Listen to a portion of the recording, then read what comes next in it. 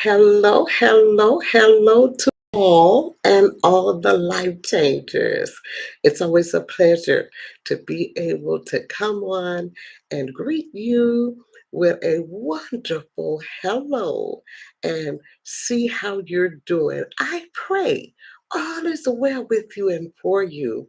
And so, we're going to get into the Word of God. Yes, it's that time to get into the Word of God. So I welcome you to this live stream. Yes, I welcome you. And do subscribe if you haven't already and leave your comment, and if you need a prayer, do let me know so that way I can make sure that I give you a shout out and then we can pray together because that's what it's about. It's about being able to touch the Lord, because He cares for us. Yes, He cares for us and He cares about everything that you and I go through because He already knows and He has the answer. So I do welcome your prayer requests, okay?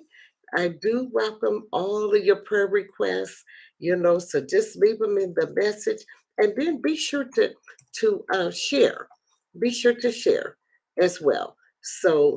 Uh, so that would be a blessing to hear from you at that level, and I do get your response and I want to say thank you for responding and leaving your messages and your comments concerning the word and what you've heard. So do continue to do that because that is such an encouragement, to know that you're being blessed. And so we're going to deal with knowledge and instruction in the Word of God, because it is the Word of God is powerful. It's the most powerfulest thing that we could ever get a hold to and learn by example, because the people that are in the Bible are for our example of learning, amen, and understand how God operates and how he demonstrates His love, amen. And it deals with His divine love, it deals with His judgment, it deals with the blessings of God.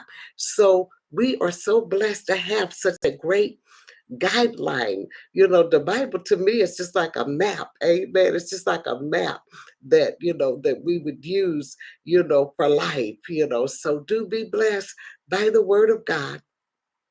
And like I said, faith cometh by hearing and hearing the word of God, according to Romans 10 and 17. So we're going to pray and thank God for His already blessed word and pray for the life. Most gracious and divine Father, Lord, we come in the name of Jesus. We want to say thank you for the opportunity of life and life more abundantly. We want to bless your people today, oh God. We thank you for the power and the life of your word, oh God, for your word is true, oh God. Your word will do exactly what you say that it is going to do. Now, Lord, we thank you that your word says that we go from glory to glory in you. We come against stagnation and being stifled, oh God, in different areas of our lives, oh God. But we asked, oh God, that we would not procrastinate, oh God. But Lord, we would get in a hurry, oh God, and take on that hunger. Give that hunger to your people, oh God, that they would be able to understand the length and the depth and the height of your word. And as they begin to hear, oh God, you said that it builds faith. We thank you for the activation of your faith being made whole inside of them, oh God. We thank you for divine instructions that they will receive, oh God, with the illumination of their understanding that proceeds in their heart to the point that it will cause no sin. Hallelujah. And Father, we just thank you now that our sins are covered by the blood of the Lamb. We confess them all to you. We thank you now that every need is met according to your riches and glory, for you care it for us. We thank you for just being Lord and Savior over our lives. And we thank you, God, for this great opportunity. And we bless your name and we bless your people. We thank you, God, that you truly are the love of our soul, and you know what's best for us, and we can depend upon you. Thank you for your divine mercy and your grace and your everlasting love that goes from everlasting to everlasting. We say yes to your will, yes to your way. God, we love you and we want to obey. In Jesus' name, amen and bless God. Well, I'm not going to keep you any longer, but be blessed by the word.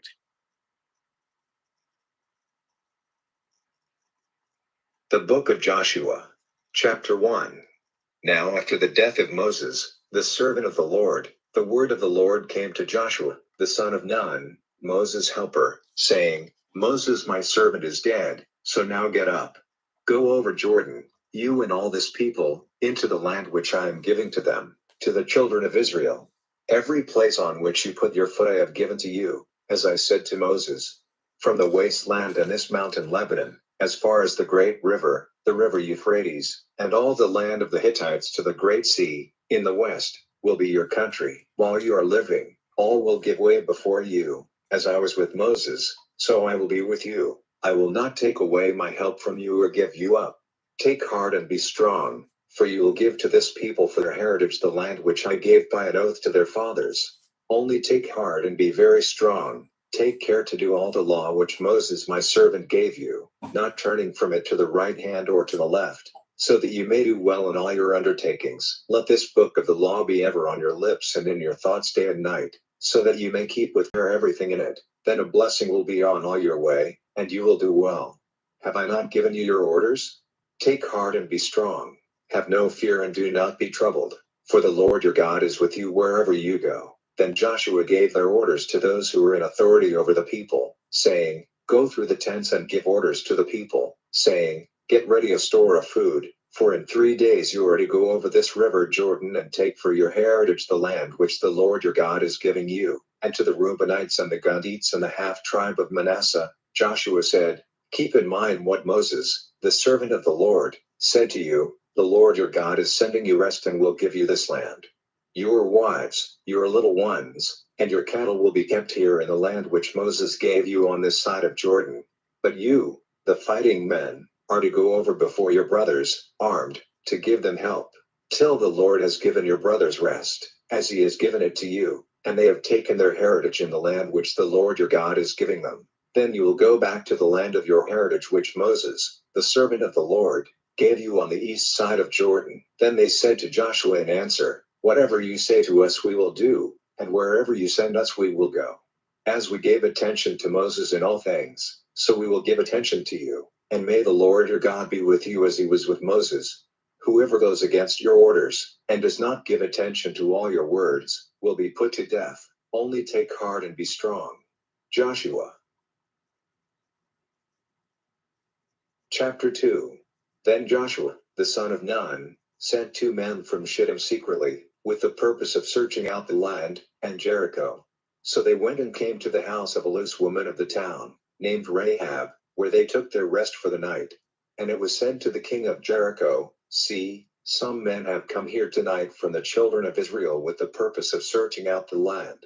Then the king of Jericho sent to Rahab, saying, Send out the men who have come to you and are in your house, for they have come with the purpose of searching out all the land. And the woman took the 2 men and put them in a secret place. Then she said, Yes, the men came to me, but I had no idea where they came from. And when it was the time for shutting the doors at dark, they went out. I had no idea where the men went.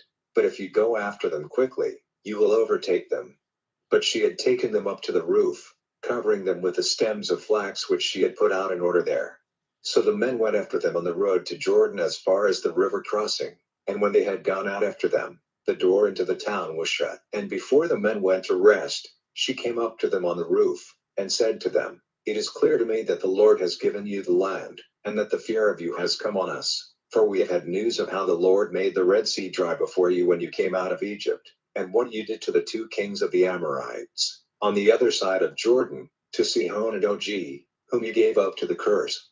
And because of this news, our hearts became like water, and there was no more spirit in any of us because of you. For the Lord your God is God in heaven on high and here on earth. So now, will you give me your oath by the Lord, that, because I have been kind to you, you will be kind to my father's house, and that you will keep safe my father and mother and my brothers and sisters and all they have, so that death may not come on us? And the men said to her, our life for yours if you keep our business secret, and when the Lord has given us the land, we will keep faith and be kind to you. Then she let them down from the window by a cord, for the house where she was living was on the town wall, and she said to them, get away into the hill country, or the men who have gone after you will overtake you. Keep yourselves safe there for 3 days, till the searchers have come back, and then go on your way. And the men said to her, we will only be responsible for this oath which you have made us take, if, when we come into the land, you put this cord of bright red thread in the window from which you let us down, and get your father and mother and your brothers and all your family into the house. Then if anyone goes out of your house into the street, his blood will be on his head. We will not be responsible. But if any damage comes to anyone in the house, his blood will be on our heads. But if you say anything about our business here, then we will be free from the oath you have made us take. And she said, let it be as you say. Then she sent them away, and they went, and she put the bright red cord in the window. And they went into the hill country and were there 3 days, till the men who had gone after them had come back, and those who went after them were searching for them everywhere without coming across them. Then the 2 men came down from the hill country and went over and came back to Joshua, the son of Nun, and they gave him a complete account of what had taken place. And they said to Joshua, truly, the Lord has given all the land into our hands, and all the people of the land have become like water because of us. Chapter 3. Then Joshua got up early in the morning, and, moving on from Shittim, he and all the children of Israel came to Jordan and were there for the night before going over. And at the end of 3 days, the men in authority over the people went through the tents, giving the people their orders, and saying, when you see the ark of the agreement of the Lord your God lifted up by the priests, the Levites, then get up from your places and go after it. But let there be a space between you and it of about 2,000 cubits, come no nearer to it, so that you may see the way you have to go. For you have not been over this way before. And Joshua said to the people, make yourselves holy, for tomorrow the Lord will do works of wonder among you. Then Joshua said to the priests, take up the ark of the agreement and go over in front of the people. So they took up the ark of the agreement and went in front of the people.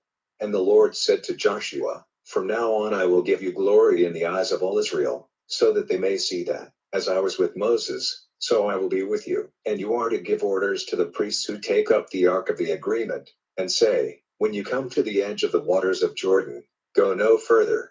And Joshua said to the children of Israel, come to me here, and give ear to the words of the Lord your God.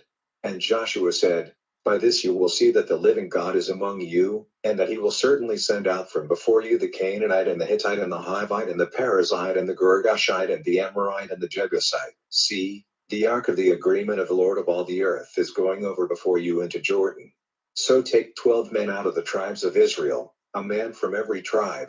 And when the feet of the priests who take up the ark of the Lord of all the earth, come to rest in the waters of Jordan, the waters of Jordan will be cut off, all the waters flowing down from higher up, and will come together in a mass. So when the people went out from their tents to go over Jordan, the priests who took up the ark of the agreement were in front of the people. And when those who took up the ark came to Jordan, and the feet of the priests who took up the ark were touching the edge of the water, for the waters of Jordan are overflowing all through the time of the grain cutting, then the waters flowing down from higher up were stopped and came together in a mass a long way back at Adam, a town near Zarethan, and the waters flowing down to the sea of the Arabah, the salt sea, were cut off, and the people went across opposite Jericho. And the priests who took up the ark of the agreement of the Lord kept their places, with their feet on dry land in the middle of Jordan, while all Israel went over on dry land, till all the nation had gone over Jordan. Chapter 4.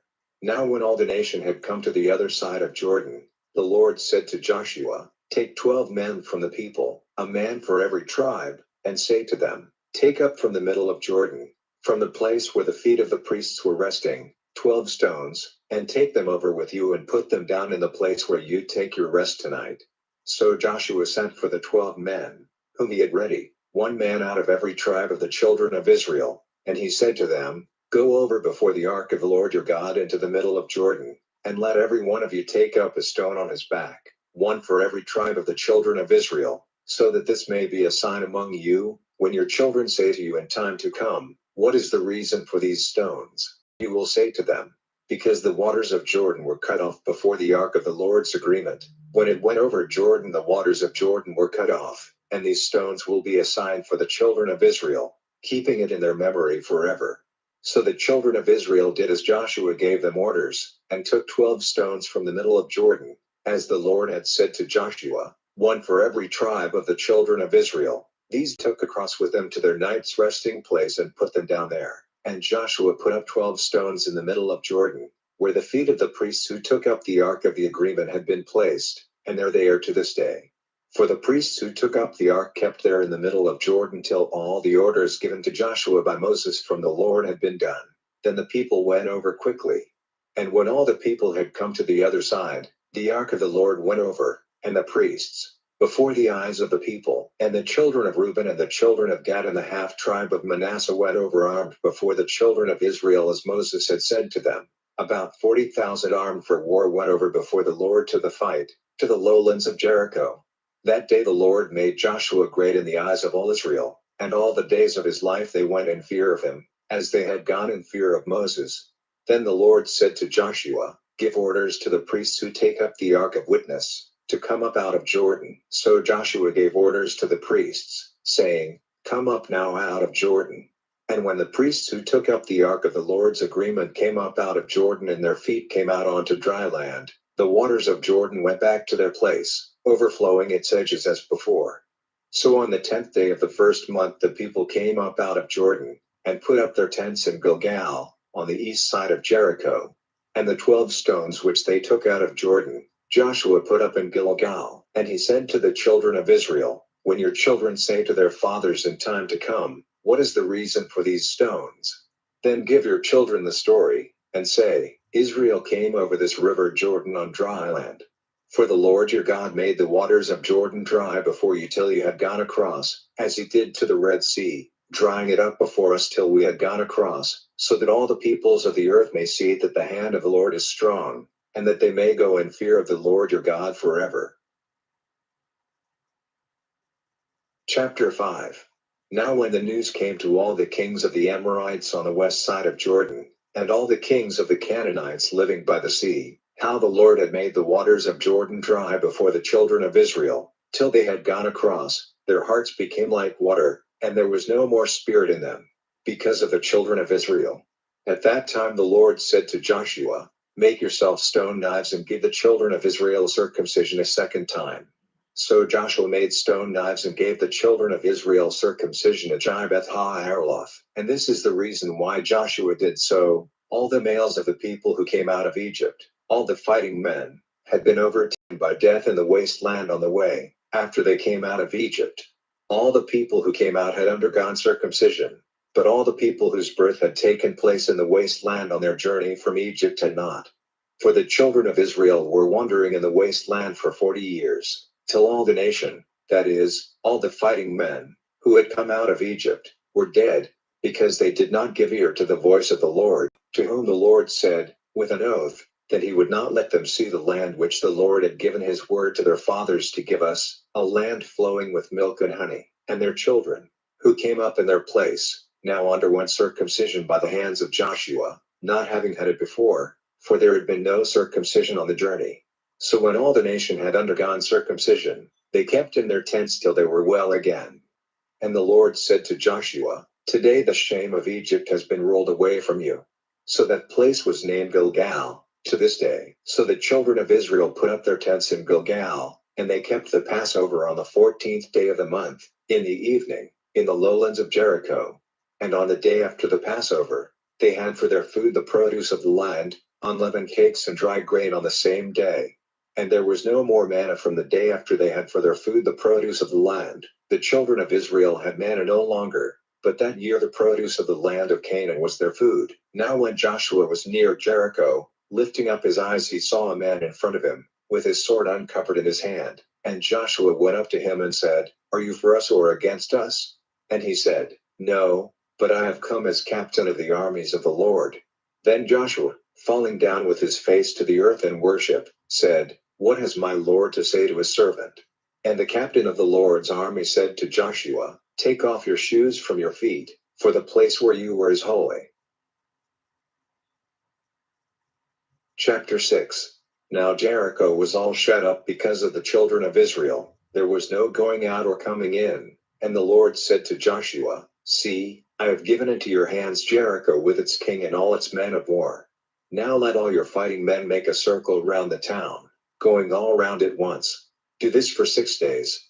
And let 7 priests go before the ark with 7 loud sounding horns in their hands. On the 7th day you are to go round the town 7 times, the priests blowing their horns, and at the sound of a long note on the horns, let all the people give a loud cry, and the wall of the town will come down flat, and all the people are to go straight forward. Then Joshua, the son of Nun, sent for the priests and said to them, Take up the ark of the agreement, and let 7 priests take 7 horns in their hands and go before the ark of the Lord. And he said to the people, Go forward, circling the town, and let the armed men go before the ark of the Lord. So after Joshua had said this to the people, the 7 priests with their 7 horns went forward before the Lord, blowing on their horns, and the ark of the Lord's agreement went after them. And the armed men went before the priests who were blowing the horns, and the mass of the people went after the ark, blowing their horns. And to the people Joshua gave an order, saying, You will give no cry, and make no sound, and let no word go out of your mouth till the day when I say, Give a loud cry, then give a loud cry. So he made the ark of the Lord go all round the town once, then they went back to the tents for the night. And early in the morning Joshua got up, and the priests took up the ark of the Lord. And the 7 priests with their 7 horns went on before the ark of the Lord, blowing horns. The armed men went before them, and the mass of the people went after the ark of the Lord, blowing their horns. The 2nd day they went all round the town once, and then went back to their tents, and so they did for 6 days. Then on the 7th day they got up early, at the dawn of the day, and went round the town in the same way, but that day they went round it 7 times. And the 7th time, at the sound of the priest's horns, Joshua said to the people, Now give a loud cry, for the Lord has given you the town. And the town will be put to the curse, and everything in it will be given to the Lord. Only Rahab, the loose woman, and all who are in the house with her, will be kept safe, because she kept secret the men we sent. And as for you, keep yourselves from the cursed thing, for fear that you may get a desire for it and take some of it for yourselves, and so be the cause of a curse and great trouble on the tents of Israel. But all the silver and gold and the vessels of brass and iron are holy to the Lord. They are to come into the storehouse of the Lord. So the people gave a loud cry, and the horns were sounded, and on hearing the horns the people gave a loud cry, and the wall came down flat, so that the people went up into the town, every man going straight before him, and they took the town, and they put everything in the town to the curse, men and women, young and old, ox and sheep and ass, they put to death without mercy. Then Joshua said to the 2 men who had been sent to make a search through the land, Go into the house of the loose woman, and get her out, and all who are with her, as you gave her your oath. So the searchers went in and got out Rahab and her father and mother and her brothers and all she had, and they got out all her family, and they took them outside the tents of Israel. Then, after burning up the town and everything in it, they put the silver and gold and the vessels of brass and iron into the storehouse of the Lord's house. But Joshua kept Rahab, the loose woman, and her father's family and all she had, from death. And so she got a living place among the children of Israel to this day, because she kept safe the men whom Joshua had sent to make a search through the land. Then Joshua gave the people orders with an oath, saying, Let that man be cursed before the Lord who puts his hand to the building up of this town. With the loss of his first son will he put the first stone of it in place, and with the loss of his youngest son he will put up its stores. Chapter 7. But the children of Israel did wrong about the cursed thing. For Achan, the son of Carmi, the son of Zabdi, the son of Zerah, of the family of Judah, took of the cursed thing, moving the Lord to wrath against the children of Israel. Now Joshua sent men from Jericho to Ai, which is by the side of Beth-aven, on the east side of Bethel, and said to them, Go up and make a search through the land. And the men went up and saw how it was placed. Then they came back to Joshua and said to him, Do not send all the people up, but let about 2,000 or 3,000 men go up and make an attack on Ai. There is no need for all the people to be tired with the journey there. for it is only a small town. So about 3,000 of the people went up, and were sent in flight by the men of Ai. The men of Ai put to death about 36 of them, driving them from before the town as far as the stoneworks, and overcoming them on the way down, and the hearts of the people became like water. Then Joshua, in great grief, went down on the earth before the ark of the Lord till the evening, and all the chiefs of Israel with him, and they put dust on their heads. And Joshua said, O Lord God, why have you taken us over Jordan only to give us up into the hands of the Amorites for our destruction? If only it had been enough for us to keep on the other side of Jordan.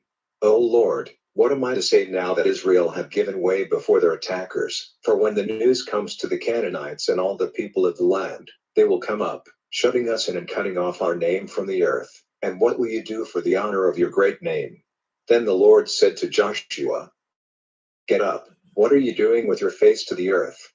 Israel has done wrong, sinning against the agreement which I made with them. They have even taken of the cursed thing, acting falsely like thieves, they have put it among their goods. For this reason the children of Israel have given way, turning their backs in flight before their attackers. Because they are cursed, I will no longer be with you, if you do not put the cursed thing away from among you. Up.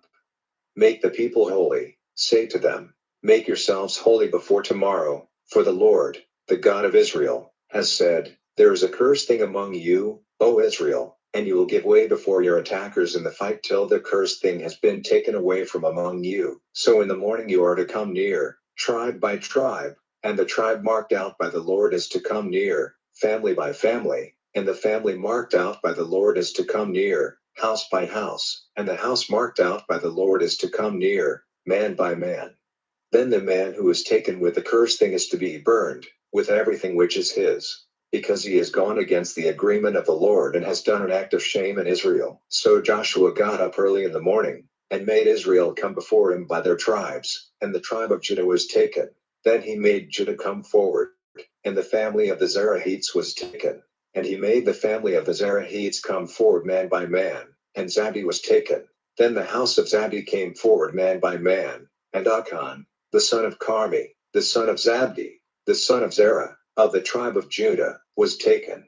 And Joshua said to Achan, My son, give glory and praise to the Lord, the God of Israel. Give me word now of what you have done, and keep nothing back from me. And Achan, answering, said to Joshua, Truly I have done wrong against the Lord, the God of Israel, and this is what I have done. When I saw among their goods a fair robe of Babylon and 200 shekels of silver, and a mass of gold, 50 shekels in weight, I was overcome by desire and took them, and they are put away in the earth in my tent, and the silver is under it.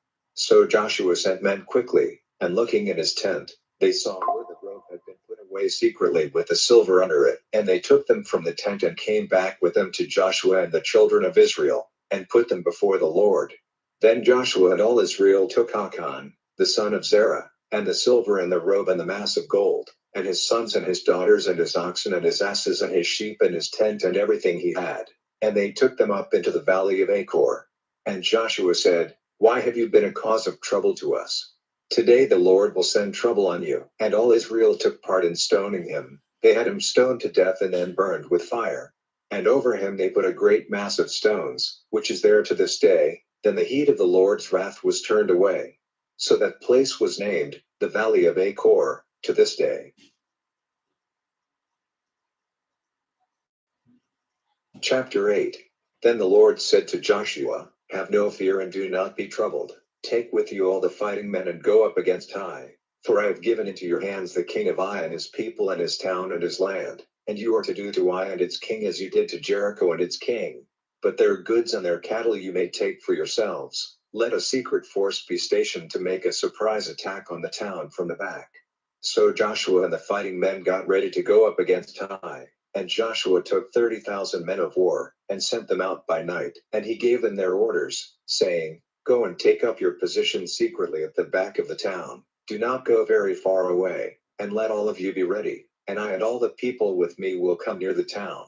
And when they come out against us as they did before, we will go in flight from them, and they will come out after us, till we have got them away from the town. For they will say, They have gone in flight from us as before. So we will go in flight before them. Then you will get up from your secret position and take the town. for the Lord your God will give it up into your hands. And when you have taken the town, put fire to it, as the Lord has said. See, I have given you your orders. So Joshua sent them out, and they took up a secret position between Bethel and Ai, on the west side of Ai. But Joshua kept with the people that night. And early in the morning Joshua got up, and put the people in order, and he and the chiefs of Israel went up before the people to Ai. And all the fighting men who were with him went up and came near the town, and took up a position on the north side of Ai facing the town, with a valley between him and the town. And taking about 5,000 men, he put them in position for a surprise attack on the west side of Ai, between Bethel and Ai. So all the people were in their places, the army on the north side of the town and the secret force on the west. And that night Joshua went down into the valley. Now when the king of Ai saw it, he got up quickly and went out to war against Israel, he and all his people, to the slope going down to the valley, but he had no idea that a secret force was waiting at the back of the town. Then Joshua and all Israel, acting as if they were overcome before them, went in flight by way of the wasteland, and all the people in Ai came together to go after them, and they went after Joshua, moving away from the town. There was not a man in Ai and Bethel who did not go out after Israel, and the town was open and unwatched while they went after Israel. And the Lord said to Joshua, let your spear be stretched out against Ai, for I will give it into your hands. So Joshua took up his spear, stretching it out in the direction of the town. Then the secret force came quickly from their place, and running forward when they saw his hand stretched out, went into the town and took it, and put fire to it straightway. Then the men of Ai, looking back, saw the smoke of the town going up to heaven, and were unable to go this way or that. And the people who had gone in flight to the wasteland were turned back on those who were coming after them. And when Joshua and all Israel saw that the town had been taken by the surprise attack, and that the smoke of the town had gone up, turning round they overcame the men of Ai. Then the other force came out of the town against them, so that they were being attacked on this side and on that. And Israel overcame them and let not one of them get away with his life. But the king of Ai they made prisoner, and took him to Joshua. Then, after the destruction of all the people of Ai in the field and in the waste land where they went after them, and when all the people had been put to death without mercy, all Israel went back to Ai, and put to death all who were in it without mercy. On that day 12,000 were put to death, men and women, all the people of Ai. For Joshua did not take back his hand with the outstretched spear till the destruction of the people of Ai was complete. But the cattle and the goods from that town, Israel took for themselves, as the Lord had given orders to Joshua. So Joshua gave Ai to the flames, and made it a waste mass of stones forever, as it is to this day. And he put the king of Ai to death, hanging him on a tree till evening. And when the sun went down, Joshua gave them orders to take his body down from the tree, and put it in the public place of the town, covering it with a great mass of stones, which is there to this day. Then Joshua put up an altar to the Lord, the God of Israel, in Mount Ebal, in the way ordered by Moses, the servant of the Lord, as it is recorded in the book of the law of Moses, an altar of uncut stones, untouched by any iron instrument. And on it they made burnt offerings and peace offerings to the Lord. And he made there on the stones a copy of the law of Moses, writing it before the eyes of the children of Israel. And all Israel, those who are Israelites by birth, as well as the men from other lands living with them, and their responsible men and their overseers and judges, took their places round the ark, in front of the priests, the Levites, whose work it was to take up the ark of the Lord's agreement. Half of them were stationed in front of Mount Gerizim and half in front of Mount Ebal, in agreement with the orders for the blessing of the children of Israel which Moses, the servant of the Lord, had given. And after, he gave them all the words of the law, the blessing and the curse, as it is all recorded in the book of the law, reading to all the meeting of Israel, with the women and the children and the men from other lands who were living among them, every word of the orders which Moses had given. Chapter 9. Now on hearing the news of these things, all the kings on the west side of Jordan, in the hill country and the lowlands and by the great sea in front of Lebanon, the Hittites and the Amorites, the Canaanites, the Perizzites, the Hivites, and the Jebusites, came together with one purpose, to make war against Joshua and Israel. And the men of Gibeon, hearing what Joshua had done to Jericho and Ai, acting with deceit, got food together as if for a long journey, and took old food bags for their asses, and old and cracked wineskins kept together with cord, and put old stitched up shoes on their feet, and old clothing on their backs, and all the food they had with them was dry and broken up. And they came to Joshua to the tent circle at Gilgal, and said to him and to the men of Israel, "We have come from a far country, so now make an agreement with us." And the men of Israel said to the Hivites, "It may be that you are living among us, how then may we make an agreement with you?" And they said to Joshua, "We are your servants." Then Joshua said to them, "Who are you and where do you come from?" And they said to him, "Your servants have come from a very far country, because of the name of the Lord your God, for the story of his great name, and of all he did in Egypt has come to our ears, and what he did to the two kings of the Amorites east of Jordan, to Sihon, king of Heshbon, and to Og, king of Bashan, at Ashtaroth." So the responsible men and all the people of our country said to us, "Take food with you for the journey and go to them, and say to them, 'We are your servants, so now make an agreement with us. This bread which we have with us for our food, we took warm and new from our houses when starting on our journey to you. But now see, it has become dry and broken up. And these wineskins were new when we put the wine in them, and now they are cracked as you see, and our clothing and our shoes have become old because of our very long journey here.' And the men took some of their food, without requesting directions from the Lord. So Joshua made peace with them, and made an agreement with them that they were not to be put to death. And the chiefs of the people took an oath to them. Now 3 days after, when they had made this agreement with them, they had word that these men were their neighbors, living near them. And the children of Israel went forward on their journey, and on the third day came to their towns. Now their towns were Gibeon and Chephirah and Beroth and Kiriath Jearim. And the children of Israel did not put them to death, because the chiefs of the people had taken an oath to them by the Lord, the God of Israel. And all the people made an outcry against the chiefs. But all the chiefs said to the people, "We have taken an oath to them by the Lord, the God of Israel, and so we may not put our hands on them. This is what we will do to them. We will not put them to death, for fear that wrath may come on us because of our oath to them. Keep them living, and let them be servants, cutting wood and getting water for all the people." And all the people did as the chiefs had said to them.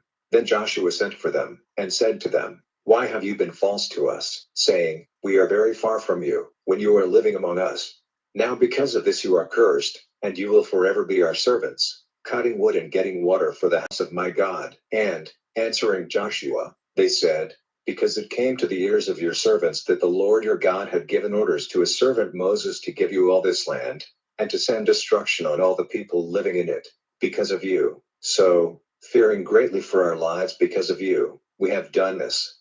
And now we are in your hands. Do to us whatever seems good and right to you." So he kept them safe from the children of Israel, and did not let them be put to death. And that day Joshua made them servants, cutting wood and getting water for the people and for the altar of the Lord, in the place marked out by him, to this day. Chapter 10. Now when it came to the years of Adonizedek, king of Jerusalem, that Joshua had taken Ai, and had given it up to the curse, for as he had done to Jericho and its king, so he had done to Ai and its king, and that the people of Gibeon had made peace with Israel and were living among them, he was in great fear, because Gibeon was a great town, like one of the king's towns, greater than Ai, and all the men in it were men of war. So Adonizedek, king of Jerusalem, sent to Hoam, king of Hebron, and to Piram, king of Jarmuth, and to Japhia, king of Lachish, and to Debir, king of Eglon, saying, "Come up to me and give me help, and let us make an attack on Gibeon, for they have made peace with Joshua and the children of Israel." So the 5 kings of the Amorites, the king of Jerusalem, the king of Hebron, the king of Jarmuth, the king of Lachish, and the king of Eglon, were banded together, and went up with all their armies and took up their position before Gibeon and made war against it. And the men of Gibeon sent to Joshua to the tent circle at Gilgal, saying, "Be not slow to send help to your servants. Come up quickly to our support and keep us safe. For all the kings of the Amorites from the hill country have come together against us." So Joshua went up from Gilgal with all his army and all his men of war. And the Lord said to Joshua, "Have no fear of them, for I have given them into your hands. They will all give way before you." So Joshua, having come up from Gilgal all night, made a sudden attack on them. And the Lord made them full of fear before Israel, and they put great numbers of them to death at Gibeon, and went after them by the way going up to Beth Horon. driving them back to Azekah and Makta, and in their flight before Israel, on the way down from Beth Horon, the Lord sent down great stones from heaven on them all the way to Azekah, causing their death. Those whose death was caused by the stones were more than those whom the children of Israel put to death with the sword. It was on the day when the Lord gave up the Amorites into the hands of the children of Israel that Joshua said to the Lord, before the eyes of Israel, Sun, be at rest over Gibeon, and you, O moon, in the valley of Ayalon. And the sun was at rest, and the moon kept its place till the nation had given punishment to their attackers. Is it not recorded in the book of Jashar? So the sun kept its place in the middle of the heavens, and was waiting, and did not go down, for the space of a day. And there was no day like that, before it or after it, when the Lord gave ear to the voice of a man, for the Lord was fighting for Israel. And Joshua, with all Israel, went back to the tent circle at Gilgal. But these 5 kings went in flight secretly to a hole in the rock at Makta. And word was given to Joshua that the 5 kings had been taken in a hole in the rock at Makta. And Joshua said, let great stones be rolled against the mouth of the hole, and let men keep watch by it. But do you, without waiting, go after their army, attacking them from the back. Do not let them get into their towns, for the Lord your God has given them into your hands. Now when Joshua and the children of Israel had come to the end of their war of complete destruction, and had put to death all but a small band who had gone safely into the walled towns, all the people went back to Joshua to the tent circle at Makta in peace, and no one said a word against the children of Israel. Then Joshua said, take away the stones from the mouth of the hole in the rock, and make those 5 kings come out to me. And they did so, and made those 5 kings come out of the hole to him, the king of Jerusalem, the king of Hebron, the king of Jarmuth, the king of Lachish, and the king of Eglon. And when they had made those kings come out to Joshua, Joshua sent for all the men of Israel, and said to the chiefs of the men of war who had gone with him, come near and put your feet on the necks of these kings. So they came near and put their feet on their necks. And Joshua said to them, have no fear and do not be troubled. Be strong and take heart, for so will the Lord do to all against whom you make war. Then Joshua had them put to death, hanging them on 5 trees, where they were till evening. And when the sun went down, they were taken down from the trees, by Joshua's orders, and put into the hole where they had gone to be safe. And great stones were placed at the mouth of the hole, where they are to this day. That day Joshua took Makta, and put it and its king to the sword. Every soul in it he gave up to the curse without mercy, and he did to the king of Makta as he had done to the king of Jericho. Then Joshua and all Israel with him went on from Makta and came to Libnah, and made an attack on it. And again the Lord gave it and its king into the hands of Israel, and he put it and every person in it to the sword, till their destruction was complete. And he did to its king as he had done to the king of Jericho. Then Joshua and all Israel with him went on from Libnah to Lachish, and took up their position against it and made an attack on it. And the Lord gave Lachish into the hands of Israel, and on the 2nd day he took it, putting it and every person in it to the sword without mercy, as he had done to Libnah. Then Horam, king of Gezer, came up to the help of Lachish, and Joshua overcame him and his people, putting all of them to death. And Joshua and all Israel with him went on from Lachish to Eglon, and they took up their position against it and made an attack on it, and that day they took it, putting it and every person in it to the sword, as he had done to Lachish. And Joshua and all Israel with him went up from Eglon to Hebron, and made an attack on it, and took it, overcoming it and putting it and its king and its towns and every person in it to the sword, as he had done to Eglon. He put them all to death, and gave it up to the curse with every person in it. And Joshua and all Israel with him went on to make an attack on Debir, and he took it, with its king and all its towns, and he put them to the sword, giving every person in it to the curse. All were put to death, as he had done to Hebron. So he did to Debir and its king. So Joshua overcame all the land, the hill country and the south and the lowland and the mountain slopes, and all their kings. All were put to death, and every living thing he gave up to the curse, as the Lord, the God of Israel, had given him orders. Joshua overcame them from Kadesh Barnea to Gaza, and all the land of Goshen as far as Gibeon. And all these kings and their land Joshua took at the same time, because the Lord, the God of Israel, was fighting for Israel.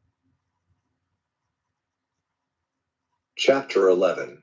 Now Jabin, king of Hazor, hearing of these things, sent to Jabab, king of Madon, and to the king of Shimron, and to the king of Achsaph, and to the kings on the north in the hill country, and in the Arabah south of Chinneroth, and in the lowland, and in the highlands of Dor on the west, and to the Canaanites on the east and on the west, and to the Amorites and the Hittites and the Perizzites, and the Jebusites in the hill country, and the Hivites under Hermon in the land of Mizpah. And they went out, they had all their armies with them, a great people, in number like the sand on the seaside, with horses and war carriages in great number. And all these kings came together, and put their forces in position at the waters of Merom, to make war on Israel. And the Lord said to Joshua, have no fear of them, for tomorrow at this time I will give them all up dead before Israel. You are to have the leg muscles of their horses cut and their war carriages burned with fire. So Joshua and all the men of war with him came against them suddenly at the waters of Merom, and made an attack on them, and the Lord gave them up into the hands of Israel, and they overcame them, driving them back to Great Sidon and to Misrephoth-Maim and into the valley of Mizpeh to the east, and they put them all to death. No man got away safely. And Joshua did to them as the Lord had said to him. He had the leg muscles of their horses cut and their war carriages burned with fire. At that time, Joshua went on to take Hazor and put its king to the sword, for in earlier times Hazor was the chief of all those kingdoms, and they put every person in it to death without mercy, giving every living thing up to the curse, and burning Hazor. And all the towns of these kings, and all the kings, Joshua took, and put them to the sword. He gave them up to the curse, as Moses, the servant of the Lord, had said. As for the towns made on hills of earth, not one was burned by Israel but Hazor, which was burned by Joshua. And all the goods taken from these towns, and their cattle, the children of Israel kept for themselves. But every man they put to death without mercy, till their destruction was complete, and there was no one living. As the Lord had given orders to Moses his servant, so Moses gave orders to Joshua, and so Joshua did. Every order which the Lord had given to Moses was done. So Joshua took all that land, the hill country and all the south, and all the land of Goshen, and the lowland and the Arabah, the hill country of Israel and its lowland, from Mount Halah, which goes up to Seir, as far as Baal-Gad in the valley of Lebanon under Mount Hermon. And all their kings he overcame and put to death. For a long time Joshua made war on all those kings. Not one town made peace with the children of Israel, but only the Hivites of Gibeon. They took them all in war. For the Lord made them strong in heart to go to war against Israel, so that he might give them up to the curse without mercy, and that destruction might come on them, as the Lord had given orders to Moses. And Joshua came at that time and put an end to the Anakim in the hill country, in Hebron, in Debir, in Anab, and in all the hill country of Judah and Israel. Joshua gave them and their towns to the curse. Not one of the Anakim was to be seen in the land of the children of Israel, only in Gaza, in Gath, and in Ashdod, some were still living. So Joshua took all the land, as the Lord had said to Moses, and Joshua gave it to the children of Israel as their heritage, making division of it among them by their tribes. And the land had rest from war. Chapter 12. Now these are the kings of the land whom the children of Israel overcame, taking as their heritage their land on the east side of Jordan, from the valley of the Arnon to Mount Hermon, and all the Arabah to the east, Sihon, king of the Amorites, who was living in Heshbon, ruling from Aroer, which is on the edge of the valley of the Arnon, and the town in the middle of the valley, and half Gilead, as far as the river Jabbok, the limits of the children of Ammon, and the Arabah to the sea of Chinneroth, to the east, and to the sea of the Arabah, that is the Salt Sea, to the east, the way to Beth Jeshimot, and on the south, under the slopes of Pisgah, and the land of Og, king of Bashan, of the rest of the Rephaim, who was living at Ashtaroth and at Edrei, ruling in the mountain of Hermon, and in Selega, and in all Bashan, as far as the limits of the Geshurites and the Maacathites, and half Gilead, to the land of Sihon, king of Heshbon.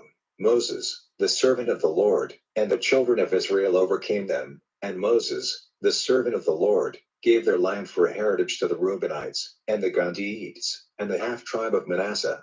And these are the kings of the land whom Joshua and the children of Israel overcame on the west side of Jordan, from Baal-Gad in the valley of Lebanon to Mount Halah, which goes up to Seir. And Joshua gave the land to the tribes of Israel for a heritage, in keeping with their divisions, in the hill country, and in the lowland, and in the Arabah, and on the mountain slopes, and in the wasteland, and in the south, the Hittites, the Amorites, and the Canaanites, the Perizzites, the Hivites, and the Jebusites. The king of Jericho, 1, the king of Ai, which is near Bethel, 1, the king of Jerusalem, 1, the king of Hebron, 1, the king of Jarmuth, 1, the king of Lachish, 1, the king of Eglon, 1, the king of Gezer, 1, the king of Debir, 1, the king of Jeter, 1, the king of Hormah, 1, the king of Arad, 1, the king of Libnah, 1, the king of Adullam, 1,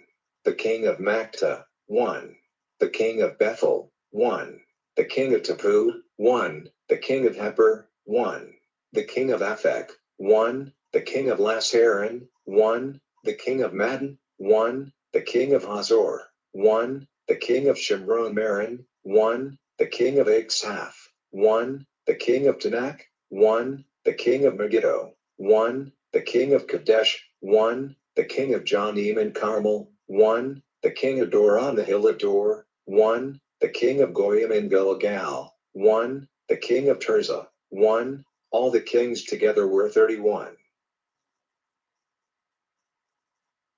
Chapter 13. Now Joshua was old and full of years, and the Lord said to him, You are old and full of years, and there is still very much land to be taken. This is the land which is still to be taken, all the country of the Philistines, and all the Geshurites, from the Shahor, which is before Egypt, to the edge of Ekron to the north, which is taken to be Canaanite property. The 5 chiefs of the Philistines, the Gesites, and the Ashdodites, the Ashkelonites, the Juttites, and the Ekronites, as well as the Avim, on the south, all the land of the Canaanites, and Merah which is the property of the Zidonians, to Aphek, as far as the limit of the Amorites, and the land of the Gebalites, and all Lebanon, looking east, from Baalgad under Mount Hermon as far as Hamath, all the people of the hill country from Lebanon to Misrephoth-Maim, all the Zidonians. Then will I send out from before the children of Israel, only make division of it to Israel for a heritage, as I have given you orders to do. So now make division of this land for a heritage to the 9 tribes, and the half tribe of Manasseh. Within the Reubenites and the Gadites have been given their heritage, which Moses gave them, on the east side of Jordan, as Moses, the servant of the Lord, gave them, from Aroer, on the edge of the valley of the Arnon, and the town in the middle of the valley, and all the tableland from Medeba to Dibon, and all the towns of Sihon, king of the Amorites, who was ruling in Heshbon, to the limits of the children of Ammon, and Gilead, and the land of the Geshurites and the Maacathites, and all Mount Hermon, and all Bashan to Silica, all the kingdom of Ogi and Bashan, who was ruling in Ashtaroth and in Edrei. He was one of the last of the Rephaim. These did Moses overcome, driving them out of their country. However, the people of Israel did not send out the Geshurites, or the Maacathites, but Gesher and Maacath are living among Israel to this day. Only to the tribe of Levi he gave no heritage, the offerings of the Lord, the God of Israel, made by fire as heritage, as he said to him. And Moses gave their heritage to the tribe of Reuben by their families. Their limit was from Aroer, on the edge of the valley of the Arnon, and the town in the middle of the valley, and all the tableland by Medeba, Heshbon and all her towns in the tableland, Dibon, and Bamoth Baal, and Beth-Balmeon, and Jahaz, and Kedemoth, and Mephaath, and Kiriathaim, and Sibmah, and Zareth-Shahar in the mountain of the valley, and Beth-Peor, and the slopes of Pisgah, and Beth-Jeshimoth, and all the towns of the tableland, and all the kingdom of Sihon, king of the Amorites, who was ruling in Heshbon, whom Moses overcame, together with the chiefs of Midian, Evi, and Rechem, and Zur, and Hur, and Reba, the chiefs of Sihon, who were living in the land. And Balaam, the son of Beer, the prophet, the children of Israel put to death with the sword. And the limit of the children of Reuben was the edge of Jordan. This was the heritage of the children of Reuben by their families, with its towns and its unwalled places. And Moses gave their heritage to the tribe of Gad by their families. And their limit was Jazer, and all the towns of Gilead, and half the land of the children of Ammon, to Aroer before Rabbah, and from Heshbon to Ramoth-Mizpeh, and Betonim, and from Mahanaim to the edge of Debir, and in the valley, Beth-Haram, and Beth-Nimrah, and Succoth, and Zaphon, the rest of the kingdom of Sihon, king of Heshbon, having Jordan for its limit. to the end of the Sea of Chinnereth on the east side of Jordan. This is the heritage of the children of Gad by their families, with its towns and its unwalled places. And Moses gave their heritage to the half-tribe of Manasseh by their families. And their limit was from Mahanaim, all Bashan, all the kingdom of Og, king of Bashan, and all Haoth Yair, in Bashan, 60 towns, and half Gilead, and Ashtaroth, and Edrei, towns of the kingdom of Og and Bashan, were for the children of Machir, the son of Manasseh, for half of the children of Machir by their families. These are the heritages of which Moses made distribution in the lowlands of Moab, on the other side of Jordan and Jericho, to the east. But to the tribe of Levi Moses gave no heritage. The Lord, the God of Israel, is their heritage, as he said to them. Chapter 14. And these are the heritages which the children of Israel took in the land of Canaan, which Eleazar, the priest, and Joshua, the son of Nun, and the heads of the tribes of the children of Israel, gave out to them, their heritage by the Lord's decision, as he gave orders by Moses, for the 9 tribes and the half-tribe. For Moses had given their heritage to the 2 tribes and the half-tribe on the other side of Jordan, but to the Levites he gave no heritage among them, because the children of Joseph were 2 tribes, Manasseh and Ephraim, and they gave the Levites no part in the land, only towns for their living places, with the grasslands for their cattle and for their property. As the Lord had given orders to Moses, so the people of Israel did, and they made division of the land. Then the children of Judah went to Joshua in Gilgal, and Caleb, the son of Jephunneh the Kenizzite, said to him, You have knowledge of what the Lord said to Moses, the man of God, about me and about you in Kadesh Barnea. I was 40 years old when Moses, the servant of the Lord, sent me from Kadesh Barnea to make a search through the land, and the account which I gave him was in keeping with his desire. My brothers, however, who went up with me, made the heart of the people like water, but I was true to the Lord with all my heart. And on that day Moses took an oath, saying, Truly the land where your feet have been placed will become a heritage for you and your children forever, because you have been true to the Lord your God with all your heart. And now, as you see, the Lord has kept me safe these 45 years, from the time when the Lord said this to Moses, while Israel was wandering in the wasteland, and now I am 85 years old. And still, I am as strong today as I was when Moses sent me out. As my strength was then, so is it now, for war and for all the business of life. So now, give me this hill country named by the Lord at that time, for you had an account of it then, how the Anakim were there, and great walled towns. It may be that the Lord will be with me, and I will be able to take their land, as the Lord said. And Joshua gave him his blessing, and he gave Hebron to Caleb, the son of Jephunneh, for his heritage. So Hebron became the heritage of Caleb, the son of Jephunneh the Kenizzite, to this day, because with all his heart he was true to the Lord, the God of Israel. In earlier times the name of Hebron had been Kiriath Arba, named after Arba, the greatest of the Anakim. And the land had rest from war. Chapter 15.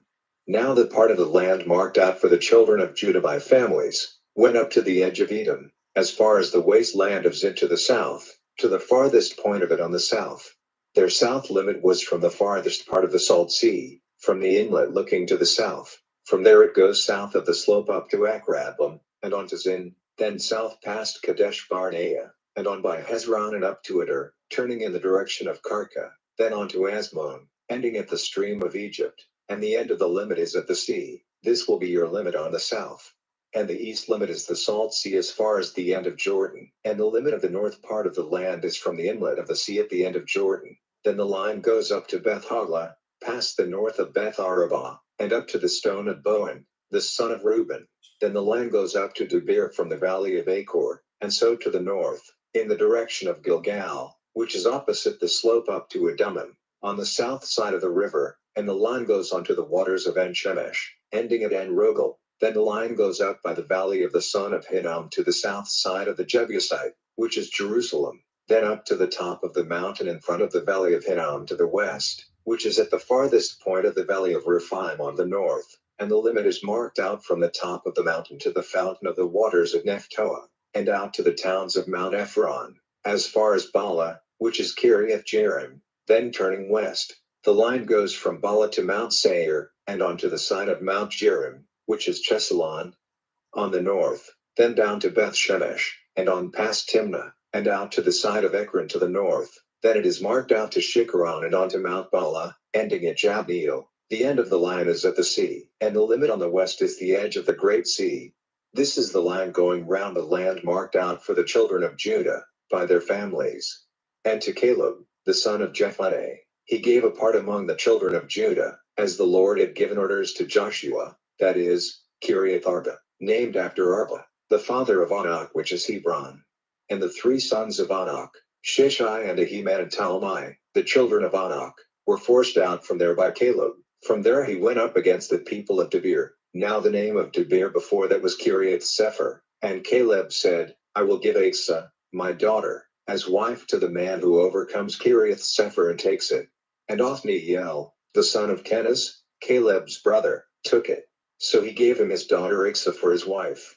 Now when she came to him, he put into her mind the idea of requesting a field from her father, and she got down from her ass, and Caleb said to her, What is it? And she said, Give me a blessing, because you have put me in dry Southland, now give me springs of water.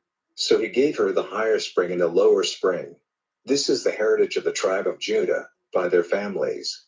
The farthest towns of the tribe of Judah in the direction of the limits of Edom to the south were Kabzeel, and Eder, and Jagur, and Kena, and Dimona, and Adada, and Kadesh, and Hazor, and Ithman, Ziph, and Telem, and Beloth, and Hazor Hadada, and Keriot Hezron, which is Hazor, Amam, and Shema, and Melada, and Hazar Gada, and Hashmon, and Beth Pelet, and Hazar Shul, and Beersheba, and Biziothia, Bala, Edom, and Dazim, and Eltalad, and Chezel, and Horma, and Ziklag, and Madmana, and Sansana, and Leboth, and Shilhim, and Ain, and Rimmon. All the towns are 29, with their unwalled places in the lowland, Eshtel, and Zorah, and Ashna, and Zanoah, and En-Ganim, Tapua, and Enam, Jarmuth, and Adulam, Soko, and Azekah, and Sharim, and Aditham, and Gedra, and Jedarathaim,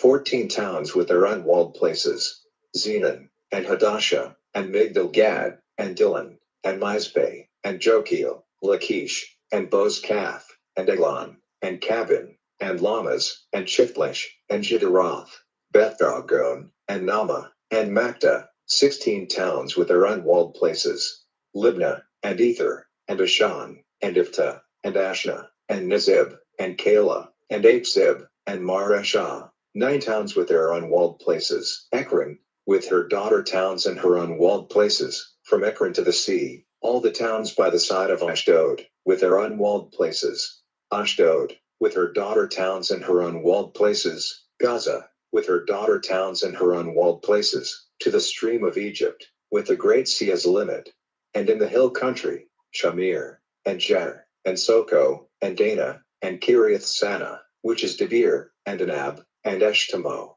and Anim, and Goshen, and Holon, and Shiloh, 11 towns with their unwalled places, Arab, and Duma, and Eshan, and Janam, and Beth Tapua, and Aphekah, and Humta, and Kiriath Arba, which is Hebron, and Zair, 9 towns with their unwalled places, Malon, Carmel, and Ziph, and Judah, and Jezreel, and Jokim, and Zanoah, Cain, Gibeah, and Timnah, 10 towns with their unwalled places, Halhil, Beth-Zur, and Jeter, and Marith, and Bethanoth, and Eltekon, 6 towns with their unwalled places, Kiriath Baal, which is Kiriath Jearim, and Rabbah, 2 towns with their unwalled places, in the wasteland, Beth Arabah, Midden, and Sekakah, and Nibshan, and the town of Salt, and En-Gedi, 6 towns with their unwalled places. And as for the Jebusites living in Jerusalem, the children of Judah were unable to make them go out. But the Jebusites are living with the children of Judah at Jerusalem, to this day.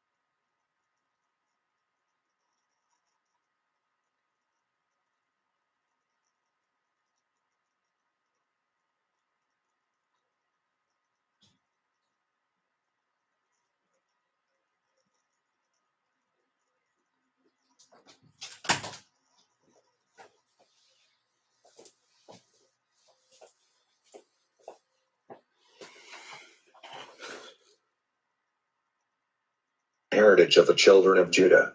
And they had for their heritage Beersheba and Shema and Malada and Hazar Shul and Bala and Azim and Eltalad and Bethel and Hormah and Ziklag and Beth Markaboth and Hazar Susa and Beth Lebaoth and Sharuhen.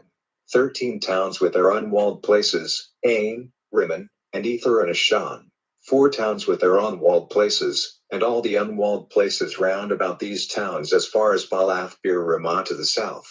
This is the heritage of the tribe of Simeon by their families. The heritage of Simeon was taken out of Judah's stretch of land, for Judah's part was more than they had need of. So the heritage of the children of Simeon was inside their heritage. And the third heritage came out for Zebulun by their families. The limit of their heritage was as far as Sarid, and their limit goes up to the west to Maralah, stretching to Dabsheth, and to the stream in front of Jonim. Then turning east from Sarid to the limit of Chisloth Tabor, it goes out to Dabarat, and up to Japhia, and from there it goes on east to Gath-Hepher, to Ethkason, ending at Rimmon, which goes as far as Nea, and the line goes round it on the north to Hanathan, ending at the valley of Iftael, and Katath and Nahalal and Shimron and Idalah and Bethlehem, 12 towns with their unwalled places. This is the heritage of the children of Zebulun by their families, these towns with their unwalled places.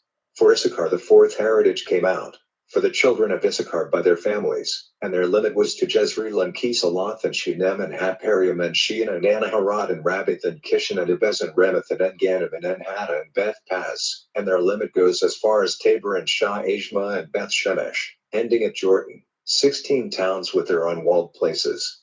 This is the heritage of the tribe of the children of Issachar by their families, these towns with their unwalled places. And the fifth heritage came out for the tribe of Asher by their families.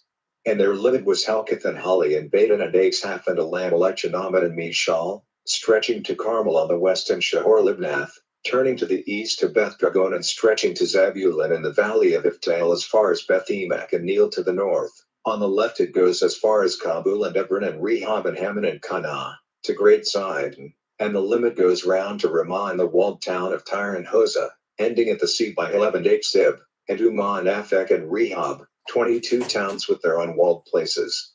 This is the heritage of the tribe of the children of Asher by their families, these towns with their unwalled places. For the children of Naphtali the sixth heritage came out, for the children of Naphtali by their families, and their limit was from Heleth, from the oak tree and Zonanim, and Adami Hanakeb and Jabneel, as far as Lachim, ending at Jordan, and turning west to Aznath Tabor. The limit goes out from there to Hukkah, stretching to Zebulun on the south, and Asher on the west, and Judah at Jordan on the east. And the walled towns are Ziddim, Zer, and Hamath, Raketh, and Chinnereth and Adama and Ramah and Hazor and Kadesh and Edrei and Hazor and Ir and Migdalel, Horm and Beth Anath and Beth Shemesh, 19 towns with their unwalled places. This is the heritage of the tribe of the children of Naphtali by their families, these towns with their unwalled places. For the tribe of Dan by their families the seventh heritage came out, and the limit of their heritage was Zorah and Eshtel and Shemesh and Shalabin and Ayilan and Ithla and Elon and Timnah and Akron and Elteke and Gibbethon and Balath and Jehud and Beni Barak and Gath Rimmon, and on the west was opposite Joppa. But the limit of the children of Dan was not wide enough for them, so the children of Dan went up and made war on Isham and took it, putting it to the sword without mercy, and they took it for their heritage and made a place for themselves there, giving it the name of Lisham Dan, after the name of their father, Dan. This is the heritage of the tribe of the children of Dan by their families, these towns with their unwalled places. So the distribution of the land and its limits was complete, and the children of Israel gave Joshua, the son of Nun, a heritage among them. By the orders of the Lord they gave him the town for which he made the request, Timnath-Serah in the hill country of Ephraim.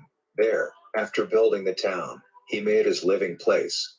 These are the heritages which Eleazar the priest and Joshua, the son of Nun, and the heads of families of the tribes of the children of Israel gave out at Shiloh, by the decision of the Lord, at the door of the tent of meeting.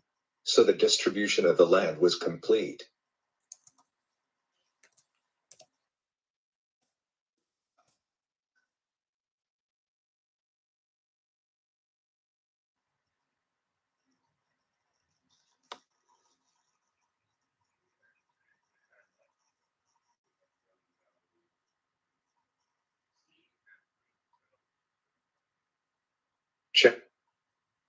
Chapter 20.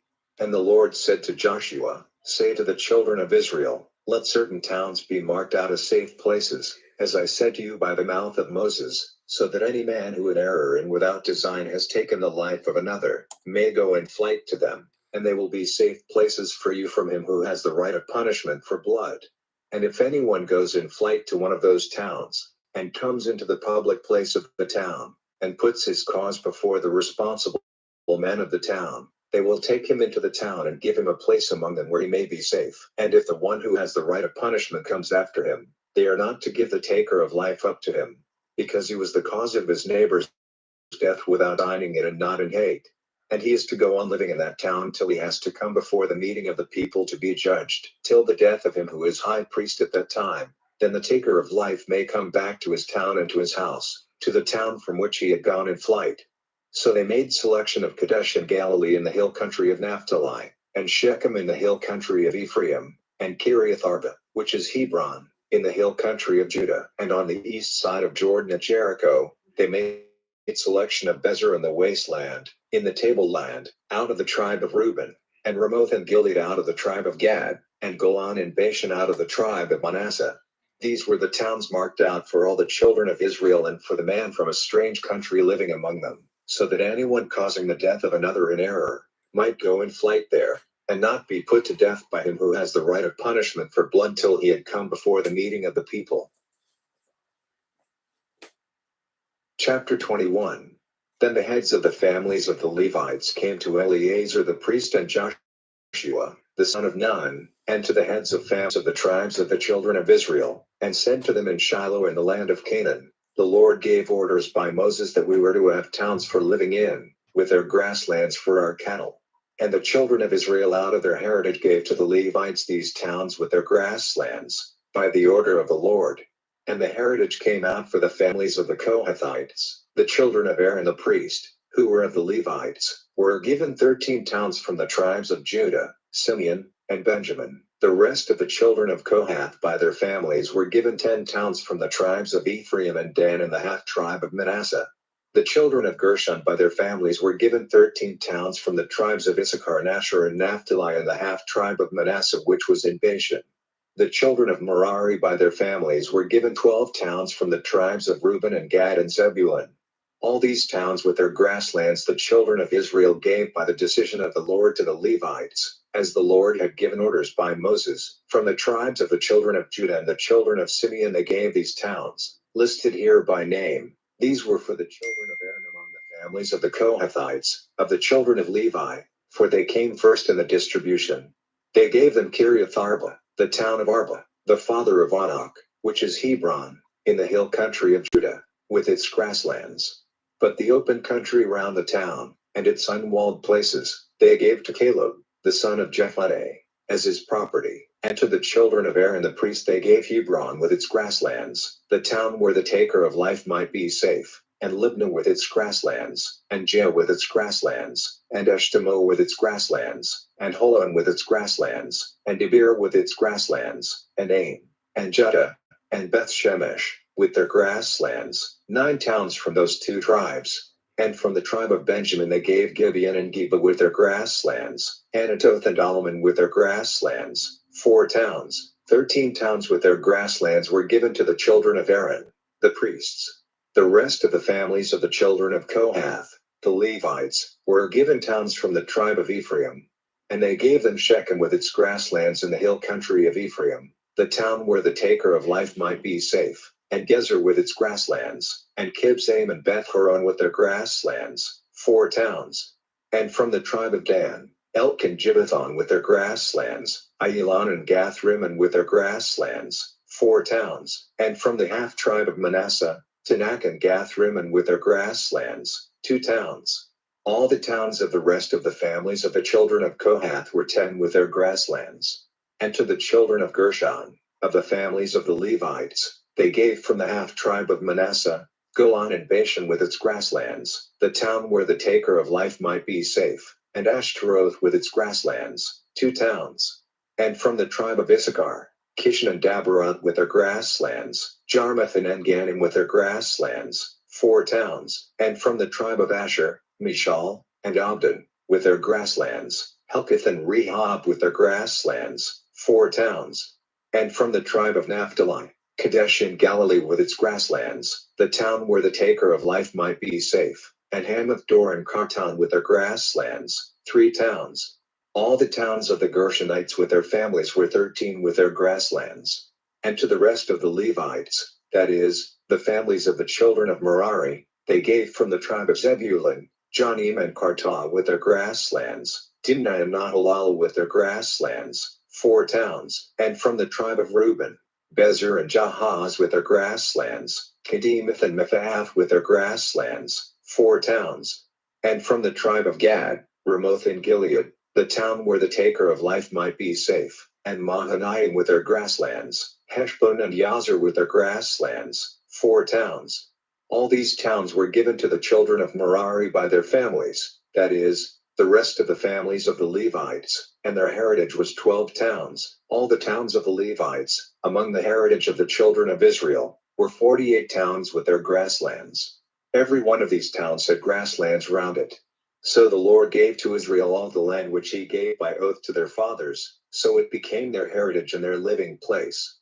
And the Lord gave them peace on every side, as he had said to their fathers. All those who were against them gave way before them, for the Lord gave them all up into their hands. The Lord kept faith with the house of Israel about all the good which he said he would do for them, and all his words came true. Chapter 22. Then Joshua sent for the Reubenites and the Gadites and the half-tribe of Manasseh, and said to them, You have kept all the orders of Moses, the Lord's servant, and have done everything I gave you orders to do. You have now been with your brothers for a long time. Till this day you have been doing the orders of the Lord your God. And now the Lord your God has given your brothers rest, as he said, so now you may go back to your tents, to the land of your heritage, which Moses, the Lord's servant, gave to you on the other side of Jordan. Only take great care to do the orders and the law which Moses, the Lord's servant, gave you, to have love for the Lord your God and to go in all his ways, and to keep his laws and to be true to him and to be his servants with all your heart and with all your soul. Then Joshua gave them his blessing and sent them away, and they went back to their tents. Now to the one half of the tribe of Manasseh, Moses had given a heritage in Bashan, but to the other half, Joshua gave a heritage among their brothers on the west side of Jordan. Now when Joshua sent them away to their tents, he gave them his blessing, and said to them, Go back with much wealth to your tents, and with very much cattle, with silver and gold and brass and iron, and with a very great store of clothing. Give your brothers a part of the goods taken in the war.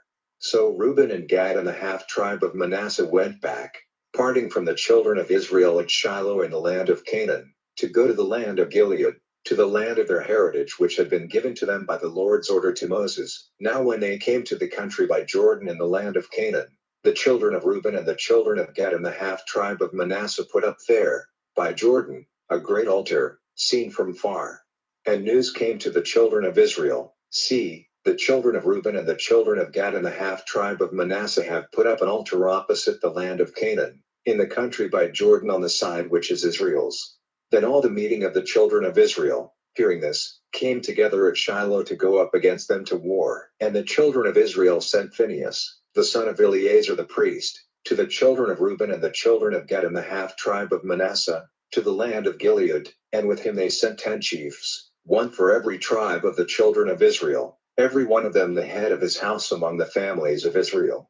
And they came to the children of Reuben and the children of Gad and the half-tribe of Manasseh, to the land of Gilead, and said to them, This is what all the meeting of the people of the Lord has said. What is this wrong which you have done against the God of Israel, turning back this day from the Lord and building an altar for yourselves, and being false to the Lord? Was not the sin of Baal-peor great enough, from which we are not clear even to this day, though punishment came on the people of the Lord, that now you are turned back from the Lord?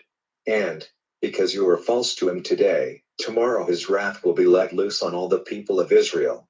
But if the land you now have is unclean, come over into the Lord's land where his house is, and take up your heritage among us, but do not be false to the Lord and to us by building yourselves an altar in addition to the altar of the Lord our God. Did not Achan, the son of Zerah, do wrong about the cursed thing, causing wrath to come on all the people of Israel?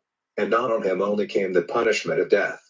Then the children of Reuben and the children of Gad and the half-tribe of Manasseh said in answer to the heads of the families of Israel, God, even God the Lord, God, even God the Lord, he sees, and Israel will see, if it is in pride or in sin against the Lord, that we have made ourselves an altar, being false to the Lord. Keep us not safe from death this day, and if for the purpose of offering burnt offerings on it and meal offerings, or peace offerings, let the Lord himself send punishment for it.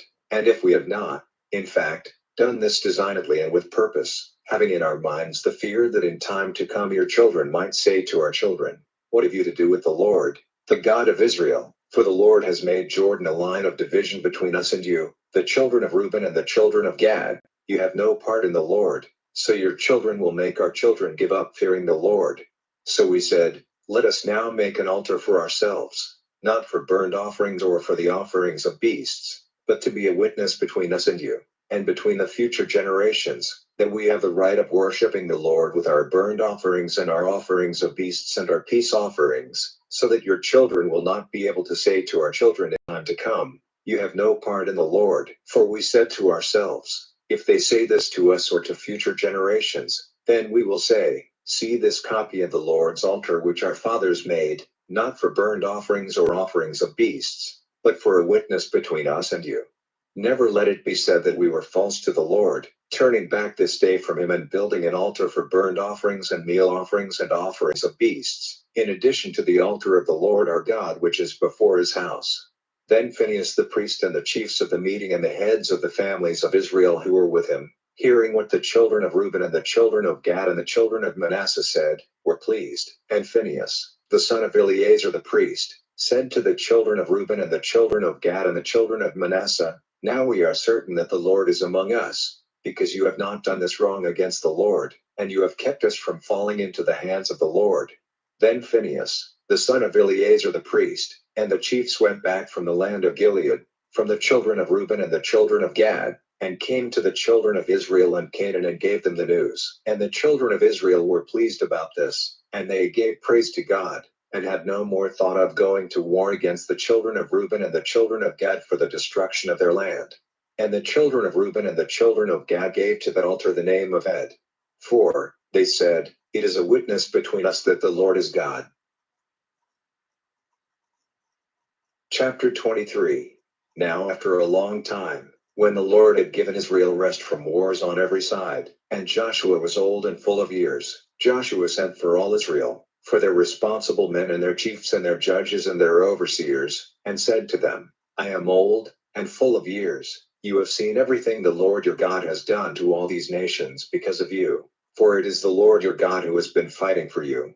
Now I have given to you, as the heritage of your tribes, all these nations which are still in the land, together with those cut off by me, from Jordan as far as the great sea on the west. The Lord your God will send them away by force, driving them out before you, and you are to take their land for your heritage, as the Lord your God said to you. So be very strong to keep and do whatever is recorded in the book of the law of Moses, not turning away from it to the right or to the left. Have nothing to do with these nations who still are living among you. Let not their gods be named by you or used in your oaths. Do not be their servants or give them worship, but be true to the Lord your God as you have been till this day.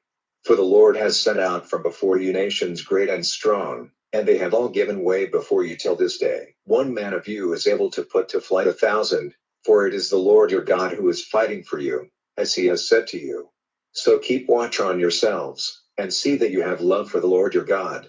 For if you go back, joining yourselves to the rest of these nations who are still among you, getting married to them and living with them and they with you, then you may be certain that the Lord your God will not go on driving these nations out from before you, but they will become a danger and a cause of sin to you, a whip for your sides and thorns in your eyes, till you are cut off from this good land which the Lord your God has given you. Now I am about to go the way of all the earth, and you have seen and are certain, all of you, in your hearts and souls, that in all the good things which the Lord said about you, he has kept faith with you. Everything has come true for you. And you will see that, as all the good things which the Lord your God undertook to do for you, have come to you, so the Lord will send down on you all the evil things till he has made your destruction complete, and you are cut off from the good land which the Lord your God has given you. If the agreement of the Lord your God, which was given to you by his orders, is broken, and you become the servants of other gods and give them worship, then the wrath of the Lord will be burning against you, and you will quickly be cut off from the good land. Chapter 24. Then Joshua got all the tribes of Israel together at Shechem, and he sent for the responsible men of Israel and their chiefs and their judges and their overseers, and they took their place before God. And Joshua said to all the people, "These are the words of the Lord, the God of Israel. In the past your fathers, Terah, the father of Abraham, and the father of Nahor, were living on the other side of the river, and they were worshipping other gods. And I took your father Abraham from the other side of the river, guiding him through all the land of Canaan. I made his offspring great in number, and gave him Isaac, and to Isaac I gave Jacob and Esau. To Esau I gave Mount Seir as his heritage. But Jacob and his children went down to Egypt. And I sent Moses and Aaron, troubling Egypt by all the signs I did among them. And after that I took you out. I took your fathers out of Egypt, and you came to the Red Sea. And the Egyptians came after your fathers to the Red Sea, with their war carriages and their horsemen. And at their cry, the Lord made it dark between you and the Egyptians, and made the sea go over them, covering them with its waters. Your eyes have seen what I did in Egypt. Then for a long time you were living in the wasteland, and I took you into the lands of the Amorites on the other side of Jordan, and they made war on you, and I gave them into your hands, and you took their land, and I sent destruction on them before you. Then Balak, the son of Zippor, king of Moab, went up to war against Israel, and he sent for Balaam, the son of Beor, to put a curse on you. But I did not give ear to Balaam, and so he went on blessing you, and I kept you safe from him.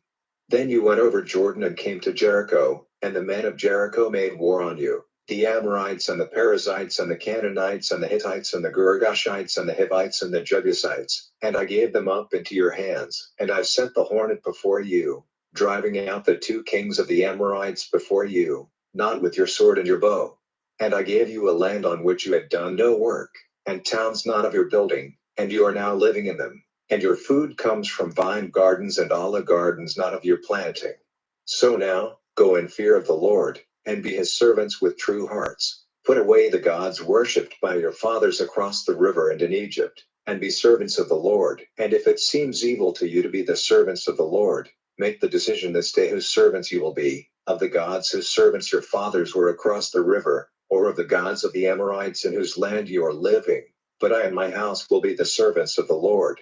Then the people in answer said, Never will we give up the Lord to be the servants of other gods, for it is the Lord our God who has taken us and our fathers out of the land of Egypt, out of the prison house, and who did all those great signs before our eyes, and kept us safe on all our journeys, and among all the peoples through whom we went. And the Lord sent out from before us all the peoples, the Amorites living in the land.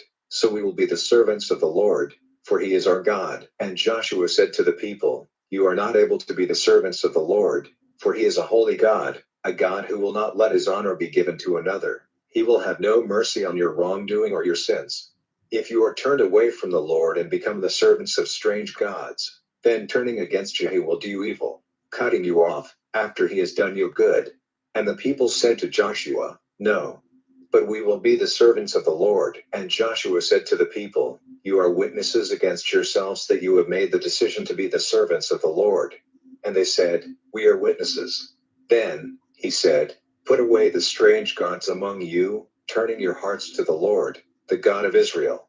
And the people said to Joshua, We will be the servants of the Lord our God, and we will give ear to his voice. So Joshua made an agreement with the people that day, and gave them a rule and a law in Shechem. And Joshua put these words on record, writing them in the book of the law of God. And he took a great stone, and put it up there under the oak tree which was in the holy place of the Lord.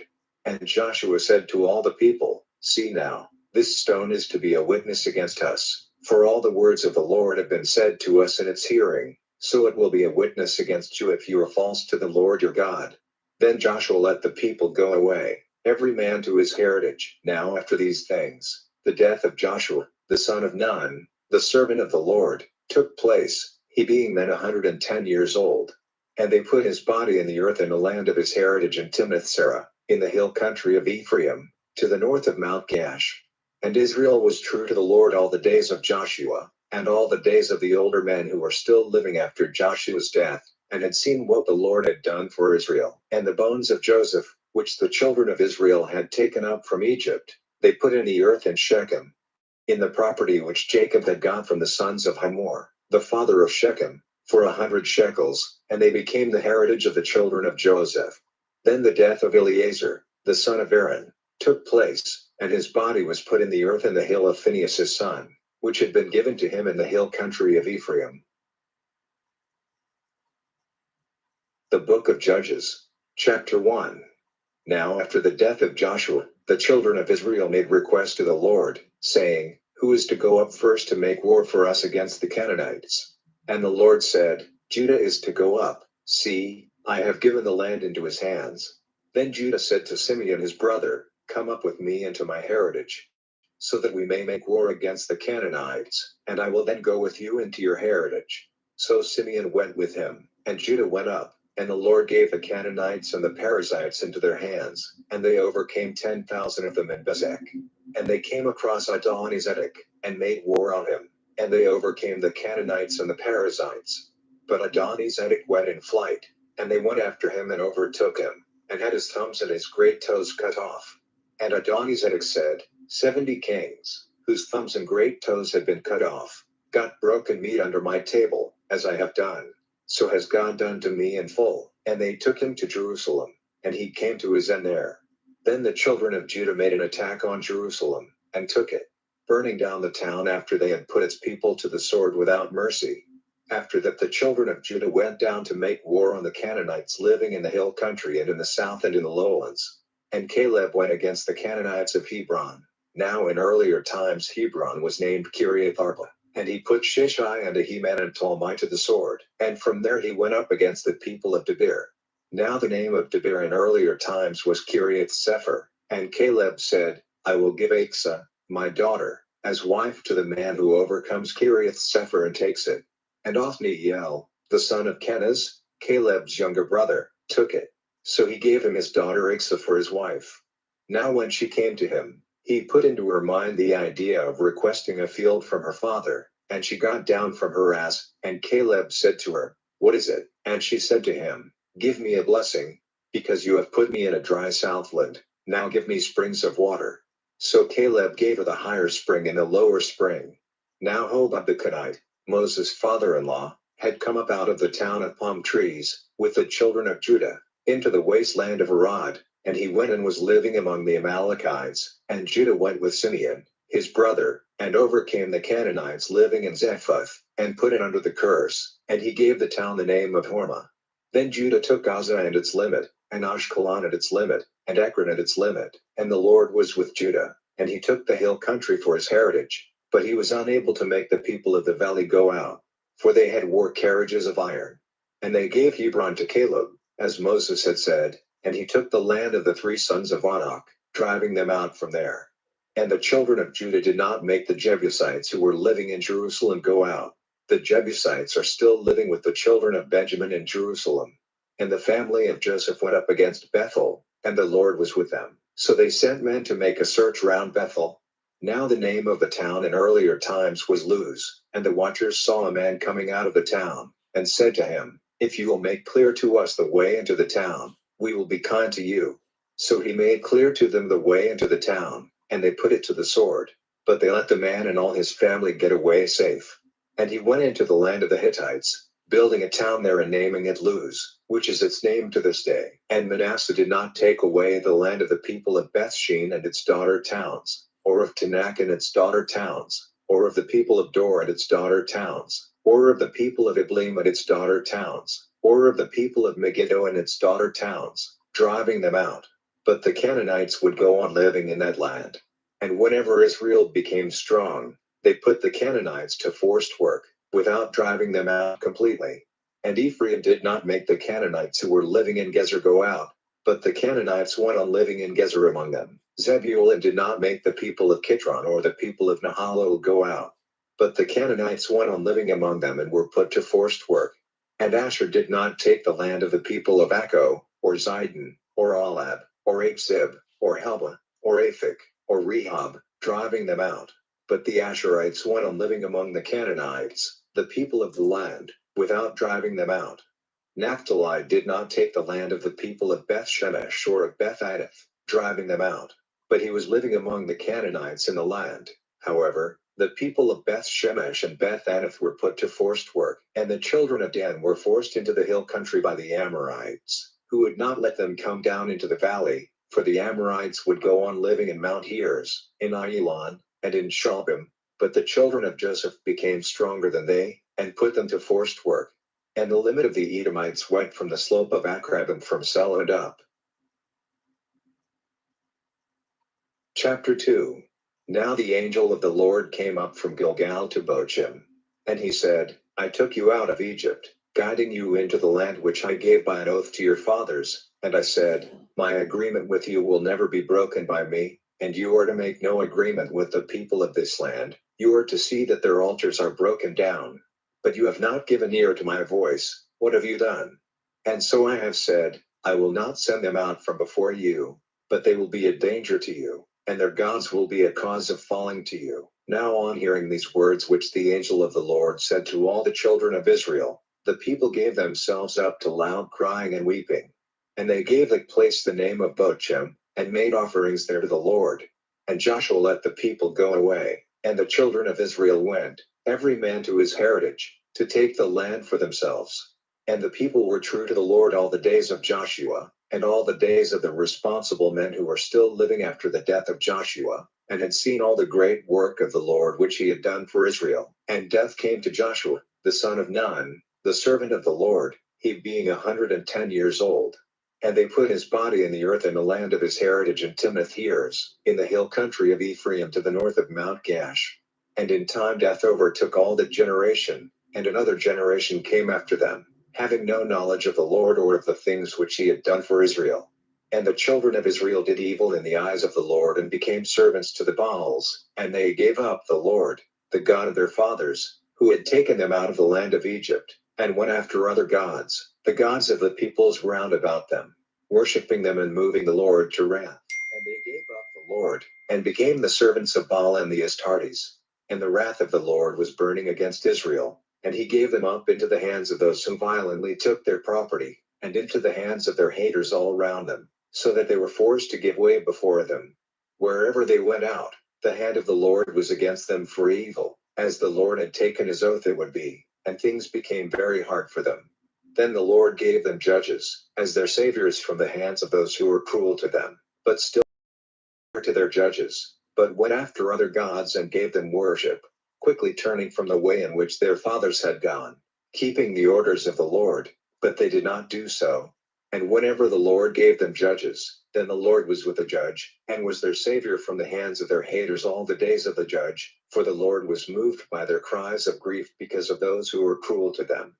But whenever the judge was dead, they went back and did more evil than their fathers, going after other gods, to be their servants and their worshippers, giving up nothing of their sins and their hard-hearted ways. And the wrath of the Lord was burning against Israel. And he said, because this nation has not been true to my agreement which I made with their fathers, and has not given ear to my voice, from now on I will not go on driving out from before them any of the nations which at the death of Joshua were still living in this land, in order to put Israel to the test, and see if they will keep the way of the Lord, walking in it as their fathers did, or not. So the Lord let those nations go on living in the land, not driving them out quickly, and did not give them up into the hands of Joshua. Chapter 3. Now these are the nations which the Lord kept in the land for the purpose of testing Israel by them, all those who had had no experience of all the wars of Canaan, only because of the generations of the children of Israel, for the purpose of teaching them war, only those who up till then had no experience of it, the 5 chiefs of the Philistines, and all the Canaanites and the Zidonians and the Hivites living in Mount Lebanon, from the mountain Baal-Hermon as far as Hamath, for the purpose of testing Israel by them, to see if they would give ear to the orders of the Lord, which he had given to their fathers by the hand of Moses. Now the children of Israel were living among the Canaanites, the Hittites, and the Amorites, and the Perizzites, and the Hivites, and the Jebusites, and they took as wives the daughters of these nations and gave their daughters to their sons, and became servants to their gods. And the children of Israel did evil in the eyes of the Lord, and put out of their minds the Lord their God, and became servants to the Baals and the Astartes. So the wrath of the Lord was burning against Israel, and he gave them up into the hands of Cushan-Rishathaim, king of Mesopotamia, And the children of Israel were his servants for 8 years. And when the children of Israel made prayer to the Lord, he gave them a savior, Othniel, the son of Kenaz, Caleb's younger brother. And the Spirit of the Lord came on him, and he became judge of Israel, and went out to war. And the Lord gave up Cushan-Rishathaim, king of Mesopotamia, into his hands, and he overcame him. Then for 40 years the land had peace, till the death of Othniel, the son of Kenaz. Then the children of Israel again did evil in the eyes of the Lord, and the Lord made Eglon, king of Moab, strong against Israel, because they had done evil in the Lord's eyes. And Eglon got together the people of Ammon and Amalek, and they went and overcame Israel and took the town of palm trees. And the children of Israel were servants to Eglon, king of Moab, for 18 years. Then when the children of Israel made prayer to the Lord, he gave them a savior, Ehud, the son of Jerah, the Benjamite, a left-handed man, and the children of Israel sent an offering by him to Eglon, king of Moab. So Ehud made himself a two-edged sword, a cubit long, which he put on at his right side under his robe, and he took the offering to Eglon, king of Moab, who was a very fat man. And after giving the offering, he sent away the people who had come with the offering. But he himself, turning back from the stone images at Gilgal, said, I have something to say to you in secret, O king. And he said, Let there be quiet. Then all those who were waiting before him went out. Then Ehud came into him while he was seated by himself in his summer house. And Ehud said, I have a word from God for you. And he got up from his seat. And Ehud put out his left hand, and took the sword from his right side, and sent it into his stomach, and the hand part went in after the blade, and the fat was joined up over the blade, for he did not take the sword out of his stomach. Then Ehud went out into the covered way, shutting the doors of the summer house on him and locking them. Now when he had gone, the king's servants came, and saw that the doors of the summer house were locked, and they said, It may be that he is in his summer house for a private purpose. And they went on waiting till they were shamed, but the doors were still shut. So they took the key, and, opening them, saw their lord stretched out dead on the floor. But Ehud had got away while they were waiting, and had gone past the stone images and got away to Seirah. And when he came there, he had a horn sounded in the hill country of Ephraim. And all the children of Israel went down with him from the hill country, and he at their head. And he said to them, Come after me, for the Lord has given the Moabites, your haters, into your hands. So they went down after him and took the crossing places of Jordan against Moab, and let no one go across. At that time they put about 10,000 men of Moab to the sword, every strong man and every man of war. Not a man got away. So Moab was broken that day under the hand of Israel. And for 80 years the land had peace. And after him came Shamgar, the son of Aneth, who put to death 600 Philistines with an ox stick, and he was another savior of Israel. Chapter 4.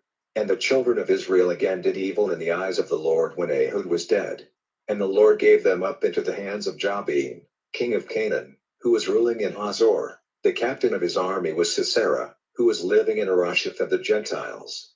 Then the children of Israel made prayer to the Lord, for he had 900 iron war carriages, and for 20 years he was very cruel to the children of Israel. Now Deborah, a woman prophet, the wife of Lapidoth, was judge of Israel at that time, and she had her seat under the palm tree of Deborah between Ramah and Bethel in the hill country of Ephraim. And the children of Israel came up to her to be judged, and she sent for Barak, the son of Abinoam, from Kadesh Naphtali, and said to him, Has not the Lord, the God of Israel, given orders saying, Go and get your force into line in Mount Tabor, and take with you 10,000 men of the children of Naphtali and of the children of Zebulun? And I will make Sisera, the captain of Jabin's army, with his war carriages and his forces, come against you at the river Kishon, where I will give him into your hands. And Barak said to her, If you will go with me, then I will go, but if you will not go with me, I will not go. And she said, I will certainly go with you, though you will get no honor in your undertaking, for the Lord will give Sisera into the hands of a woman. So Deborah got up and went with Barak to Kadesh. Then Barak sent for Zebulun and Naphtali to come to Kadesh, and 10,000 men went up after him, and Deborah went up with him. Now Heber the Kenite, separating himself from the rest of the Kenites, from the children of Hobab, the brother-in-law of Moses, had put up his tent as far away as the oak tree in Zonanim, by Kadesh. And word was given to Sisera that Barak, the son of Abinoam, had gone up to Mount Tabor. So Sisera got together all his war carriages, 900 war carriages of iron, and all the people who were with him, from Harosheth of the Gentiles as far as the river Kishon. Then Deborah said to Barak, Up, for today the Lord has given Sisera into your hands. Has not the Lord gone out before you? So Barak went down from Mount Tabor and 10,000 men after him. And the Lord sent fear on Sisera and all his war carriages and all his army before Barak. And Sisera got down from his war carriage and went in flight on foot. But Barak went after the war carriages and the army as far as Harosheth of the Gentiles, and all Sisera's army was put to the sword. Not a man got away, but Sisera went in flight on foot to the tent of Jael, the wife of Heber the Kenite, for there was peace between Jabin, king of Hazor, and the family of Heber the Kenite. And Jael went out to Sisera, and said to him, Come in, my lord, come into me without fear. So he went into her tent, and she put a cover over him. Then he said to her, Give me now a little water, for I have need of a drink. And opening a skin of milk, she gave him drink, and put the cover over him again. And he said to her, Take your place at the door of the tent, and if anyone comes and says to you, Is there any man here? Say, No. Then Jael, Heber's wife, took a tent pin and a hammer and went up to him quietly, driving the pin into his head, and it went through his head into the earth, for he was in a deep sleep from weariness, and so he came to his end. Then Jael went out, and meeting Barak going after Sisera, said to him, Come, and I will let you see the man you are searching for. So he came into her tent and saw, and there was Sisera stretched out dead with a tent pin in his head. So that day God overcame Jabin, king of Canaan, before the children of Israel. And the power of the children of Israel went on increasing against Jabin, king of Canaan, till he was cut off. Chapter 5. At that time Deborah and Barak, the son of Abinoam, made this song, saying, Because of the flowing hair of the fighters in Israel, because the people gave themselves freely, give praise to the Lord. Give attention, O kings, give ear, O rulers. I, even I, will make a song to the Lord. I will make melody to the Lord, the God of Israel. Lord, when you went out from Seir, moving like an army from the field of Edom, the earth was shaking and the heavens were troubled, and the clouds were dropping water. The mountains were shaking before the Lord, the God of Israel. In the days of Shamgar, the son of Aneth, in the days of Jael, the highways were not used, and travelers went by side roads. Country towns were no more in Israel, till you, Deborah, came up, till you came up as a mother in Israel. They had no one to make arms, there were no more armed men in the towns. Was there a body cover or a spear to be seen among 40,000 in Israel? Come, you rulers of Israel, you who gave yourselves freely among the people, give praise to the Lord. Let them give thought to it, who go on white asses, and those who are walking on the road. Give ear to the women laughing by the water springs, there they will give again the story of the upright acts of the Lord, all the upright acts of his arm in Israel. Awake, awake, Deborah, awake, awake. Give a song, up, Barak, and take prisoner those who took you prisoner, O son of Abinoam. Then the chiefs went down to the doors, the Lord's people went down among the strong ones. Out of Ephraim they came down into the valley, after you, Benjamin, among your tribesmen. From Machir came down the captains, and from Zebulun those in whose hand is the ruler's rod. Your chiefs, Issachar, were with Deborah. And Naphtali was true to Barak. Into the valley they went rushing out at his feet. In Reuben there were divisions, and great searchings of heart. Why did you keep quiet among the sheep, hearing nothing but the watchers piping to the flocks? Gilead was living over Jordan, and Dan was waiting in his ships. Asher kept in his place by the sea's edge, living by his inlets. It was the people of Zebulun who put their lives in danger, even to death, with Naphtali on the high places of the field. The kings came on to the fight. The kings of Canaan were warring, in Tanakh by the waters of Megiddo. They took no profit in money. The stars from heaven were fighting. From their highways they were fighting against Sisera. The river Kishon took them violently away, stopping their flight. The river Kishon. Give praise, O my soul, to the strength of the Lord. Then loudly the feet of the horses were sounding with the stamping. the stamping of their war horses. A curse on Braz, said the angel of the Lord. A bitter curse on her townspeople. Because they came not to the help of the Lord, to the help of the Lord among the strong ones. Blessings be on Yael, more than on all women. Blessings greater than on any in the tents. His request was for water, she gave him milk. She put butter before him on a fair plate. She put out her hand to the tent pin, and her right hand to the workman's hammer. And she gave Sisera a blow, crushing his head, wounding and driving through his brow. Bent at her feet he went down, he was stretched out. Bent at her feet he went down, where he was bent down, there he went down in death.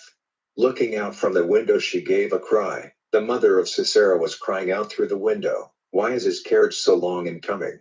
When will the noise of his wheels be sounding? Her wise women gave answer to her. Yes, she made answer again to herself. Are they not parting the goods among them? A young girl or two to every man. And to Sisera robes of colored needlework, worked in fair colors on this side and on that, for the neck of the queen? So may destruction come on all your haters, O Lord, but let your lovers be like the sun going out in his strength. And for 40 years the land had peace. Chapter 6. And the children of Israel did evil in the eyes of the Lord, and the Lord gave them up into the hand of Midian for 7 years. And Midian was stronger than Israel, and because of the Midianites, the children of Israel made holes for themselves in the mountains, and hollows in the rocks, and strong places. And whenever Israel's grain was planted, the Midianites and the Amalekites and the people of the east came up against them, and put their army in position against them. And they took all the produce of the earth as far as Gaza, till there was no food in Israel, or any sheep or oxen or asses, for they came up regularly with their oxen and their tents. They came like the locusts in number, they and their camels were without number, and they came into the land for its destruction. And Israel was in great need because of Midian, and the cry of the children of Israel went up to the Lord. And when the cry of the children of Israel, because of Midian, came before the Lord sent a prophet to the children of Israel, who said to them, the Lord the God of Israel has said, I took you up from Egypt, out of the prison house, and I took you out of the hands of the Egyptians and out of the hands of all who were cruel to you. And I sent them out by force from before you and gave you their land. And I said to you, I am the Lord your God. You are not to give worship to the gods of the Amorites in whose land you are living. But you did not give ear to my voice. Now the angel of the Lord came and took his seat under the oak tree in Ophrah, in the field of Joash the Abiezrite. And his son Gideon was crushing grain in the place where the grapes were crushed, so that the Midianites might not see it. And the angel of the Lord came before his eyes, and said to him, the Lord is with you, O man of war. Then Gideon said to him, O my Lord, if the Lord is with us, why has all this come on us? And where are all his works of power, of which our fathers have given us word, saying, did not the Lord take us out of Egypt? But now he has given us up, handing us over to the power of Midian. And the Lord, turning to him, said, go in the strength you have and be Israel's savior from Midian. Have I not sent you? And he said to him, O Lord, how may I be the savior of Israel? See, my family is the poorest in Manasseh, and I am the least in my father's house. Then the Lord said to him, truly, I will be with you, and you will overcome the Midianites as if they were one man. So he said to him, if now I have grace in your eyes, then give me a sign that it is you who are talking to me. Do not go away till I come with my offering and put it before you.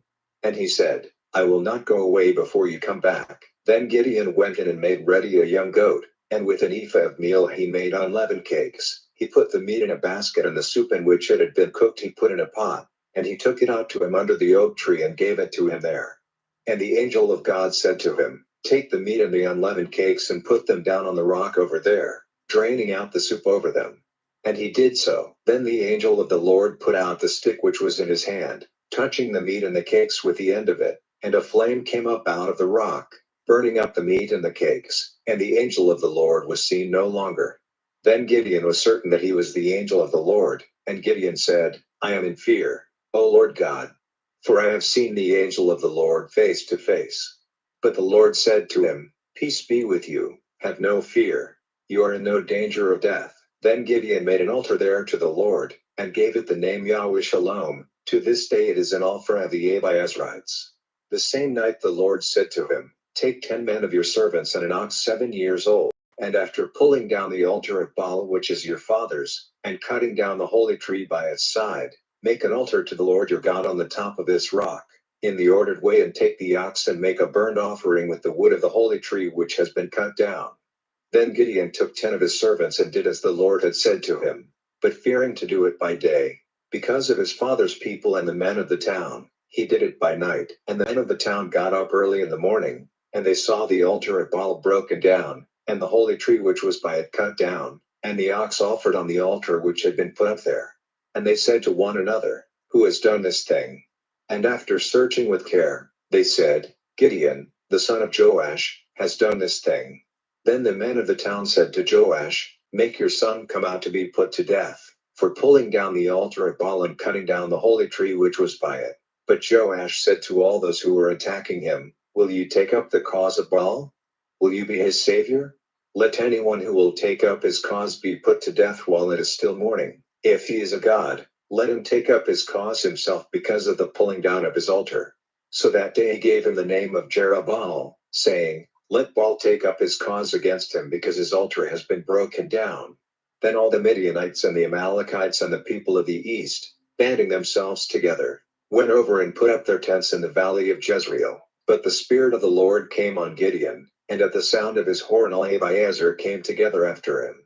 And he sent through all Manasseh, and they came after him. And he sent to Asher and Zebulun and Naphtali, and they came up and were joined to the others. Then Gideon said to God, If you are going to give Israel salvation by my hand, as you have said, see, I will put the wool of a sheep on the grain floor, if there is dew on the wool only, while all the earth is dry, then I will be certain that it is your purpose to give Israel salvation by my hand as you have said. And it was so, for he got up early on the morning after, and twisting the wool in his hands, he got a basin full of water from the dew on the wool. Then Gideon said to God, Do not be moved to wrath against me if I say only this, Let me make one more test with the wool. Let the wool now be dry, while the earth is covered with dew. And that night God did so, for the wool was dry, and there was dew on all the earth round it. Chapter 7. Then Jerubbaal, that is, Gideon, and all the people with him, got up early and put up their tents by the side of the water spring of Harod. The tents of Midian were on the north side of him, under the hill of Moreh in the valley. And the Lord said to Gideon, So great is the number of your people, that if I give the Midianites into their hands they will be uplifted in pride over me and will say, I myself have been my savior. So now, let it be given out to the people that anyone who is shaking with fear is to go back from Mount Gilead. So 22,000 of the people went back, but there were still 10,000. Then the Lord said to Gideon, There are still more people than is necessary. Take them down to the water so that I may put them to the test for you there. Then whoever I say is to go with you will go, and whoever I say is not to go will not go.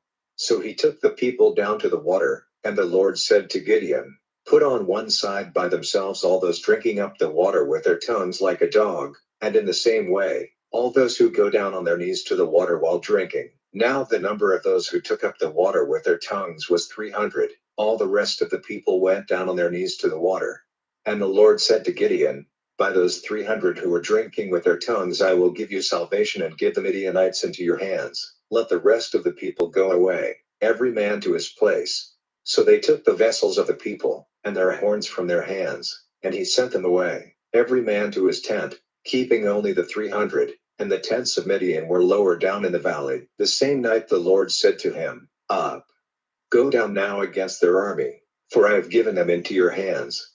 But if you have fear of going down, take your servant Purah with you and go down to the tents, and after hearing what they are saying, you will get strength to go down against the army. So he went down with his servant Purah to the outer line of the tents of the armed men. Now the Midianites and the Amalekites and all the people of the east were covering the valley like locusts, and their camels were like the sand by the seaside, without number. When Gideon came there, a man was giving his friend an account of his dream, saying, See, I had a dream about a cake of barley bread which, falling into the tents of Midian, came onto the tent, overturning it so that it was stretched out flat on the earth. And his friend in answer said, This is certainly the sword of Gideon, the son of Joash, the men of Israel. Into their hands God has given up all the army of Midian. Then Gideon, hearing the story of the dream and the sense in which they took it, gave worship. Then he went back to the tents of Israel, and said, Up, for the Lord has given the army of Midian into your hands. Then separating the 300 men into 3 bands, he gave every man a horn, and a vessel in which was a flaming branch. And he said to them, Keep your eyes on me, and do what I do. When I come to the outer line of tents, whatever I do, you are to do the same. At the sound of my horn, and the horns of those who are with me, let your horns be sounded all round the tents, and say, For the Lord and for Gideon. So Gideon and the 300 men who were with him came to the outer line of tents, at the start of the middle watch, when the watchmen had only then taken their stations, and the horns were sounded and the vessels broken. So the 3 bands all gave a loud note on their horns, and when the vessels had been broken, they took the flaming branches in their left hands, and the horns in their right hands ready for blowing, crying out, For the Lord and for Gideon. Then they made a line round the tents, every man in his place, and all the army, awaking from sleep, came running out, and with loud cries went in flight. And the 300 gave a loud note on their horns, and every man's sword was turned by the Lord against his brother all through the army. And the army went in flight as far as Bethshitta in the direction of Zeradah, to the edge of Abel Meholah by Tabbath. And the men of Israel came together from Naphtali and from Asher and all Manasseh, and went after Midian. Then Gideon sent through all the hill country of Ephraim, saying, Come down against Midian, and keep the ways across Jordan before they come. So all the men of Ephraim, massing themselves together, kept the ways across Jordan. And they took the 2 chiefs of Midian, Oreb and Zeb, and they put Oreb to death at the rock of Oreb, and Zeb they put to death at the place of the grape crushing in Zeb, and they went after Midian. But the heads of Oreb and Zeb they took across Jordan to Gideon. Chapter 8. And the men of Ephraim came and said to him, Why did you not send for us when you went to war against Midian? And they said sharp and angry words to him. And he said to them, What have I done in comparison with you? Is not that which Ephraim took up after the grape cutting better than all the grapes which Abiezer got in from the grape cutting? God has given into your hands the chiefs of Midian, Oreb and Zeb. What have I been able to do in comparison with you? And when he said this, their feeling about him became kinder. Then Gideon came to Jordan and went over it with his 300, overcome with weariness and in need of food. And he said to the men of Succoth, Give bread cakes to my people, for they are overcome with weariness, and I am going on after Zebah and Zalmunna, the kings of Midian. But the chiefs of Succoth said, Are the hands of Zebah and Zalmunna even now in your hand that we are to give bread to your army? Then Gideon said, Because of this, when the Lord has given Zebah and Zalmunna into my hands, I will have you stretched on a bed of thorns of the wasteland and on sharp stems, and have you crushed as grain is crushed on a grain floor. So he went up from there to Penuel and made the same request to the men of Penuel, but they gave him the same answer as the men of Succoth had given. So he said to the men of Penuel, When I come back in peace, I will have this tower broken down. Now Zebah and Zalmunna were in Karkor and their armies with them, about 15,000 men, those of all the army of the children of the east who were still living, for 120,000 of their swordsmen had been put to death. And Gideon went up by the way used by the people living in tents on the east of Nobah and Jogbeah, and made an attack on the army when they had no thought of danger. And Zebah and Zalmunna went in flight, and he went after them, and took the 2 kings of Midian, Zebah and Zalmunna, and put all the army to the curse. Then Gideon, the son of Joash, went back from the fight, and taking prisoner a young man of the people of Succoth, he got from him, in answer to his questions, a list of the chiefs of Succoth and the responsible men, 77 men. So he came to the men of Succoth and said, Here are Zebah and Zalmunna, on account of whom you made sport of me, saying, Are the hands of Zebah and Zalmunna even now in your hand, that we are to give bread to your army who are overcome with weariness? Then he took the responsible men of the town and had them crushed on a bed of thorns and sharp stems, and he had the tower of Penuel broken down and the men of the town put to death. Then he said to Zebah and Zalmunna, Where are the men whom you put to death at Tabor? And they gave answer, As you are, so were they. Every one of them was like a king's son. And he said, They were my brothers, my mother's sons. By the life of the Lord, if you had kept them safe, I would not put you to death. Then he said to Jether, his oldest son, Up, put them to death. But the boy did not take out his sword, fearing because he was still a boy. Then Zebah and Zalmunna said, Up, put an end to us yourself, for you have a man's strength. Then Gideon got up and put Zebah and Zalmunna to death and took the ornaments which were on their camels' necks. Then the men of Israel said to Gideon, Be our ruler, you and your son's son after him, for you have been our savior from the hands of Midian. But Gideon said to them, I will not be a ruler over you, and my son will not be a ruler over you, it is the Lord who will be ruler over you. Then Gideon said to them, I have a request to make to you. Let every man give me the earrings he has taken. For they had gold earrings, because they were Ishmaelites, and they gave answer, We will gladly give them. So they put down a robe, every man dropping into it the earrings he had taken. The weight of the gold earrings which he got from them was 1,700 shekels of gold, in addition to the moon ornaments and jewels and the purple robes which were on the kings of Midian, and the chains on their camels' necks. And Gideon made an ephod from them and put it up in his town Ophrah. And all Israel went after it there and were false to the Lord, and it became a cause of sin to Gideon and his house. So Midian was broken before the children of Israel, and the Midianites never got back their strength, and the land had peace for 40 years, in the days of Gideon. And Jerubbaal, the son of Joash, went back to his house and was living there. Gideon had 70 sons, the offspring of his body, for he had a number of wives. And the servant wife he had in Shechem had a son by him, to whom he gave the name Abimelech. And Gideon, the son of Joash, came to his end when he was very old, and his body was put in the resting place of Joash his father, in Ophrah of the Abiezrites. And after the death of Gideon, the children of Israel again went after the gods of Canaan and were false to the Lord, and made Baal-berith their god.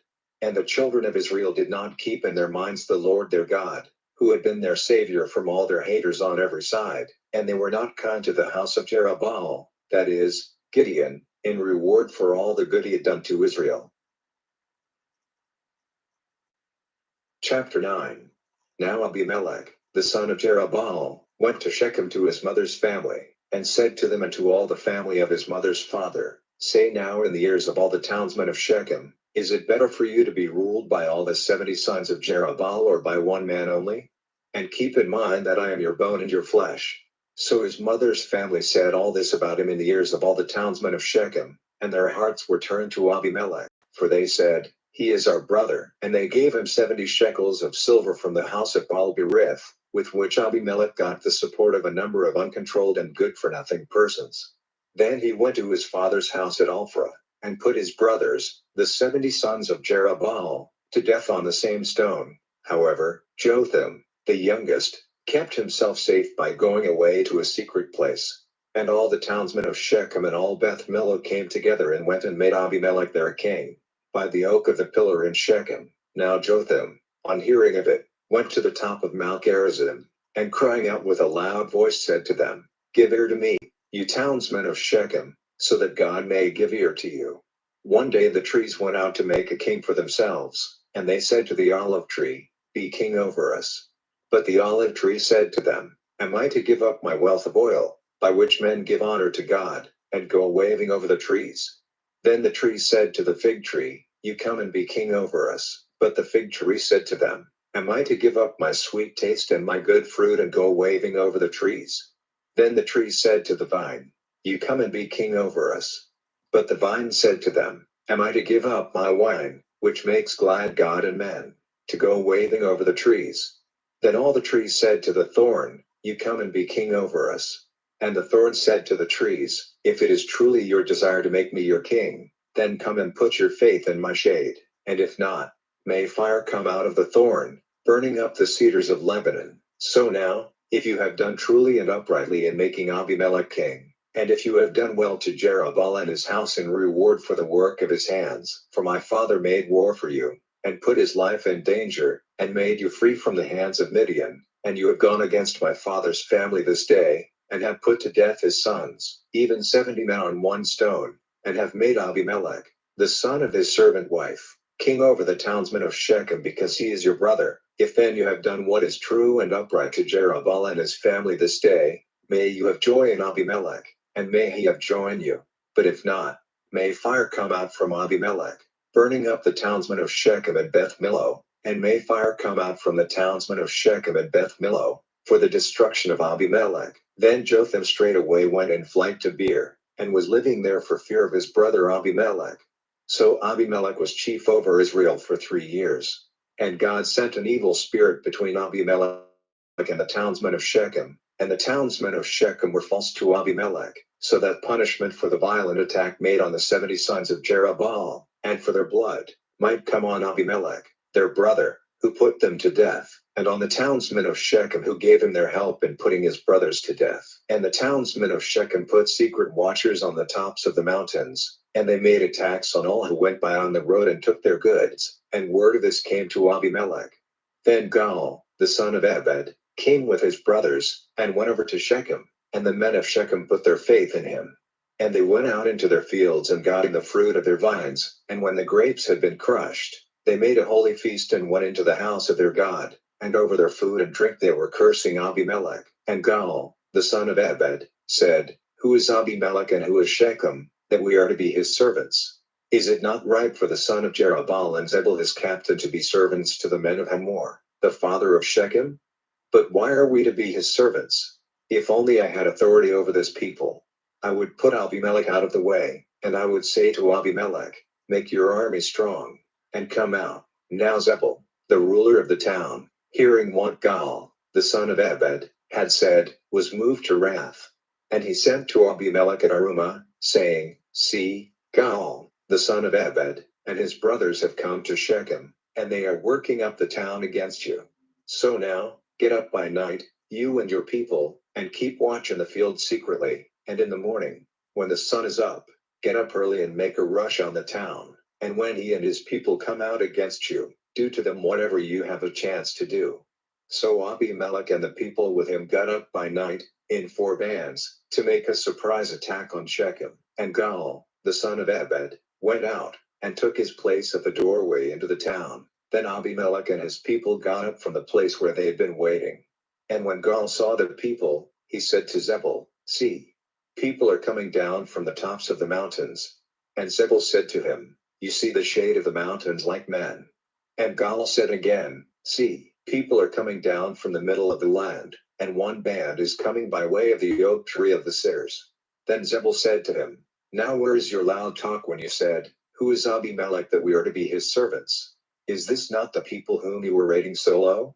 Go out now, and make war on them. So Gaal went out at the head of the townsmen of Shechem and made war on Abimelech. And Abimelech went after him, and he went in flight before him, and a great number were falling by the sword all the way up to the town.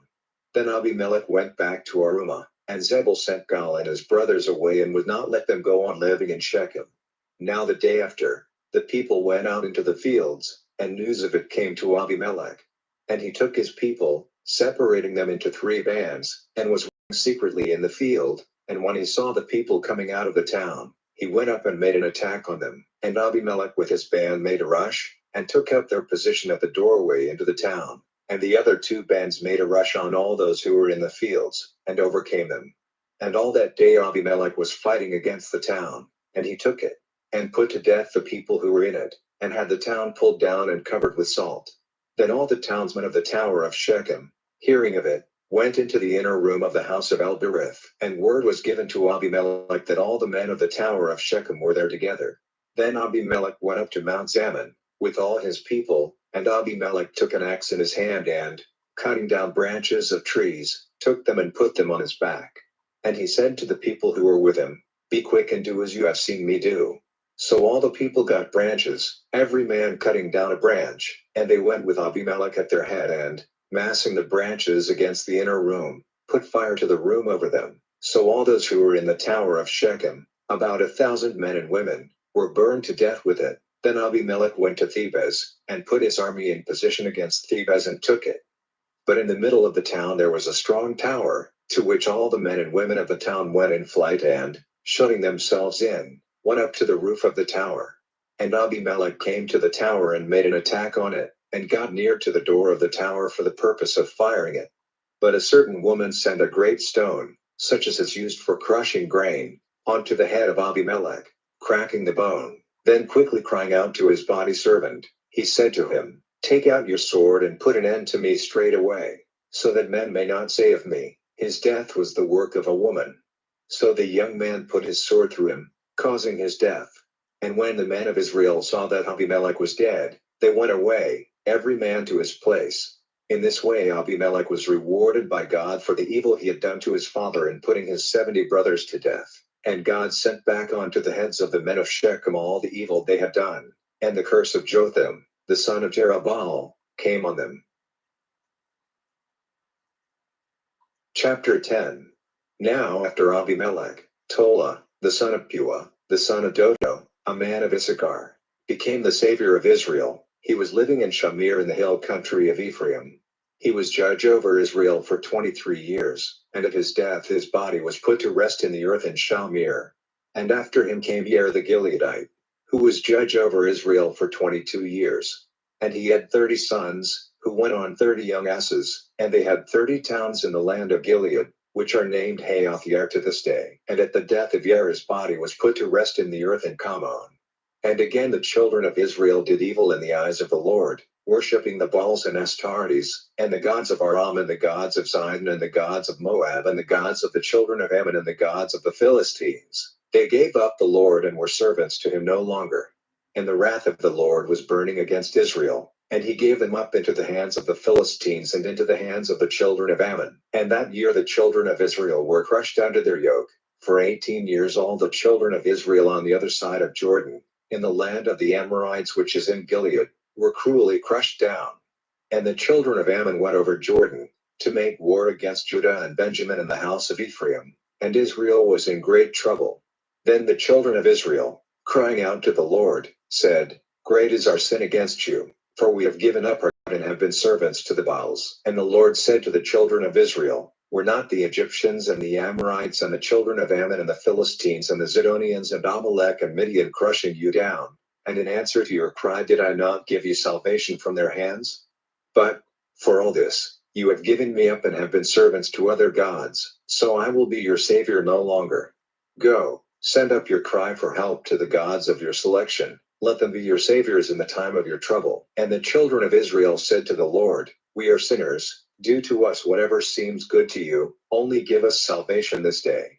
So they put away the strange gods from among them, and became the Lord's servants, and his soul was angry because of the sorrows of Israel.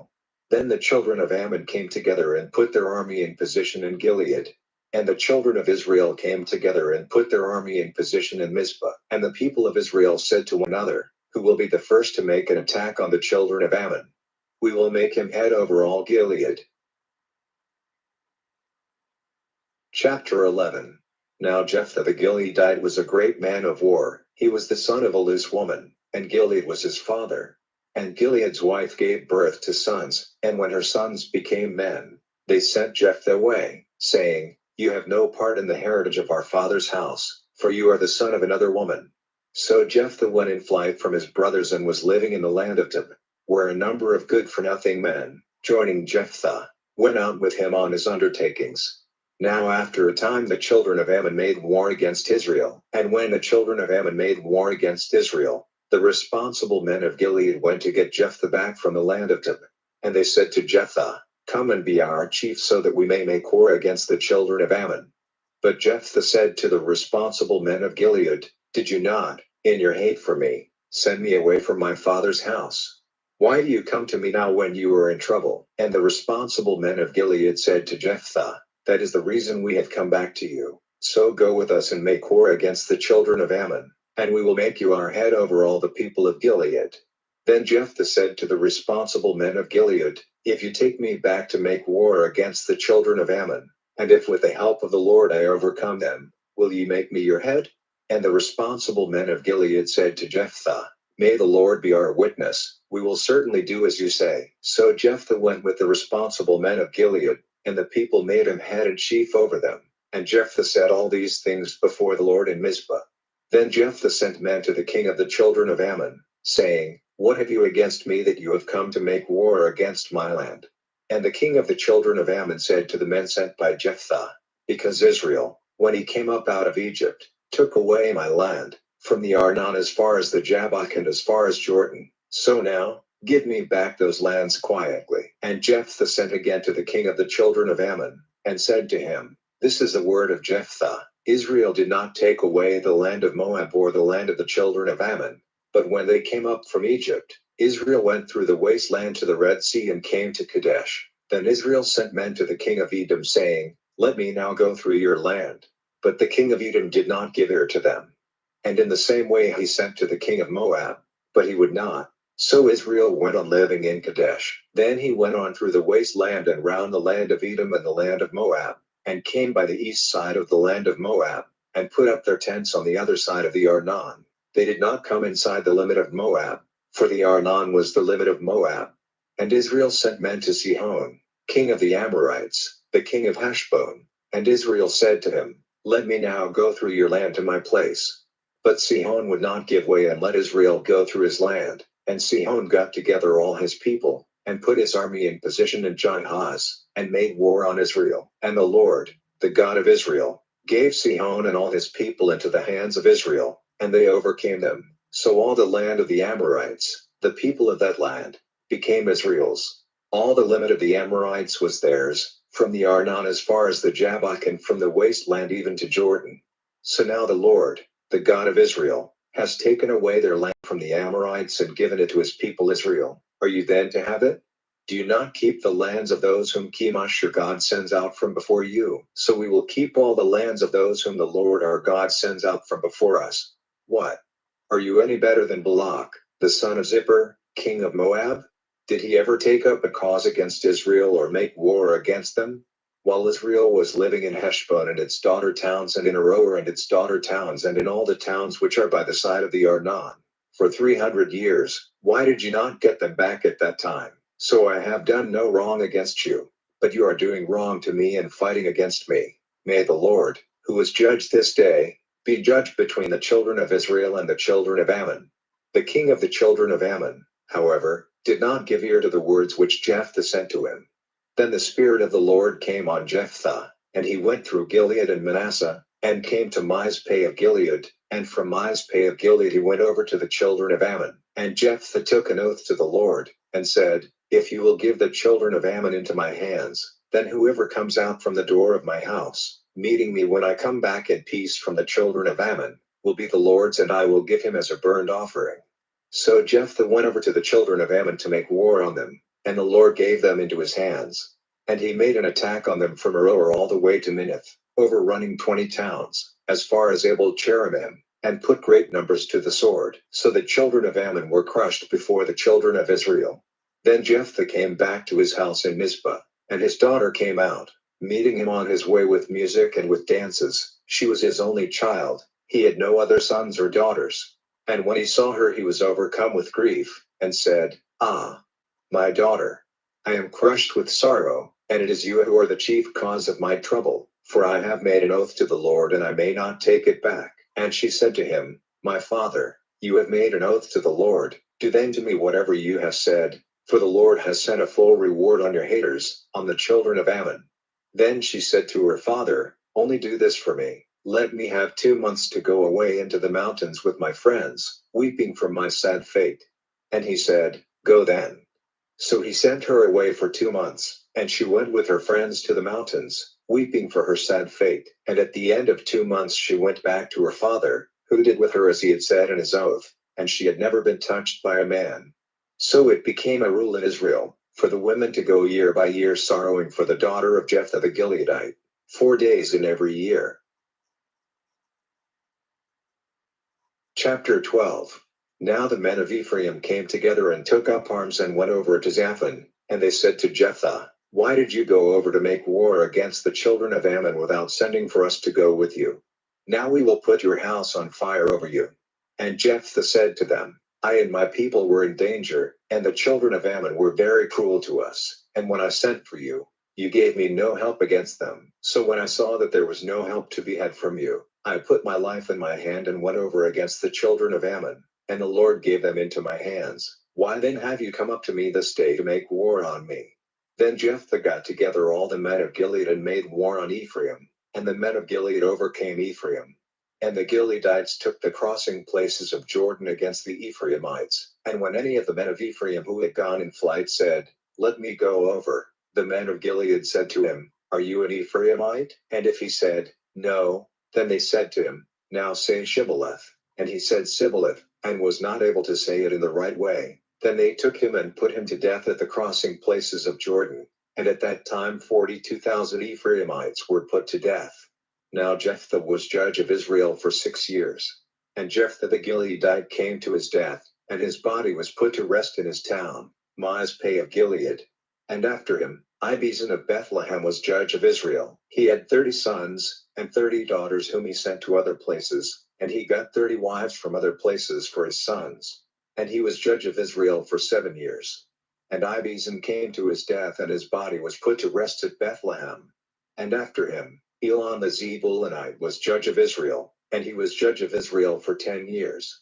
And Elon the Zebulunite came to his death, and his body was put to rest in Ailon in the land of Zebulun. And after him, Abdon, the son of Hillel, the Parathonite, was judge of Israel.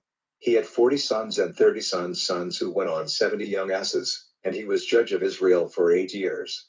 And Abdon, the son of Hillel, came to his death, and his body was put to rest in Pirathon in the land of Ephraim, in the hill country of the Amalekites. Chapter 13. And the children of Israel again did evil in the eyes of the Lord, and the Lord gave them into the hands of the Philistines for 40 years. Now there was a certain man of Zorah of the family of the Danites, and his name was Manoah, and his wife had never given birth to a child. And the angel of the Lord came to the woman, and said to her, "See now, though you have never given birth to children, you will be with child and give birth to a son. Now then take care to have no wine or strong drink, and to take no unclean thing for food, for you are with child and will give birth to a son. His hair is never to be cut, for the child is to be separate to God from his birth, and he will take up the work of freeing Israel from the hands of the Philistines." Then the woman came in, and said to her husband, "A man came to me, and his form was like the form of a god, causing great fear. I put no question to him about where he came from, and he did not give me his name, but he said to me, 'You are with child and will give birth to a son. And now do not take any wine or strong drink, or let anything unclean be your food, for the child will be separate to God from his birth to the day of his death.'" Then Manoah made prayer to the Lord, and said, "O Lord, let the man of God whom you sent come to us again, and make clear to us what we are to do for the child who is to come." And God gave ear to the voice of Manoah, and the angel of God came to the woman again when she was seated in the field, but her husband Manoah was not with her. So the woman, running quickly, gave her husband the news, saying, "I have seen the man who came to me the other day." And Manoah got up and went after his wife, and came up to the man and said to him, "Are you the man who was talking to this woman?" And he said, "I am." And Manoah said, "Now when your words come true, what is to be the rule for the child, and what will be his work?" And the angel of the Lord said to Manoah, "Let the woman take note of what I have said to her. She is to have nothing which comes from the vine for her food, and let her take no wine or strong drink or anything which is unclean. Let her take care to do all I have given her orders to do." And Manoah said to the angel of the Lord, "Now let us keep you while we make ready a young goat for you." And the angel of the Lord said to Manoah, "Though you keep me, I will not take of your food, but if you will make a burnt offering, let it be offered to the Lord." For it had not come into Manoah's mind that he was the angel of the Lord. Then Manoah said to the angel of the Lord, "What is your name, so that when your words come true we may give you honor?" But the angel of the Lord said to him, "Why are you questioning me about my name, seeing that it is a wonder?" So Manoah took the young goat with its meal offering, offering it on the rock to the Lord, who did strange things. And when the flame went up to heaven from the altar, the angel of the Lord went up in the flame of the altar, while Manoah and his wife were looking on, and they went down on their faces to the earth. But the angel of the Lord was seen no more by Manoah and his wife. Then it was clear to Manoah that he was the angel of the Lord.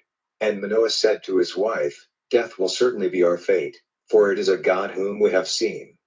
But his wife said to him, "If the Lord was purposing our death, he would not have taken our burnt offering and our meal offering, or have given us such orders about the child." So the woman gave birth to a son, and gave him the name Samson, and he became a man, and the blessing of the Lord was on him. And the Spirit of the Lord first came on him in Mahanadan, between Zorah and Eshtaol. Chapter 14. Now Samson went down to Timnah, and saw a woman in Timnah, of the daughters of the Philistines. And when he came back, he said to his father and mother, I have seen a woman in Timnah, of the daughters of the Philistines. Get her now for me for my wife. Then his father and mother said to him, Is there no woman among the daughters of your relations or among all my people, that you have to go for your wife to the Philistines, who are without circumcision? But Samson said to his father, Get her for me, for she is pleasing to me. Now his father and mother had no knowledge that this was the purpose of the Lord, who had the destruction of the Philistines in mind.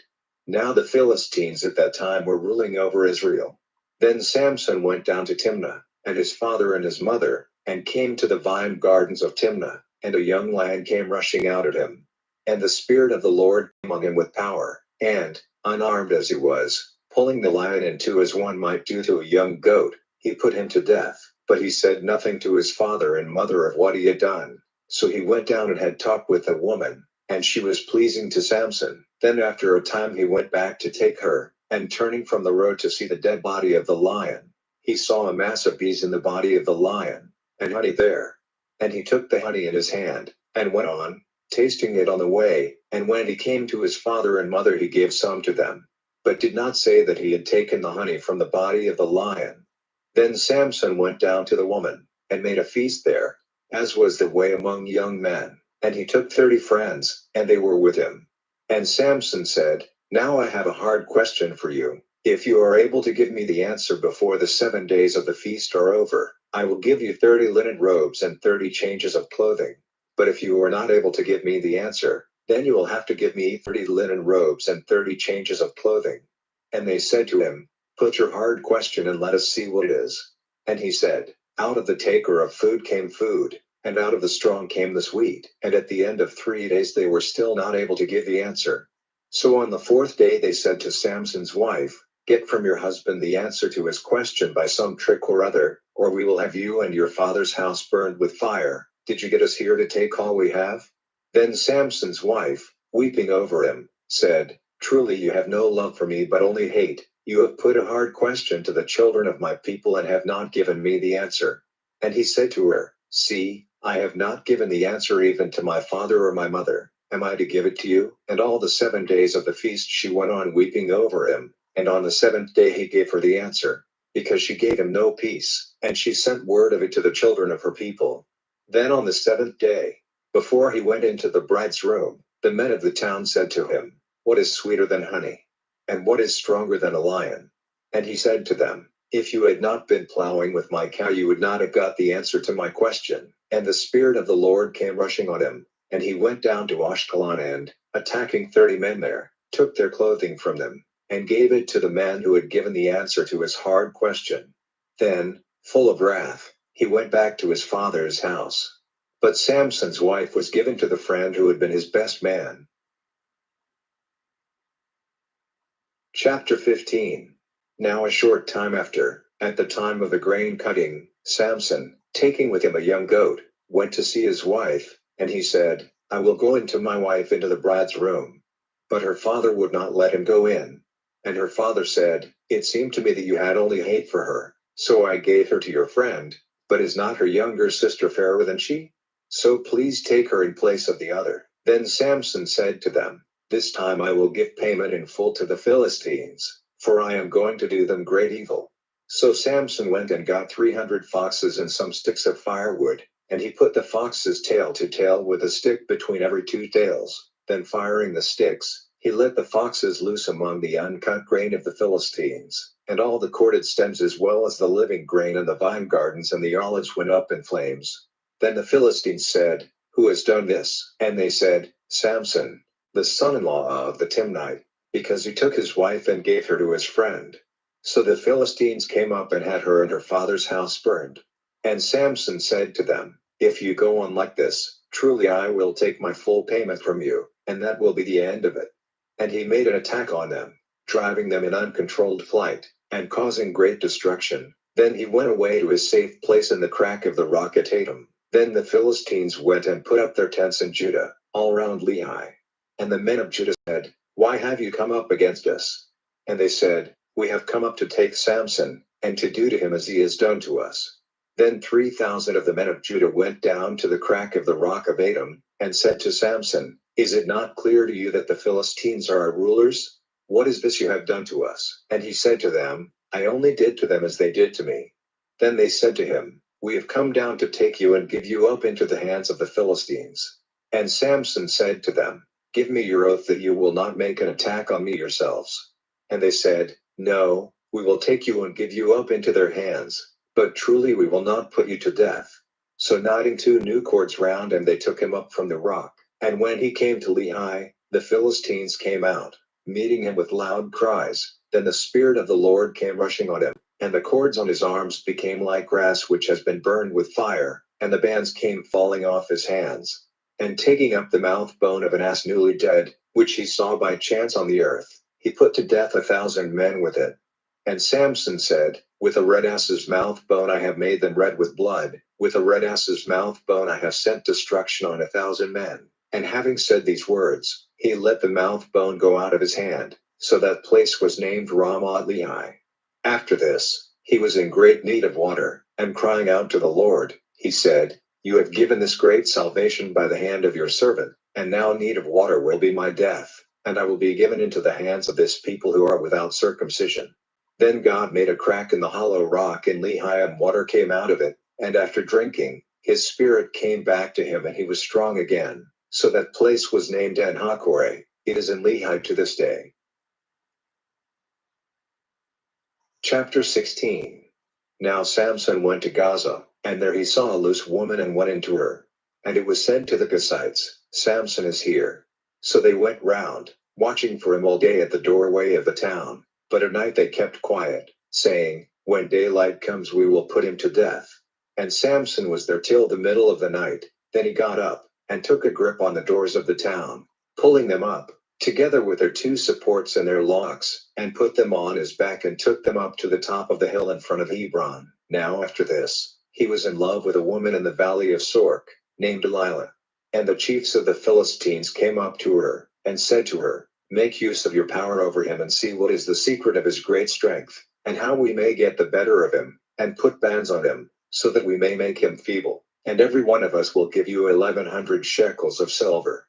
So Delilah said to Samson, "Make clear to me now what is the secret of your great strength, and how you may be put in bands and made feeble." And Samson said to her, "If 7 new bow cords which have never been made dry are knotted round me, I will become feeble and will be like any other man." So the chiefs of the Philistines gave her 7 new bow cords which had never been made dry, and she had them tightly knotted round him. Now she had men waiting secretly in the inner room, and she said to him, "The Philistines are on you, Samson." And the cords were broken by him as a twist of thread is broken when touched by a flame. So the secret of his strength did not come to light. Then Delilah said to Samson, "See, you have been making sport of me with false words. Now, say truly, how may you be put in bands?" And he said to her, "If they only put round me new thick cords which have never been used, then I will become feeble and will be like any other man." So Delilah took new thick cords, knotting them tightly round him, and said to him, "The Philistines are on you, Samson." And men were waiting secretly in the inner room. And the cords were broken off his arms like threads. Then Delilah said to Samson, "Up to now you have made sport of me with false words. Now say truly, how may you be put in bands?" And he said to her, "If you get the 7 twists of my hair worked into the cloth you are making and fixed with a pin, I will become feeble and will be like any other man." So while he was sleeping she got the 7 twists of his hair worked into her cloth and fixed with a pin, and said to him, "The Philistines are on you, Samson." Then awaking from his sleep, he got up quickly, pulling up cloth and machine together. And she said to him, "Why do you say you are my lover when your heart is not mine? 3 times you made sport of me, and have not made clear to me the secret of your great strength." So day after day she gave him no peace, forever questioning him till his soul was troubled to death. And opening all his heart to her, he said to her, "My head has never been touched by a blade, for I have been separate to God from the day of my birth. If my hair is cut off, then my strength will go from me and I will become feeble, and will be like any other man." And when Delilah saw that he had let her see into his heart, she sent word to the chiefs of the Philistines, saying, "Come up this time, for he has let out all his heart to me." Then the chiefs of the Philistines came to her, with the money in their hands, and she made him go to sleep on her knees. And she sent for a man and had his 7 twists of hair cut off, and while it was being done he became feeble and his strength went from him. Then she said, "The Philistines are on you, Samson." And awaking from his sleep, he said, "I will go out as at other times, shaking myself free." But he was not conscious that the Lord had gone from him. So the Philistines took him and put out his eyes. Then they took him down to Gaza, and, chaining him with bands of brass, put him to work crushing grain in the prison house. But the growth of his hair was starting again after it had been cut off. And the chiefs of the Philistines came together to make a great offering to Dagon their god, and to be glad, for they said, "Our God has given into our hands Samson our hater." And when the people saw him, they gave praise to their God, for they said, "Our God has given into our hands the one who was fighting against us, who made our country waste, and who put great numbers of us to death." Now when their hearts were full of joy, they said, "Send for Samson to make sport for us." And they sent for Samson out of the prison house, and he made sport before them, and they put him between the pillars. And Samson said to the boy who took him by the hand, "Let me put my hand on the pillars supporting the house, so that I may put my back against them." Now the house was full of men and women, and all the lords of the Philistines were there, and about 3,000 men and women were on the roof, looking on while Samson made sport. And Samson, crying out to the Lord, said, "O Lord God, do have me now in mind, and do make me strong only this once, O God, so that I may take one last payment from the Philistines for my 2 eyes." Then Samson put his arms round the 2 middle pillars supporting the house, putting his weight on them, on one with his right hand and on the other with his left. And Samson said, "Let death overtake me with the Philistines." And he put out all his strength, and the house came down on the chiefs and on all the people who were in it. The dead whom he sent to destruction by his death were more than all those on whom he had sent destruction in his life. Then his brothers and his father's people came down and took him up and put his body to rest in the earth between Zorah and Eshtel in the resting place of Manoah his father. And he had been judge of Israel for 20 years. Chapter 17. Now there was a man of the hill country of Ephraim named Micah. And he said to his mother, "The 1,100 shekels of silver which were taken from you, about which you took an oath and said in my hearing, I have given this silver to the Lord from my hand for myself, to make a pictured image and a metal image. See, I have the silver, for I took it. So now I will give it back to you." And his mother said, "May the blessing of the Lord be on my son." And he gave back the 1,100 shekels of silver to his mother. And his mother said, "I have made the silver holy to the Lord for me for my son, to make a pictured image and a metal image." So he gave the silver back to his mother. Then his mother took 200 shekels of silver and gave them to a metal worker who made a pictured image and a metal image from them. And it was in the house of Micah.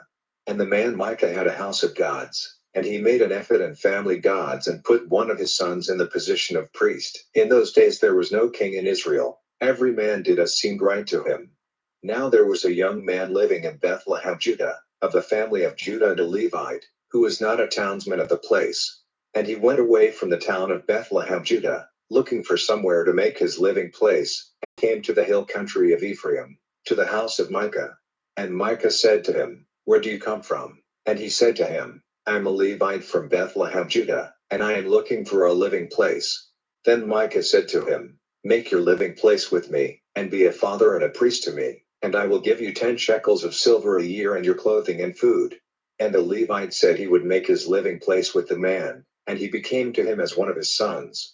And Micah gave the position to the Levite, and the young man became his priest, and was in the house of Micah. Then Micah said, "Now I am certain that the Lord will do me good, seeing that the Levite has become my priest."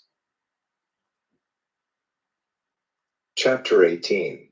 In those days there was no king in Israel, and in those days the Danites were looking for a heritage for themselves, to be their living place, for up to that time no distribution of land had been made to them among the tribes of Israel.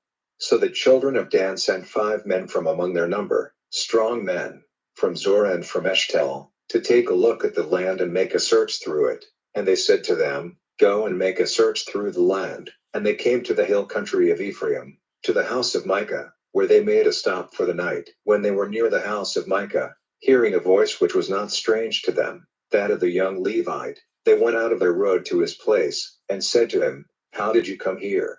And what are you doing in this place?" And why are you here? And he said to them, This is what Micah did for me. And he gave me payment and I became his priest. Then they said, Do get directions from God for us, to see if the journey on which we are going will have a good outcome. And the priest said to them, Go in peace, your way is guided by the Lord. Then the 5 men went on their way and came to Lish and saw the people who were there, living without thought of danger, like the Zidonians, quiet and safe, for they had everything on earth for their needs, and they were far from the Zidonians and had no business with Aram. So they came back to their brothers in Zorah and Eshtaol, and their brothers said to them, What news have you? And they said, Up, and let us go against Lish, for we have seen the land, and it is very good. Why are you doing nothing? Do not be slow to go in and take the land for your heritage.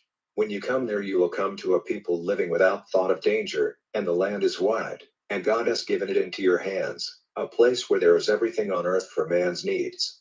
So 600 men of the Danites from Zorah and Eshtaol went out armed with instruments of war, and they went up and put up their tents in Kiriath Jearim in Judah, so that place is named Mahane-dan to this day.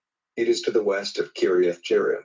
From there they went on to the hill country of Ephraim and came to the house of Micah.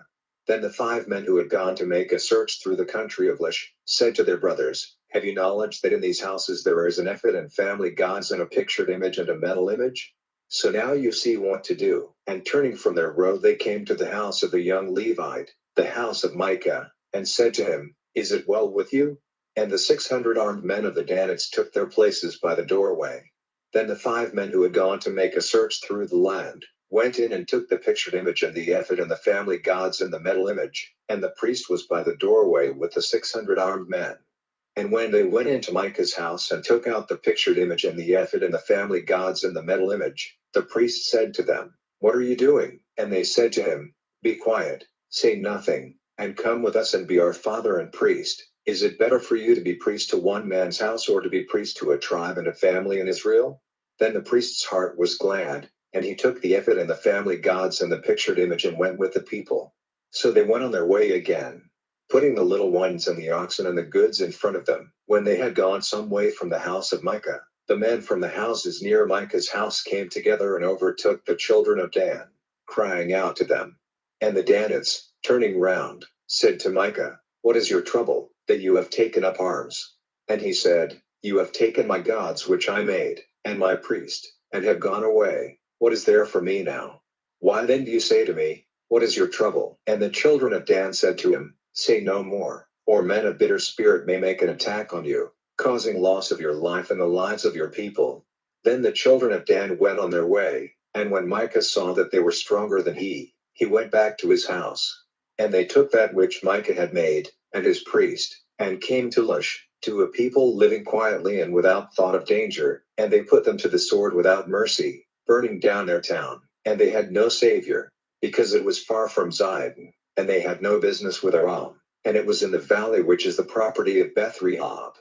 And building up the town again they took it for their living place.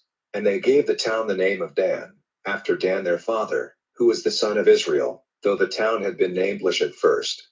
And the children of Dan put up the pictured image for themselves, and Jonathan, the son of Gershom, the son of Moses, and his sons were priests for the tribe of the Danites till the day when the ark was taken prisoner. And they put up for themselves the image which Micah had made, and it was there all the time that the house of God was in Shiloh. Chapter 19. Now in those days, when there was no king in Israel, a certain Levite was living in the inmost parts of the hill country of Ephraim, and he got for himself a servant wife from Bethlehem, Judah. And his servant wife was angry with him, and went away from him to her father's house of Bethlehem, Judah, and was there for 4 months. Then her husband got up and went after her, with the purpose of talking kindly to her, and taking her back with him. He had with him his young man and 2 asses, and she took him into her father's house. And her father, when he saw him, came forward to him with joy. And his father-in-law, the girl's father, kept him there for 3 days, and they had food and drink and took their rest there. Now on the 4th day they got up early in the morning, and he made ready to go away. But the girl's father said to his son-in-law, Take a little food to keep up your strength, and then go on your way. So seating themselves they had food and drink, the 2 of them together. And the girl's father said to the man, If it is your pleasure, take your rest here tonight, and let your heart be glad. And the man got up to go away. But his father-in-law would not let him go. So he took his rest there again for the night. Then early on the morning of the 5th day he got up to go away. But the girl's father said, "Keep up your strength." So the two of them had a meal, and the man and his woman and his servant did not go till after the middle of the day. And when they got up to go away, his father-in-law, the girl's father, said to him, "Now evening is coming on, so do not go tonight. See, the day is almost gone. Take your rest here and let your heart be glad, and tomorrow early, go on your way back to your house." But the man would not be kept there that night. And he got up and went away and came opposite to Jebus, which is Jerusalem, and he had with him the 2 asses, ready for traveling, and his woman. When they got near Jebus the day was far gone, and the servant said to his master, "Now let us go from our road into this town of the Jebusites and take our night's rest there." But his master said to him, "We will not go out of our way into a strange town, whose people are not of the children of Israel, but we will go on to Gibeah." And he said to his servant, "Come, let us go on to one of these places, stopping for the night in Gibeah or Ramah." So they went on their way, and the sun went down when they were near Gibeah in the land of Benjamin. And they went off the road there with the purpose of stopping for the night in Gibeah, and he went in, seating himself in the street of the town, for no one took them into his house for the night.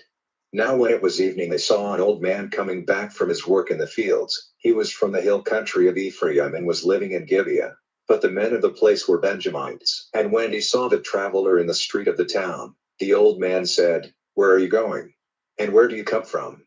And he said to him, "We are on our way from Bethlehem, Judah to the inmost parts of the hill country of Ephraim. I came from there and went to Bethlehem, Judah. Now I am on my way back to my house, but no man will take me into his house. But we have dry grass and food for our asses, as well as bread and wine for me, and for the woman, and for the young man with us. We have no need of anything." And the old man said, "Peace be with you. Let all your needs be my care. Only do not take your rest in the street." So he took them into his house and gave the asses food, and after washing their feet they took food and drink. While they were taking their pleasure at the meal, the good-for-nothing men of the town came round the house, giving blows on the door, and they said to the old man, the master of the house, "Send out that man who came to your house, so that we may take our pleasure with him." So the man, the master of the house, went out to them, and said, "No, my brothers, do not this evil thing. This man has come into my house, and you are not to do him this wrong. See, here is my daughter, a virgin, and his servant wife. I will send them out for you to take them with them whatever you will. But do no such thing of shame to this man." But the men would not give ear to him, so the man took his woman and sent her out to them, and they took her by force, using her for their pleasure all night till the morning, and when dawn came they let her go. Then at the dawn of day the woman came, and, falling down at the door of the man's house where her master was stretched there till it was light. In the morning her master got up, and opening the door of the house went out to go on his way, and he saw his servant wife stretched on the earth at the door of the house with her hands on the step. And he said to her, "Get up and let us be going." But there was no answer, so he took her up and put her on the ass, and went on his way and came to his house. And when he had come to his house, he got his knife, and took the woman, cutting her up bone by bone into 12 parts, which he sent through all Israel. And he gave orders to the men whom he sent, saying, "This is what you are to say to all the men of Israel. Has ever an act like this been done from the day when the children of Israel came out of Egypt to this day? Give thought to it, turning it over in your minds, and give your opinion of it." Chapter 20. Then all the children of Israel took up arms, and the people came together like one man, from Dan to Beersheba, and the land of Gilead, before the Lord at Mizpah. And the chiefs of the people, out of all the tribes of Israel, took their places in the meeting of the people of God, 400,000 footmen armed with swords. Now the children of Benjamin had word that the children of Israel had gone up to Mizpah.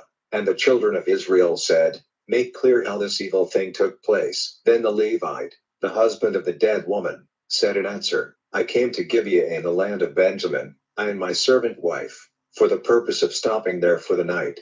And the townsmen of Gibeah came together against me, going round the house on all sides by night. It was their purpose to put me to death. And my servant wife was violently used by them and is dead. So I took her, cutting her into parts which I sent through all the country of the heritage of Israel, for they have done an act of shame in Israel. Here you all are, you children of Israel. Give now your suggestions about what is to be done. Then all the people got up as one man and said, not one of us will go to his tent or go back to his house, but this is what we will do to Gibeah. We will go up against it by the decision of the Lord, and we will take 10 men out of every 100, through all the tribes of Israel, 100 out of every 1,000, 1,000 out of every 10,000, to get food for the people, so that they may give to Gibeah of Benjamin the right punishment for the act of shame they have done in Israel. So all the men of Israel were banded together against the town, united like one man. And the tribes of Israel sent men through all the tribe of Benjamin, saying, what is this evil which has been done among you? Now give up those good for nothing persons in Gibeah so that we may put them to death, clearing away the evil from Israel.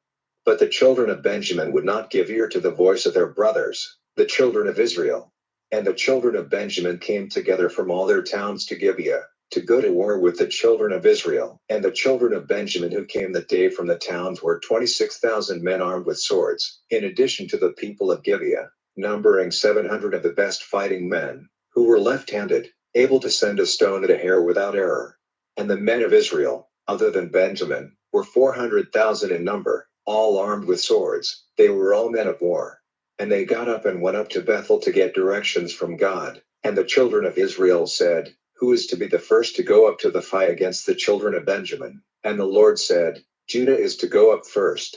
So the children of Israel got up in the morning and put themselves in position against Gibeah. And the men of Israel went out to war against Benjamin, and the men of Israel put their forces in fighting order against them at Gibeah. Then the children of Benjamin came out from Gibeah, cutting down 22,000 of the Israelites that day. But the people, the men of Israel, taking heart again, put their forces in order and took up the same position as on the first day. Now the children of Israel went up, weeping before the Lord till evening, requesting the Lord and saying, am I to go forward again to the fight against the children of Benjamin my brother? And the Lord said, go up against him. So the children of Israel went forward against the children of Benjamin the second day. And the second day Benjamin went out against them from Gibeah, cutting down 18,000 men of the children of Israel, all swordsmen. Then all the children of Israel, and all the people, went up to Bethel, weeping and waiting there before the Lord, going without food all day till evening, and offering burnt offerings and peace offerings before the Lord. And the children of Israel made request to the Lord, for the ark of the agreement of the Lord was there in those days, and Phinehas, the son of Eleazar, the son of Aaron, was in his place before it, and said, am I still to go on with the fight against the children of Benjamin my brother, or am I to give it up? And the Lord said, go on, for tomorrow I will give him into your hands. So Israel put men secretly all round Gibeah to make a surprise attack on it. And the children of Israel went up against the children of Benjamin on the third day, and put themselves in fighting order against Gibeah as before. And the children of Benjamin went out against the people, moving away from the town, and as before, at their first attack, they put to death about 30 men of Israel on the highways, of which one goes up to Bethel and the other to Gibeah, and in the open country.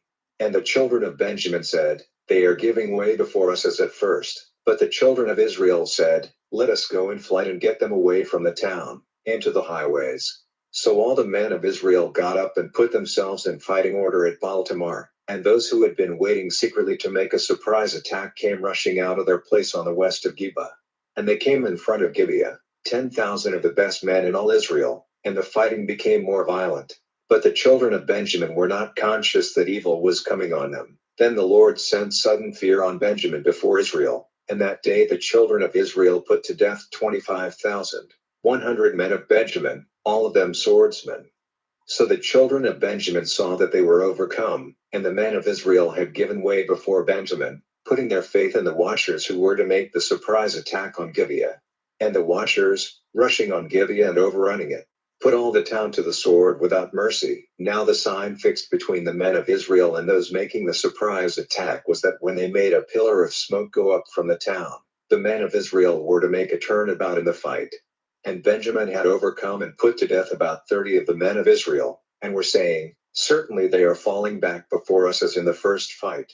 Then the sign went up out of the town and the pillar of smoke, and the Benjamites, turning back, saw all the town going up in smoke to heaven, and the men of Israel had made a turnabout, and the men of Benjamin were overcome with fear, for they saw that evil had overtaken them. So turning their backs on the men of Israel, they went in the direction of the wasteland, but the fight overtook them, and those who came out of the town were heading them off and putting them to the sword. And crushing Benjamin down, they went after them, driving them from Nohah as far as the east side of Gibeah. 18,000 men of Benjamin came to their death, all strong men of war, and turning, they went in flight to the rock of Rimmon in the wasteland, and on the highways 5,000 of them were cut off by the men of Israel, who, pushing on hard after them to Geba, put to death 2,000 more. So 25,000 of the swordsmen of Benjamin came to their end that day, all strong men of war. But 600 men, turning back, went in flight to the rock of Rimmon in the wasteland, and were living on the rock of Rimmon for 4 months. And the men of Israel, turning again against the children of Benjamin, put to the sword without mercy all the towns and the cattle and everything there was, burning every town which came into their hands. Chapter 21. Now the men of Israel had taken an oath in Mizpah, saying, not one of us will give his daughter as a wife to Benjamin.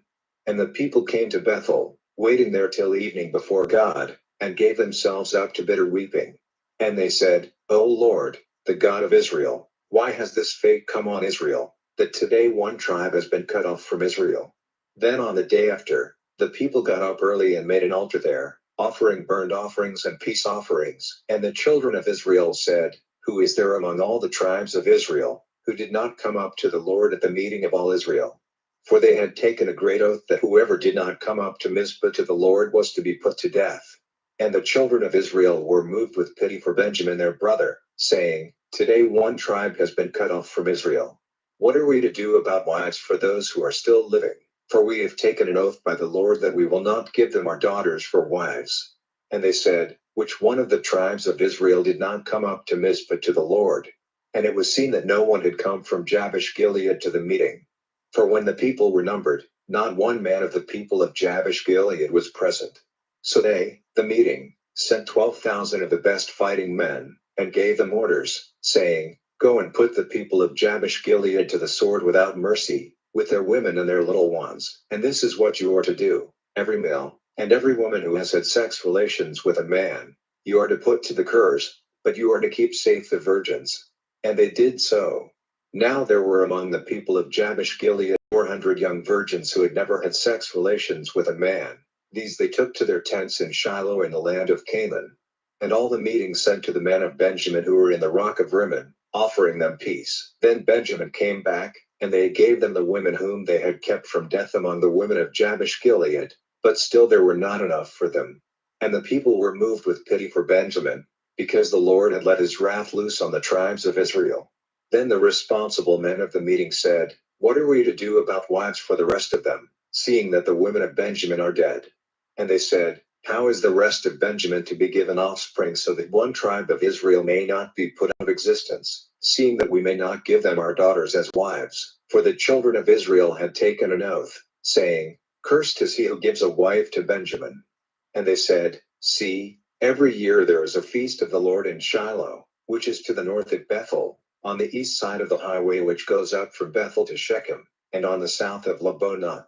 And they said to the men of Benjamin, go into the vine gardens, waiting there secretly, and watching. And if the daughters of Shiloh come out to take part in the dances, then come from the vine gardens and take a wife for every one of you from among the daughters of Shiloh, and go back to the land of Benjamin. And when their fathers or their brothers come and make trouble, you are to say to them, give them to us as an act of grace, for we did not take them as wives for ourselves in war. And if you yourselves had given them to us, you would have been responsible for the broken oath.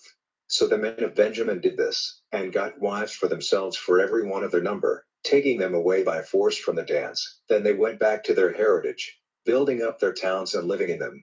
Then the children of Israel went away from there, every man to his tribe and his family. Every man went back to his heritage. In those days there was no king in Israel. Every man did what seemed right to him. Bible in Basic English. The Book of Ruth. Chapter 1. Now there came a time, in the days of the judges, when there was no food in the land. And a certain man went from Bethlehem, Judah, he and his wife and his 2 sons, to make a living place in the country of Moab. And the name of the man was Elimelech, and the name of his wife Naomi, and the name of his 2 sons Mahlon and Chilion, Ephrathites of Bethlehem, Judah. And they came into the country of Moab, and were there for some time. And Elimelech, Naomi's husband, came to his end, and only her 2 sons were with her. And they took 2 women of Moab as their wives. The name of the one was Orpah, and the name of the other Ruth, and they went on living there for about 10 years. And Mahlon and Chilion came to their end, and the woman was without her 2 sons and her husband.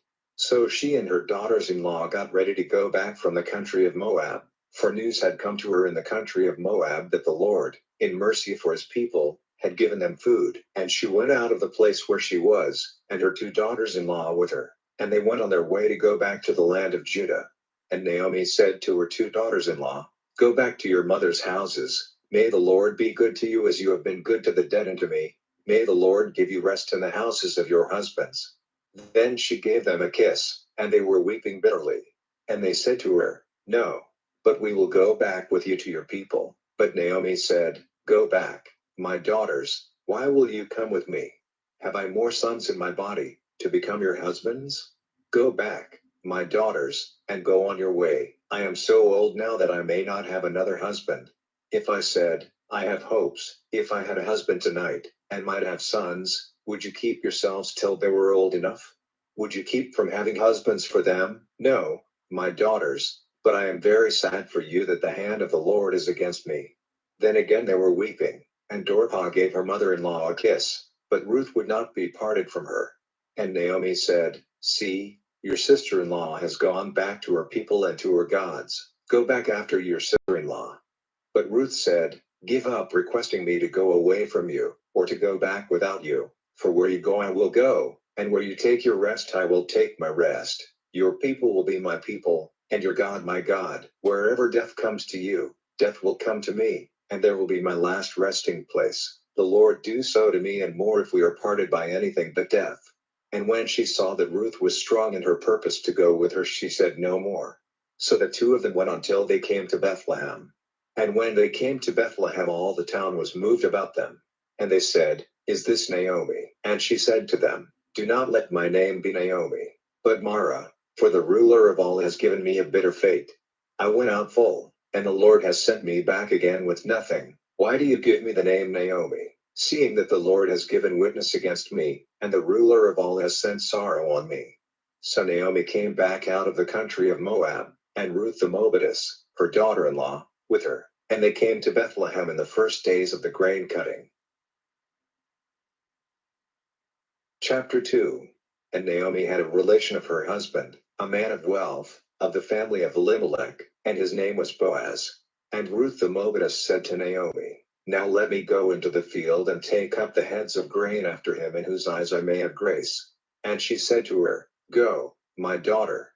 And she went, and came and took up the heads of grain in the field after the cutters. And by chance she went into the part of the field which was the property of Boaz, who was of the family of Elimelech. And Boaz came from Bethlehem, and said to the grain cutters, "The Lord be with you."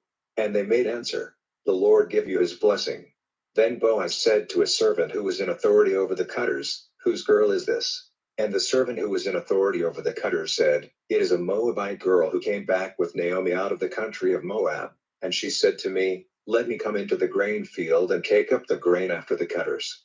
So she came, and has been here from morning till now, without resting even for a minute." Then said Boaz to Ruth, "Give ear to me, my daughter. Do not go to take up the grain in another field, or go away from here, but keep here by my young women. Keep your eyes on the field they are cutting, and go after them. Have I not given orders to the young men not to put a hand on you?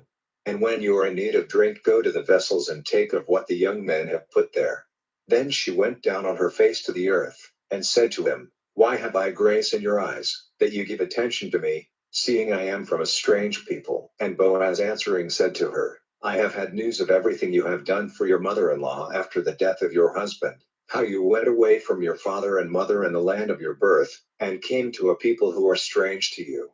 The Lord give you a reward for what you have done, and may a full reward be given to you by the Lord, the God of Israel, under whose wings you have come to take cover. Then she said, May I have grace in your eyes, my lord, for you have given me comfort, and you have said kind words to your servant, though I am not like one of your servants. And at mealtime Boaz said to her, Come here, and take some of the bread, and put your bit into the wine. And she took her seat among the grain cutters, and he gave her dry grain, and she took it, and there was more than enough for her meal. And when she got ready to take up the grain, Boaz gave his young men orders, saying, Let her take it even from among the cut grain, and say nothing to her. And let some heads of grain be pulled out of what has been corded up, and dropped for her to take, and let no sharp word be said to her. So she went on getting together the heads of grain till evening, and after crushing out the seed it came to about an ephah of grain. And she took it up and went into the town, and she let her mother-in-law see what she had got, and after taking enough for herself she gave her the rest. And her mother-in-law said to her, Where did you take up the grain today, and where were you working? May a blessing be on him who gave such attention to you. And she gave her mother-in-law an account of where she had been working, and said, The name of the man with whom I was working today is Boaz. And Naomi said to her daughter-in-law, May the blessing of the Lord, who has at all times been kind to the living and to the dead, be on him. And Naomi said to her, The man is of our family, one of our near relations. And Ruth the Moabitess said, Truly, he said to me, Keep near my young men till all my grain is cut. And Naomi said to Ruth, her daughter-in-law, It is better, my daughter, for you to go out with his servant girls, so that no danger may come to you in another field. So she kept near the servant girls of Boaz to take up the grain till the cutting of the early grain and the cutting of the late grain were ended, and she went on living with her mother-in-law. Chapter 3. And Naomi, her mother-in-law, said to her, My daughter, am I not to get you a resting place where you may be in comfort?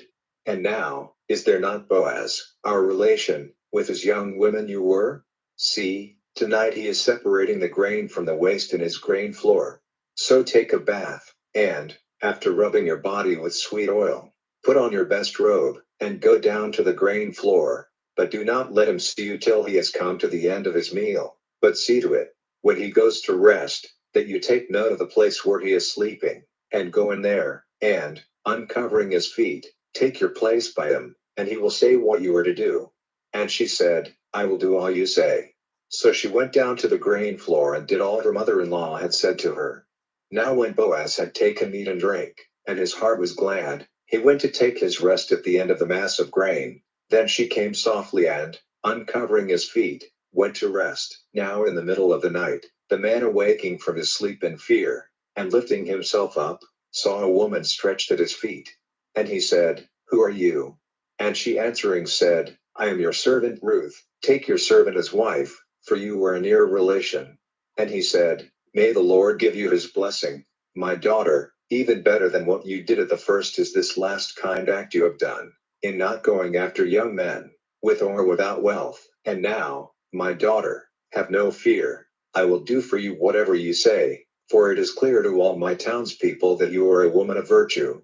Now it is true that I am a near relation, but there is a relation nearer than I take your rest here tonight, and in the morning, if he will do for you what it is right for a relation to do, very well, let him do so, but if he will not, then by the living Lord I myself will do so. And she took her rest at his feet till the morning, and she got up before it was light enough for one to see another. And he said, Let it not come to anyone's knowledge that the woman came to the grain floor. And he said, Take your robe, stretching it out in your hands. And she did so, and he took 6 measures of grain and put them into it, and gave it her to take, and she went back to the town. And when she came back, her mother-in-law said to her, How did it go with you, my daughter? And she gave her an account of all the man had done to her. And she said, He gave me these 6 measures of grain, saying, Do not go back to your mother-in-law with nothing in your hands. Then she said, Do nothing now, my daughter, till you see what will come of this, for the man will take no rest till he has put this thing through. Chapter 4. And Boaz went up to the public place of the town, and took his seat there, and the near relation of whom he had been talking came by. And Boaz, crying out to him by name, said, Come and be seated here. And he came and was seated. Then he got 10 of the responsible men of the town, and said, Be seated here.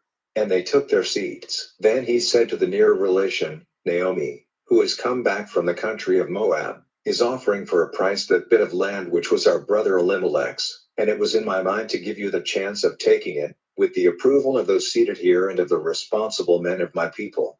If you are ready to do what it is right for a relation to do, then do it. But if you will not do it, say so to me now, for there is no one who has the right to do it but you, and after you myself. And he said, I will do it. Then Boaz said, on the day when you take this field, you will have to take with the truth, the Moabitess, the wife of the dead, so that you may keep the name of the dead living in his heritage. And the nearer relation said, I am not able to do the relation's part, for fear of damaging the heritage I have. You may do it in my place, for I am not able to do it myself. Now, in earlier times this was the way in Israel when property was taken over by a near relation, or when there was a change of owner. To make the exchange certain, one man took off his shoe and gave it to the other, and this was a witness in Israel. So the near relation said to Boaz, take it for yourself. And he took off his shoe.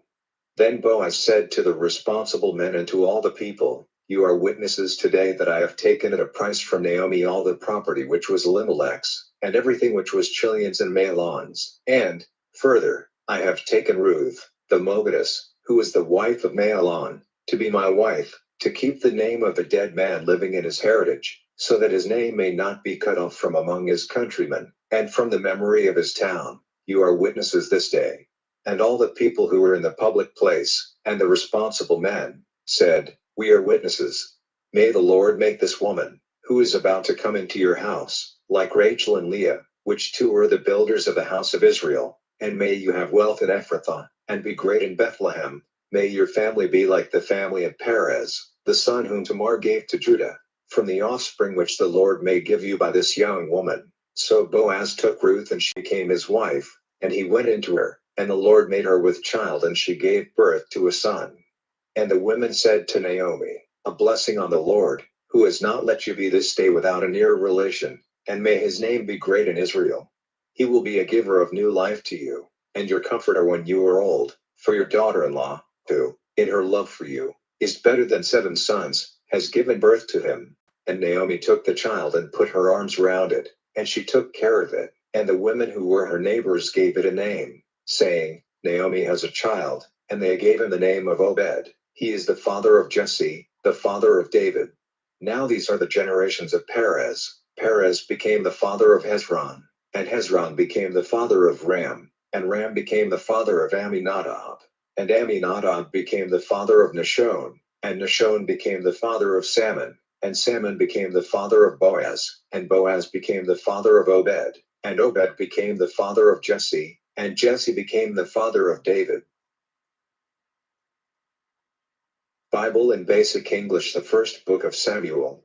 Chapter 1.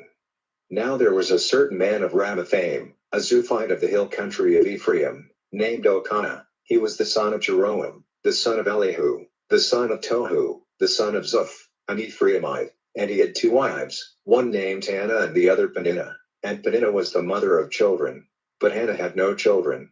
Now this man went up from his town every year to give worship and to make offerings to the Lord of armies in Shiloh. And the 2 sons of Eli, Hophni and Phinehas, the priests of the Lord, were there. And when a day came for Elkanah to make his offering, he gave to Peninnah his wife, and to all her sons and daughters, their part of the feast.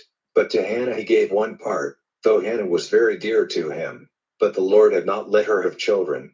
And the other wife did everything possible to make her unhappy, because the Lord had not let her have children, and year by year, whenever she went up to the house of the Lord, she kept on attacking her, so that Hannah gave herself up to weeping and would take no food. Then her husband Elkanah said to her, Hannah, why are you weeping? And why are you taking no food? Why is your heart troubled? Am I not more to you than 10 sons? So after they had taken food and wine in the guest room, Hannah got up. Now Eli the priest was seated by the pillars of the doorway of the temple of the Lord, and with grief in her soul, weeping bitterly, she made her prayer to the Lord, and she made an oath, and said, O Lord of armies, if you will truly take note of the sorrow of your servant, not turning away from me but keeping me in mind, and will give me a man-child, then I will give him to the Lord all the days of his life, and his hair will never be cut. Now while she was a long time in prayer before the Lord, Eli was watching her mouth. For Hannah's prayer came from her heart, and though her lips were moving, she made no sound. So it seemed to Eli that she was overcome with wine. And Eli said to her, "How long are you going to be the worse for drink?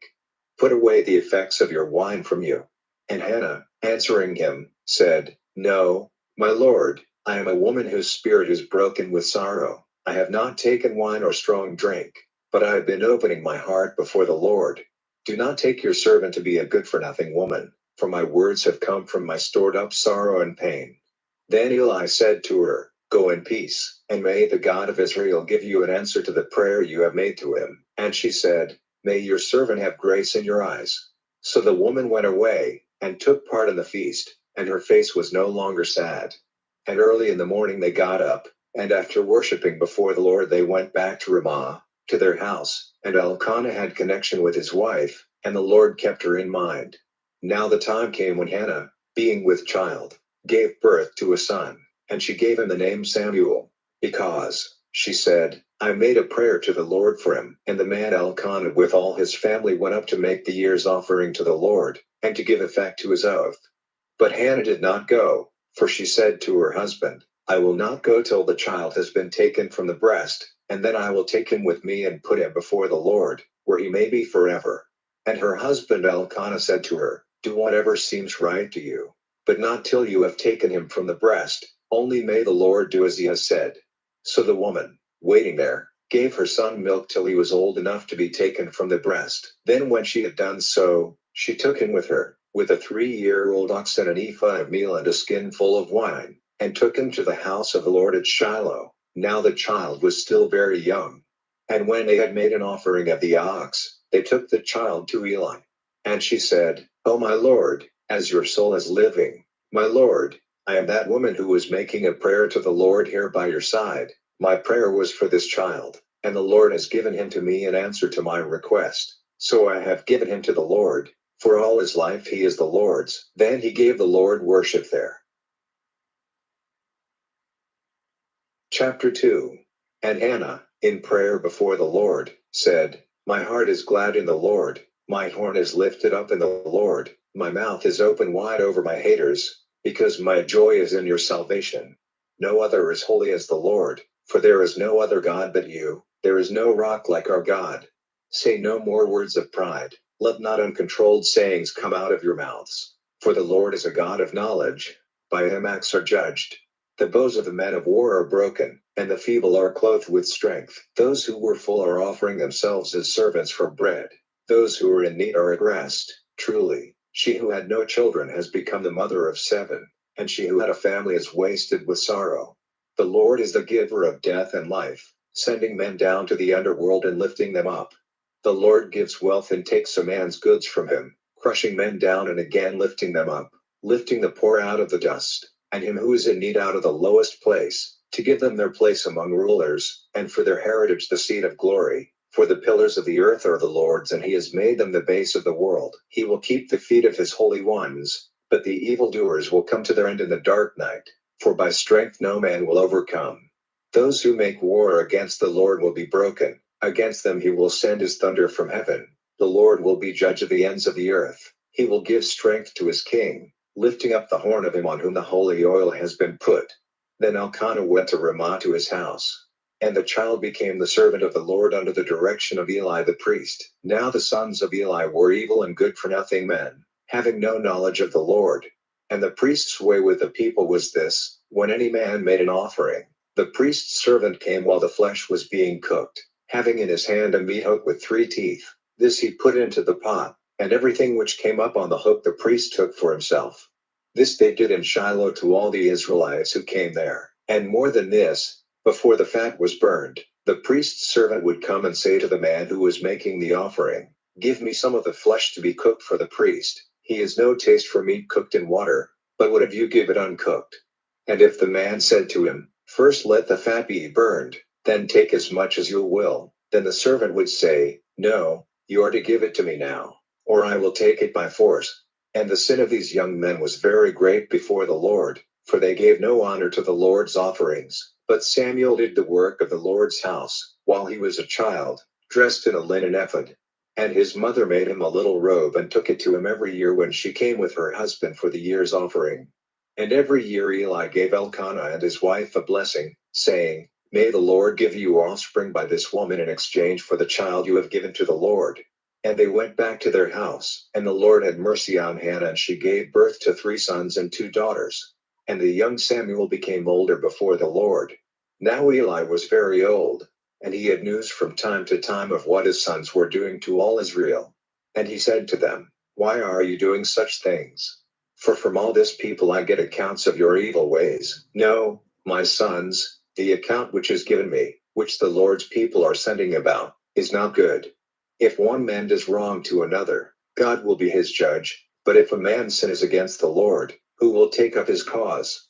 But they gave no attention to the voice of their father, for it was the Lord's purpose to send destruction on them. And the young Samuel, becoming older, had the approval of the Lord and of men. And a man of God came to Eli and said to him, The Lord says, Did I let myself be seen by your father's people when they were in Egypt, servants in Pharaoh's house? Did I take him out of all the tribes of Israel to be my priest and to go up to my altar to make the smoke of the offerings go up and to take up the ephod? Did I give to your father's family all the offerings made by fire by the children of Israel? Why then are you looking with envy on my offerings of meat and of meal which were ordered by my word, honoring your sons before me, and making yourselves fat with all the best of the offerings of Israel, my people?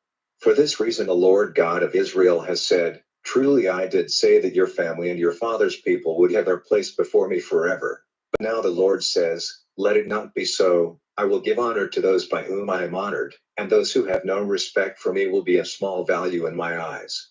See, the days are coming when your arm and the arm of your father's people will be cut off, and never again will there be an old man in your family. But one man of your family will not be cut off by my hand, and his eyes will be made dark, and grief will be in his heart, and all the offspring of your family will come to their end by the sword of men. And this will be the sign to you, which will come on Hophni and Phinehas, your sons. Death will overtake them on the same day.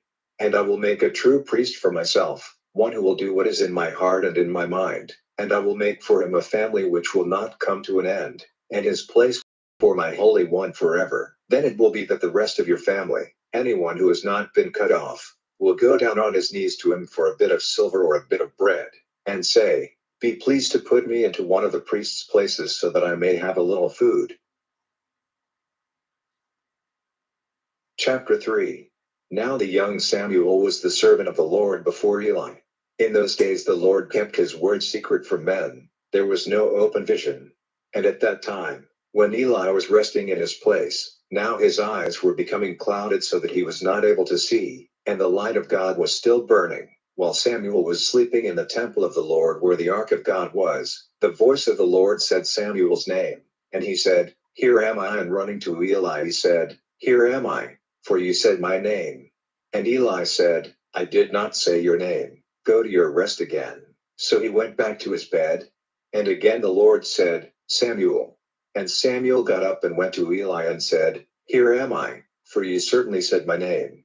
But he said in answer, I said nothing. My son, go to your rest again.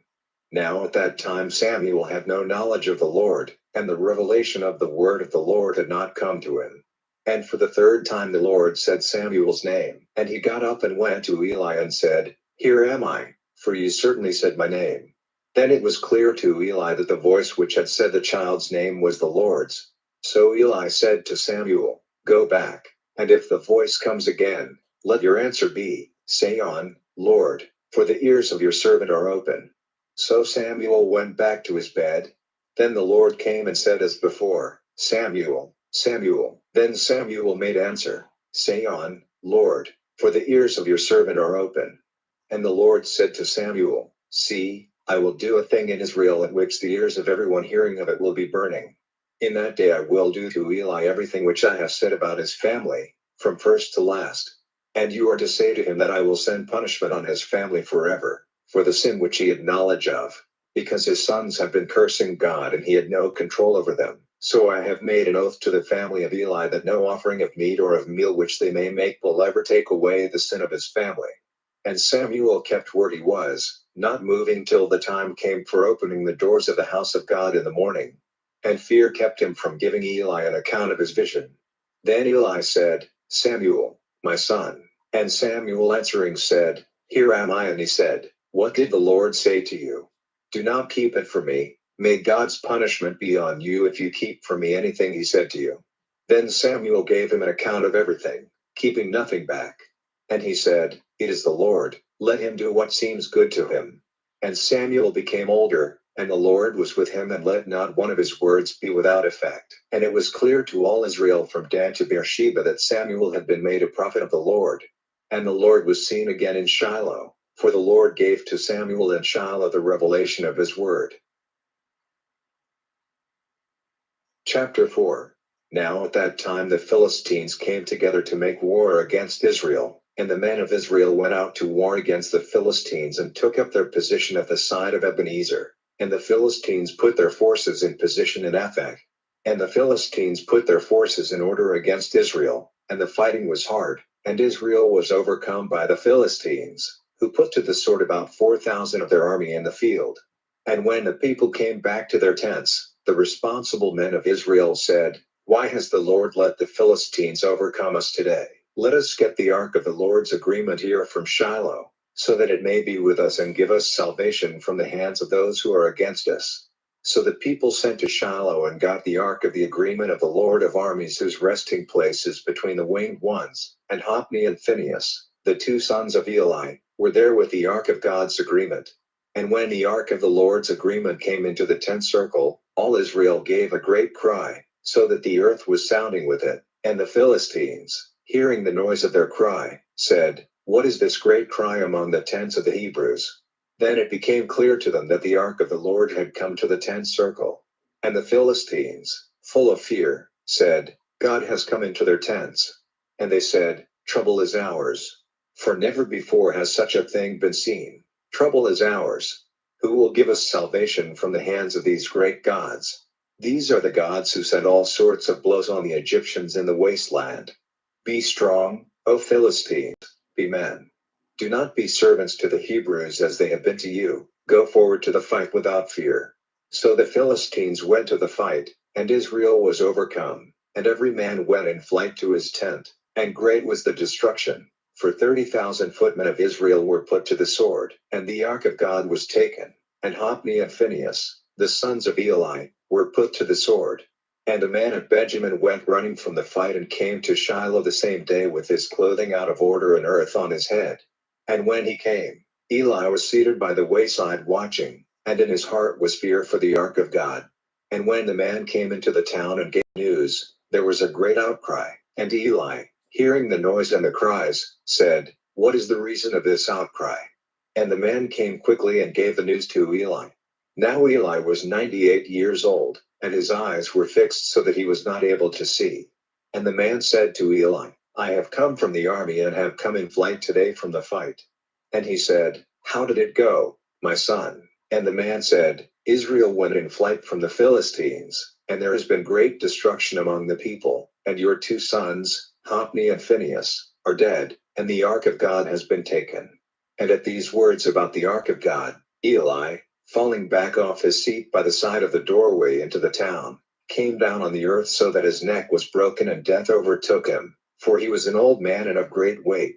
He had been judging Israel for 40 years, and his daughter-in-law, the wife of Phinehas, was with child and near the time when she would give birth. And when she had the news that the ark of God had been taken and that her father-in-law and her husband were dead, her pains came on her suddenly and she gave birth. And when she was very near death, the women who were with her said, Have no fear, for you have given birth to a son. But she made no answer and gave no attention to it. And she gave the child the name of Ichabod, saying, The glory has gone from Israel, because the ark of God was taken and because of her father-in-law and her husband. And she said, The glory is gone from Israel, for the ark of God has been taken. Chapter 5. Now the Philistines, having taken the ark of God, took it with them from Ebenezer to Ashdod. They took the ark of God into the house of Dagon and put it by the side of Dagon. And when the people of Ashdod got up early on the morning after, they saw that Dagon had come down to the earth on his face before the ark of the Lord. And they took Dagon up and put him in his place again. And when they got up early on the morning after, Dagon had come down to the earth on his face before the ark of the Lord, and his head and his hands were broken off on the doorstep. Only the base was in its place. So to this day no priest of Dagon, or any who come into Dagon's house, will put his foot on the doorstep of the house of Dagon in Ashdod. But the hand of the Lord was hard on the people of Ashdod, and he sent disease on them through all the country of Ashdod. And when the men of Ashdod saw how it was, they said, "Let not the ark of the God of Israel be with us, for his hand is hard on us and on Dagon our God." So they sent for all the lords of the Philistines to come together there, and said, "What are we to do with the ark of the God of Israel?" And their answer was, "Let the ark of the God of Israel be taken away to Gath." So they took the ark of the God of Israel away. But after they had taken it away, the hand of the Lord was stretched out against the town for its destruction, and the signs of disease came out on all the men of the town, small and great. So they sent the ark of God to Ekron. And when the ark of God came to Ekron, the people of the town made an outcry, saying, "They have sent the ark of the God of Israel to us for the destruction of us and of our people." So they sent and got together all the lords of the Philistines, and they said, "Send away the ark of the God of Israel, and let it go back to its place, so that it may not be the cause of death to us and to our people." For there was a great fear of death through all the town. The hand of God was very hard on them there. And those men who were not overtaken by death were cruelly diseased, and the cry of the town went up to heaven. Chapter 6. Now the ark of the Lord was in the country of the Philistines for 7 months. And the Philistines sent for the priests and those who were wise in secret arts, and said to them, "What are we to do with the ark of the Lord? How are we to send it away to its place?" And they said, "If you send away the ark of the God of Israel, do not send it without an offering, but send him a sin offering with it. Then you will have peace again, and it will be clear to you why the weight of his hand has not been lifted from you." Then they said, "What sin offering are we to send to him?"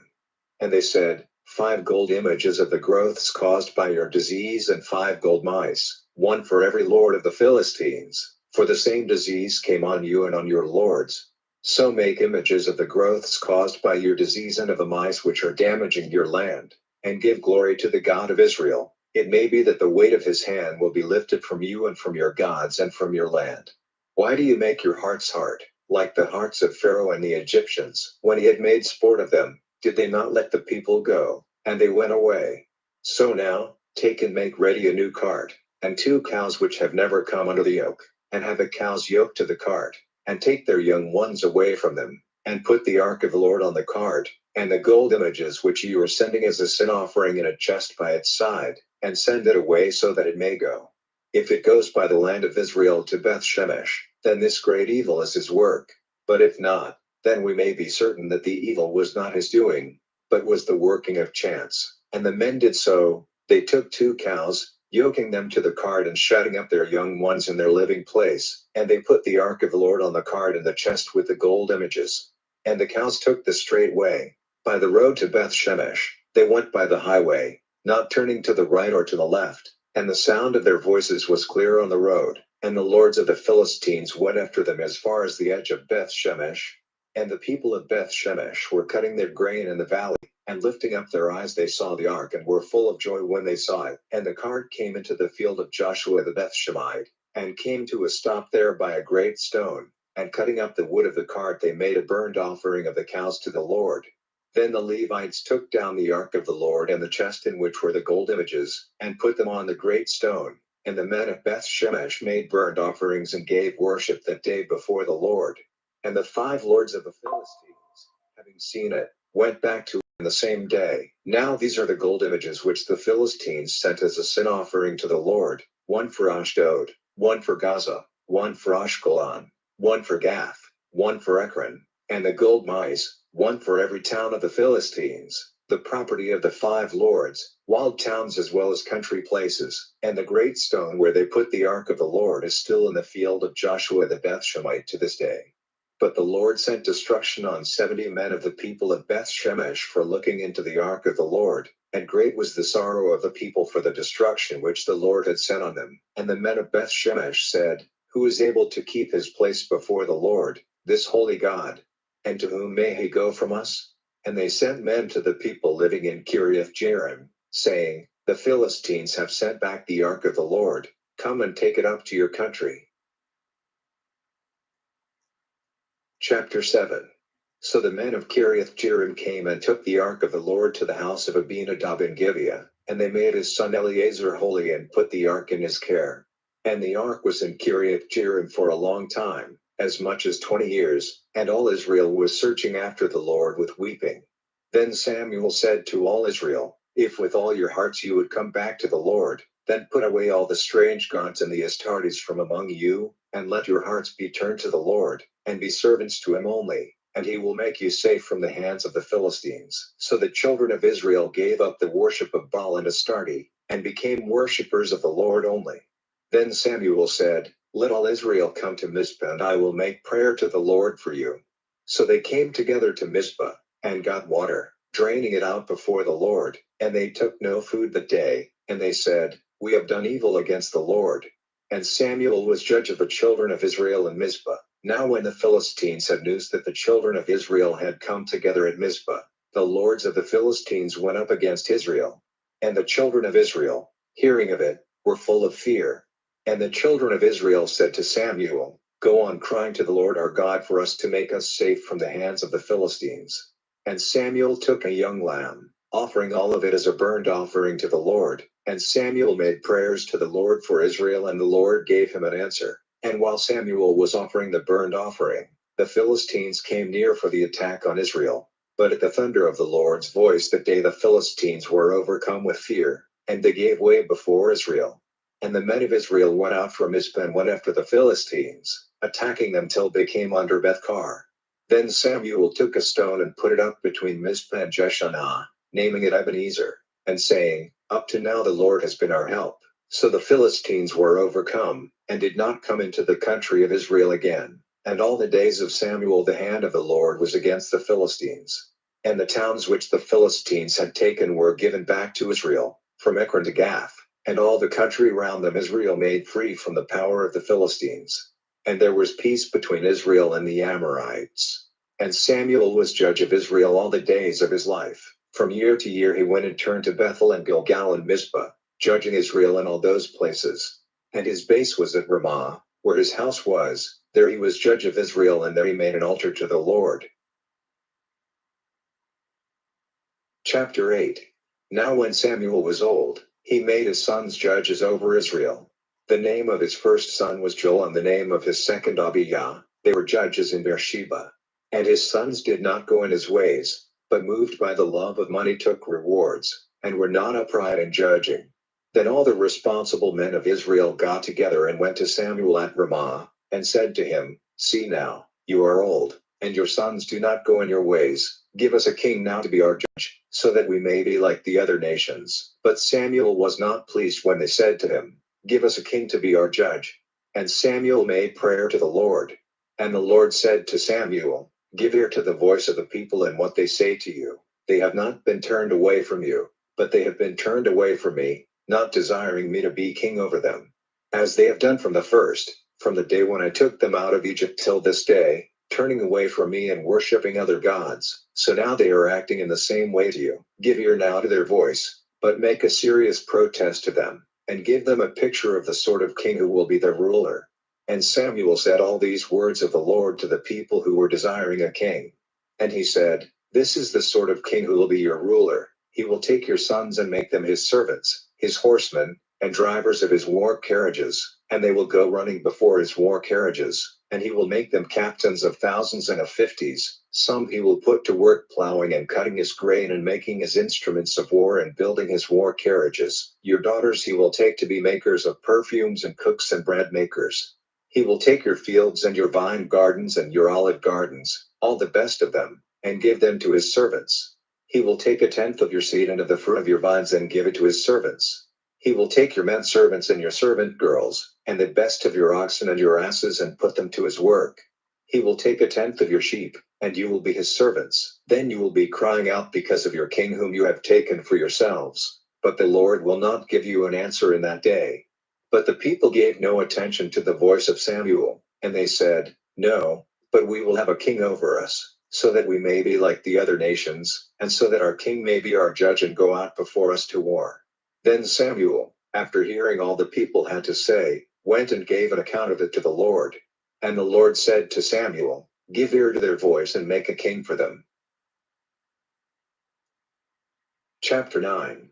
Now there was a man of Benjamin named Kish, the son of Abiel, the son of Zerah, the son of Bechorath, the son of Aphiah, a Benjamite, a man of wealth. He had a son named Saul, a specially good-looking young man. There was no one better looking among the children of Israel. He was taller by a head than any other of the people. Now the asses of Saul's father Kish had gone wandering away. And Kish said to his son Saul, "Take one of the servants with you, and get up and go in search of the asses." So they went through the hill country of Ephraim and through the land of Shalisha, but they saw no sign of them. Then they went through the land of Solim, but they were not there, and they went through the land of the Benjamites, but they did not come across them. And when they had come to the land of Zuph, Saul said to the servant who was with him, "Come, let us go back, or my father may give up caring about the asses and be troubled about us." But the servant said to him, "See now, in this town there is a man of God, who is highly honored, and everything he says comes true. Let us go there now. It may be that he will give us directions about our journey." Then Saul said to his servant, "But if we go, what are we to take the man? All our bread is gone, and we have no offering to take to the man of God. What are we to do?" But the servant said in answer, "I have here a fourth part of a shekel of silver. I will give that to the man of God, and he will give us directions about our way." In the past in Israel, when a man went to get directions from God, he said, "Come, let us go to the seer." For he who now is named prophet was in those days given the name of seer. Then Saul said to his servant, "You have said well, come, let us go." So they went to the town where the man of God was. And when they were on the way up to the town, they saw some young girls going out to get water and said to them, "Is the seer here?" And they said, "He is. In fact, he is before you. Go quickly now, for he is come into the town today. For the people are making an offering in the high place today. When you come into the town, you will see them straight away. Before he goes up to the high place for the feast, the people are waiting for his blessing before starting the feast, and after that the guests will take part in it. So go up now and you will see him." So they went up to the town, and when they came inside the town, Samuel came face to face with him on his way to the high place. Now the day before Saul came, the word of God had come to Samuel, saying, "Tomorrow about this time I will send you a man from the land of Benjamin, and on him you are to put the holy oil, making him ruler over my people Israel, and he will make my people safe from the hands of the Philistines. For I have seen the sorrow of my people, whose cry has come up to me." And when Samuel saw Saul, the Lord said to him, "This is the man of whom I gave you word. He it is who is to have authority over my people." Then Saul came up to Samuel in the doorway of the town and said, "Give me directions, if you will be so good, to the house of the seer." Then Samuel said to Saul, "I am the seer. Go up before me to the high place and take food with me today, and in the morning I will let you go, after opening to you all the secrets of your heart. As for your asses which have been wandering for 3 days, give no thought to them, for they have come back. And for whom are all the desired things in Israel? Are they not for you and your father's family?" And Saul said, "Am I not a man of Benjamin, the smallest of all the tribes of Israel? And my family the least of the families of Benjamin? Why then do you say these words to me?" Then Samuel took Saul and his servant into the guest room, and made them take the chief place among all the guests who were there, about 30 persons. And Samuel said to the cook, "Give me that part which I gave you orders to keep by you." And the cook took up the leg with the fat tail on it, and put it before Saul. And Samuel said, "This is the part which has been kept for you. Take it as your part of the feast, because it has been kept for you till the right time came until the guests were present." So that day Saul took food with Samuel, and when they had come down from the high place into the town, where a bed was made ready for Saul, he went to rest. And about dawn Samuel said to Saul on the roof, "Get up so that I may send you away." So Saul got up, and he and Samuel went out together. And on their way down to the end of the town, Samuel said to Saul, "Give your servant orders to go on in front of us." So he went on, "But you keep here, so that I may give you the word of God." Chapter 10. Then Samuel took the bottle of oil, and put the oil on his head and gave him a kiss and said, Is not the Lord with the holy oil making you ruler over Israel, his people? And you will have authority over the people of the Lord, and you will make them safe from the hands of their attackers round about them. And this will be the sign for you. When you have gone away from me today, you will see two men by the resting place of Rachel's body, in the land of Benjamin at Zelzah, and they will say to you, The asses which you went in search of have come back, and now your father, caring no longer for the asses, is troubled about you, saying, What am I to do about my son? Then you are to go on from there. And when you come to the oak tree of Tabor, you will see three men going up to God to Bethel, one having with him 3 young goats and another 3 cakes of bread and another a skin full of wine. They will say, Peace be with you, and will give you 2 cakes of bread, which you are to take from them. After that you will come to Gibeah, the hill of God, where an armed force of the Philistines is stationed, and when you come to the town, you will see a band of prophets coming down from the high place with instruments of music before them, and they will be acting like prophets, and the Spirit of the Lord will come on you with power, and you will be acting like a prophet with them, and will be changed into another man. And when these signs come to you, see that you take the chance which is offered you, for God is with you.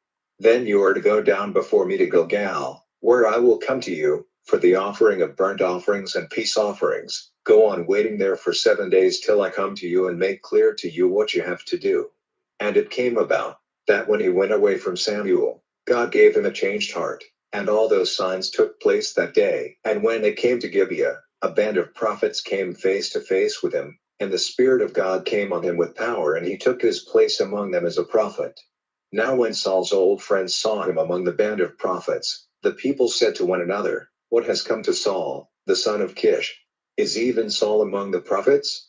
And one of the people of that place said in answer, And who is their father? So it became a common saying, Is even Saul among the prophets? Then going away from the prophets, he came to the house. And Saul's father's brother said to him and his servant, Where have you been? And he said, Searching for the asses, and when we saw no sign of him, we came to Samuel. Then he said, And what did Samuel say to you? And Saul, answering him, said, He gave us word that the asses had come back, but he said nothing to him of Samuel's words about the kingdom. Then Samuel sent for the people to come together before the Lord at Mizpah, and he said to the children of Israel, The Lord, the God of Israel, has said, I took Israel out of Egypt, and made you free from the hands of the Egyptians and from all the kingdoms which kept you down. But today you are turned away from your God, who himself has been your Savior from all your troubles and sorrows, and you have said to him, Put a king over us. So now, take your places before the Lord by your tribes and by your thousands. So Samuel made all the tribes of Israel come near, and the tribe of Benjamin was taken. Then he made the tribe of Benjamin come near by families, and the family of the Matrites was taken, and from them, Saul, the son of Kish, was taken. But when they went in search of him, he was nowhere to be seen. So they put another question to the Lord, Is the man present here? And the answer of the Lord was, He is keeping himself from view among the goods. So they went quickly and made him come out. And when he took his place among the people, he was taller by than any of the people. And Samuel said to all the people, Do you see the man of the Lord's selection, how there is no other like him among all the people? And all the people with loud cries said, Long life to the king. Then Samuel gave the people the laws of the kingdom, writing them in a book which he put in a safe place before the Lord. And Samuel sent all the people away, every man to his house. And Saul went to Gibeah, to his house, and with him went the men of war whose hearts had been touched by God. But certain good-for-nothing persons said, How is this man to be our Savior? And having no respect for him, they gave him no offering. Chapter 11. Then about a month after this, Nahash the Ammonite came up and put his forces in position for attacking Jabesh Gilead, and all the men of Jabesh said to Nahash, Make an agreement with us and we will be your servants. And Nahash the Ammonite said to them, I will make an agreement with you on this condition, that all your right eyes are put out, so that I may make it a cause of shame to all Israel. Then the responsible men of Jabesh said to him, Give us 7 days, so that we may send men to every part of Israel, and then, if no one comes to our help, we will come out to you. So they sent representatives to Saul's town Gibeah, and these gave the news to the people, and all the people gave themselves to weeping. Now Saul came from the field, driving the oxen before him, and he said, Why are the people weeping? And they gave him word of what the men of Jabesh had said. And at their words, the Spirit of God came on Saul with power, and he became very angry. And he took 2 oxen and, cutting them up, sent them through all the land of Israel by the hand of runners, saying, If any man does not come out after Saul and Samuel, this will be done to his oxen. And the fear of the Lord came on the people, and they came out like one man. And he had them numbered in Bezek. The children of Israel were 300,000, and the men of Judah 30,000. Then he said to the representatives who had come, Say to the men of Jabesh Gilead, Tomorrow, by the time the sun is high, you will be made safe. And the representatives came and gave the news to the men of Jabesh, and they were glad. So the men of Jabesh said, Tomorrow we will come out to you, and you may do to us whatever seems good to you. Now on the day after, Saul put the people into 3 bands, and in the morning watch they came to the tents of the Ammonites, and they went on attacking them till the heat of the day. And those who were not put to death were put to flight in every direction, so that no 2 of them were together. And the people said to Samuel, Who is it who said, Is Saul to be our king? Give the men up, so that we may put them to death. And Saul said, Not a man is to be put to death today, for today the Lord has made Israel safe.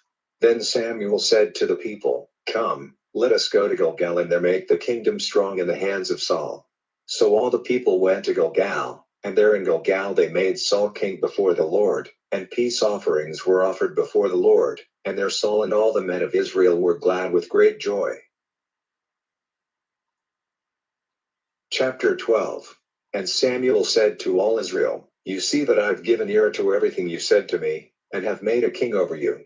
And now, see, the king is before you, and I am old and gray-headed, and my sons are with you. I have been living before your eyes from my early days till now.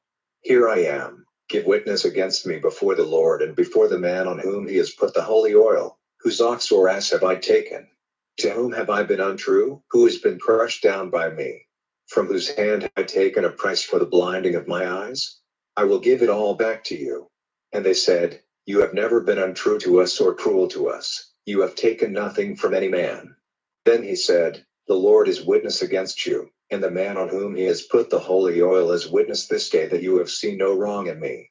And they said, He is witness. And Samuel said to the people, The Lord is witness, who gave authority to Moses and Aaron, and who took your fathers up out of the land of Egypt. Keep your places now, while I take up the argument with you before the Lord, and give you the story of the righteousness of the Lord, which he has made clear by his acts to you and to your fathers. When Jacob and his sons had come into Egypt, and were crushed by the Egyptians, the prayers of your fathers came up to the Lord, and the Lord sent Moses and Aaron, who took your fathers out of Egypt, and he put them into this place, but they were false to the Lord their God, and he gave them up into the hands of Sisera, captain of the army of Jabin, king of Hazor, and into the hands of the Philistines, and into the hands of the king of Moab, who made war against them. Then crying out to the Lord, they said, We have done evil, because we have been turned away from the Lord, worshipping the Baals and the Astartes. But now, make us safe from those who are against us, and we will be your servants. So the Lord sent Jerubbaal and Barak and Jephthah and Samuel and took you out of the power of those who were fighting against you on every side, and made you safe. And when you saw that Nahash, the king of the Ammonites, was coming against you, you said to me, No more of this, we will have a king for our ruler, when the Lord your God was your king. Here, then, is the king marked out by you. The Lord has put a king over you.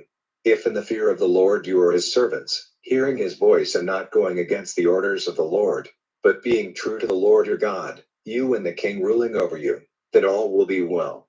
But if you do not give ear to the voice of the Lord, but go against his orders, then the hand of the Lord will be against you and against your king for your destruction, as it was against your fathers. Now keep where you are and see this great thing which the Lord will do before your eyes.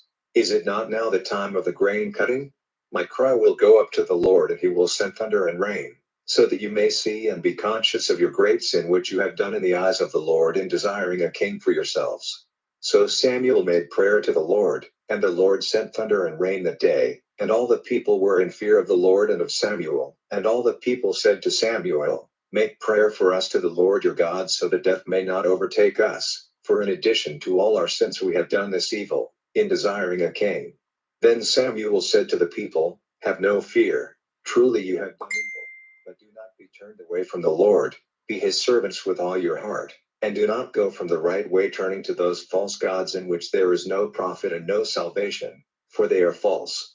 For the Lord will not give his people up, because of the honor of his name. For it was the Lord's pleasure to make of you a people for himself. And as for me, never will I go against the orders of the Lord by giving up my prayers for you, but I will go on teaching you the good and right way. Only go in the fear of the Lord, and be his true servants with all your heart, keeping in mind what great things he has done for you. But if you still do evil, destruction will overtake you and your king." Chapter 13. And Saul took for himself 3,000 men of Israel, of whom he kept 2,000 with him in Michmash and in the mountain of Bethel, and 1,000 were with Jonathan in Gibeah in the land of Benjamin. The rest of the people he sent back to their tents. And Jonathan made an attack on the armed force of the Philistines stationed at Gibeah, and news was given to the Philistines that the Hebrews were turned against them. And Saul had a horn sounded through all the land, and all Israel had the news that Saul had made an attack on the Philistines, and that Israel was bitterly hated by the Philistines. And the people came together after Saul to Gilgal. And the Philistines came together to make war on Israel, 3,000 war carriages and 6,000 horsemen, and an army of people like the sands of the sea in number. They came up and took up their position in Michmash, to the east of Beth-aven. When the men of Israel saw the danger they were in, for the people were troubled, they took cover in cracks in the hillsides and in the woods and in rocks and holes and hollows. And a great number of the people had gone over Jordan to the land of Gad and Gilead, but Saul was still in Gilgal, and all the people went after him shaking in fear, and he went on waiting there for 7 days, the time fixed by Samuel. But Samuel did not come to Gilgal, and the people were starting to go away from him. Then Saul said, "Come here and give me the burnt offering and the peace offerings." And he made a burnt offering to the Lord. And when the burnt offering was ended, Samuel came, and Saul went out to see him and to give him a blessing. And Samuel said, "What have you done?" And Saul said, "Because I saw that the people were going away from me, and you had not come at the time which had been fixed, and the Philistines had come together at Michmash, I said, now the Philistines will come down on me at Gilgal, and I have made no prayer for help to the Lord, and so, forcing myself to do it, I made a burnt offering." And Samuel said to Saul, "You have done a foolish thing. You have not kept the rules which the Lord your God gave you. It was the purpose of the Lord to make your authority over Israel safe forever. But now, your authority will not go on. The Lord, searching for a man who is pleasing to him in every way, has given him the place of ruler over his people, because you have not done what the Lord gave you orders to do." Then Samuel went up from Gilgal, and the rest of the people went up after Saul against the men of war, and they came from Gilgal to Gibeah in the land of Benjamin, and Saul took the number of the people who were with him, about 600 men. And Saul, with Jonathan his son and the people who were with them, was waiting in Gibeah in the land of Benjamin. But the tents of the Philistines were in Michmash, and 3 bands of men came out from the Philistines to make an attack. One band went by the road which goes to Ophrah, into the land of Shul, and another went in the direction of Beth Horon, and another went by the hill looking down on the valley of Zeboim, in the direction of the wasteland. Now there was no iron worker in all the land of Israel, for the Philistines said, "For fear the Hebrews make themselves swords or spears." But all the Israelites had to go to the Philistines to get their plows and blades and axes and hooks made sharp, for they had instruments for putting an edge on their plows and blades and forks and axes, and for putting iron points on their ox driving rods. So on the day of the fight at Michmash, not a sword or a spear was to be seen in the hands of any of the people with Saul and Jonathan, only Saul and his son Jonathan had them. And the armed force of the Philistines went out to the narrow way of Michmash. Chapter 14. Now one day Jonathan, the son of Saul, said to the young man who was with him, looking after his arms, "Come, let us go over to the Philistine force over there." But he said nothing to his father. And Saul was still waiting in the farthest part of Gibeah, under the fruit tree in Migron. There were about 600 men with him, and Ahijah, the son of Ahitub, brother of Ichabod, the son of Phinehas, the son of Eli, the priest of the Lord in Shiloh, who had the ephod. And the people had no idea that Jonathan had gone. Now between the narrow roads over the mountains by which Jonathan was making his way to the Philistines' forces, there was a sharp overhanging rock on one side, and a sharp rock on the other side. One was named Boz and the other Seneh. The one rock went up on the north in front of Michmash and the other on the south in front of Geba. And Jonathan said to his young servant who had his arms, "Come, let us go over to the armies of these men who have no circumcision. It may be that the Lord will give us help, for there is no limit to his power. The Lord is able to give salvation by a great army or by a small band." And his servant said to him, "Do whatever is in your mind. See, I am with you in every impulse of your heart."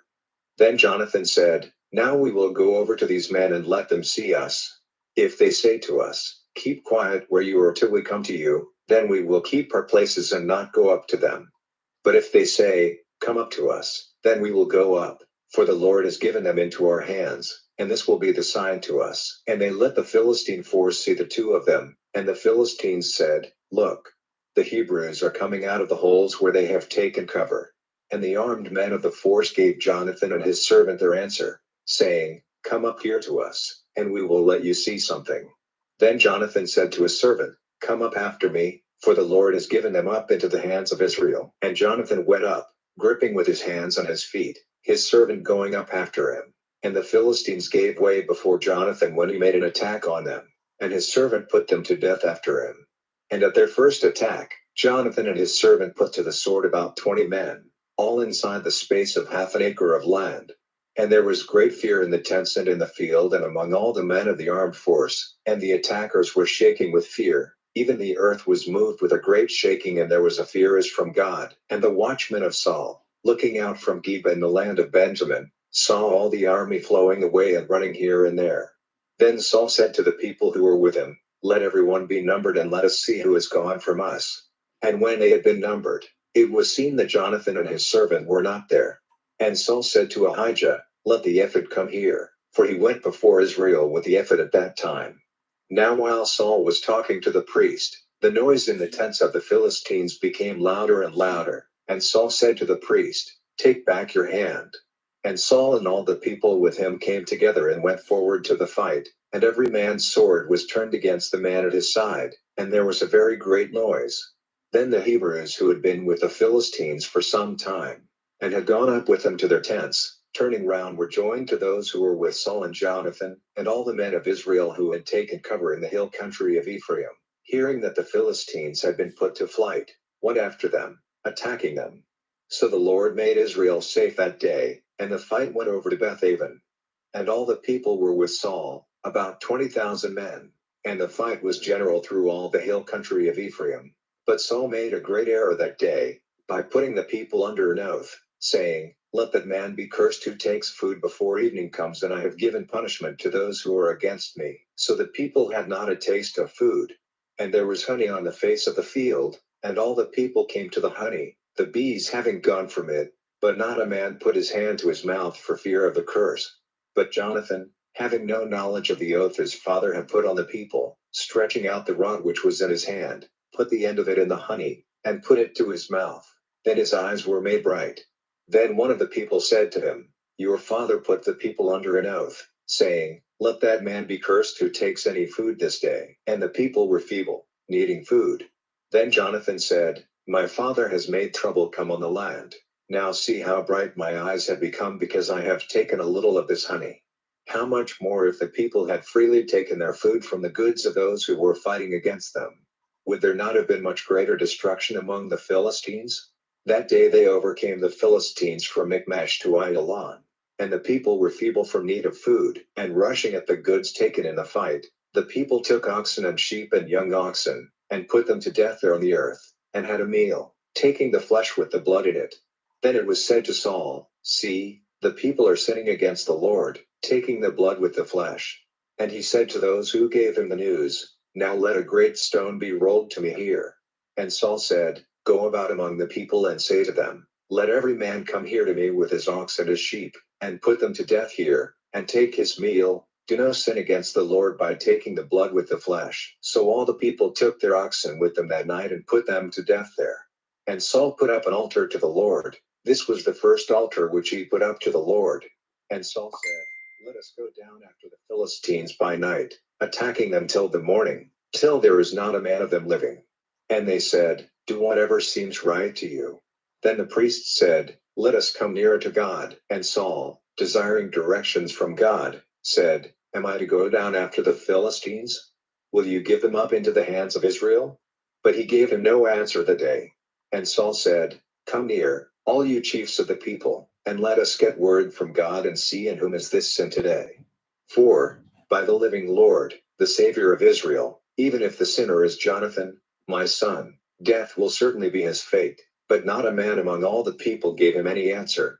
Then he said to all Israel, you be on one side, and I with Jonathan my son will be on the other side. And the people said to Saul, do whatever seems good to you. Then Saul said to the Lord, the God of Israel, why have you not given me an answer today? If the sin is in me or in Jonathan my son, O Lord God of Israel, give Urim, and if it is in your people Israel, give Thummim. And by the decision of the Lord, Saul and Jonathan were marked out, and the people went free. And Saul said, give your decision between my son Jonathan and me. And Jonathan was taken. Then Saul said to Jonathan, give me an account of what you have done. And Jonathan gave him the story and said, certainly I took a little honey on the end of my rod, and now death is to be my fate. And Saul said, may God's punishment be on me if death is not your fate, Jonathan. And the people said to Saul, is death to come to Jonathan, the worker of this great salvation for Israel? Let it not be so, by the living Lord, not one hair of his head is to be touched, for he has been working with God today. So the people kept Jonathan from death.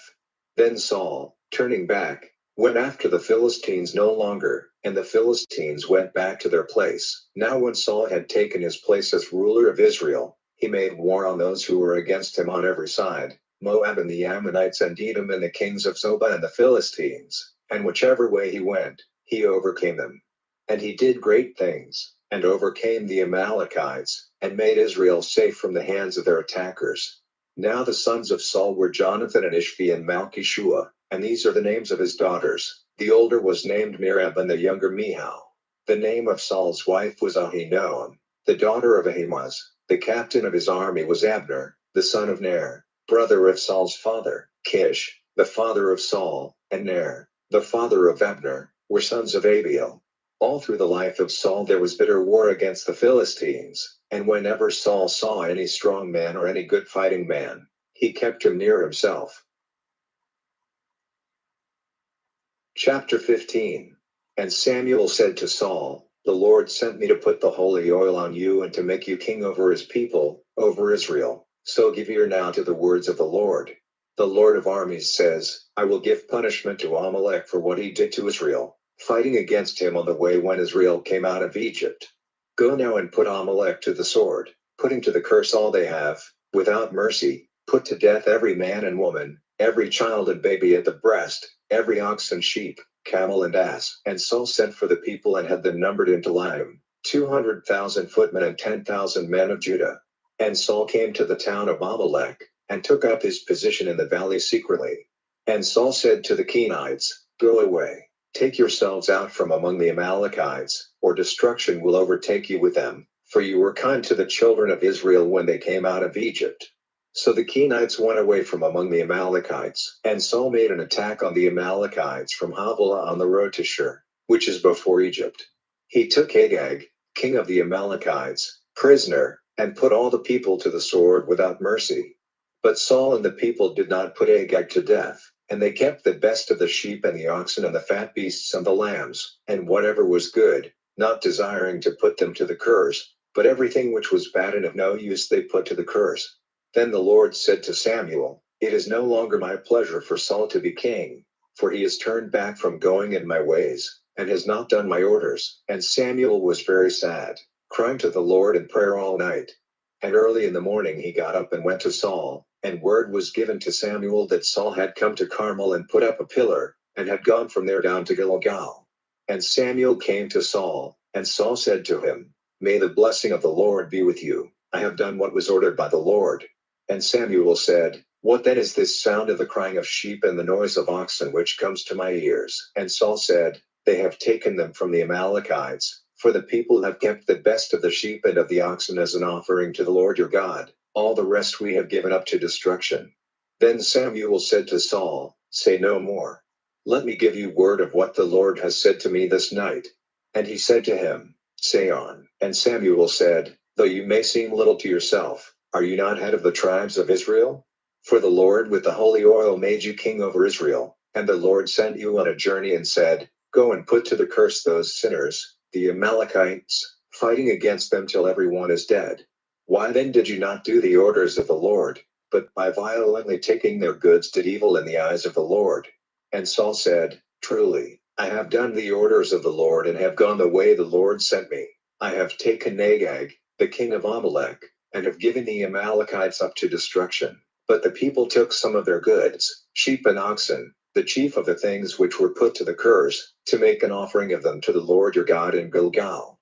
And Samuel said, Has the Lord as much delight in offerings and burnt offerings as in the doing of his orders? Truly, to do his pleasure is better than to make offerings, and to give ear to him than the fat of sheep. For to go against his orders is like the sin of those who make use of secret arts, and pride is like giving worship to images. Because you have put away from you the word of the Lord, he has put you from your place as king. And Saul said to Samuel, Great is my sin, for I have gone against the orders of the Lord and against your words, because, fearing the people, I did what they said. So now, let my sin have forgiveness, and go back with me to give worship to the Lord. And Samuel said to Saul, I will not go back with you, for you have put away from you the word of the Lord, and the Lord has put you from your place as king over Israel. And when Samuel was turning round to go away, Saul took the skirt of his robe in his hand, and the cloth came away. And Samuel said to him, The Lord has taken away the kingdom of Israel from you this day by force, and has given it to a neighbor of yours who is better than you. And further, the glory of Israel will not say what is false, and his purpose may not be changed, for he is not a man, whose purpose may be changed. Then he said, Great is my sin. But still, give me honor now before the heads of my people and before Israel, and come back with me so that I may give worship to the Lord your God. So Samuel went back after Saul, and Saul gave worship to the Lord. Then Samuel said, Make Agag, the king of the Amalekites, come here to me. And Agag came to him shaking with fear. And Agag said, Truly the pain of death is past. And Samuel said, As your sword has made women without children, so now your mother will be without children among women. And Agag was cut up by Samuel, bone from bone, before the Lord in Gilgal. Then Samuel went to Ramah, and Saul went up to his house in Gibeah, in the land of Saul. And Samuel never saw Saul again till the day of his death. But Samuel was sorrowing for Saul, and it was no longer the Lord's pleasure for Saul to be king over Israel. Chapter 16. And the Lord said to Samuel, How long will you go on sorrowing for Saul, seeing that I have put him from his place as king over Israel? Take oil in your vessel and go. I will send you to Jesse, the Bethlehemite, for I have got a king for myself among his sons. And Samuel said, How is it possible for me to go? If Saul gets news of it, he will put me to death. And the Lord said, Take a young cow with you and say, I have come to make an offering to the Lord. And send for Jesse to be present at the offering, and I will make clear to you what you are to do, and you are to put the holy oil on him whose name I give you. And Samuel did as the Lord said and came to Bethlehem. And the responsible men of the town came out to him in fear and said, Do you come in peace? And he said, In peace. I have come to make an offering to the Lord. Make yourselves clean and come with me to make the offering. And he made Jesse and his sons clean, and sent for them to be present at the offering. Now when they came, looking at Eliab, he said, Clearly the man of the Lord's selection is before him. But the Lord said to Samuel, Do not take note of his face or how tall he is, because I will not have him, for the Lord's view is not man's. Man takes note of the outer form, but the Lord sees the heart. Then Jesse sent for Abinadab and made him come before Samuel. And he said, The Lord has not taken this one. Then Jesse made Shammah come before him. And he said, The Lord has not taken this one. And Jesse made his 7 sons come before Samuel. And Samuel said to Jesse, The Lord has not taken any of these. Then Samuel said to Jesse, "Are all your children here?" And he said, "There is still the youngest, and he is looking after the sheep." And Samuel said to Jesse, "Send and make him come here, for we will not take our seats till he is here." So he sent and made him come in. Now he had red hair and beautiful eyes and pleasing looks. And the Lord said, "Come, put the oil on him, for this is he." Then Samuel took the bottle of oil, and put the oil on him there among his brothers, and from that day the Spirit of the Lord came on David with power. So Samuel went back to Ramah. Now the Spirit of the Lord had gone from Saul, and an evil spirit from the Lord was troubling him. And Saul's servants said to him, "See now, an evil spirit from God is troubling you. Now give orders to your servants who are here before you to go in search of a man who is an expert player on a corded instrument. And it will be that when the evil spirit from God is on you, he will make music for you on his instrument, and you will get well." And Saul said to his servants, "Then give me a man who is an expert player, and make him come to me." Then one of the servants in answer said, "I have seen a son of Jesse, the Bethlehemite, who is expert at playing, and a strong man and a man of war, and he is wise in his words, and pleasing in looks, and the Lord is with him." So Saul sent his servants to Jesse and said, "Send me your son David who is with the sheep." And Jesse took 5 cakes of bread and a skin of wine and a young goat and sent them to Saul by David. And David came to Saul, waiting before him, and he became very dear to Saul, who made him his servant, giving him the care of his arms. And Saul sent to Jesse saying, "Let David be with me, for he is pleasing to me." And whenever the evil spirit from God came on Saul, David took his instrument and made music. So new life came to Saul, and he got well, and the evil spirit went away from him. Chapter 17. Now the Philistines got their armies together for war, and came together at Soko in the land of Judah, and took up their position between Soko and Azekah and Ephesdammim. And Saul and the men of Israel came together and took up their position in the valley of Elah, and put their forces in order against the Philistines.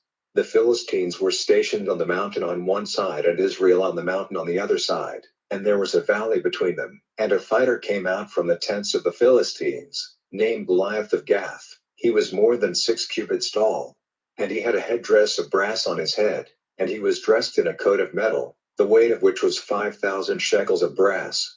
His legs were covered with plates of brass, and hanging on his back was a javelin of brass. The stem of his spear was as long as a cloth worker's rod, and its head was made of 600 shekels weight of iron. And one went before him with his body cover. He took up his position and in a loud voice said to the armies of Israel, "Why have you come out to make war? Am I not a Philistine, and you servants of Saul? Send out a man for yourselves and let him come down to me. If he is able to have a fight with me and overcome me, then we will be your servants. But if I am able to overcome him, then you will be our servants and do work for us." And the Philistine said, "I have put to shame the armies of Israel this day. Give me a man so that we may have a fight together." And Saul and all Israel, hearing those words of the Philistine, were troubled and full of fear. Now David was the son of the Ephrathite of Bethlehem Judah named Jesse, who had 8 sons, and he was an old man in Saul's day, and far on in years. And the 3 oldest sons of Jesse had gone with Saul to the fight. The names of the 3 who went to the fight were Eliab, the oldest, and Abinadab the second, and Shammah the third. And David was the youngest, and the 3 oldest were with Saul's army. Now David went to and from Saul, looking after his father's sheep at Bethlehem. And the Philistine came near every morning and evening for 40 days. And Jesse said to his son David, "Take now for your brothers an ephah of this dry grain and these 10 cakes of bread, and go quickly with them to the tents to your brothers, and take these 10 cheeses to the captain of their 1,000, and see how your brothers are, and come back with a sign to say how they are." Now Saul, and they, and all the men of Israel were in the valley of Elah, fighting with the Philistines. And David got up early in the morning, and, giving the sheep into the care of a keeper, took the things and went as Jesse had said, and he came to the lines where the carts were, when the army was going out to the fight giving their war cry. And Israel and the Philistines had put their forces in position, army against army. And David gave his parcels into the hands of the keeper of the army stores, and went running to the army and came to his brothers to get knowledge about them. And while he was talking to them, the fighter, the Philistine of Gath, Goliath by name, came out from the Philistines' lines and said the same words, in David's hearing. And all the men of Israel, when they saw him, went in flight, overcome with fear. And the men of Israel said, Have you seen this man? Clearly he has come out to put shame on Israel, and it is certain that if any man overcomes him, the king will give that man great wealth, and will give him his daughter, and make his father's family free in Israel. And David said to the men near him, What will be done to the man who overcomes this Philistine and takes away the shame from Israel? For who is this Philistine, a man without circumcision, that he has put shame on the armies of the living God? And the people gave him this answer, So it will be done to the man who overcomes him. And Eliab, his oldest brother, hearing what David said to the men, was moved to wrath against David, and said, Why have you come here? Into whose care have you given that little flock of sheep in the waste land? I have knowledge of your pride and the evil of your heart. You have come down to see the fight. And David said, What have I done now? Was it not only a word? And turning away from him to one of the other men, he said the same words, and the people gave him the same answer. And, hearing what David said, they gave Saul word of it, and he sent for him. And David said to Saul, Let no man's heart become feeble because of him. I, your servant, will go out and have a fight with this Philistine. And Saul said to David, You are not able to go out against this Philistine and have a fight with him, for you are only a boy, and he has been a man of war from his earliest days. And David said to Saul, Your servant has been keeper of his father's sheep, and if a lion or a bear came and took a lamb from the flock, I went out after him, and overcame him, and took it out of his mouth. And if, turning on me, he came at me, I took him by the hair and overcame him and put him to death. Your servant has overcome lion and bear, and the fate of this Philistine, who is without circumcision, will be like theirs, seeing that he has put shame on the armies of the living God. And David said, The Lord, who kept me safe from the grip of the lion and the bear, will be my savior from the hands of this Philistine. And Saul said to David, Go, and may the Lord be with you. Then Saul gave David his clothing of war, and put a headdress of brass on his head and had him clothed with a coat of metal. And David took Saul's sword and put the band round him over the metal coat, and was unable to go forward, for he was not used to them. Then David said to Saul, It is not possible for me to go out with these, for I am not used to them. So David took them off. Then he took his stick in his hand, and got 5 smooth stones from the bed of the stream and put them in a bag such as is used by sheep keepers, and in his hand was a leather band used for sending stones, and so he went in the direction of the Philistine. And the Philistine came nearer to David, and the man who had his body covered went before him. And when the Philistine, taking note, saw David, he had a poor opinion of him, for he was only a boy, red-haired and good-looking. And the Philistine said to David, Am I a dog, that you come out to me with sticks? And the Philistine put curses on David by all his gods. And the Philistine said to David, Come here to me, and I will give your flesh to the birds of the air and the beasts of the field. Then David said to the Philistine, You come to me with a sword and a spear and a javelin, but I come to you in the name of the Lord of armies, the God of the armies of Israel, on which you have put shame. This day the Lord will give you up into my hands, and I will overcome you, and take your head off you, and I will give the bodies of the Philistine army to the birds of the air and the beasts of the earth today, so that all the earth may see that Israel has a God, and all these people who are here today may see that the Lord does not give salvation by sword and spear, for the fight is the Lord's, and he will give you up into our hands. Now when the Philistine made a move and came near to David, David quickly went at a run in the direction of the army, meeting the Philistine face to face. And David put his hand in his bag and took out a stone and sent it from his leather band straight at the Philistine, and the stone went deep into his brow, and he went down to the earth, falling on his face. So David overcame the Philistine with his leather band and a stone, wounding the Philistine and causing his death. But David had no sword in his hand. So running up to the Philistine and putting his foot on him, David took his sword out of its cover, and put him to death, cutting off his head with it. And when the Philistines saw that their fighter was dead, they went in flight. And the men of Israel and of Judah got up, and gave a cry, and went after the Philistines as far as Gath and the town doors of Ekron. And the wounded of the Philistines were falling down by the road from Shaaraim all the way to Gath and Ekron. Then the children of Israel came back from going after the Philistines, and took their goods from the tents. And David took the head of the Philistine to Jerusalem, but the metal war dress and the arms he put in his tent. And when Saul saw David going out against the Philistine, he said to Abner, the captain of the army, Abner, whose son is this young man? And Abner said, on your life, O king, I have no idea. And the king said, make search and see whose son this young man is. And when David was coming back after the destruction of the Philistine, Abner took him to Saul, with the head of the Philistine in his hand. And Saul said to him, young man, whose son are you? And David in answer said, I am the son of your servant Jesse of Bethlehem. Chapter 18.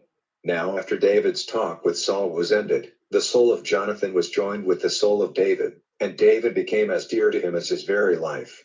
And that day Saul took David and would not let him go back to his father's house. Then Jonathan and David made an agreement together, because of Jonathan's love for David. And Jonathan took off the robe he had on and gave it to David, with all his military dress, even to his sword and his bow and the band round his body. And David went wherever Saul sent him, and did wisely. And Saul put him at the head of his men of war, and this was pleasing to all the people as well as to Saul's servants.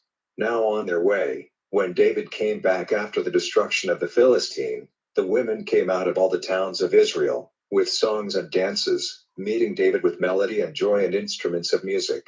And the women, answering one another in their song, said, Saul has put to death his thousands and David his tens of thousands. And Saul was very angry, and this saying was unpleasing to him. And he said, they have given David credit for tens of thousands, and to me for only thousands. What more is there for him but the kingdom? And from that day Saul was looking with envy on David. Now on the day after, an evil spirit from God came on Saul with great force, and he was acting like a prophet among the men of his house, while David was making music for him, as he did day by day. And Saul had his spear in his hand, and Saul, balancing the spear in his hand, said, I will give David a blow, pinning him to the wall. And David got away from him twice. And Saul went in fear of David, because the Lord was with David and had gone away from Saul. So Saul sent him away, and made him a captain over 1,000, and he went about his business before the people. And in all his undertakings David did wisely, and the Lord was with him. And when Saul saw how wisely he did, he was in fear of him. But David was loved by all Israel and Judah, for he went out and came in before them. And Saul said to David, here is my oldest daughter Merab, whom I will give you for your wife, only be strong for me, fighting in the Lord's wars. For Saul said, let it not be through me that his fate comes to him, but through the Philistines. And David said to Saul, who am I, and what is my father's family in Israel, that I am to be son-in-law to the king? But when the time came to give Merab, Saul's daughter, to David, she was given to Adriel of Mahalath. And Saul's daughter Michal was in love with David, and Saul had word of it and was pleased. And Saul said, I will give her to him, so that she may be a cause of danger to him, and so that the hands of the Philistines may be against him. So Saul said to David, today you are to become my son-in-law for the second time. And Saul gave his servants orders, saying, have talk with David secretly and say to him, see how the king has delight in you, and how you are loved by all his servants, then be the king's son-in-law. And Saul's servants said these things to David. And David said, does it seem to you a small thing to be the king's son-in-law, seeing that I am a poor man, of no great name? And the servants of Saul gave him an account of what David had said. And Saul said, then say to David, the king has no desire for any bride price, but only for the private parts of 100 Philistines, so that the king may get the better of his haters. But it was in Saul's mind that David might come to his end by the hands of the Philistines. And when his servants said these words to David, he was well pleased to be the son-in-law of the king. And the days were still not past, so David and his men got up and went, and put to death 200 of the Philistines. And David took their private parts and gave the full number of them to the king, so that he might be the king's son-in-law. And Saul gave him his daughter Michal for his wife. And it was clear to Saul that the Lord was with David, and he was loved by all Israel. And Saul's fear of David became all the greater, and he went on hating him, day by day. Then the rulers of the Philistines went out to war, and whenever they went out, David did more wisely than all the other servants of Saul, so that his name became greatly honored. Chapter 19. And Saul gave orders to his son Jonathan and to all his servants to put David to death. But Saul's son Jonathan had great delight in David. And Jonathan said to David, Saul, my father, is purposing your death. So now, take care in the morning, and keep yourself safe in a secret place, and I will go out and take my place by my father's side in the field near where you are, and I will get into talk with my father about you, and when I see how things are, I will give you word. And Jonathan gave his father Saul a good account of David, and said to him, let not the king do wrong against his servant, against David, because he has done you no wrong, and all his acts have had a good outcome for you. For he put his life in danger and overcame the Philistine, and the Lord gave all Israel salvation. You saw it and were glad. Why then are you sinning against him who has done no wrong, desiring the death of David without cause? And Saul gave ear to the voice of Jonathan, and said with an oath, by the living Lord, he is not to be put to death. Then Jonathan sent for David and gave him word of all these things. And Jonathan took David to Saul, who kept him by his side as in the past. And there was war again. And David went out fighting the Philistines, causing great destruction among them, and they went in flight before him. And an evil spirit from the Lord came on Saul, when he was seated in his house with a spear in his hand, and David made music for him. And Saul would have sent his spear through him, pinning him to the wall, but he got away and the spear went into the wall, and that night David went in flight and got away.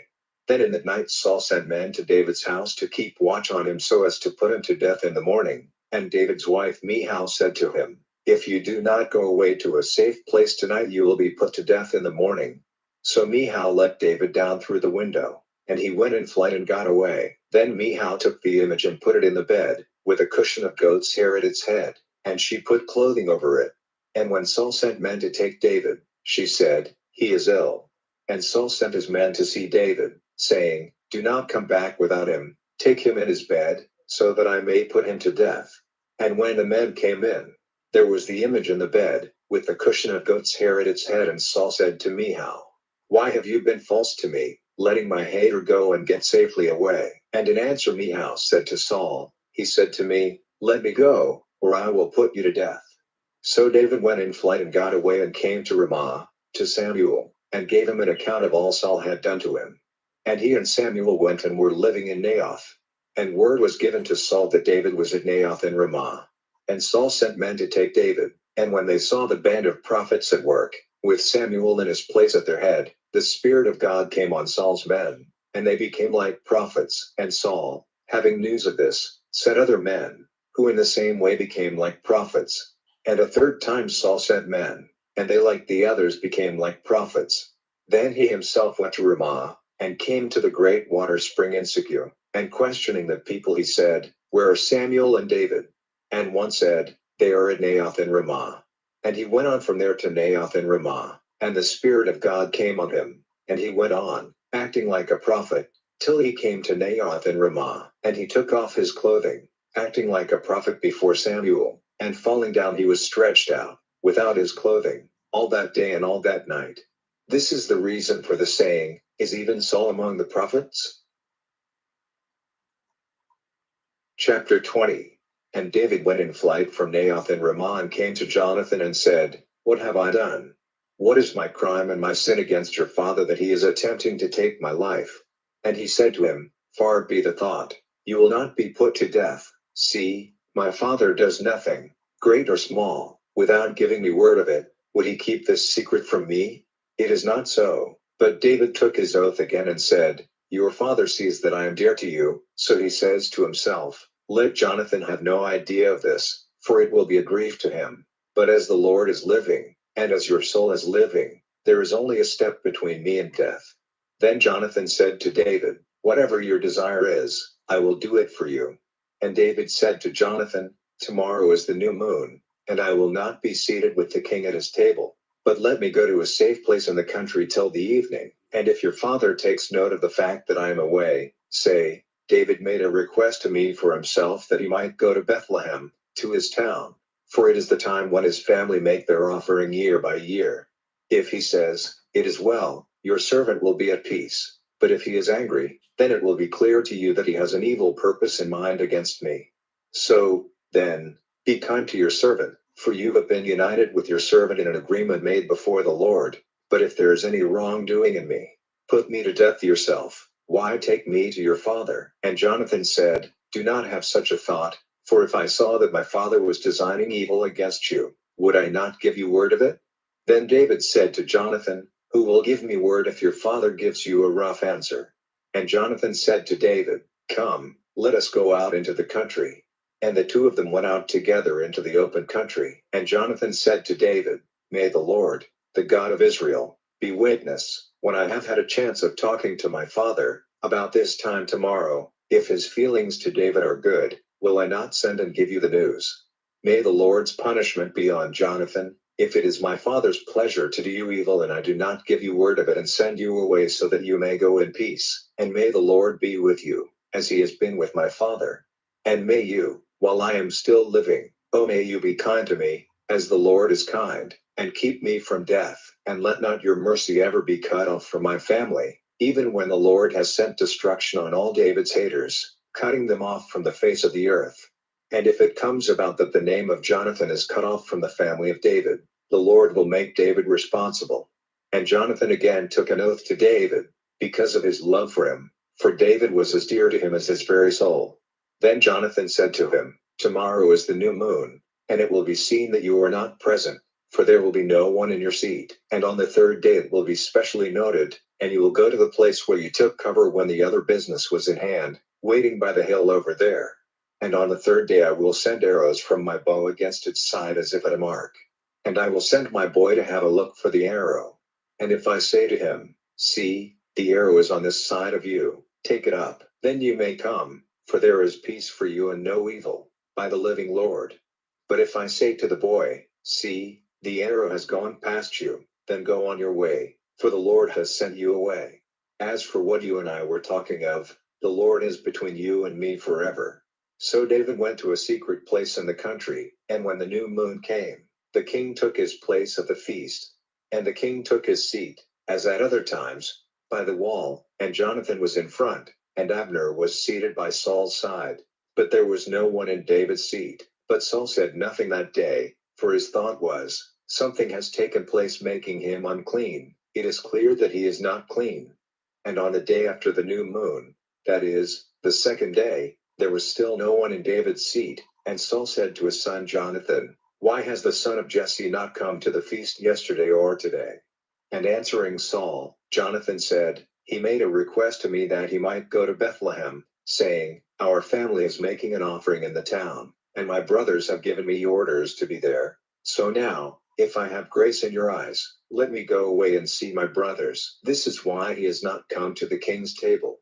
Then Saul was moved to wrath against Jonathan, and he said to him, You son of an evil and uncontrolled woman, have I not seen how you have given your love to the son of Jesse, to your shame and the shame of your mother? For while the son of Jesse is living on the earth, your position is unsafe and your kingdom is in danger.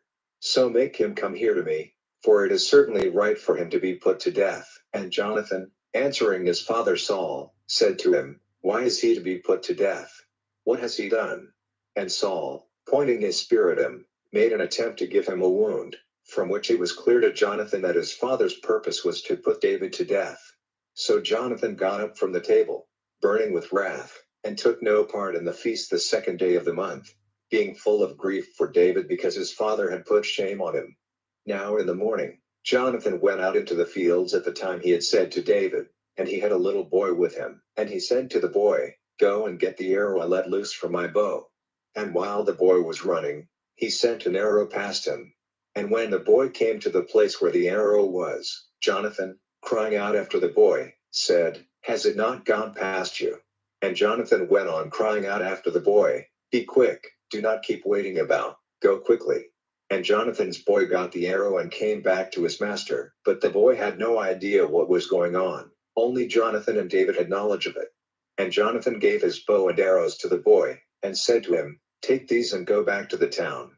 And when the boy had gone, David came from his secret place by the hill, and falling to the earth went down on his face 3 times, and they gave one another a kiss, weeping together, till David's grief was the greater.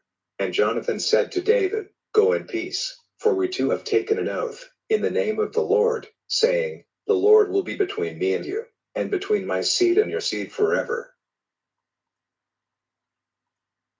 Chapter 21. Then David came to Nob, to Ahimelech the priest, and Ahimelech was full of fear at meeting David, and said to him, Why are you by yourself, having no man with you? And David said to Ahimelech the priest, The king has given me orders and has said to me, Say nothing to anyone about the business on which I am sending you and the orders I have given you. And a certain place has been fixed to which the young men are to go.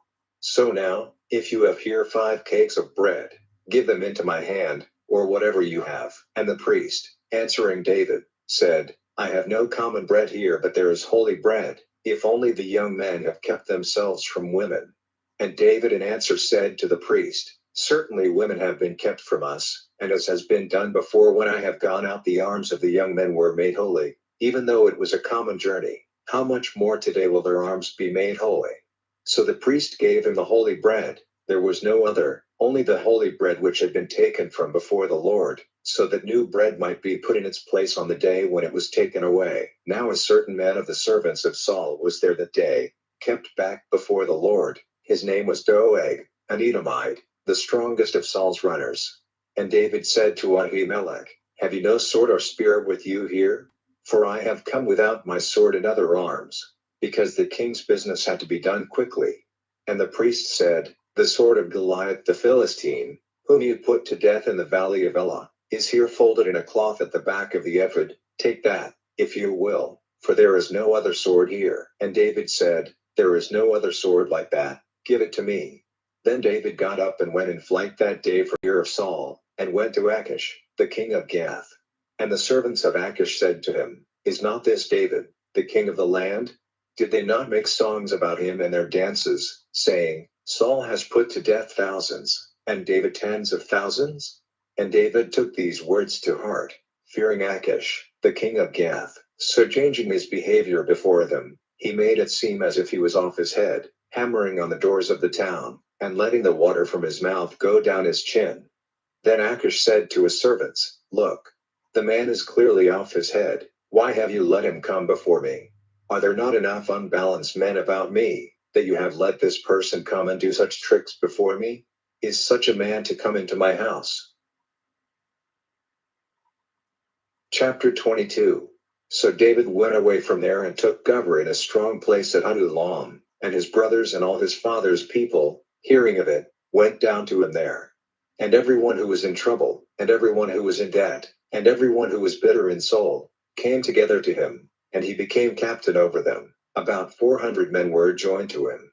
And from there David went to Mizpeh in the land of Moab, and he said to the king of Moab, Let my father and mother come and make their living place with you till it is clear to me what God will do for me. And he took them to the king of Moab, and they went on living with him while David was in his safe place. And the prophet Gad said to David, Do not go on living in this place, but go into the land of Judah. Then David went away and came to the woodland of Hereth. And news was given to Saul that David had been seen, and the men who were with him. Now Saul was in Gibeah, seated under the tree in the high place, with his spear in his hand, and all his servants were in their places before him. Then Saul said to his servants who were there about him, Give ear now, you Benjamites. Will the son of Jesse give to every one of you fields and vine gardens? Will he make you all captains of hundreds and captains of thousands? That all of you have made designs against me, and not one of you gave me word when my son made an agreement with the son of Jesse, and not one of you has pity for me or has made my eyes open to the fact that my servant has been moved by my son against me, as at this day? Then Doeg, the Edomite, who was by the side of the servants of Saul, in answer said, I saw the son of Jesse coming to Nob, to Ahimelech, the son of Ahitub, and he got directions from the Lord for him, and gave him food, and put in his hand the sword of Goliath the Philistine. Then the king sent for Ahimelech the priest, the son of Ahitub, and for all the men of his father's family who were priests in Nob, and they all came to the king. And Saul said, Give ear now, O son of Ahitub. And answering he said, Here I am, my lord. And Saul said to him, Why have you made designs against me with the son of Jesse, giving him food and a sword and getting directions from the Lord for him, and helping him to take up arms against me, and to be on the watch to make a secret attack on me as he is doing now? Then Ahimelech answering said to the king, Who among all your servants is so true to you as David, who is the king's son-in-law, and is a captain of your armed men, and has a place of honor in your house? Is this the first time I have got directions from God for him? Far be the thought. Let the king make no such statement against his servant or my father's family, for your servant has no knowledge, great or small, of this thing. And the king said, You will certainly be put to death, Ahimelech, you and all your father's family. Then the king said to the runners who were waiting near him, Put the priests of the Lord to death, because they are on David's side, and having knowledge of his plight, did not give me word of it. But the king's servants would not put out their hands to make an attack on the Lord's priests. Then the king said to Doeg, You are to put the priests to death. And Doeg the Edomite, turning on the priests and attacking them, put to death that day 85 men who took up the ephod. And Nob, the town of the priests, he put to the sword, all the men and women, children and babies at the breast, and oxen and asses and sheep. And Abiathar, one of the sons of Ahimelech, the son of Ahitub, got away and went in flight after David, and gave him the news of how Saul had put to death the Lord's priests. And David said to Abiathar, I was certain that day, when Doeg the Edomite was there, that he would take the news to Saul. I am responsible for the lives of all your father's family. Keep here with me and have no fear. For he who has designs on my life has designs on yours. But with me you will be safe. Chapter 23. And they sent word to David, saying, The Philistines are fighting against Keilah and taking the grain from the grain floors. So David, questioning the Lord, said, Am I to go and make an attack on these Philistines? And the Lord said to David, Go and make an attack on the Philistines so that Keilah may be kept from falling into their hands. And David's men said to him, Even here in Judah we are full of fear. How much more then if we go to Keilah against the armies of the Philistines? Then David put the question to the Lord again, and the Lord answering said, Up, go down to Keilah, for I will give the Philistines into your hands. So David and his men went to Keilah, and had a fight with the Philistines, and took away their cattle, and put them to the sword with great destruction. So David was the savior of the people of Keilah. Now when Abiathar, the son of Ahimelech, went in flight to David, he came down to Keilah with the ephod in his hand, and news was given to Saul that David had come to Keilah. And Saul said, Now God has given him into my hands, for by going into a walled town with locked doors, he has let himself be shut in. And Saul sent for all the people to come to the fight, and go down to Keilah to make an attack on David and his men. And it was clear to David that Saul had evil designs against him, and he said to Abiathar the priest, Come here with the ephod. Then David said, O Lord, the God of Israel, news has been given to your servant that it is Saul's purpose to come to Keilah and send destruction on the town because of me. And now, is it true, as they have said to me, that Saul is coming? O Lord, the God of Israel, give ear to your servant, and say if these things are so. And the Lord said, He is coming down. Then David said, Will the men of Keilah give me and my men up to Saul? And the Lord said, They will give you up. Then David and his men, about 600 of them, went out of Keilah, and got away wherever they were able to go. And Saul, hearing that David had got away from Keilah, did not go there. And David kept in the wasteland, in safe places, waiting in the hill country in the wasteland of Ziph. And Saul was searching for him every day, but God did not give him up into his hands. And David was full of fear, in the knowledge that Saul had come out to take his life, and David was in the wasteland of Ziph, in Haresh.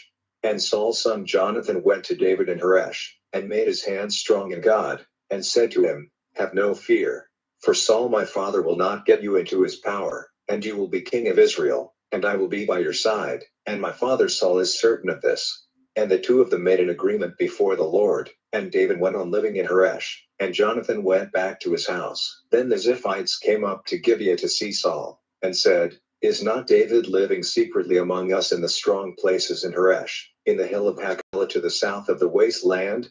So now, O king, have your soul's desire and come down, and we, for our part, will give him up into the king's hands. And Saul said, The Lord's blessing will be yours, for you have had pity on me. Go now, and take more steps, and see where he is living, for they say that he is expert in deceit. So take care to get knowledge of all the secret places where he is taking cover, and be certain to come back to me, and I will go with you, and without doubt, if he is anywhere in the land, I will get him, among all the families of Judah. And they went back and came to Ziph before Saul, but David and his men were in the wasteland of Maon, in the dry land south of the wasteland. And Saul and his men went in search of him, and David had word of it. So he came down to the rock in the wasteland of Maon. And Saul, hearing of this, went after David into the wasteland of Maon.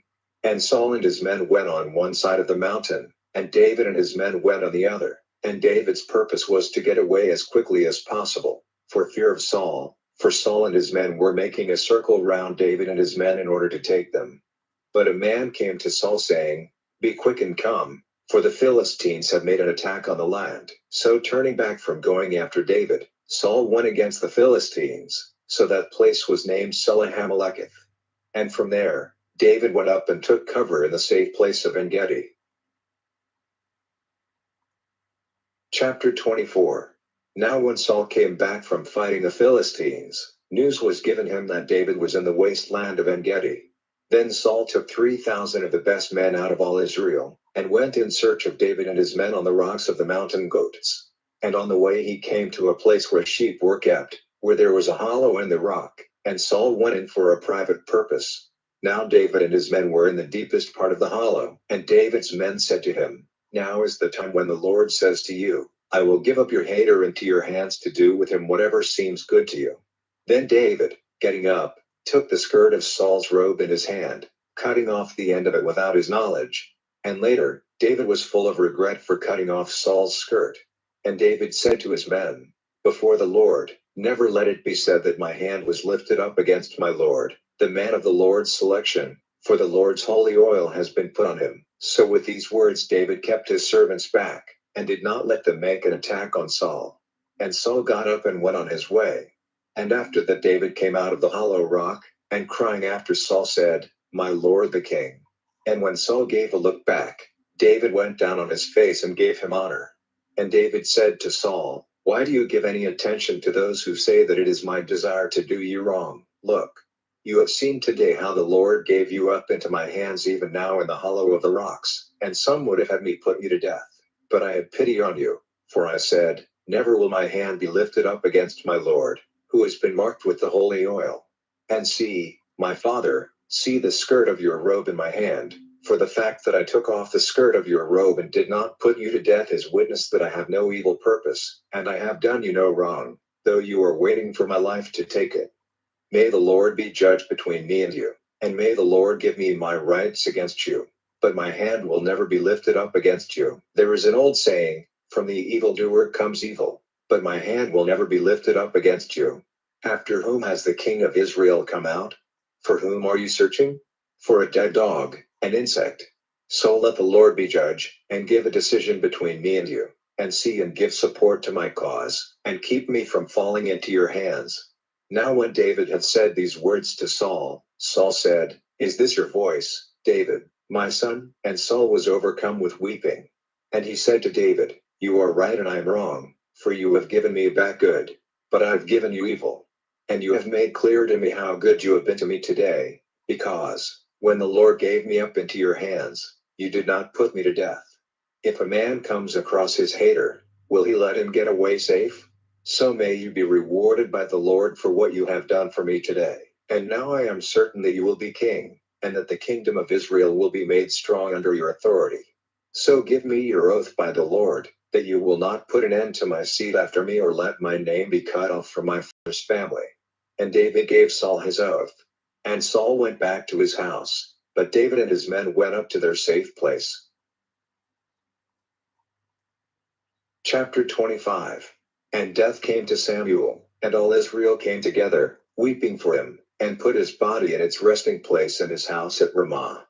Then David went down to the wasteland of Maon. Now there was a man in Maon whose business was in Carmel. He was a great man and had 3,000 sheep and 1,000 goats, and he was cutting the wool of his sheep in Carmel.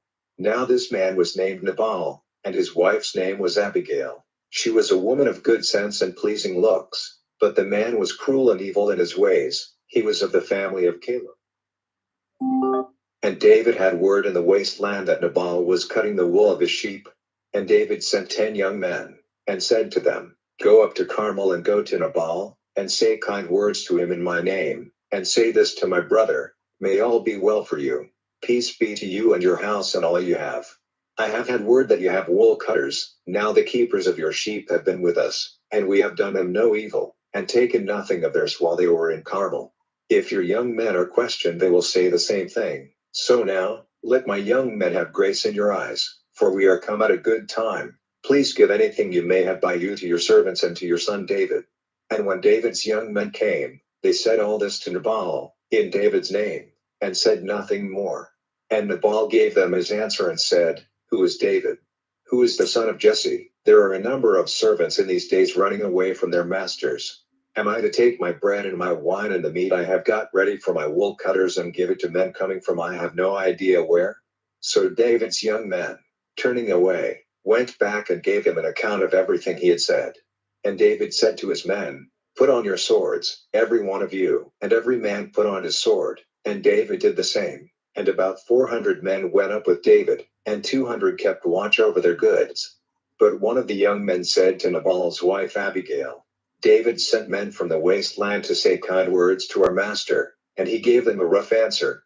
But these men have been very good to us. They did us no wrong, and nothing of ours was touched while we were with them in the fields. But day and night they were like a wall round us while we were with them, looking after the sheep. So now, give thought to what you are going to do. For evil is in store for our master and all his house, for he is such a good for nothing person that it is not possible to say anything to him. Then Abigail quickly took 200 cakes of bread and 2 skins full of wine and 5 sheep ready for cooking and 5 measures of dry grain and 100 parcels of dry grapes and 200 cakes of figs, and put them on asses. And she said to her young man, Go on in front of me and I will come after you. But she said nothing to her husband Nabal. Now while she was going down under cover of the mountain on her ass, David and his men came down against her, and suddenly she came face to face with them. Now David had said, What was the use of my taking care of this man's goods in the wasteland, so that there was no loss of anything which was his? He has only given me back evil for good. May God's punishment be on David, if when morning comes there is so much as one male of his people still living. And when Abigail saw David, she quickly got off her ass, falling down on her face before him. And falling at his feet, she said, May the wrong be on me, my lord, on me. Let your servant say a word to you, and give ear to the words of your servant. Let my lord give no attention to Nabal, that good for nothing, for as his name is, so is he, a man without sense. But I, your servant, did not see the young man whom my lord sent. So now, my lord, by the living God and by your living soul, seeing that the Lord has kept you from the crime of blood and from taking into your hands the punishment for your wrongs, may all your haters, and those who would do evil to my Lord, be like Nabal, and let this offering, which your servant gives to my Lord, be given to the young men who are with my Lord. And may the sin of your servant have forgiveness, for the Lord will certainly make your family strong, because my Lord is fighting in the Lord's war, and no evil will be seen in you all your days.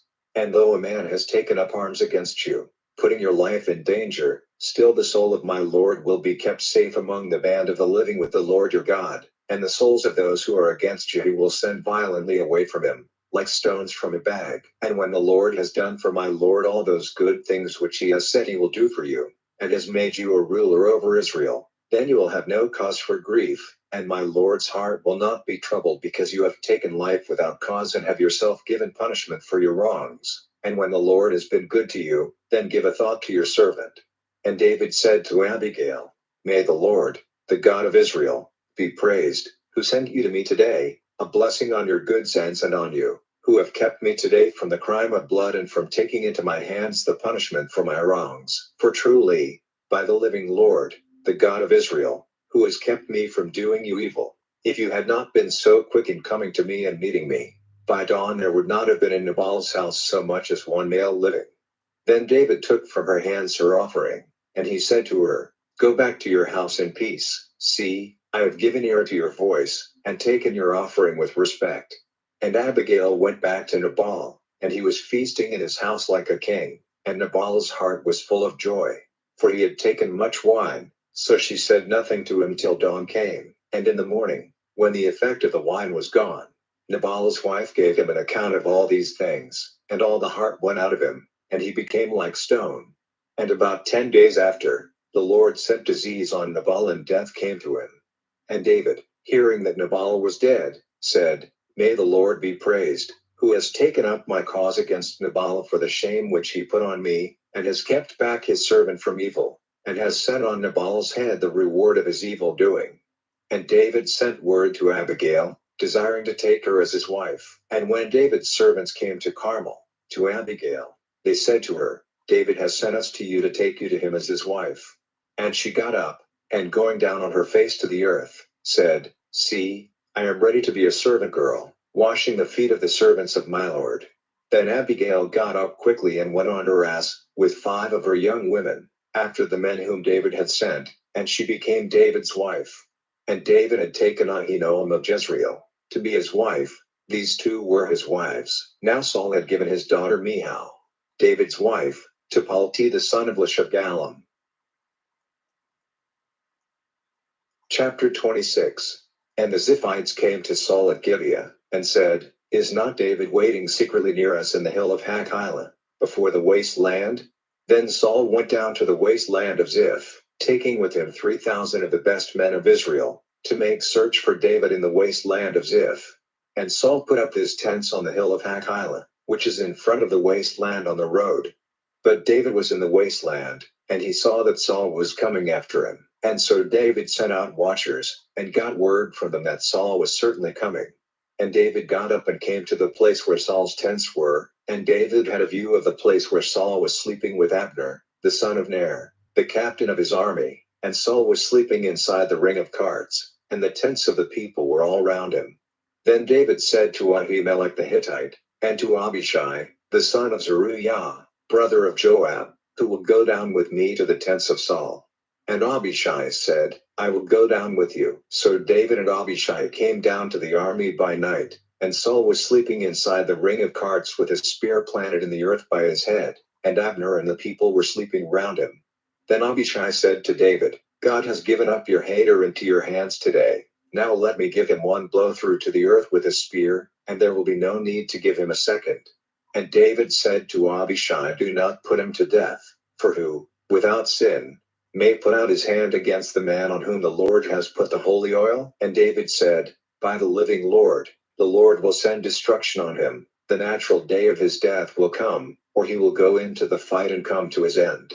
Never will my hand be stretched out against the man marked with the holy oil, but take the spear which is by his head and the vessel of water, and let us go. So David took the spear and the vessel of water from Saul's head, and they got away without any man seeing them, or being conscious of their coming, or awaking, for they were all sleeping because a deep sleep from the Lord had come on them. Then David went over to the other side, and took his place on the top of the mountain some distance away, with a great space between them, and crying out to the people and to Abner, the son of Ner, David said, Have you no answer to give, Abner? Then Abner said, Who is that crying out to the king? And David said to Abner, Are you not a man of war? Is there any other like you in Israel? Why then have you not kept watch over your lord the king? For one of the people came in to put the king your lord to death. What you have done is not good. By the living Lord, death is the right fate for you, because you have not kept watch over your lord, the man on whom the Lord has put the holy oil. Now see, where is the king's spear, and the vessel of water which was by his head? And Saul, conscious that the voice was David's, said, Is that your voice, David, my son? And David said, It is my voice, O my lord king. And he said, Why does my lord go armed against his servant? What have I done? Or what evil is there in me? Let my lord the king give ear now to the words of his servant. If it is the Lord who is moving you against me, let him take an offering. But if it is the children of men, may they be cursed before the Lord, for driving me out today and keeping me from my place in the heritage of the Lord, saying, Go, be the servant of other gods. Then do not let my blood be drained out on the earth away from the face of the Lord, for the king of Israel has come out to take my life, like one going after birds in the mountains. Then Saul said, I have done wrong. Come back to me, David my son. I will do you no more wrong, because my life was dear to you today truly. I have been foolish and my error is very great. Then David said, Here's the king's spear. Let one of the young men come over and get it.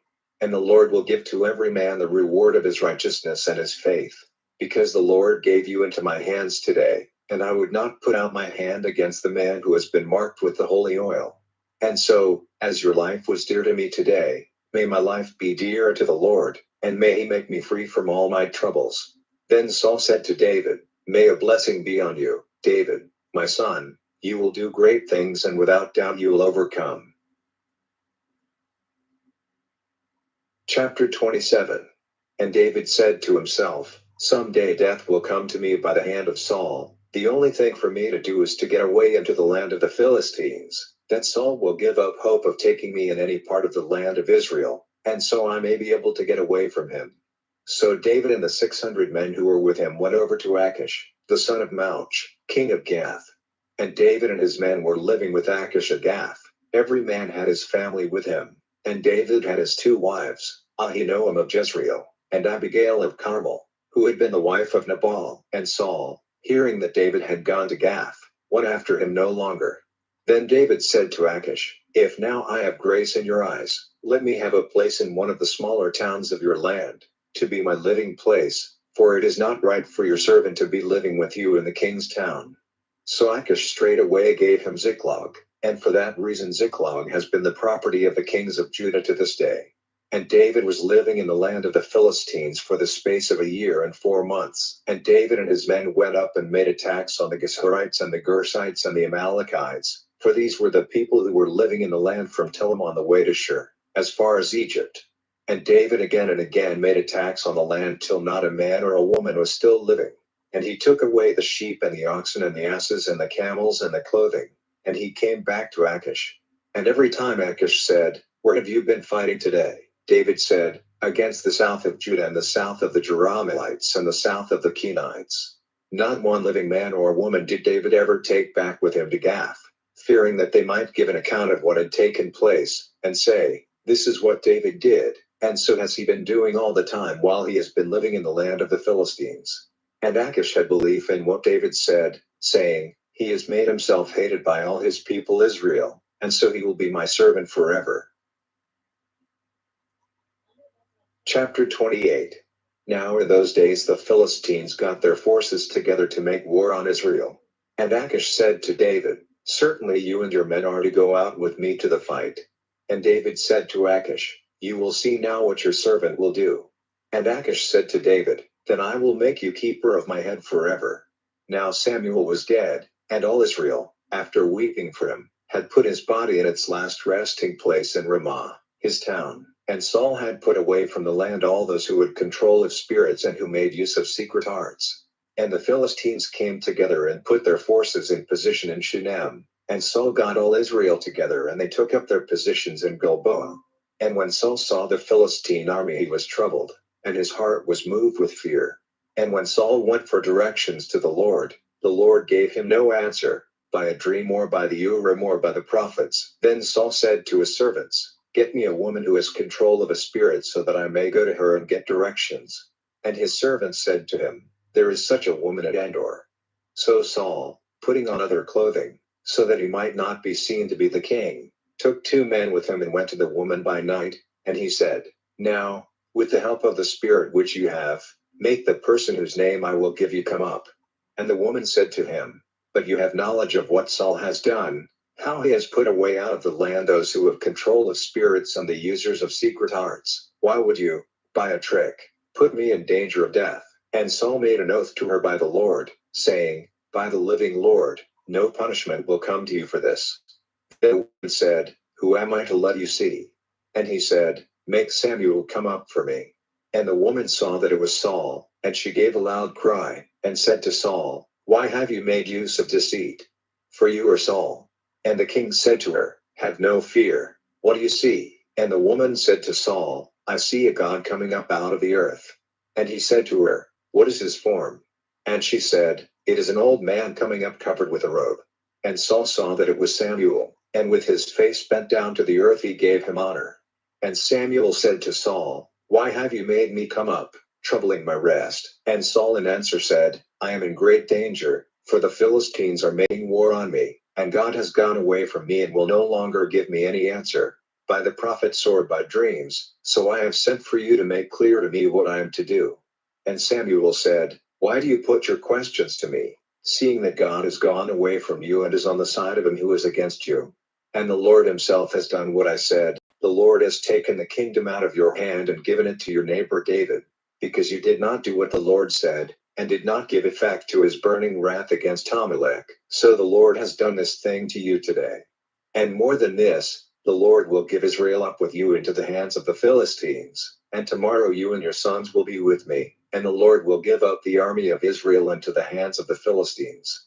Then Saul went down flat on the earth, and was full of fear because of Samuel's words, and there was no strength in him, for he had taken no food all that day or all that night. And the woman came to Saul and saw that he was in great trouble, and said to him, See now, your servant has given ear to your words, and I have put my life in danger by doing what you said. So now, give ear to the voice of your servant, and let me give you a little bread, and take some food to give you strength when you go on your way. But he would not, saying, I have no desire for food.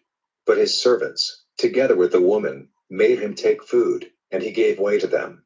So he got up from the earth, and took his seat on the bed. And the woman had in the house a young cow, made fat for food, and she put it to death straightway. And she took meal and got it mixed and made unleavened bread, and she put it before Saul and his servants, and they had a meal.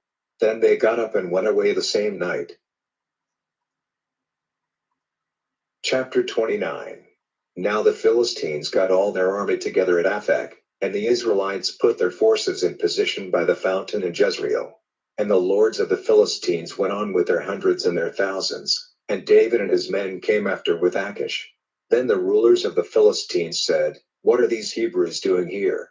And Achish said to the rulers of the Philistines, Is this not David, the servant of Saul the king of Israel, who has been with me for a year or two, and I have never seen any wrong in him from the time when he came to me till now? But the rulers of the Philistines were angry with him, and said to him, Make the man go back to the place you have given him. Do not let him go down with us to the fight, or he may be turned against us and be false to us. For how will this man make peace with his Lord?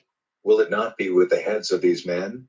Is this not David, who was named in their songs, when in the dance they said to one another, Saul has put to death thousands, and David tens of thousands? Then Achish sent for David and said to him, By the living Lord, you are upright, and everything you have done with me in the army has been pleasing to me. I have seen no evil in you from the day when you came to me till now. But still, the lords are not pleased with you. So now go back, and go in peace, so that you do not make the lords of the Philistines angry. And David said to Achish, But what have I done? What have you seen in your servant while I have been with you till this day, that I may not go and take up arms against those who are now making war on my lord the king? And Achish in answer said, It is true that in my eyes you are good, like an angel of God. But still, the rulers of the Philistines have said, He is not to go up with us to the fight. So get up early in the morning, with the servants of your Lord who are with you, and go to the place I have given you, and have no evil design in your heart, for you are good in my eyes. But when there is light enough in the morning, go away. So David and his men got up early in the morning to go back to the land of the Philistines. And the Philistines went up to Jezreel. Chapter 30. Now when David and his men came to Ziklag on the third day, the Amalekites had made an attack on the south end on Ziklag, and had overcome Ziklag and put it on fire, and had made the women and all who were there, small and great, prisoners. They had not put any of them to death, but had taken them all away. And when David and his men came to the town, they saw that it had been burned down, and their wives and their sons and daughters had been made prisoners.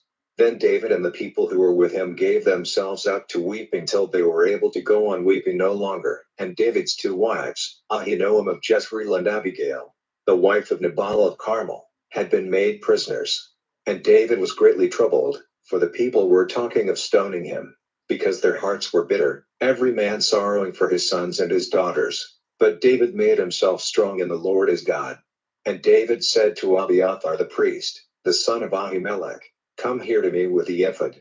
And Abiathar took the ephod to David. Then David, questioning the Lord, said, Am I to go after this band? Will I be able to overtake them? And in answer he said, Go after them, for you will certainly overtake them, and get back everything. So David went, and his 600 men went with him, and they came to the stream Besser. And David, with 400 men, went on, but 200 of them were overcome with weariness, and not able to go across the stream. And in the fields they saw an Egyptian whom they took to David, and they gave him bread, and he had a meal, and they gave him water for drink, and they gave him part of a cake of figs and some dried grapes. And after the food, his spirit came back to him, for he had no food or drink for 3 days and nights. And David said to him, Whose man are you, and where do you come from? And he said, I am a young man of Egypt, servant to an Amalekite, and my master went on without me because 3 days back I became ill. We made an attack on the south part of the country of the Cherethites, and on the land which is Judah's, and on the south of Caleb, and we put Ziklag on fire. And David said to him, Will you take me down to this band? And he said, If you give me your oath that you will not put me to death or give me up to my master, I will take you to them. And when he had taken him down, they saw them all, seated about on all sides, feasting and drinking among all the mass of goods which they had taken from the land of the Philistines and the land of Judah. And David went on fighting them from evening till the evening of the day after, and not one of them got away, but only 400 young men who went in flight on camels. And David got back everything the Amalekites had taken, and he got back his 2 wives. There was no loss of anything, small or great, sons or daughters or goods or anything which they had taken away. David got it all back. And they took all the flocks and herds, and driving them in front of him, said, These are David's. And David came to the 200 men, who because of weariness had not gone with him, but were waiting at the stream Besser. And they went out, meeting David and the people who were with him. And when they came near them, they said, How are you? Then the bad and good for nothing men among those who went with David said, Because they did not go with us, we will give them nothing of the goods which we have got back, but only to every man his wife and children, so that he may take them and go. Then David said, You are not to do this, my brothers, after what the Lord has given us, who has kept us safe and given up the band which came against us into our hands, who is going to give any attention to you in this question. For an equal part will be given to him who went to the fight and to him who was waiting by the goods. They are all to have the same. And so he made it a rule and an order for Israel from that day till now.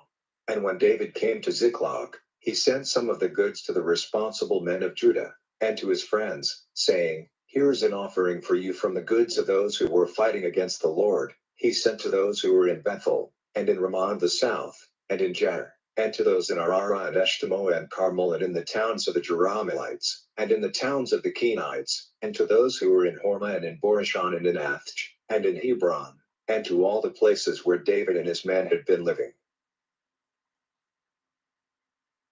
Chapter 31. Now the Philistines were fighting against Israel, and the men of Israel went in flight before the Philistines, falling down wounded in Mount Gilboa. And the Philistines overtook Saul and his sons, and they put to death Jonathan and Abinadab and Malchishua, the sons of Saul. And the fight was going badly for Saul, and the archers came across him, and he was wounded by the archers. Then Saul said to the servant who had the care of his arms, Take out your sword and put it through me, before these men without circumcision come and make sport of me. But his servant, full of fear, would not do so.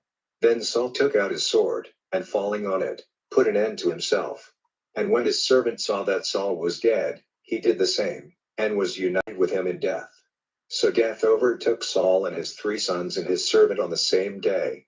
And when the men of Israel across the valley and on the other side of Jordan saw that the army of Israel was in flight and that Saul and his sons were dead, they came out of their towns and went in flight, and the Philistines came and took them for themselves. Now on the day after, when the Philistines came to take their goods from the dead, they saw Saul and his 3 sons dead on the earth in Mount Gilboa.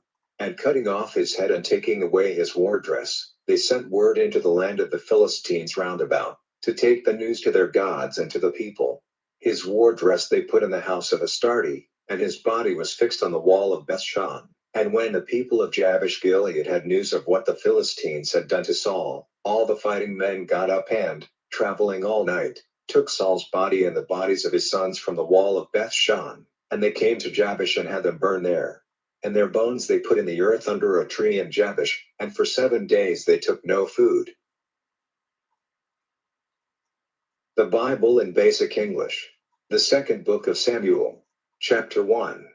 Now after the death of Saul, when David, having come back from the destruction of the Amalekites, had been in Ziklag for 2 days, On the third day a man came from Saul's tents, with his clothing out of order and earth on his head, and when he came to David, he went down on the earth and gave him honor.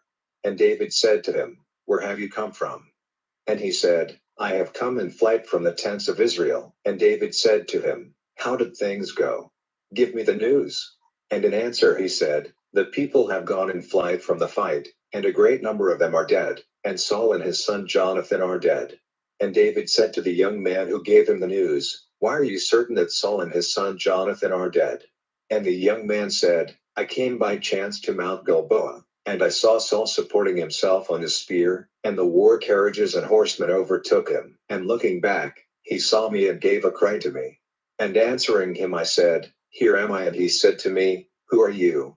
And I said, I am an Amalekite. Then he said to me, Come here to my side, and put me to death. For the pain of death has me in its grip, but my life is still strong in me. So I put my foot on him and gave him his death blow, because I was certain that he would not go on living after his fall. And I took the crown from his head and the band from his arm, and I have them here for my lord. Then David gave way to bitter grief, and so did all the men who were with him. Until evening they gave themselves to sorrow and weeping, and took no food, weeping for Saul and for Jonathan, his son, and for the people of the Lord and for the men of Israel, because they had come to their end by the sword. And David said to the young man who had given him the news, Where do you come from? And he said, I am the son of a man from a strange land. I am an Amalekite. And David said to him, Had you no fear of stretching out your hand to put to death the one marked with the holy oil?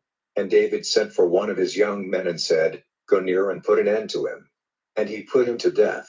And David said to him, May your blood be on your head, for your mouth has given witness against you, saying, I have put to death the man marked with the holy oil. Then David made this song of grief for Saul and Jonathan, his son. It is recorded in the book of Jashar for teaching to the sons of Judah. And he said, The glory, O Israel, is dead on your high places. How have the great ones been made low? Give no news of it in Gath.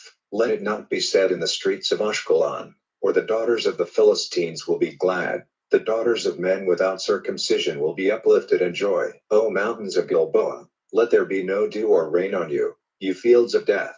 For there the arms of the strong have been shamed, the arms of Saul, as if he had not been marked with the holy oil. From the blood of the dead, from the fat of the strong, the bow of Jonathan was not turned back, the sword of Saul did not come back unused. Saul and Jonathan were loved and pleasing, in their lives and in their death they were not parted. They went more quickly than eagles, they were stronger than lions. O daughters of Israel, have sorrow for Saul, by whom you were delicately clothed in robes of red, with ornaments of gold on your dresses. How have the great ones been made low in the fight? Jonathan is dead on your high places. I am full of grief for you, my brother Jonathan, very dear have you been to me. Your love for me was a wonder, greater than the love of women. How have the great ones been made low, and the arms of war broken? Chapter 2.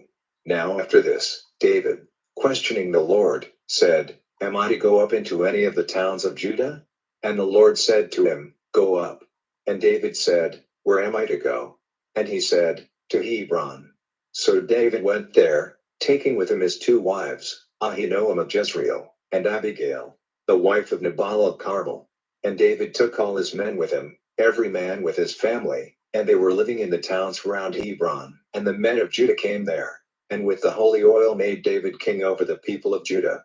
And word came to David that it was the men of Jabesh Gilead who put Saul's body in its last resting place. And David sent to the men of Jabesh Gilead and said to them, May the Lord give you his blessing, because you have done this kind act to Saul your Lord, and have put his body to rest. May the Lord be good and true to you, and I myself will see that your kind act is rewarded, because you have done this thing. Then let your hands be strong, and have no fear, though Saul your Lord is dead. The people of Judah have made me their king. Now Abner, the son of Ner, captain of Saul's army, had taken Saul's son Ishbosheth over to Mahanaim, and made him king over Gilead and the Asherites and over Jezreel and Ephraim and Benjamin, that is, over all Israel. Saul's son Ishbosheth was 40 years old when he became king over Israel, and he was ruler for 2 years. But Judah was on the side of David, and the time when David was king in Hebron over the people of Judah was 7 years and 6 months. And Abner, the son of Ner, with the servants of Saul's son Ishbosheth, went out from Mahanaim to Gibeon. And Joab, the son of Zeruiah, and the servants of David, went out and came face to face with them by the pool of Gibeon, and they took up their position, facing one another on opposite sides of the pool. And Abner said to Joab, "Let the young men give a test of their strength before us." And Joab said, "Let them do so." So they got up and went over by number, 12 for Benjamin and Ishbosheth and 12 of the servants of David. And every one got the other by the head, driving his sword into the other side. So they all went down together, and that place was named the Field of Sides, and it is in Gibeon. And there was hard fighting that day, and Abner and the men of Israel gave way before the servants of David. There were 3 sons of Zeruiah there, Joab and Abishai and Asahel. And Asahel was as quick-footed as a roe of the fields. Asahel went running after Abner, not turning to the right or to the left. Then Abner, looking back, said, "Is it you, Asahel?" And he said, "It is I." And Abner said, "Then go to the right or to the left and put your hands on one of the fighting men and take his arms." But Asahel would not be turned away from going after Abner. Then again Abner said to Asahel, "Go to one side, do not keep on coming after me. Why will you make me put an end to you? For then I will be shamed before your brother Joab." But still he did not go to one side, so Abner gave him a back blow in the stomach with his spear, so that the spear came out at his back, and he went down on the earth, wounded to death. And all those who came to the place where Asahel went down dead, came to a stop. But Joab and Abishai went after Abner, and the sun went down when they came to the hill of Ammah, which is to the east of the road through the wasteland of Geba. And the men of Benjamin came together after Abner in one band, and took their places on the top of a hill. Then crying out to Joab, Abner said, "Are fighting and destruction to go on forever? Do you not see that the end will only be bitter? How long will it be before you send the people back and make them give up attacking their countrymen?" And Joab said, "By the living God, if you had not given the word, the people would have gone on attacking their countrymen till the morning." So Joab had a horn sounded, and all the people came to a stop, and gave up going after Israel and fighting them. And all that night Abner and his men went through the Arabah. They went over Jordan and through all Bithron and came to Mahanaim. And Joab came back from fighting Abner, and when he had got all his men together, it was seen that 19 of David's men, in addition to Asahel, were not with them. But David's men had put to death 360 of the men of Benjamin and of Abner's men, and they took Asahel's body and put it in the last resting place of his father in Bethlehem. And Joab and his men, traveling all night, came to Hebron at dawn. Chapter 3. Now there was a long war between Saul's people and David's people, and David became stronger and stronger, but those on Saul's side became more and more feeble. While David was in Hebron, he became the father of sons. The oldest was Amnon, son of Ahinoam of Jezreel, and the second, Chileab, whose mother was Abigail, the wife of Nabal the Carmelite, and the third, Absalom, son of Maacah, the daughter of Talmai, king of Geshur, and the fourth, Adonijah, the son of Haggith, and the fifth, Shephatiah, the son of Abital, and the sixth, Ithream, whose mother was David's wife Eglah. These were the sons of David, whose birth took place in Hebron. Now while there was war between Saul's people and David's people, Abner was making himself strong among the supporters of Saul. Now Saul had among his wives a woman named Rizpah, the daughter of Aiah, and Ishbosheth said to Abner, "Why have you taken my father's wife?" And Abner was very angry at the words of Ishbosheth, and he said, "Am I a dog's head of Judah? I am this day doing all in my power for the cause of your father Saul and for his brothers and his friends, and have not given you up into the hands of David. And now you say I have done wrong with a woman. May God's punishment be on Abner, if I do not for David as the Lord in his oath has said, and if I do not take away the kingdom from the family of Saul and make David ruler over Israel and Judah from Dan as far as Beersheba." And so great was Ishbosheth's fear of Abner that he was not able to say a word in answer. And Abner sent men to David at Hebron, saying, "Make an agreement with me, and I will give you my support in getting all Israel on your side." And he said, "It is well, I will make an agreement with you, but on one condition, which is, that when you come before me, Saul's daughter Michal is to come with you. Till she comes you will not see my face." And David sent men to Saul's son Ishbosheth, saying, "Give me back Michal, my wife, whom I made mine for the price of the private parts of 100 Philistines. So Ishbosheth sent and took her from her husband Paltiel, the son of Lish, and her husband went with her as far as Bahurim, weeping while he went. Then Abner said to him, Go back. And he went back. Then Abner had a talk with the chief men of Israel, saying, In the past it was your desire to make David your king, so now, do it. For the Lord has said of David, By the hand of my servant David the first will make my people Israel safe from the Philistines, and from all who are against them. And Abner said the same things to Benjamin, and he went to David in Hebron to make clear to him what seemed good to Israel and to all the people of Benjamin. So Abner, with 20 men, came to Hebron, to David. And David made a feast for Abner and the men who were with him. And Abner said to David, Now I will go, and make all Israel come to my lord the king, so that they may make an agreement with you, and your kingdom may be as wide as your heart's desire. Then David sent Abner away and went in peace. Now the servants of David and Joab had been out attacking a band of armed men, and they came back with a great store of goods taken in the fight. But Abner was no longer in Hebron with David, for he had sent him away and he had gone in peace. When Joab and his men came, news was given them that Abner, the son of Ner, had come to the king, who had let him go away again in peace. Then Joab came to the king, and said, What have you done? When Abner came to you, why did you send him away and let him go? Is it not clear to you that Abner, the son of Ner, came with deceit to get knowledge of your going out and your coming in and of all you are doing? And when Joab had come out from David, he sent men after Abner, and they overtook him at the water spring of Sirah, and made him come back with them. But David had no knowledge of it. And when Abner was back in Hebron, Joab took him on one side by the doorway of the town to have a word with him quietly, and there he gave him a wound in the stomach, causing his death in payment for the death of his brother Asahel. And when David had word of it, he said, May I and my kingdom be clear forever in the eyes of the Lord from the blood of Abner, the son of Ner. May it come on the head of Joab and all his father's family.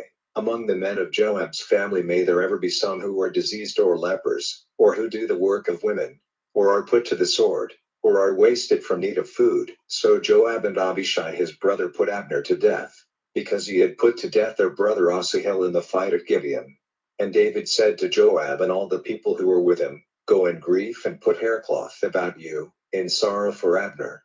And King David went after the dead body, and they put Abner's body to rest in Hebron. And the king and all the people were weeping loudly by the resting place of Abner's body. And the king made a song of grief for Abner and said, Was the death of Abner to be like the death of a foolish man?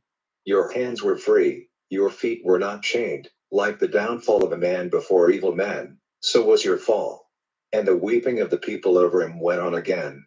And the people came to make David take food, while it was still day. But David with an oath said, May God's punishment be on me if I take a taste of bread or any other thing till the sun has gone down. And all the people took note of it and were pleased, like everything the king did. It was pleasing to the people. So it was clear to Israel and to all the people on that day that the king was not responsible for the death of Abner, the son of Ner.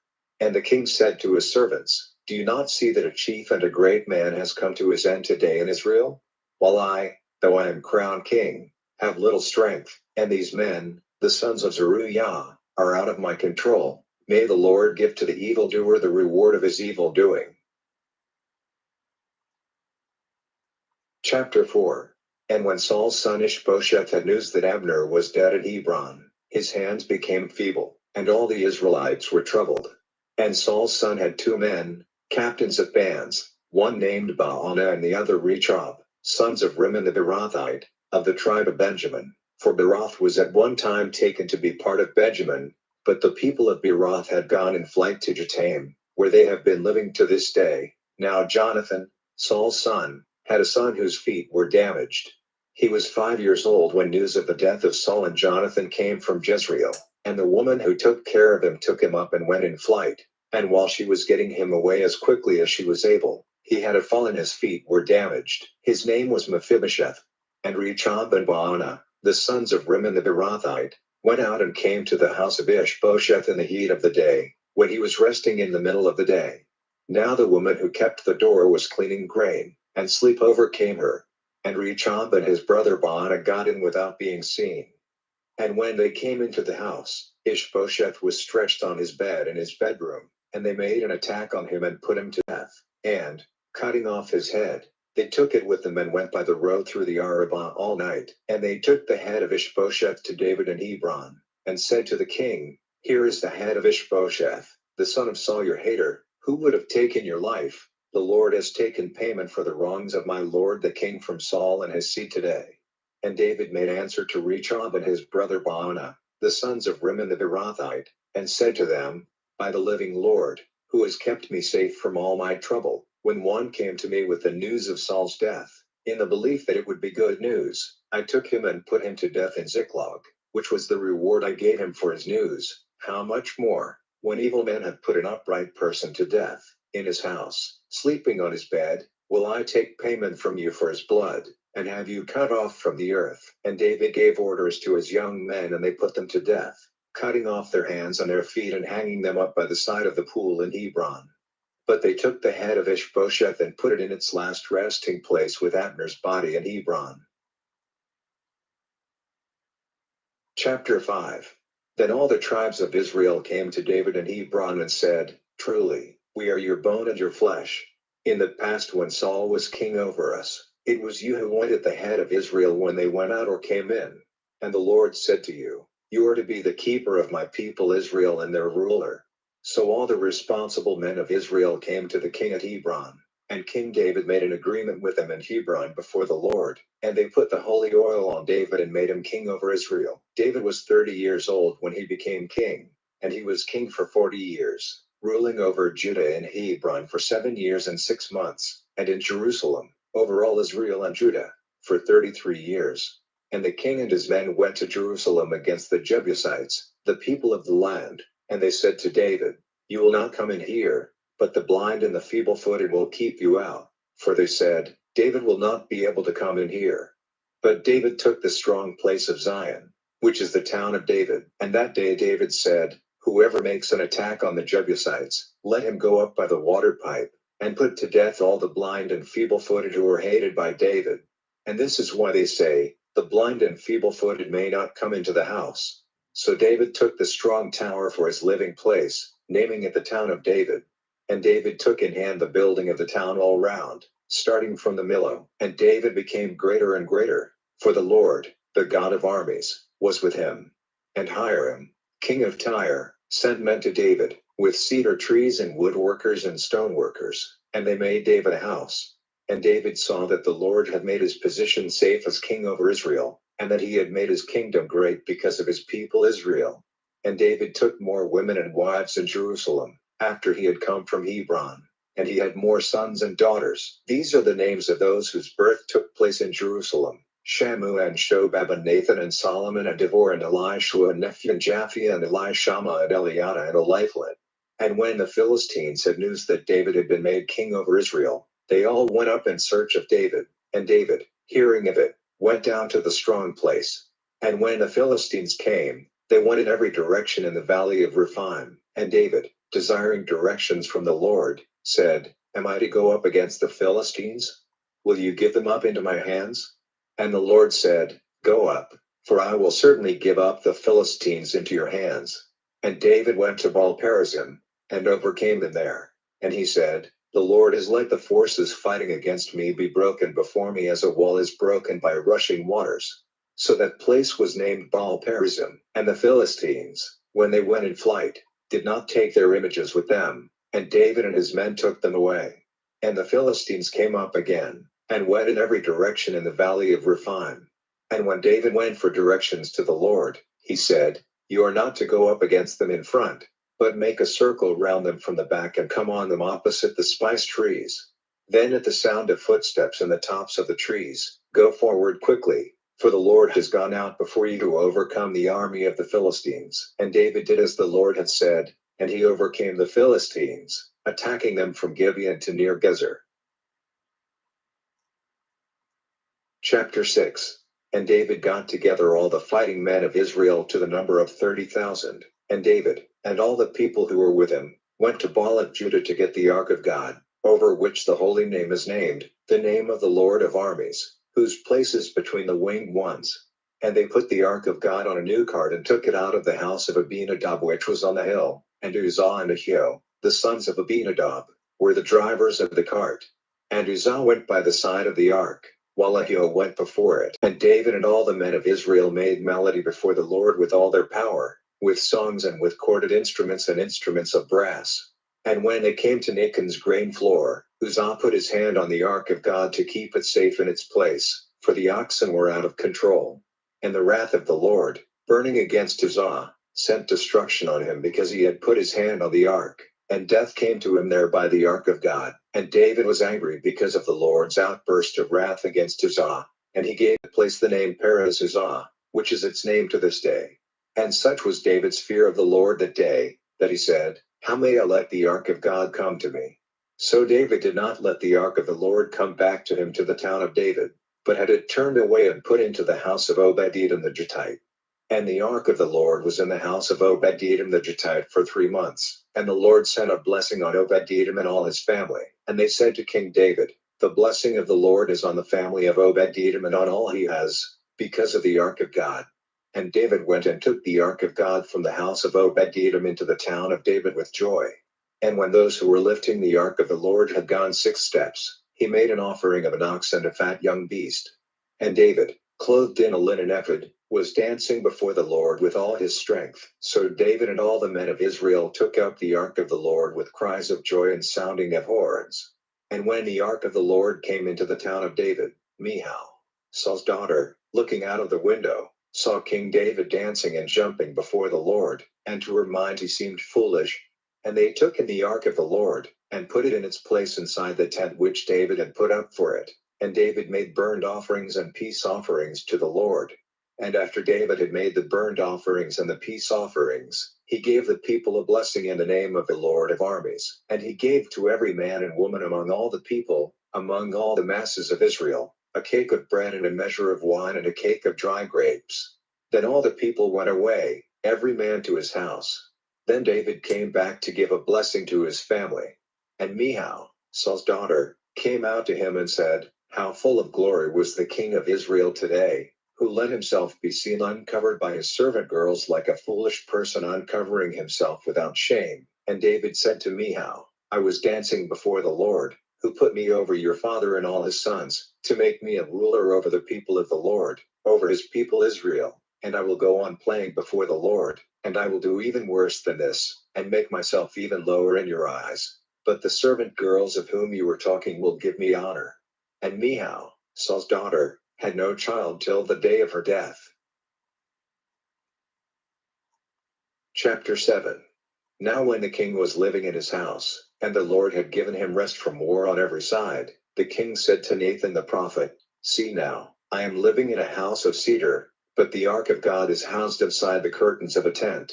And Nathan said to the king, Go and do whatever is in your heart, for the Lord is with you. Now that night the word of the Lord came to Nathan, saying, Go and say to my servant David, The Lord says, Are you to be the builder of a house, a living place for me? For from the day when I took the children of Israel up out of Egypt till this day, I have had no house, but have gone from place to place in a tent. In all the places where I went with all the children of Israel, did I ever say to any of the judges of Israel, to whom I gave the care of my people Israel, Why have you not made me a house of cedar?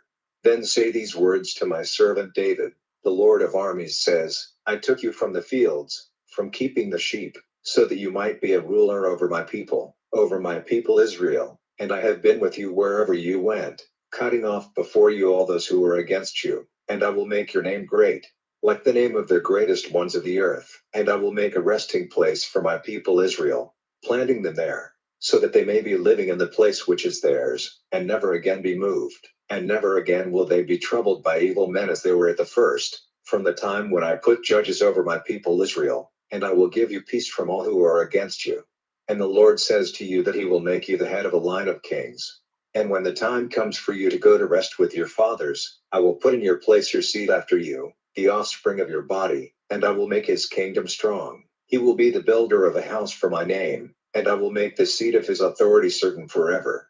I will be to him a father and he will be to me a son. If he does wrong, I will give him punishment with the rod of men and with the blows of the children of men. but my mercy will not be taken away from him, as I took it from him who was before you. And your family and your kingdom will keep their place before me forever. The seat of your authority will never be overturned. So Nathan gave David an account of all these words and this vision. Then David the king went in and took his seat before the Lord, and said, Who am I, O Lord God, and what is my family, that you have been my guide till now? And this was only a small thing to you, O Lord God. But your words have even been about the far-off future of your servant's family, O Lord God. What more may David say to you? For you have knowledge of your servant, O Lord God. Because of your word and from your heart, you have done all this great work, and let your servant see it. Truly you are great, O Lord God, there is no one like you and no other God but you, as is clear from everything which has come to our ears.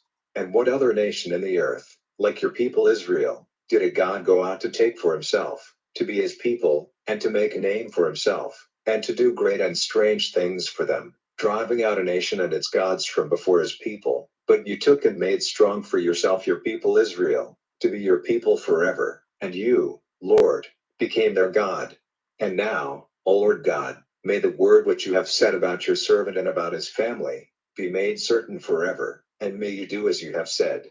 And let your name be made great forever, and let men say, The Lord of armies is God over Israel, and let the family of David your servant be made strong before you.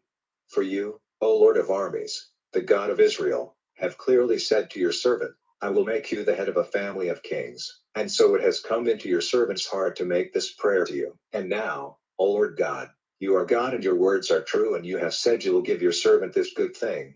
So may it be your pleasure to give your blessing to the family of your servant, so that it may go on forever before you. For you, O Lord God, have said it, and may your blessing be on your servant's family line forever. Chapter 8. And it came about after this that David made an attack on the Philistines and overcame them, and David took the authority of the mother town from the hands of the Philistines. And he overcame the Moabites, and he had them measured with a line when they were stretched out on the earth, marking out 2 lines for death and 1 full line for life. So the Moabites became servants to David and gave him offerings, and David overcame Hadadezer, the son of Rehob, king of Zobah, when he went to make his power seen by the river. And David took from him 1,700 horsemen and 20,000 footmen, and David had the leg muscles of the horses cut, only keeping in of them for 100 war carriages. And when the Arameans of Damascus came to the help of Hadadezer, king of Zobah, David put to the sword 22,000 of the Arameans. And David put armed forces in Aram of Damascus. And the Arameans became servants to David and gave him offerings, and the Lord made David overcome wherever he went. And David took their gold body covers from the servants of Hadadezer and took them to Jerusalem. And from Tebah and Berothai, towns of Hadadezer, King David took a great store of brass. And when Tou, king of Hamath, had news that David had overcome all the army of Hadadezer, he sent his son Hadoram to David, with words of peace and blessing, because he had overcome Hadadezer in the fight. For Hadadezer had wars with Tou, and Hadoram took with him vessels of silver and gold and brass. These King David made holy to the Lord, together with the silver and gold which he had taken from the nations he had overcome, the nations of Edom and Moab, and the children of Ammon and the Philistines and the Amalekites, and the goods he had taken from Hadadezer, the son of Rehob, king of Zobah. And David got great honor for himself, when he came back, by the destruction of Edom in the valley of Salt, to the number of 18,000 men. And he put armed forces in Edom. All through Edom he had armed forces stationed, and all the Edomites became servants to David. And the Lord made David overcome wherever he went. And David was king over all Israel, judging and giving right decisions for all his people. And Joab, the son of Zeruiah, was chief of the army, and Jehoshaphat, the son of Ahilud, was keeper of the records, and Zadok and Abiathar, the son of Ahimelech, the son of Ahitub, were priests, and Sariah was the scribe, and Benaiah, the son of Jehoiada, was over the Cherethites and the Pelethites, and David's sons were priests. Chapter 9. And David said, Is there still anyone of Saul's family living, so that I may be a friend to him? Because of Jonathan? Now there was of Saul's people a servant named Ziba, and they sent him to David. And the king said to him, Are you Ziba? And he said, I am. And the king said, Is there anyone of Saul's family still living, to whom I may be a friend in God's name? And Ziba said, There is a son of Jonathan, whose feet are damaged. And the king said to him, Where is he?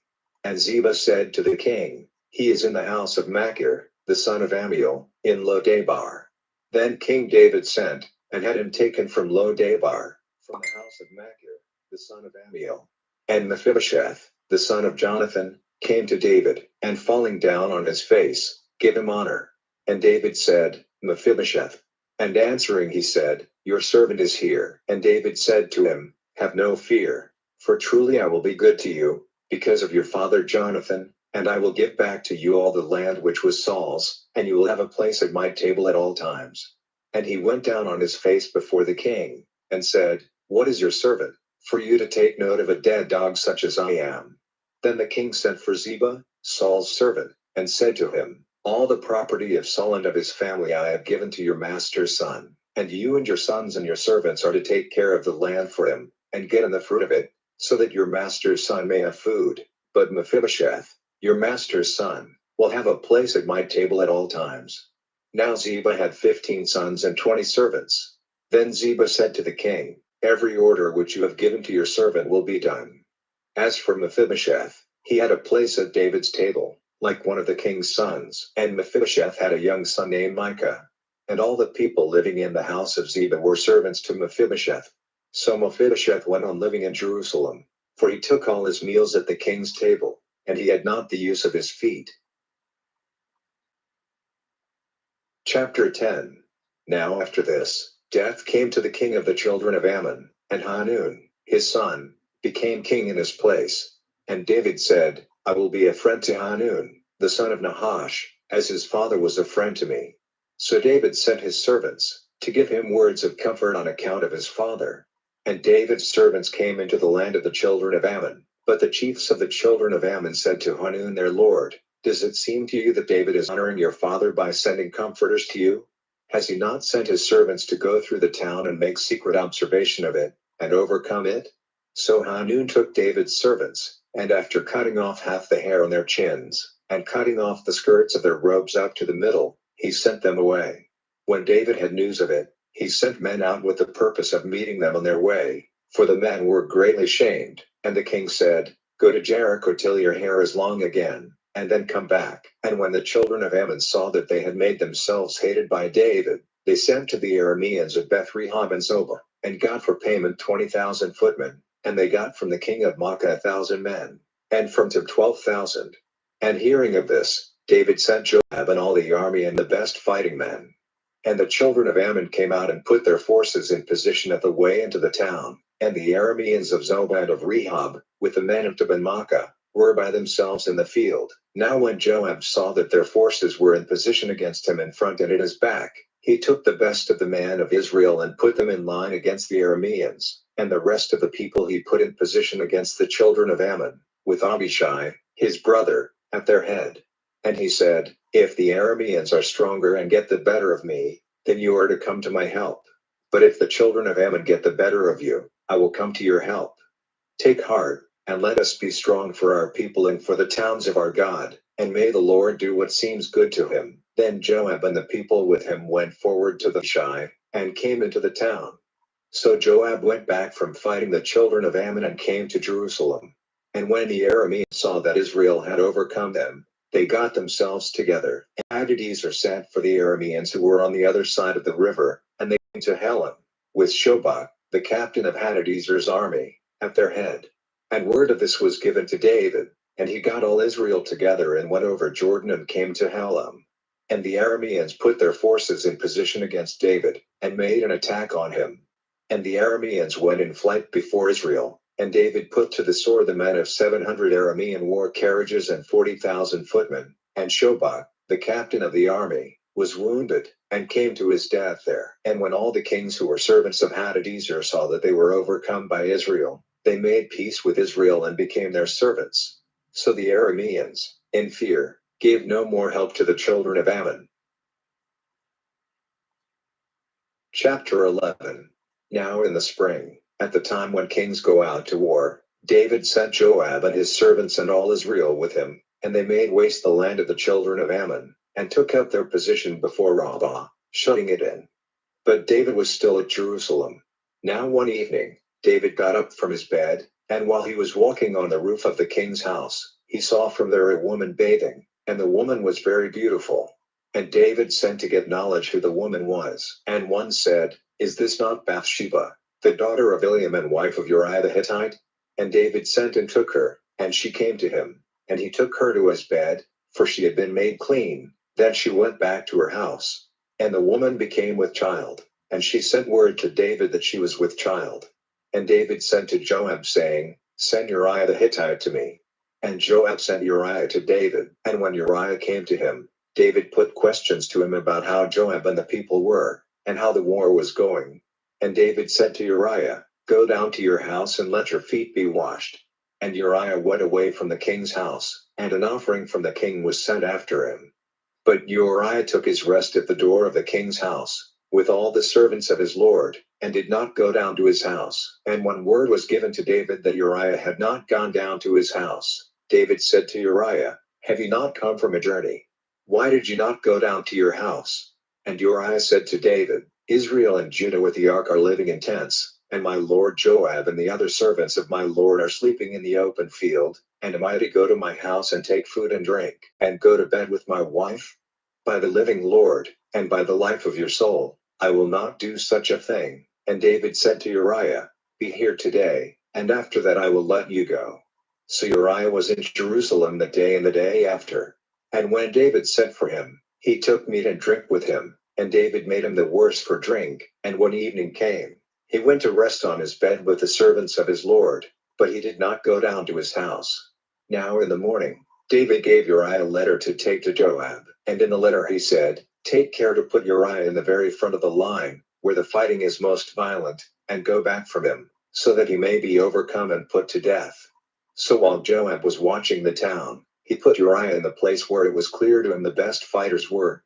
And the men of the town went out and had a fight with Joab, and a number of David's men came to their death in the fight, and with them Uriah the Hittite. Then Joab sent David news of everything which had taken place in the war, and he gave orders to the man who took the news, saying, "After you have given the king all the news about the war, if the king is angry and says, 'Why did you go so near the town for the fight?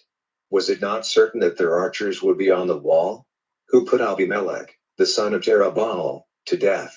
Did not a woman send a great stone down on him from the wall, putting him to death at Thebez? Why did you go so near the wall?' Then say to him, 'Your servant Uriah the Hittite is among the dead.'"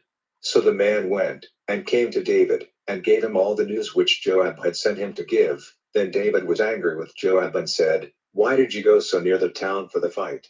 Was it not certain that their archers would be on the wall? Who put Abimelech, the son of Jerubbaal, to death? Did not a woman send a great stone down on him from the wall, putting him to death at Thebez? Why did you go so near the wall?" And the man said to David, "Truly the men got the better of us, and came out against us into the open country, but we sent them back to the very doors of the town.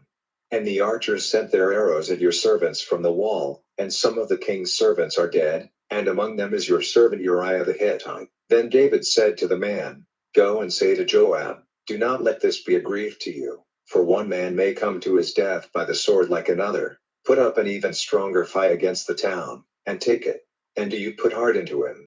And when the wife of Uriah had news that her husband was dead, she gave herself up to weeping for him. And when the days of weeping were past, David sent for her, and took her into his house, and she became his wife and gave him a son. Chapter 12. And the Lord sent Nathan to David.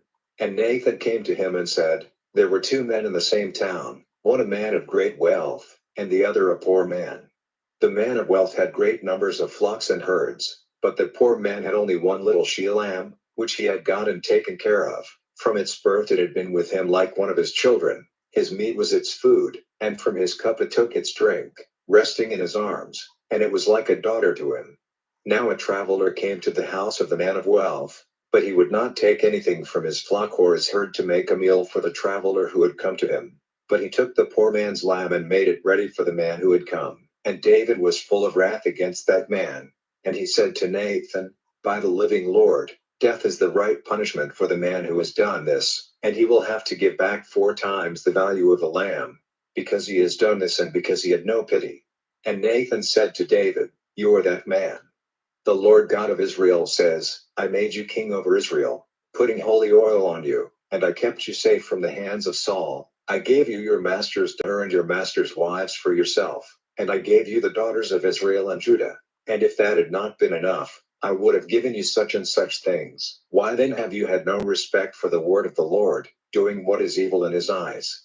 You have put Uriah the Hittite to death with the sword, and have taken his wife to be your wife. You have put him to death with the sword of the children of Ammon. So now the sword will never be turned away from your family, because you have had no respect for me, and have taken the wife of Uriah the Hittite to be your wife. The Lord says, From those of your family I will send evil against you, and before your very eyes I will take your wives and give them to your neighbor, and he will take your wives to his bed by the light of his sun.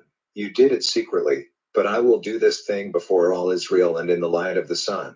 And David said to Nathan, Great is my sin against the Lord. And Nathan said to David, The Lord has put away your sin. Death will not come on you. But still, because you have had no respect for the Lord, death will certainly overtake the child who has newly come to birth. Then Nathan went back to his house, and the hand of the Lord was on David's son, the child of Uriah's wife, and it became very ill. So David made prayer to God for the child, and he took no food day after day, and went in and, stretching himself out on the earth, was there all night. And the chief man of his house got up and went to his side to make him get up from the earth. But he would not, and he would not take food with them. And then on the 7th day the child's death took place, and David's servants were in fear of giving him the news of the child's death, for they said, Truly, while the child was still living he gave no attention when we said anything to him. What will he do to himself if we give him word that the child is dead? But when David saw that his servants were talking together quietly, he was certain that the child was dead, and he said to his servants, Is the child dead? And they said, He is. Then David got up from the earth, and after washing and rubbing himself with oil and changing his clothing, he went into the house of the Lord and gave worship. Then he went back to his house, and at his order they put food before him and he had a meal. Then his servants said to him, Why have you been acting in this way? You were weeping and going without food while the child was still living. But when the child was dead, you got up and had a meal. And he said, While the child was still living, I went without food and gave myself up to weeping. For I said, Who is able to say that the Lord will not have mercy on me and give the child life? But now that the child is dead, there is no reason for me to go without food. Am I able to make him come back to life? I will go to him, but he will never come back to me. And David gave comfort to his wife Bathsheba, and he went into her and had connection with her. And she had a son to whom she gave the name Solomon, and he was dear to the Lord. And he sent word by Nathan the prophet,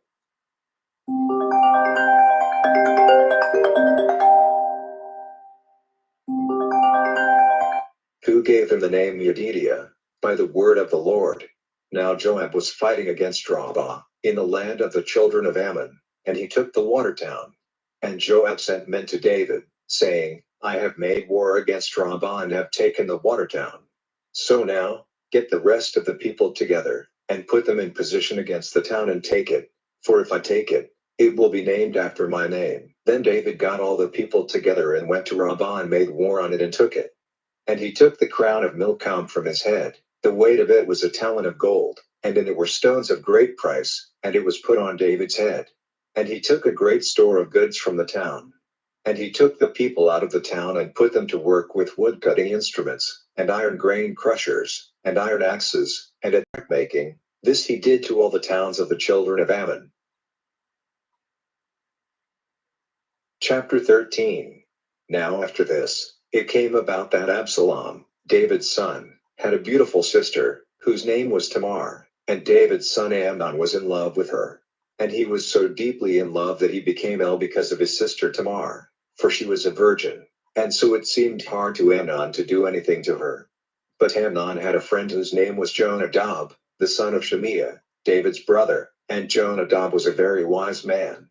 And he said to him, O son of the king, why are you getting thinner day by day? Will you not say what your trouble is? And Amnon said to him, I am in love with Tamar, my brother Absalom's sister.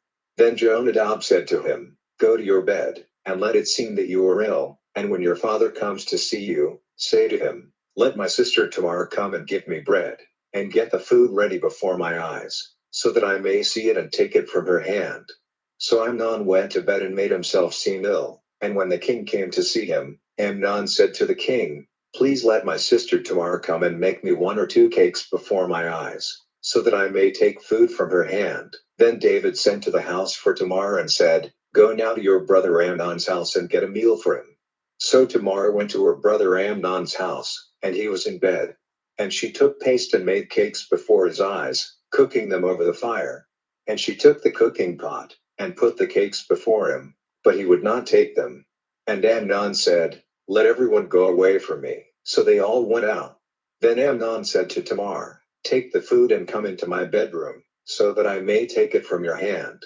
So Tamar took the cakes she had made and went with them into her brother Amnon's bedroom. And when she took them to give them to him, he put his arms round her and said, Come to bed, my sister. And answering him, she said, Oh my brother, do not put shame on me. It is not right for such a thing to be done in Israel. Do not this evil thing. What will become of me in my shame? And as for you, you will be looked down on with disgust by all Israel. Now then, go and make your request to the king, for he will not keep me from you. But he would not give attention to what she said, but being stronger than she, he took her by force, and had connection with her. Then Amnon was full of hate for her, hating her with a hate greater than his earlier love for her, and he said to her, Get up and be gone. And she said to him, Not so, my brother, for this great wrong in sending me away is worse than what you did to me before. But he gave no attention to her. Then he gave a cry to the servant who was waiting on him and said, Put this woman out, and let the door be locked after her. Now she had on a long robe, such as in past times the king's virgin daughters were dressed in. Then the servant put her out, locking the door after her. And Tamar, in her grief, put dust on her head, and she put her hand on her head and went away crying loudly. And her brother Absalom said to her, Has your brother Amnon been with you? But now, let there be an end to your crying. My sister, he is your brother, do not take this thing to heart. So Tamar went on living uncomforted in her brother's house. But when King David had news of all these things, he was very angry. But he did not make trouble for Amnon his son, for he was dear to David, being his oldest son. But Absalom said nothing to his brother Amnon, good or bad, for he was full of hate for him, because he had taken his sister Tamar by force. Now after 2 full years, Absalom had men cutting the wool of his sheep in Baal Hazor, which is near Ephraim, and he sent for all the king's sons to come to his feast. And Absalom came to the king and said, See now, your servant is cutting the wool of his sheep. Will the king and his servants be pleased to come? And the king said to Absalom, No, my son, let us not all go, or the number will be over great for you. And he made his request again, but he would not go, but he gave him his blessing. Then Absalom said, If you will not go, then let my brother Amnon go with us. And the king said to him, Is there any reason for him to go with you? But Absalom went on requesting him till he let Amnon and all the king's sons go with him. And Absalom made a great feast like a feast for a king. Now Absalom had given orders to his servants, saying, Now take note when Amnon's heart is glad with wine. And when I say to you, Make an attack on Amnon, then put him to death without fear. Have I not given you orders? Be strong and without fear. So Absalom's servants did to Amnon as Absalom had given them orders. Then all the king's sons got up, and every man got on his beast and went in flight. Now while they were on their way, news was given to David that Absalom had put to death all the sons of the king and that not one of them was still living. Then the king got up in great grief, stretching himself out on the earth, and all his servants were by his side, with their clothing parted. And Jonadab, the son of Shemiah, David's brother, said, Let not my lord have the idea that all the sons of the king have been put to death, for only Amnon is dead. This has been purposed by Absalom from the day when he took his sister Tamar by force. So now, let not my lord the king take this thing to heart, with the idea that all the king's sons are dead, for only Amnon is dead. But Absalom went in flight, and the young man who kept the watch, lifting up his eyes, saw that a great band of people was coming down the slope by the way of the horns, and the watchman came and gave word to the king, saying, I saw men coming down by the way of the horns, from the hillside. And Jonadab said to the king, See, the king's sons are coming, as your servant said, so it is. And while he was talking, the king's sons came, with weeping and loud cries, and the king and all his servants were weeping bitterly. So Absalom went in flight and came to Talmai, the son of Ammihud, the king of Geshur, where he was for 3 years. And the king was sorrowing for his son all the time. And the heart of David was wasted with desire for Absalom, for he was comforted for the death of Amnon. Chapter 14. Now it was clear to Joab, the son of Zeruiah, that the king's heart was turning to Absalom. And Joab sent to Tekoa and got from there a wise woman, and said to her, Now make yourself seem like one given up to grief, and put on the clothing of sorrow, not using any sweet oil for your body, but looking like one who for a long time has been weeping for the dead, and come to the king and say these words to him. So Joab gave her words to say, and the woman of Tekoa came to the king, and falling on her face, gave him honor and said, Give me help, O king. And the king said to her, What is your trouble? And her answer was, Truly I am a widow, and my husband is dead. And I had 2 sons, and the 2 of them had a fight in the field, and there was no one to come between them, and one with a blow put the other to death. And now all the family has turned against me, your servant, saying, Give up him who is the cause of his brother's death, so that we may put him to death in payment for the life of his brother, whose life he took, and we will put an end to the one who will get the heritage. So they will put out my last burning coal, and my husband will have no name or offspring on the face of the earth. And the king said to the woman, Go to your house and I will give orders about this. And the woman of Tekoa said to the king, My lord, O king, may the sin be on me and on my family, and may the king and the seed of his kingdom be clear of sin. And the king said, If anyone says anything to you, make him come to me, and he will do no more damage. Then she said, Let the king keep in mind the Lord your God, so that he who gives punishment for blood may be kept back from further destruction, and that no one may send death on my son. And he said, By the living Lord, not a hair of your son's head will come to the earth. Then the woman said, Will the king let his servant say one word more? And he said, Say on. And the woman said, Why have you had such a thought about the people of God? For in saying these very words the king has put himself in the wrong, because he has not taken back the one whom he sent far away. For death comes to us all, and we are like water drained out on the earth, which it is not possible to take up again. And God will not take away the life of the man whose purpose is that he who has been sent away may not be completely cut off from him. And now it is my fear of the people which has made me come to say these words to my lord the king. And your servant said, I will put my cause before the king, and it may be that he will give effect to my request. For the king will give ear, and take his servant out of the power of the man whose purpose is the destruction of me and my son together from the heritage of God. Then your servant said, May the word of my lord the king give me peace. For my lord the king is as the angel of God in his hearing of good and bad, and may the Lord your God be with you. Then the king said to the woman, Now give me an answer to the question I am going to put to you, keep nothing back. And the woman said, Let my lord the king say on. And the king said, Is not the hand of Joab with you in all this? And the woman in answer said, By the life of your soul, my lord the king, it is not possible for anyone to go to the right hand or to the left from anything said by the king. Your servant Joab gave me orders, and put all these words in my mouth. This he did, hoping that the face of this business might be changed, and my lord is wise, with the wisdom of the angel of God, having knowledge of everything on earth.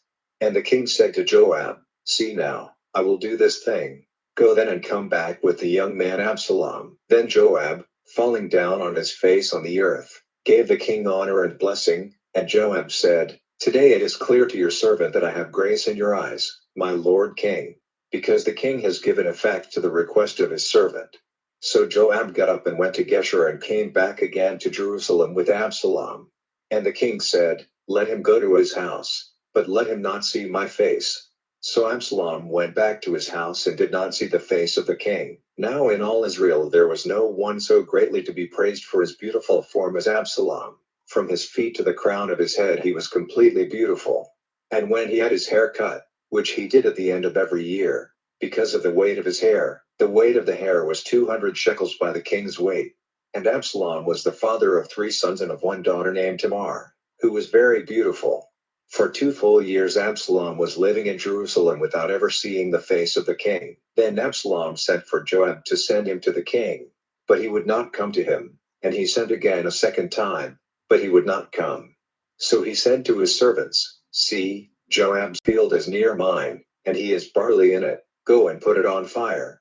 And Absalom's servants put the field on fire. Then Joab came to Absalom in his house and said to him, "Why have your servants put my field on fire?" And Absalom's answer was, "See, I sent to you saying, 'Come here,' so that I may send you to the king to say, 'Why have I come back from Geshur?' It would be better for me to be there still. Let me now see the king's face, and if there is any sin in me, let him put me to death." So Joab went to the king and said these words to him, and when the king had sent for him, Absalom came, and went down on his face on the earth before the king, and the king gave him a kiss. Chapter 15. Now after this, Absalom got for himself a carriage and horses, and 50 runners to go before him. And Absalom got up early, morning after morning, and took his place at the side of the public meeting place. And when any man had a cause which had to come to the king to be judged, then Absalom, crying out to him, said, "What is your town?" And he would say, "Your servant is of one of the tribes of Israel."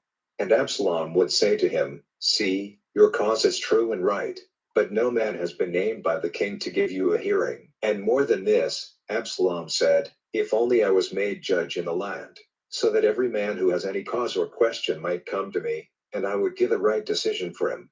And if any man came near to give him honor, he took him by the hand and gave him a kiss." And this Absalom did to everyone in Israel who came to the king to have his cause judged. So Absalom, like a thief, took away the hearts of the men of Israel. Now at the end of 4 years, Absalom said to the king, "Let me go to Hebron and give effect to the oath which I made to the Lord. For while I was living in Geshur in Aram, your servant made an oath, saying, 'If ever the Lord lets me come back to Jerusalem, I will give him worship in Hebron.'" And the king said to him, "Go in peace." So he got up and went to Hebron. But Absalom at the same time sent watchers through all the tribes of Israel to say, "At the sound of the horn you are to say, 'Absalom is king in Hebron.'" And with Absalom, at his request, went 200 men from Jerusalem, who were completely unconscious of his designs. And Absalom sent for Ahithophel the Gilonite, one of David's helpers, from Shiloh his town, while he was making the offerings. And the design against David became strong, for more and more people were joined to Absalom.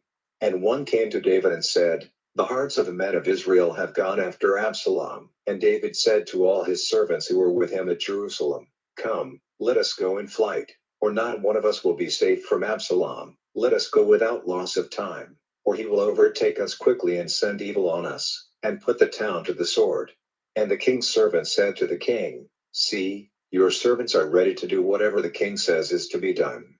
So the king went out, taking with him all the people of his house, but for 10 of his women, who were to take care of the house. And the king went out, and all his servants went after him, and made a stop at the far house. And all the people went on by his side, and all the Cherethites and all the Pelethites and all the men of Ittai of Gath, 600 men who came after him from Gath, went on before the king. Then the king said to Ittai the Gittite, "Why are you coming with us? Go back and keep with the king. For you are a man of another country, you are far from the land of your birth. It was only yesterday you came to us. Why then am I to make you go up and down with us? For I have to go where I may. Go back then, and take your countrymen with you, and may the Lord's mercy and good faith be with you." And Ittai the Gittite in answer said, "By the living Lord, and by the life of my lord the king, in whatever place my lord the king may be, for life or death, there will your servant be." And David said to Ittai, "Go forward, then." And Ittai the Gittite went on, with all his men and all the little ones he had with him. And there was great weeping in all the country when all the people went through. And the king himself was waiting in the Kidron valley, and all the people went by him in the direction of the olive tree on the edge of the wasteland. Then Zadok came, and Abiathar, and with him the ark of God's agreement. And they put down the ark of God, till all the people from the town had gone by. And the king said to Zadok, "Take the ark of God back into the town. If I have grace in the eyes of the Lord, he will let me come back and see it in his house again." But if he says, I have no delight in you, then, here I am, let him do to me what seems good to him. The king said further to Zadok the priest, See, you and Abiathar are to go back to the town in peace, with your 2 sons, Ahimaaz, your son, and Jonathan, the son of Abiathar. See, I will be waiting at the way across the river, in the wasteland, till I get news from you. So Zadok and Abiathar took the ark of God back to Jerusalem, and did not go away from there. And David went up the slopes of the Mount of Olives weeping all the way, with his head covered and no shoes on his feet, and all the people who were with him, covering their heads, went up weeping. And word came to David, saying, Ahithophel is among those who were joined to Absalom. And David said, O Lord, let the wisdom of Ahithophel be made foolish. Now when David had come to the top of the slope, where they gave worship to God, Hushai the Archite came to him in great grief with dust on his head.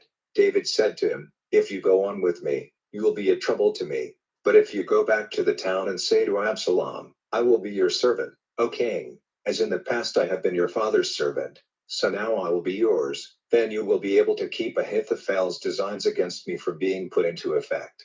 And have you not there Zadok and Abiathar the priests? So whatever comes to your ears from the king's house, give word of it to Zadok and Abiathar the priests.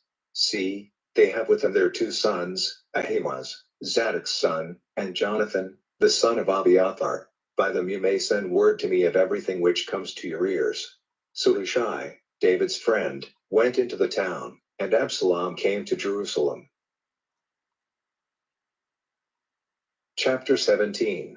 And when David had gone a little way past the top of the slope, Ziba, the servant of Mephibosheth, came to him, with 2 asses on which were 200 cakes of bread and 100 stems of dry grapes and 100 summer fruits and a skin of wine. And David said to Ziba, What is your reason for this? And Ziba said, The asses are for the use of the king's people, and the bread and the fruit are food for the young men, and the wine is for drink for those who are overcome by weariness in the wasteland. And the king said, And where is your master's son?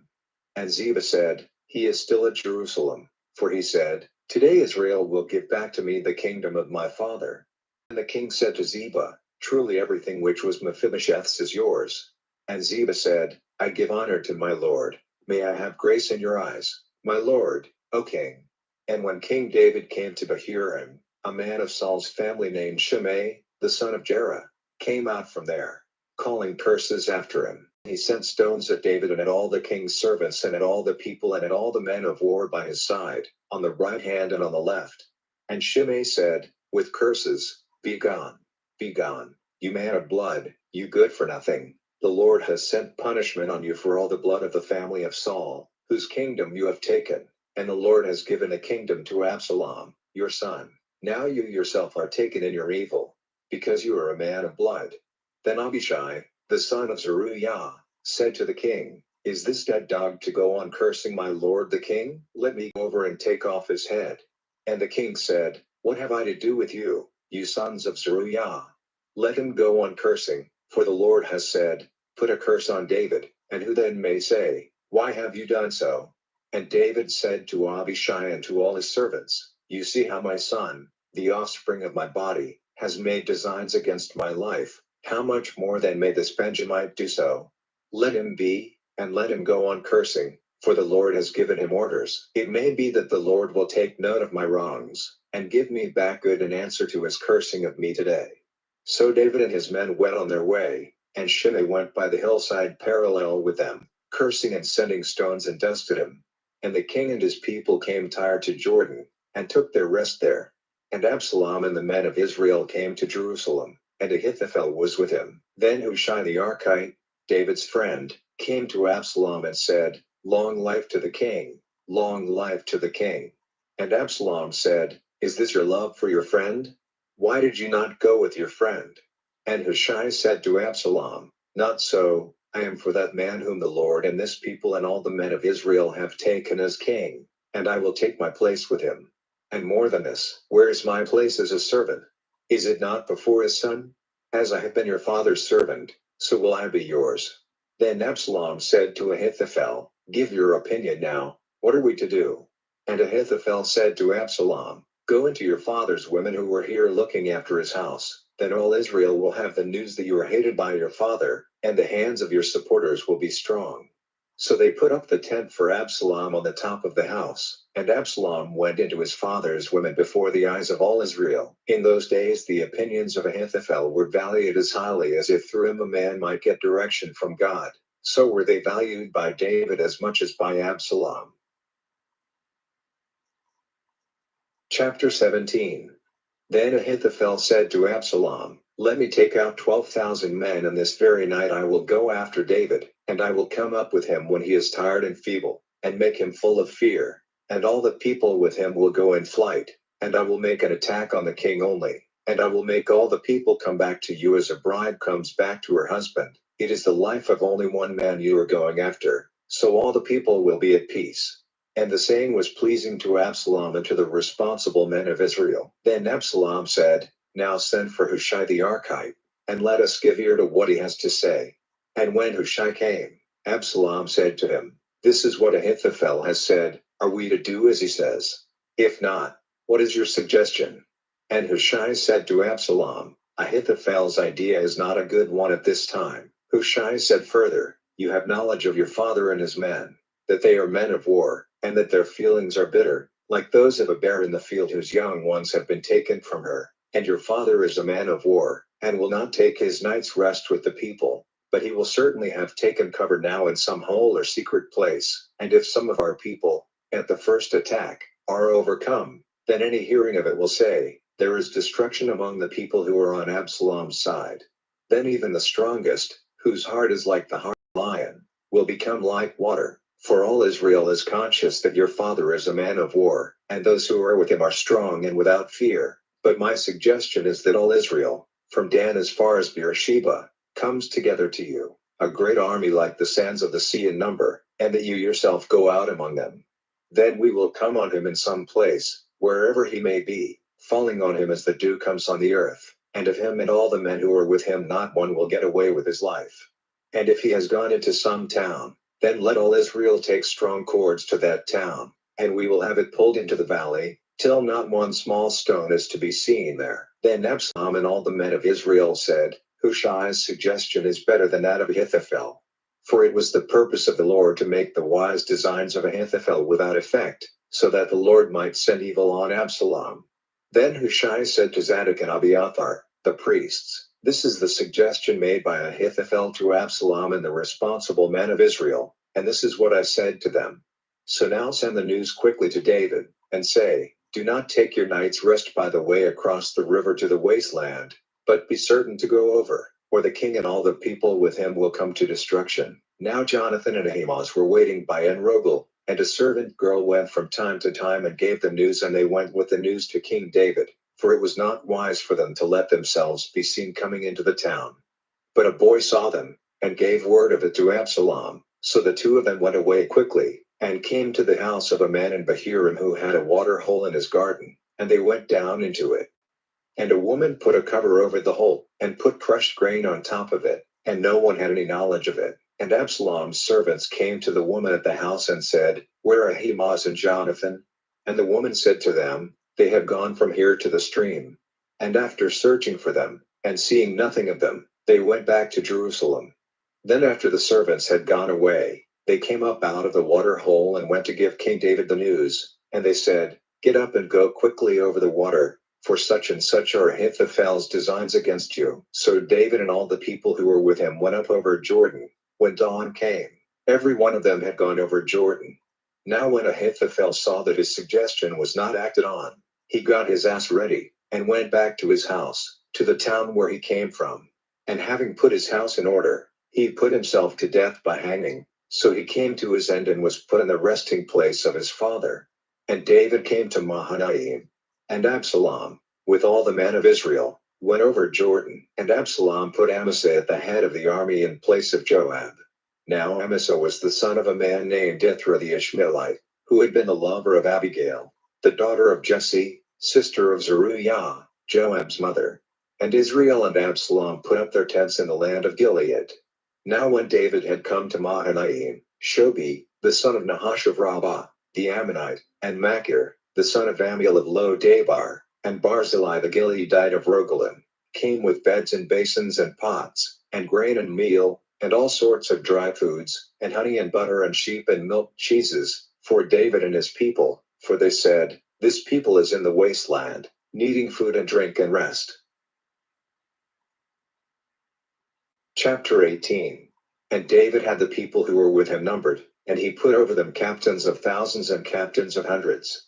And David sent the people out, a third of them under the orders of Joab, and a third under the orders of Abishai, son of Zeruiah, Joab's brother, and a third under Ittai the Gittite. And the king said to the people, And I myself will certainly go out with you. But the people said, It is better for you not to go out. For if we are put to flight, they will not give a thought to us, and if death overtakes half of us, it will be nothing to them. But you are of more value than 10,000 of us, so it is better for you to be ready to come to our help from this town. And the king said to them, I will do whatever seems best to you. So the king took his place by the door of the town, and all the people went out by hundreds and by thousands. And the king gave orders to Joab and Abishai and Ittai, saying, Because of me, be gentle to the young man Absalom. And this order about Absalom was given in the hearing of all the people. So the people went out into the field against Israel, and the fight took place in the woods of Ephraim. And the people of Israel were overcome there by the servants of David, and there was a great destruction that day, and 20,000 men were put to the sword. And the fighting went on over all the face of the country, and the woods were responsible for more deaths than the sword. And Absalom came across some of David's men. And Absalom was seated on his mule, and the mule went under the thick branches of a great tree, and his head became fixed in the tree, and he was lifted up between earth and heaven, and the beast under him went on. And a certain man saw it and said to Joab, I saw Absalom hanging in a tree. And Joab said to the man who had given him the news, If you saw this, why did you not put your sword through him? And I would have given you 10 bits of silver and a band for your robe. And the man said to Joab, Even if you gave me 1,000 bits of silver, I would not put out my hand against the king's son, for in our hearing the king gave orders to you and Abishai and Ittai, saying, Take care that the young man Absalom is not touched. And if I had falsely put him to death, and nothing may be kept secret from the king, you would have had nothing to do with me. Then Joab said, I would have made it safe for you. And he took 3 spears in his hand, and put them through Absalom's heart, while he was still living, in the branches of the tree. And 10 young men, servants of Joab, came round Absalom and put an end to him. And Joab had the horn sounded, and the people came back from going after Israel, for Joab kept them back. And they took Absalom's body and put it into a great hole in the wood, and put a great mass of stones over it, and every man of Israel went in flight to his tent. Now Absalom, before his death, had put up for himself a pillar in the king's valley, naming it after himself, for he said, I have no son to keep my name in memory, and to this day it is named Absalom's pillar. Then Ahimaaz, the son of Zadok, said, Let me go and give the king news of how the Lord has done right in his cause against those who took up arms against him. And Joab said, You will take no news today, another day you may give him the news, but you will take no news today, because the king's son is dead. Then Joab said to the Cushite, Go and give the king word of what you have seen. And the Cushite, making a sign of respect to Joab, went off running. Then Ahimaaz, the son of Zadok, said to Joab again, Whatever may come of it, let me go after the Cushite. And Joab said, Why have you a desire to go, my son, seeing that you will get no reward for your news? Whatever may come of it, he said, I will go. Then he said to him, Go. So Ahimaaz went running by the lowland road and overtook the Cushite. Now David was seated between the 2 town doors, and the watchman went up to the roof of the doorways, on the wall, and, lifting up his eyes, saw a man running by himself. And the watchman gave news of it to the king. And the king said, If he is coming by himself, then he has news. And the man was traveling quickly, and came near. Then the watchman saw another man running, and crying out in the direction of the door, he said, Here is another man running by himself. And the king said, He, like the other, comes with news. And the watchman said, It seems to me that the running of the first is like the running of Ahimaaz, the son of Zadok. And the king said, He is a good man, and his news will be good. And Ahimaaz, crying out to the king, said, It is well. And falling down before the king, with his face to the earth, he said, May the Lord your God be praised, who has given up the men who took up arms against my lord the king. And the king said, Is it well with the young man Absalom? And Ahimaaz said in answer, When Joab sent me, your servant, I saw a great outcry going on, but I had no knowledge of what it was. And the king said, Get back and take your place here. So turning to one side, he took his place there. And then the Cushite came and said, I have news for my lord the king. Today the Lord has done right in your cause against all those who took up arms against you. And the king said to the Cushite, Is the young man Absalom safe? And the Cushite said in answer, May all the king's haters and those who do evil against the king be as that young man is. Then the king was much moved, and went up into the room over the door, weeping, and saying, O my son Absalom, my son Absalom, if only my life might have been given for yours, O Absalom, my son, my son. Chapter 19. And word was given to Joab that the king was weeping and sorrowing for Absalom. And the salvation of the day was changed to sorrow for all the people, for it was said to the people, The king is in bitter grief for his son. And the people made their way back to the town quietly and secretly, as those who are ashamed go secretly when they go in flight from the war. But the king, covering his face, gave a great cry, O my son Absalom, O Absalom, my son, my son. And Joab came into the house to the king and said, Today you have put to shame the faces of all your servants who even now have kept you and your sons and your daughters and your wives and all your women safe from death. For your haters, it seems, are dear to you, and your friends are hated.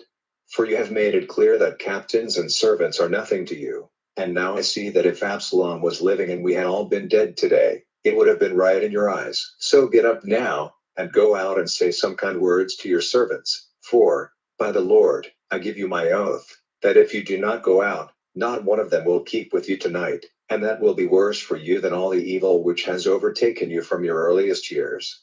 Then the king got up and took his seat near the town door. And word was given to all the people that the king was in the public place, and all the people came before the king. Now all the men of Israel had gone back in flight to their tents. And through all the tribes of Israel the people were having arguments, saying, The king made us safe from the hands of those who were against us and made us free from the hands of the Philistines, and now he has gone in flight from the land, because of Absalom. And Absalom, whom we made a ruler over us, is dead in the fight. So now why do you say nothing about getting the king back? And word of what all Israel was saying came to the king. And King David sent word to Zadok and Abiathar, the priests, Say to the responsible men of Judah, Why are you the last to take steps to get the king back to his house? You are my brothers, my bone and my flesh. Why are you the last to get the king back again? And say to Amasa, Are you not my bone and my flesh? May God's punishment be on me, if I do not make you chief of the army before me at all times in place of Joab. And the hearts of the men of Judah were moved like one man, so that they sent to the king, saying, Come back, with all your servants. So the king came back, and came as far as Jordan. And Judah came to Gilgal, meeting the king there, to take him back with him over Jordan. And Shimei, the son of Jerah, the Benjamite from Bahurim, got up quickly and went down with the men of Judah for the purpose of meeting King David, and with him 1,000 men of Benjamin, and Ziba, the servant of Saul, with his 15 sons and 20 servants, came rushing to Jordan before the king, and kept going across the river to take the people of the king's house over, and to do whatever was desired by the king. And Shimei, the son of Jerah, went down on his face in the dust before the king, when he was about to go over Jordan, and said to him, Let me not be judged as a sinner in your eyes, O my lord, and do not keep in mind the wrong I did on the day when my lord the king went out of Jerusalem, or take it to heart. For your servant is conscious of his sin, and so, as you see, I have come today, the first of all the sons of Joseph, for the purpose of meeting my lord the king. But Abishai, the son of Zeruiah, said, Is not death the right fate for Shimei, because he has been cursing the one marked by the holy oil? And David said, What have I to do with you, you sons of Zeruiah, that you put yourselves against me today? Is it right for any man in Israel to be put to death today? For I am certain today that I am king in Israel. So the king said to Shimei, You will not be put to death.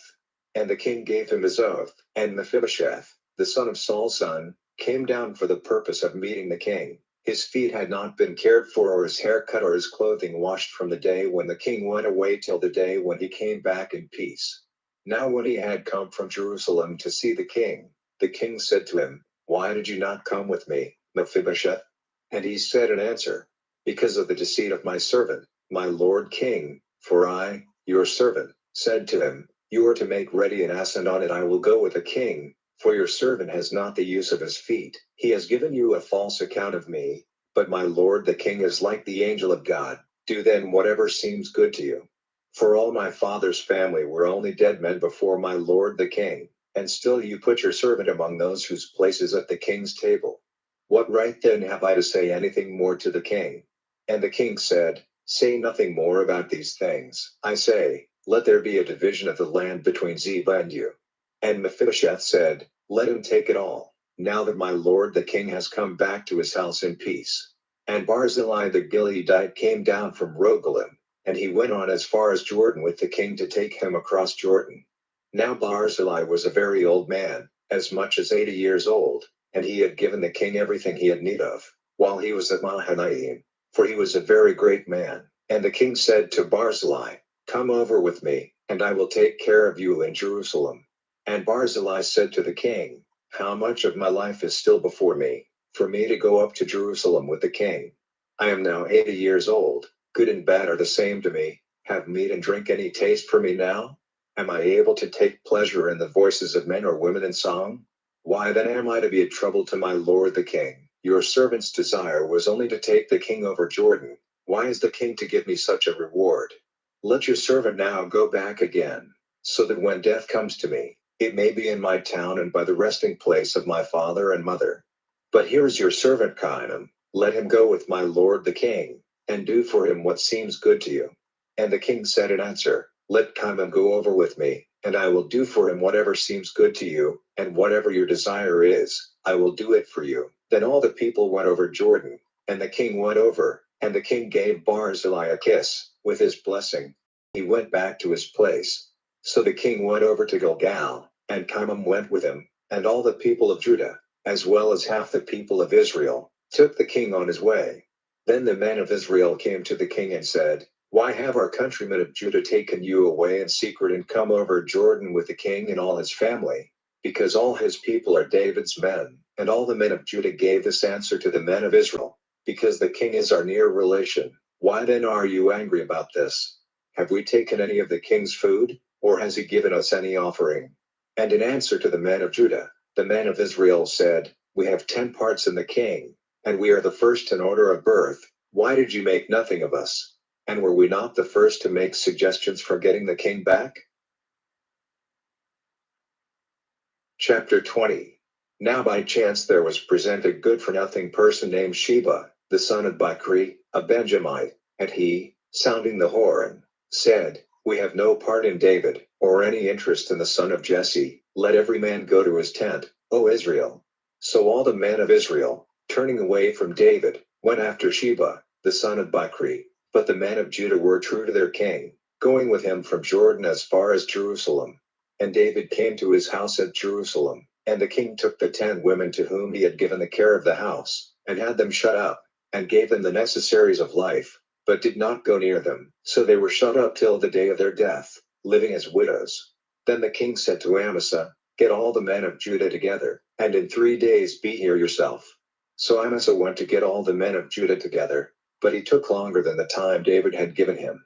And David said to Abishai, "Sheba, the son of Bachri, will do us more damage than Absalom did. So take some of your lord's servants and go after him, before he makes himself safe in the walled towns, and gets away before our eyes." So there went after Abishai, Joab and the Cherethites and the Pelethites and all the fighting men. They went out of Jerusalem to overtake Sheba, the son of Bachri.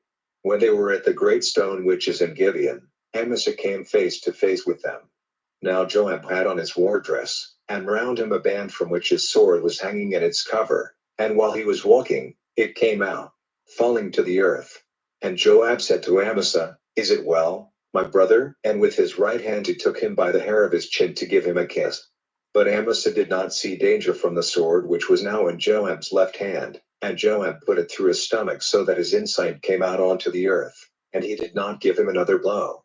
So Joab and his brother Abishai went on after Sheba, the son of Bichri.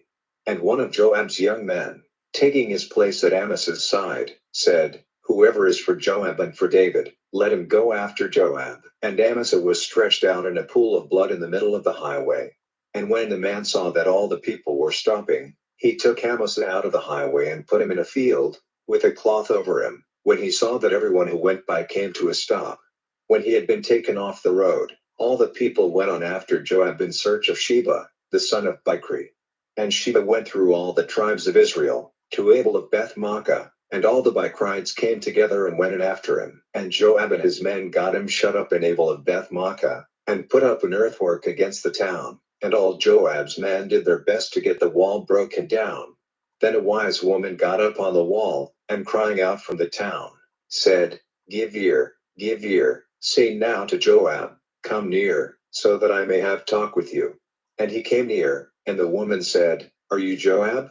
And he said in answer, I am. Then she said, give ear to your servant's words. And he said, I am giving ear. Then she said, in the old days, there was a saying, let them put the question in Bel and in Dan, saying, has what was ordered by men of good faith in Israel ever come to an end? Your purpose is the destruction of a mother town in Israel. Why would you put an end to the heritage of the Lord?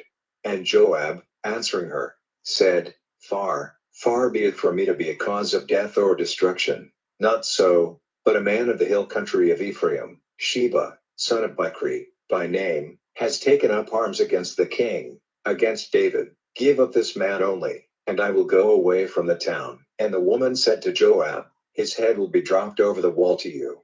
Then the woman in her wisdom had talked with all the town. And they had Sheba's head cut off and sent out to Joab. And he had the horn sounded, and sent them all away from the town, every man to his tent. And Joab went back to Jerusalem to the king. Now Joab was over all the army, and Benaiah, the son of Jehoiada, was at the head of the Cherethites and the Pelethites, and Adoram was overseer of the forced work, and Jehoshaphat, the son of Ahilud, was the recorder, and Shebah was the scribe, and Zadok and Abiathar were priests, and in addition, Ira the Hirite was a priest to David. Chapter 21. In the days of David they were short of food for 3 years, year after year, and David went before the Lord for directions. And the Lord said, on Saul and on his family there is blood, because he put the Gibeonites to death. Then the king sent for the Gibeonites. Now the Gibeonites were not of the children of Israel, but were the last of the Amorites, to whom the children of Israel had given an oath. But Saul, in his passion for the children of Israel and Judah, had made an attempt on their lives. So David said to the Gibeonites, what may I do for you? How am I to make up to you for your wrongs, so that you may give a blessing to the heritage of the Lord? And the Gibeonites said to him, it is not a question of silver and gold between us and Saul or his family, and it is not in our power to put to death any man in Israel. And he said, say, then, what am I to do for you? And they said to the king, as for the man by whom we were wasted, and who made designs against us to have us completely cut off from the land of Israel, let 7 men of his family be given up to us, and we will put an end to them by hanging them before the Lord in Gibeon, on the hill of the Lord. And the king said, I will give them. But the king did not give up Mephibosheth, the son of Saul's son Jonathan, because of the Lord's oath made between David and Jonathan, the son of Saul. But the king took Armoni and Mephibosheth, the 2 sons of Saul, to whom Rizpah, the daughter of Aiah, had given birth, and the 5 sons of Saul's daughter Merab, whose father was Adriel, the son of Barzillai the Maolathite, and he gave them up to the Gibeonites, and they put them to death, hanging them on the mountain before the Lord. All 7 came to their end together in the first days of the grain cutting, at the start of the cutting of the barley. And Rizpah, the daughter of Aiah, took haircloth, placing it on the rock as a bed for herself, from the start of the grain cutting till rain came down on them from heaven. And she did not let the birds of the air come near them by day, or the beasts of the field by night. And news was given to David of what Rizpah, the daughter of Aiah, one of Saul's wives, had done. And David went and took the bones of Saul and his son Jonathan from the men of Jabesh Gilead, who had taken them away secretly from the public place of Beth-shan, where the Philistines had put them, hanging up the bodies there on the day when they put Saul to death in Gilboa. And he took the bones of Saul and his son Jonathan from that place, and they got together the bones of those who had been put to death by hanging, and they put them with the bones of Saul and his son Jonathan in the resting place of Kish, his father, in Zelah in the country of Benjamin. They did all the king had given them orders to do. And after that, God gave ear to their prayers for the land. And the Philistines went to war again with Israel, and David went down with his people. And while they were at Gob, they had a fight with the Philistines. And there came against David one of the offspring of the Rephaim, whose spear was 300 shekels of brass in weight. And having a new sword, he made an attempt to put David to death. But Abishai, the son of Zeruiah, came to his help, and, turning on the Philistine, gave him his death blow. Then David's men took an oath, and said, Never again are you to go out with us to the fight, so that you may not put out the light of Israel. Now after this there was war with the Philistines again at Gob, and Sibbecai the Hushathite put to death Soph, one of the offspring of the Rephaim. And again there was war with the Philistines at Gob, and Elhanan, the son of Yair the Bethlehemite, put to death Goliath the Gittite. The stem of his spear was like a cloth worker's rod. And again there was war at Gath, where there was a very tall man, who had 24 fingers and toes, 6 fingers on his hands and 6 toes on his feet. He was one of the offspring of the Rephaim.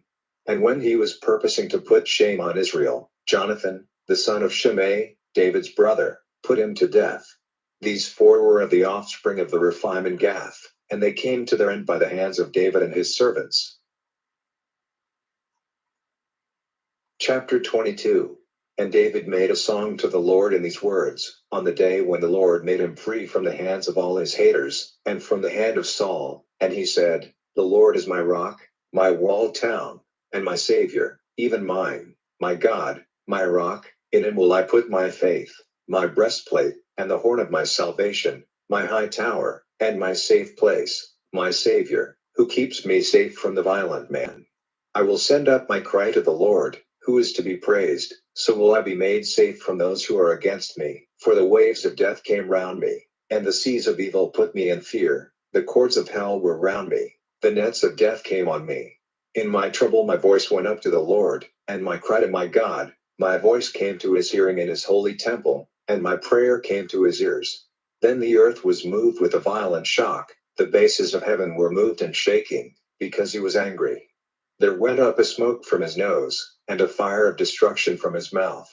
Coals were lighted by it, the heavens were bent, so that he might come down, and it was dark under his feet. And he went through the air, seated on a storm cloud, going quickly on the wings of the wind. And he made the dark his tent round him, a mass of waters, thick clouds of the skies. Before his shining light his dark clouds went past, raining ice and coals of fire. The Lord made thunder in the heavens, and the voice of the highest was sounding out, and he sent out his arrows, driving them in all directions. By his flames of fire they were troubled. Then the deep beds of the sea were seen, and the bases of the world were uncovered, because of the Lord's wrath, because of the breath of his mouth. He sent from on high, he took me, pulling me out of great waters. He made me free from my strong hater, from those who were against me. Because they were stronger than I, they came on me in the day of my trouble. But the Lord was my support. He took me out into a wide place. He was my Savior because he had delighted in me. The Lord gives me the reward of my righteousness, because my hands are clean before him. For I have kept the ways of the Lord. I have not been turned away in sin from my God. For all his decisions were before me, and I did not put away his laws from me. And I was upright before him, and I kept myself from sin. Because of this the Lord has given me the reward of my righteousness, because my hands are clean in his eyes. On him who is mercy you will have mercy, to the upright you will be upright. He who is holy will see that you are holy. But to the man whose way is not straight you will be a hard judge. For you are the Savior of those who are in trouble, but your eyes are on men of pride, to make them low. For you are my light, O Lord, and the Lord will make the dark bright for me. By your help I have made a way through the wall which was shutting me in. By the help of my God I have gone over a wall. As for God, his way is all good. The word of the Lord is tested. He is a safe cover for all those who put their faith in him. For who is God but the Lord? And who is a rock but our God? God puts a strong band about me, guiding me in a straight way. He makes my feet like rose feet, and puts me on high places. He makes my hands expert in war, so that a bow of brass is bent by my arms. You have given me the breastplate of your salvation, and your mercy has made me great. You have made my steps wide under me, so that my feet make no slip. I go after my haters and overtake them, not turning back till they are all overcome. I have sent destruction on them and given wounds, so that they are not able to get up. They are stretched under my feet. For I have been armed by you with strength for the fight. You have made low under me those who came out against me. By you their backs are turned in flight, so that my haters are cut off. They were crying out, but there was no one to come to their help, even to the Lord, but he gave them no answer. Then they were crushed as small as the dust of the earth, stamped down under my feet like the waste of the streets. You have made me free from the fightings of my people. You have made me the head of the nations. A people of whom I had no knowledge will be my servants. Men of other countries will, with false hearts, put themselves under my authority. From the time when my name comes to their ears, they will be ruled by me. They will be wasted away. They will come out of their secret places shaking with fear. The Lord is living. Praise be to my rock, and let the God of my salvation be honored. It is God who sends punishment on my haters, and puts peoples under my rule. He makes me free from my haters. I am lifted up over those who come up against me. You have made me free from the violent man. Because of this I will give you praise, O Lord, among the nations, and will make a song of praise to your name. Great salvation does he give to his king. He has mercy on the king of his selection, David, and on his seed forever. Chapter 23. Now these are the last words of David. David, the son of Jesse, says, the man who was lifted up on high, the man on whom the God of Jacob put the holy oil, the loved one of Israel's songs, says, the Spirit of the Lord had voiced through me, his word was on my tongue. The God of Israel said, the word of the rock of Israel came to me, when an upright king is ruling over men, when he is ruling in the fear of God, it is as the light of the morning, when the sun comes up, a morning without clouds, making young grass come to life from the earth. For is not my house so with God? For he has made with me an eternal agreement, ordered in all things and certain. As for all my salvation and all my desire, will he not give it increase? But the evildoers, all of them, will be like thorns to be pushed away, because they may not be gripped in the hand. But anyone touching them has to be armed with iron and the rod of a spear, and they will be burned with fire, every one of them. These are the names of David's men of war: Ishbaal the Hachmonite, chief of the three. His axe was lifted up against 800 put to death at one time. After him was Eleazar, the son of Dodai the Ahai, one of the three great fighters, who was with David in Padam when the Philistines came together there for the fight, and when the men of Israel had gone in flight. He was with David and went on fighting the Philistines till his hand became tired and stiff from gripping his sword. And that day the Lord gave a great salvation, and the people came back after him only to take the goods of the Philistines. After him was Shammah, the son of Elah the Hararat, and the Philistines came together in Lehi, where there was a bit of land full of seed, and the people went in flight from the Philistines. But he kept his place in the middle of the bit of land, and kept back their attack and overcame the Philistines, and the Lord gave a great salvation.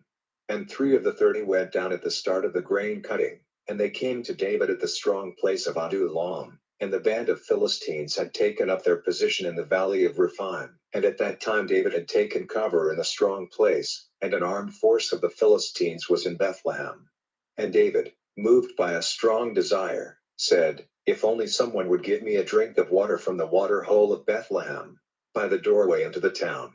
And the 3 men, forcing their way through the Philistine army, got water from the water hole of Bethlehem, by the doorway into the town, and took it back to David, but he would not take it, but, draining it out, made an offering of it to the Lord. And he said, far be it from me, O Lord, to do this. How may I take as my drink the lifeblood of men who have put their lives in danger? So he would not take it. These things did the 3 great men of war. And Abishai, the brother of Joab, the son of Zeruiah, was chief of the 30. He put to death 300 with a spear, and he got for himself a name among the 30. Was he not the noblest of the 30? So he was made their captain, but he was not equal to the first 3. And Benaiah the son of Jehoiada, a fighting man of Kabzeel, had done great acts. He put to death the 2 sons of Ariel of Moab. He went down into a hole and put a lion to death in time of snow, and he made an attack on an Egyptian, a tall man. And the Egyptian had a spear in his hand, but he went down to him with a stick, and pulling the spear out of the hands of the Egyptian, put him to death with that same spear. These were the acts of Benaiah, the son of Jehoiada, who had a great name among the 30 men of war. He was honored over the rest of the 30, but he was not equal to the first 3. And David put him over the fighting men who kept him safe. Asahel, the brother of Joab, was one of the 30, and Elhanan, the son of Dodai, of Bethlehem, Shah the Haradite, Elika the Haradite, Helz the Paltite, Ira, the son of Ikish the Tekoite, Abiezer the Anathothite, Sibbecai the Hushathite, Zamaniah Haide, Maharai the Netophathite, Heldai, the son of Bana the Netophathite, Ittai, the son of Ribai of Gibeah of the children of Benjamin, Benaiah the Pirathonite, Hittai of the valleys of Gash, Abiel the Arbathite, Asmaveth of Bahirim, Eliab the Shaalbonite, Jashan the Gunite, Jonathan, the son of Shammah the Hararit, Ahiam, the son of Shirar the Hararit, Eliphalet, the son of Ahazbai the Maacathite, Iliam, the son of Ahithophel the Gilonite, Hezrai the Carmelite, Parai the Archite, Egal, the son of Nathan of Zobah, Bani the Gadite, Zalek the Ammonite, Naharai the Berathite, who had the care of the arms of Joab, son of Zeruiah, Ira the Ithrite, Gareb the Ithrite, Uriah the Hittite, 37 in number. Chapter 24. Again the wrath of the Lord was burning against Israel, and moving David against them, he said, Go, take the number of Israel and Judah. And the king said to Joab and the captains of the army, who were with him, Go now through all the tribes of Israel, from Dan as far as Beersheba, and have all the people numbered, so that I may be certain of the number of the people. And Joab said to the king, Whatever the number of the people, may the Lord make it 100 times as much, and may the eyes of my lord the king see it. But why does my lord the king take pleasure in doing this thing? But the king's order was stronger than Joab and the captains of the army. And Joab and the captains of the army went out from the king, to take the number of the children of Israel. And they went over Jordan, and starting from Aroer, from the town which is in the middle of the valley, they went in the direction of the Gadites, and on to Yazer. Then they came to Gilead, and to the land of the Hittites under Hermon, and they came to Dan, and from Dan they came round to Zidon, and to the walled town of Tyre, and to all the towns of the Hivites and the Canaanites, and they went out to the south of Judah at Beersheba. So after going through all the land in every direction, they came to Jerusalem at the end of 9 months and 20 days. And Joab gave the king the number of all the people. There were in Israel 800,000 fighting men able to take up arms, and the men of Judah were 500,000. And after the people had been numbered, David's heart was troubled, and David said to the Lord, Great has been my sin in doing this, but now, O Lord, be pleased to take away the sin of your servant, for I have done very foolishly. And David got up in the morning. Now the word of the Lord had come to the prophet Gad, David's seer, saying, Go and say to David, The Lord says, 3 things are offered to you. Say which of them you will have, and I will do it to you. So Gad came to David, and gave him word of this, and said to him, Are there to be 3 years when there is not enough food in your land? Or will you go in flight from your haters for 3 months, while they go after you? Or will you have 3 days of violent disease in your land? Take thought and say what answer I am to give to him who sent me. And David said to Gad, This is a hard decision for me to make. Let us come into the hands of the Lord, for great are his mercies. Let me not come into the hands of men. So David made selection of the disease, and the time was the days of the grain cutting, when the disease came among the people, causing the death of 70,000 men from Dan as far as Beersheba. And when the hand of the angel was stretched out in the direction of Jerusalem, for its destruction, the Lord had regret for the evil, and said to the angel who was sending destruction on the people, It is enough, do no more. And the angel of the Lord was by the grain floor of Araunah the Jebusite.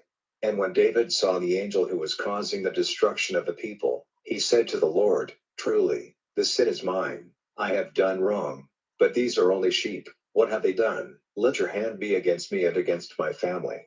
And that day Gad came to David and said to him, Go up, and put up an altar to the Lord on the grain floor of Araunah the Jebusite. So David went up, as Gad had said and as the Lord had given orders. And Araunah, looking out, saw the king and his servants coming to him. And Araunah went out, and went down on his face to the earth before the king. And Araunah said, Why has my lord the king come to his servant? And David said, To give you a price for your grain floor, so that I may put up an altar to the Lord, and the disease may be stopped among the people. And Araunah said to David, Let my lord the king take whatever seems right to him, and make an offering of it. See, here are the oxen for the burnt offering, and the grain cleaning instruments and the ox yokes for wood. All this does the servant of my lord the king give to the king. And Araunah said, May the Lord your God be pleased with your offering. And the king said to Araunah, No, but I will give you a price for it. I will not give to the Lord my God burnt offerings for which I have given nothing. So David got the grain floor and the oxen for 50 shekels of silver.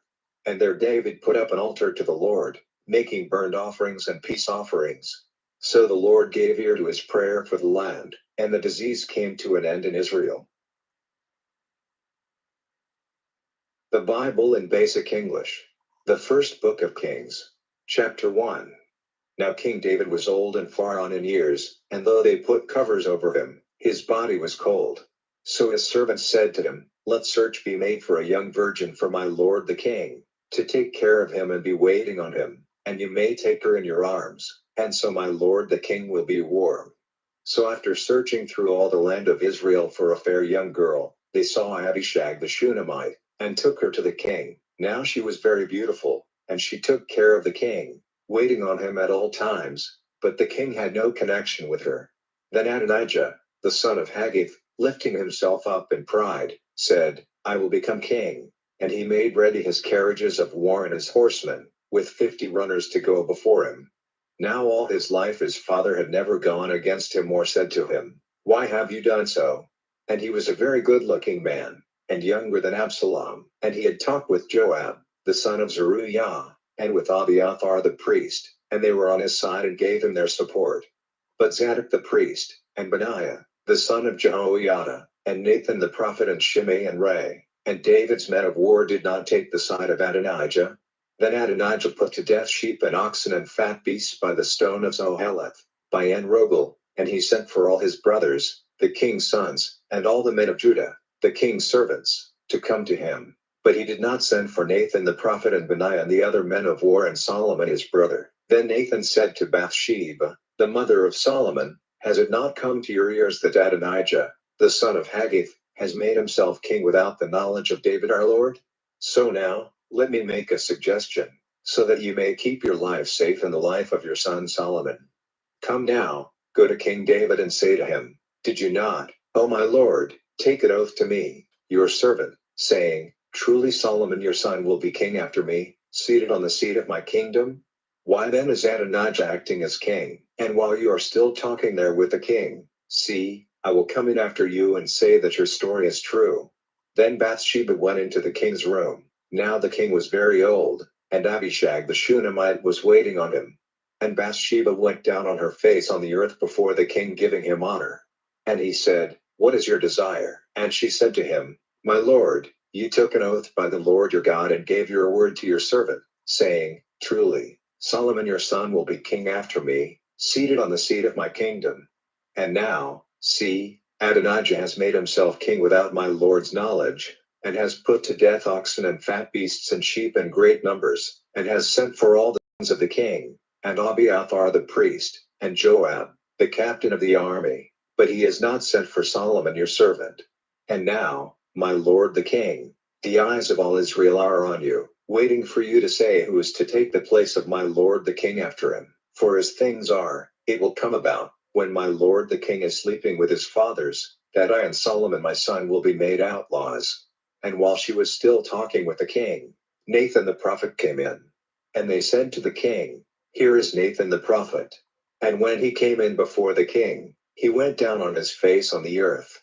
And Nathan said, O my lord king, have you said, Adonijah is to be king after me, seated on the seat of my kingdom? Because today he has gone down and has put to death oxen and fat beasts and sheep in great numbers, and has sent for all the king's sons to come to him, with the captains of the army and Abiathar the priest, and they are feasting before him and crying, Long life to King Adonijah. But me, your servant, and Zadok the priest, and Benaiah, the son of Jehoiada, And your servant Solomon, he is not sent for. Has this thing been done by my lord the king, without giving word to your servants who was to be placed on my lord the king's seat after him? Then King David in answer said, Send for Bathsheba to come to me. And she came in and took her place before the king. And the king took an oath, and said, By the living Lord, who has been my savior from all my troubles, as I took an oath to you by the Lord, the God of Israel, saying, Certainly Solomon your son will become king after me, seated on my seat in my place, so will I do this day.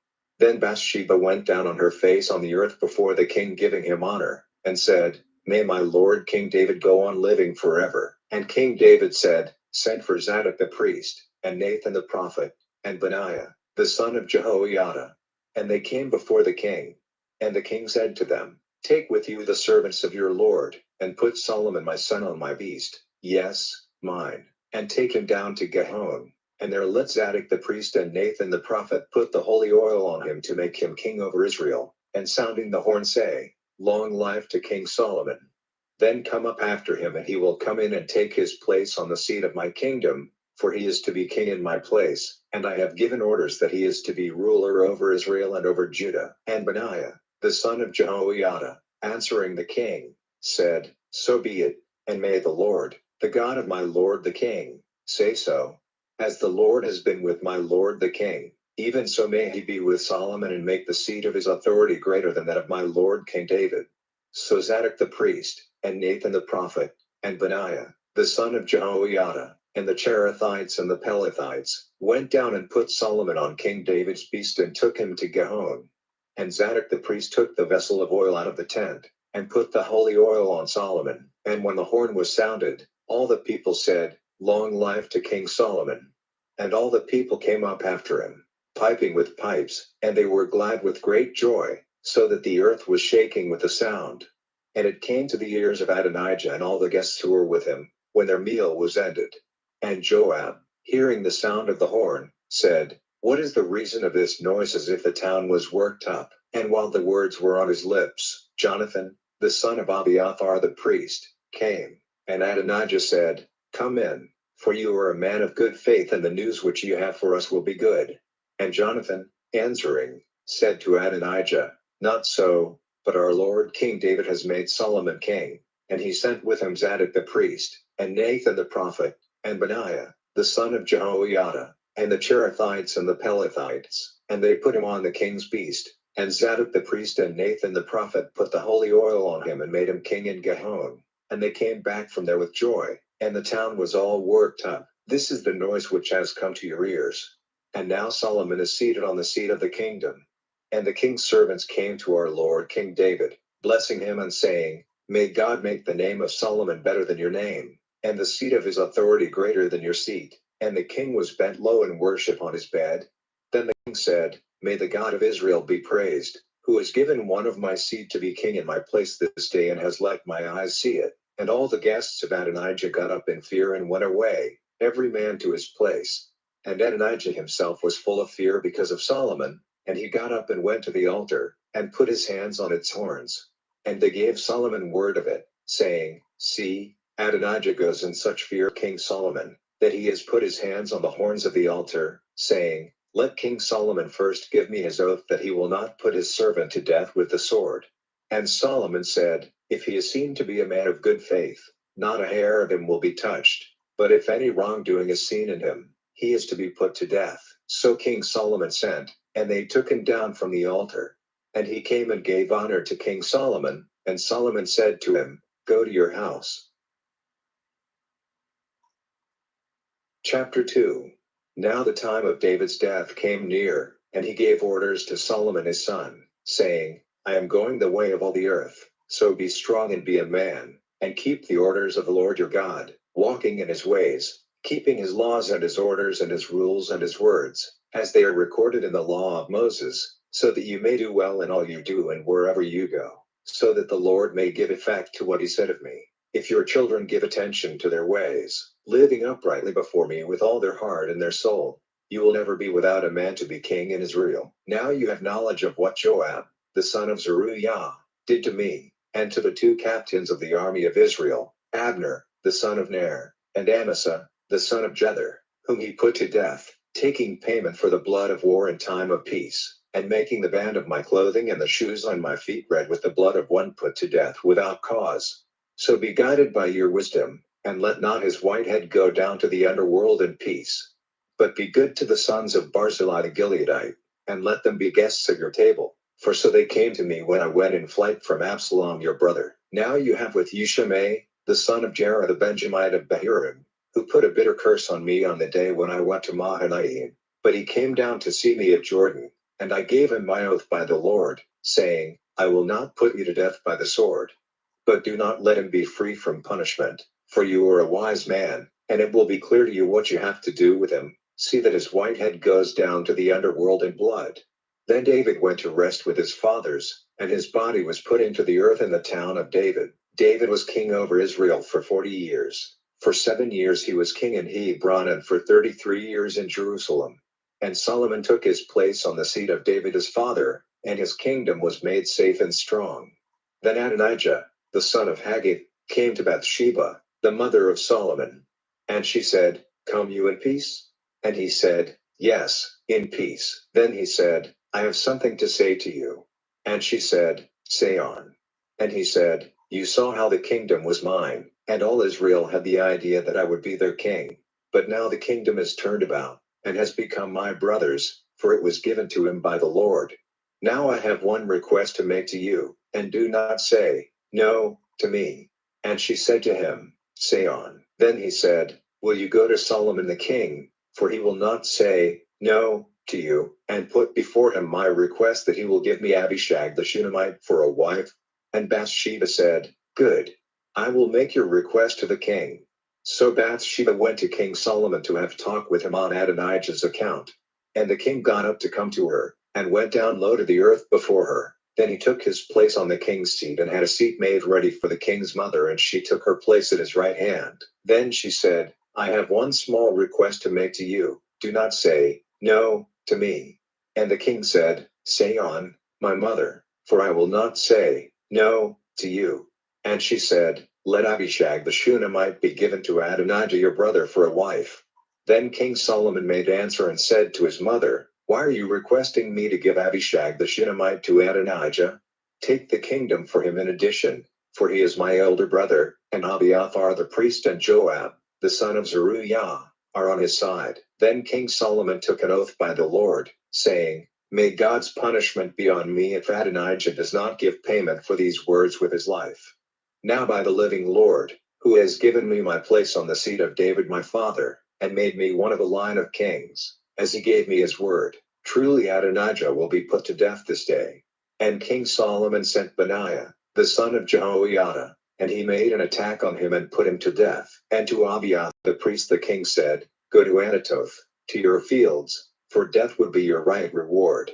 But I will not put you to death now, because you took up the ark of the Lord God before David my father, and you were with him in all his troubles. So Solomon let Abiathar be priest no longer, so that he might make the word of the Lord come true which he said about the sons of Eli in Shiloh. And news of this came to Joab, for Joab had been one of Adonijah's supporters, though he had not been on Absalom's side. Then Joab went in flight to the tent of the Lord, and put his hands on the horns of the altar. And they said to King Solomon, Joab has gone in flight to the tent of the Lord and is by the altar. Then Solomon sent Benaiah, the son of Jehoiada, saying, Go, make an attack on him.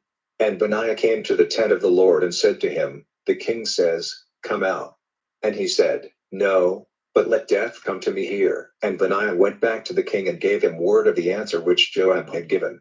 And the king said, Do as he has said and make an attack on him there, and put his body into the earth, so that you may take away from me and from my family the blood of one put to death by Joab without cause. And the Lord will send back his blood on his head, because of the attack he made on 2 men more upright and better than himself, putting them to the sword without my father's knowledge, even Abner, the son of Ner, captain of the army of Israel, and Amasa, the son of Jether, captain of the army of Judah. So their blood will be on the head of Joab, and on the head of his seed forever. But for David and his seed and his family and the seed of his kingdom, there will be peace forever from the Lord. So Benaiah, the son of Jehoiada, went up, and falling on him, put him to death. and his body was put to rest in his house in the wasteland. And the king put Benaiah, the son of Jehoiada, in his place over the army, and Zadok the priest he put in the place of Abiathar. Then the king sent for Shimei, and said to him, Make a house for yourself in Jerusalem and keep there and go to no other place. For be certain that on the day when you go out and go over the stream Kidron, death will overtake you, and your blood will be on your head. And Shimei said to the king, Very well. As my lord the king has said, so will your servant do. And for a long time Shimei went on living in Jerusalem. But after 3 years, 2 of the servants of Shimei went in flight to Achish, son of Maacah, king of Gath. And word was given to Shimei that his servants had gone to Gath. Then Shimei got up, and making ready his ass, he went to Gath, to Achish, in search of his servants, and he sent and got them from Gath. And news was given to Solomon that Shimei had gone from Jerusalem to Gath and had come back again. Then the king sent for Shimei, and said to him, Did I not make you take an oath by the Lord, protesting to you and saying, Be certain that on the day when you go out from here, wherever you go, death will overtake you? And you said to me, Very well. Why then have you not kept the oath of the Lord and the order which I gave you? And the king said to Shimei, You have knowledge of all the evil which you did to David my father, and now the Lord has sent back your evil on yourself. But a blessing will be on King Solomon, and the kingdom of David will keep its place before the Lord forever. So the king gave orders to Benaiah, the son of Jehoiada, and he went out and, falling on him, put him to death. And Solomon's authority over the kingdom was complete. Chapter 3. Solomon became the son-in-law of Pharaoh, king of Egypt, and took Pharaoh's daughter as his wife, keeping her in the town of David, till the house he was building for himself, and the house of the Lord and the wall round Jerusalem, were complete. But all this time the people were making their offerings in the high places, because no house had been put up to the name of the Lord till those days. And Solomon, in his love for the Lord, kept the laws of David his father, but he made offerings and let them go up in smoke on the high places. And the king went to Gibeon to make an offering there, because that was the chief high place. It was Solomon's way to make 1,000 burnt offerings on that altar.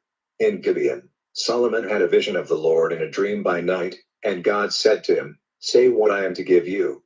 And Solomon said, Great was your mercy to David my father, as his life before you was true and upright, and his heart was true to you. And you have kept for him this greatest mercy, a son to take his place this day. And now, O Lord my God, you have made your servant king in the place of David my father, and I am only a young boy, with no knowledge of how to go out or come in. And your servant has round him the people of your selection, a people so great that they may not be numbered, and no account of them may be given. Give your servant, then, a wise heart for judging your people, able to see what is good and what evil, for who is able to be the judge of this great people? Now these words and Solomon's request were pleasing to the Lord, and God said to him, Because your request is for this thing, and not for long life for yourself or for wealth or for the destruction of your haters, but for wisdom to be a judge of causes, I have done as you said. I have given you a wise and far-seeing heart, so that there has never been your equal in the past, and never will there be any like you in the future. And with this I have given you what you made no request for, wealth and honor, so that no king was ever your equal. And if you go on in my ways, keeping my laws and my orders as your father David did, I will give you a long life. And Solomon, awakening, saw that it was a dream. Then he came to Jerusalem, where he went before the ark of the agreement of the Lord, offering burnt offerings and peace offerings, and he made a feast for all his servants. Then 2 loose women of the town came and took their places before the king, and one of them said, O my lord, I and this woman are living in the same house, and I gave birth to a child by her side in the house. And 3 days after the birth of my child, this woman had a child. We were together, no other person was with us in the house but we 2 only. In the night, this woman, sleeping on her child, was the cause of its death. And she got up in the middle of the night and took my son from my side while your servant was sleeping. And she took it in her arms and put her dead child in my arms. And when I got up to give my child the breast, I saw that it was dead. But in the morning, looking at it with care, I saw that it was not my son. And the other woman said, No, but the living child is my son and the dead one yours. But the first said, No, the dead child is your son and the living one mine. So they kept on talking before the king. Then the king said, one says, the living child is my son, and yours is the dead, and the other says, not so, but your son is the dead one and mine is the living. Then he said, get me a sword.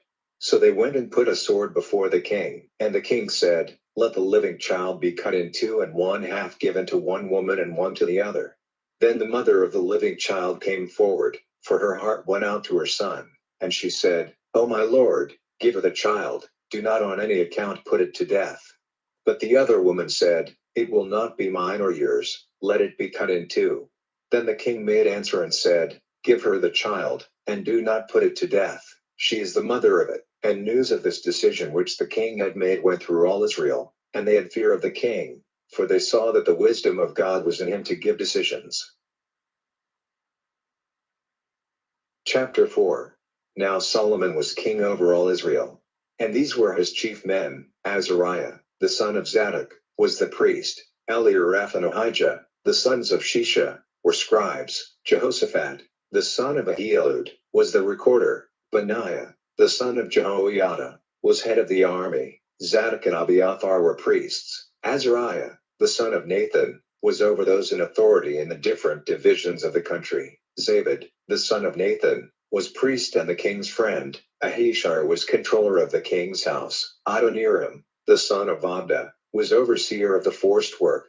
And Solomon put 12 overseers over all Israel, to be responsible for the stores needed for the king and those of his house. Every man was responsible for 1 month and a year. And these are their names: the son of Hur in the hill country of Ephraim, the son of Dekur in Makaz and Shalbim and Beth Shemesh and Elam Bethhanan, the son of Hesed Arabith. Soko and all the land of Heper were under his control, the son of Abinadab in all Naphath Dor. His wife was Tephath, the daughter of Solomon. Bana, the son of Ahilud, in Tanakh and Megiddo, and all Bethshean which is by the side of Zarethan, under Jezreel, from Bethshean to Abel Meholah, as far as the far side of Jokmeam, the son of Gaber in Ramoth Gilead. He had the towns of Yair, the son of Manasseh, which are in Gilead, and the country of Argob, which is in Bashan, 60 great towns with walls and locks of brass. Ahinadab, the son of Edo, in Mahanaim, Ahimaaz and Naphtali. He took Basemath, the daughter of Solomon, as his wife; Bana, the son of Hushai, in Asher and Aloth; Jehoshaphat, the son of Paruah, in Issachar; Shimei, the son of Elah, in Benjamin; Geber, the son of Uri, in the land of Gilead, the country of Sihon, king of the Amorites; and Og, king of Bashan. And one overseer had authority over all the overseers who were in the land. Judah and Israel were as great in number as the sand by the seaside, and they took their food and drink with joy in their hearts. And Solomon was ruler over all the kingdoms from the river to the land of the Philistines, and as far as the edge of Egypt. Men gave him offerings and were his servants all the days of his life. And the amount of Solomon's food for 1 day was 30 measures of crushed grain and 60 measures of meal, 10 fat oxen and 20 oxen from the fields, and 100 sheep, in addition to harts and gazelles and roes and fat fowls. For he had authority over all the country on this side of the river, from Tiphsah to Gaza, over all the kings on this side of the river, and he had peace round him on every side. So Judah and Israel were living safely, every man under his vine and his fig tree, from Dan as far as Beersheba, all the days of Solomon. And Solomon had 4,000 boxed off spaces for horses for his carriages, and 12,000 horsemen. And those overseers, every man in his month, saw that food was produced for Solomon and all his guests. They took care that nothing was overlooked. And they took grain and dry grass for the horses and the carriage horses, to the right place, every man as he was ordered. And God gave Solomon a great store of wisdom and good sense, and a mind of wide range, as wide as the sand by the seaside. And Solomon's wisdom was greater than the wisdom of all the people of the east and all the wisdom of Egypt. For he was wiser than all men, even than Ethan the Ezrahite, and Heman and Calcol and Darda, the sons of Mahol, and he had a great name among all the nations round about. He was the maker of 3,000 wise sayings, and of songs to the number of 1,005. He made sayings about all plants, from the cedar in Lebanon to the hyssop hanging on the wall, and about all beasts and birds and fishes and the small things of the earth. People came from every nation to give ear to the wisdom of Solomon, from all the kings of the earth who had word of his wisdom. Chapter 5. Now Hiram, king of Tyre, hearing that Solomon had been made king in place of his father, sent his servants to him, for Hiram had ever been a friend to David. And Solomon sent back word to Hiram, saying, You have knowledge that David my father was not able to make a house for the name of the Lord his God, because of the wars which were round him on every side, till the Lord put all those who were against him under his feet. But now the Lord my God has given me rest on every side, no one is making trouble, and no evil is taking place. And so it is my purpose to make a house for the name of the Lord my God, as he said to David my father, your son, whom I will make king in your place, will be the builder of a house for my name. So now, will you have cedar trees from Lebanon cut down for me, and my servants will be with your servants, and I will give you payment for your servants at whatever rate you say, for it is common knowledge that we have no such woodcutters among us as the men of Zion. And these words of Solomon made Hiram glad. And he said, Now may the Lord be praised who has given to David a wise son to be king over this great people. Then Hiram sent to Solomon, saying, The words you sent have been given to me. I will do all your desire in the question of cedar wood and cypress wood. My men will take them down from Lebanon to the sea, where I will have them corded together to go by sea to whatever place you say, and I will have them cut up there so that you may take them away. As for payment, it will be enough if you give me food for my people. So Hiram gave Solomon all the cedar wood and cypress wood he had need of, and Solomon gave Hiram 20,000 measures of grain, as food for his people, and 20 measures of clear oil. This he did every year. Now the Lord had given Solomon wisdom, as he had said to him, and there was peace between Hiram and Solomon, and they made an agreement together. Then King Solomon got together men for the forced work through all Israel, 30,000 men in number, and sent them to Lebanon in bands of 10,000 every month. For a month they were working in Lebanon, and for 2 months in their country, and Adoniram was in control of them. Then he had 70,000 for the work of transport, and 80,000 stone cutters in the mountains, in addition to the chiefs of the responsible men put by Solomon to oversee the work, 3,300 in authority over the workmen. By the king's orders great stones, stones of high price, were cut out, so that the base of the house might be made of squared stone. Solomon's builders and Hiram's builders did the work of cutting them, and put edges on them, and got the wood and the stone ready for the building of the house. Chapter 6. In the 480th year after the children of Israel came out of the land of Egypt, in the 4th year that Solomon was king of Israel, in the month Ziv, which is the 2nd month, the building of the Lord's house was started. The house which Solomon made for the Lord was 60 cubits long, 20 cubits wide and 30 cubits high. The covered way before the temple of the house was 20 cubits long, as wide as the house, and 10 cubits wide in front of the house. And for the house he made windows, with network across, and against the walls all round, and against the walls of the temple and of the inmost room, he put up wings, with side rooms all round, the lowest line of them being 5 cubits wide, the middle 6 cubits wide, and the third 7 cubits. For there was a space all round the outside walls of the house, so that the boards supporting the rooms did not have to be fixed in the walls of the house. And the stones used in the building of the house were squared at the place where they were cut out. There was no sound of hammer or axe or any iron instrument while they were building the house. The door to the lowest side rooms was in the right side of the house, and they went up by twisting steps into the middle rooms, and from the middle into the third. So he put up the house and made it complete, roofing it with boards of cedar wood. And he put up the line of side rooms against the walls of the house, 15 cubits high, resting against the house on boards of cedar wood. And the word of the Lord came to Solomon, saying, About this house which you are building, if you will keep my laws and give effect to my decisions and be guided by my rules, I will give effect to my word which I gave to David your father. And I will be ever among the children of Israel, and will not go away from my people. So Solomon made the building of the house complete. The walls of the house were covered inside with cedar wood boards. From the floor to the roof of the house they were covered inside with wood, and the floor was covered with boards of cypress wood.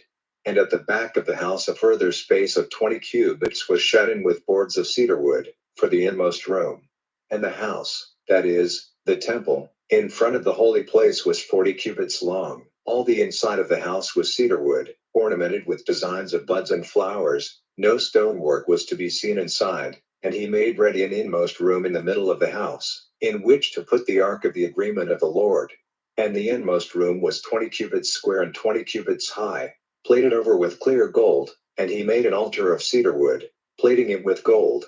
Solomon had all the inside of the house covered with gold, and he put chains of gold across in front of the inmost room, which itself was covered with gold. Plates of gold were put all through the house till it was covered completely, and the altar in the inmost room was all covered with gold.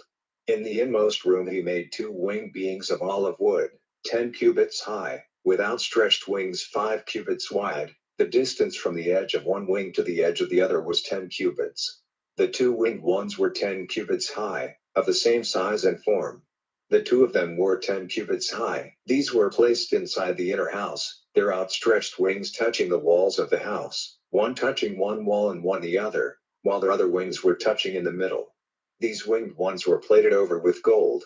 And all the walls of the house inside and out were ornamented with forms of winged ones and palm trees and open flowers. And the floor of the house was covered with gold, inside and out. For the way into the inmost room he made doors of olive wood, the arch in the door supports forming a 5-sided opening. On the olive wood doors were cut designs of winged ones and palm trees and open flowers, all of them, with the doors, plated with gold.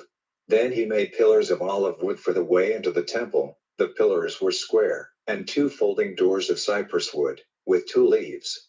These were ornamented with designs of winged ones and palm trees and open flowers, plated over with gold, and the inner space was walled with 3 lines of squared stones and a line of cedar wood boards. In the 4th year the base of the house was put in its place, in the month Siv. And in the 11th year, in the month Bul, which is the 8th month, the building of the house was complete in every detail, as it had been designed. So he was 7 years building it. Chapter 7.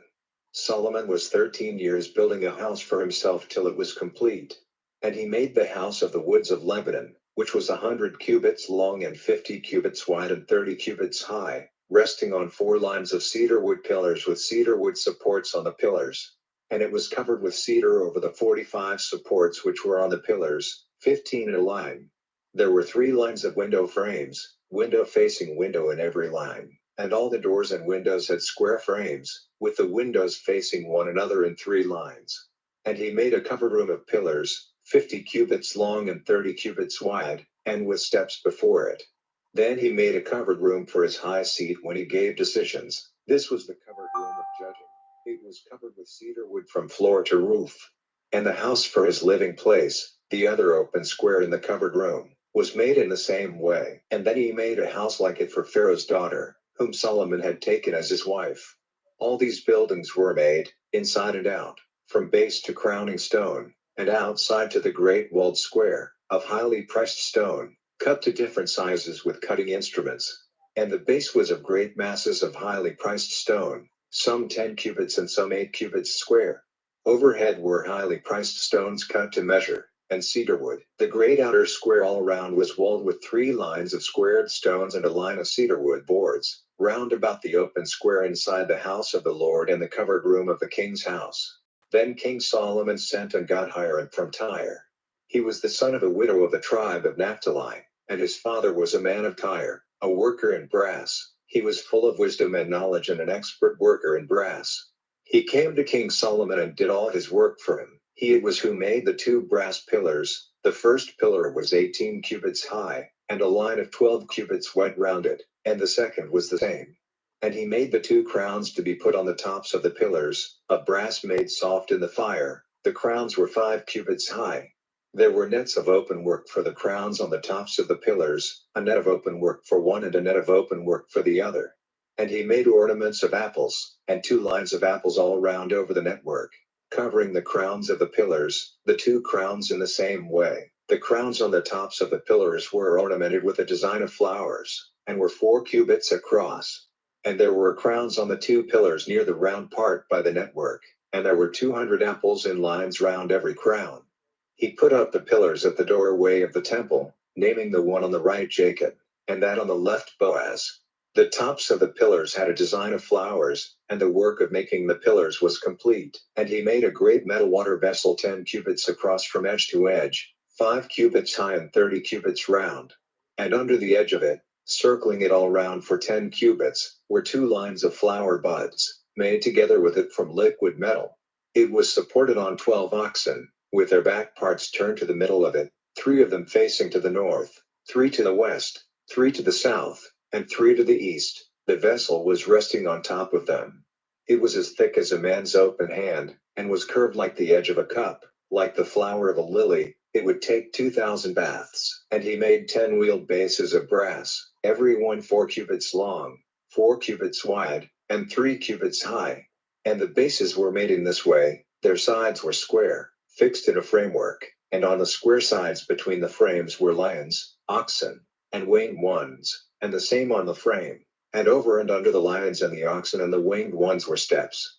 Every base had 4 wheels of brass, turning on brass rods, and their 4 angles had angle plates under them. The angle plates under the base were of metal, and there were ornaments at the side of every one. The mouth of it inside the angle plate was 1 cubit across. It was round like a pillar, a cubit and a half across. It had designs cut on it. The sides were square, not round.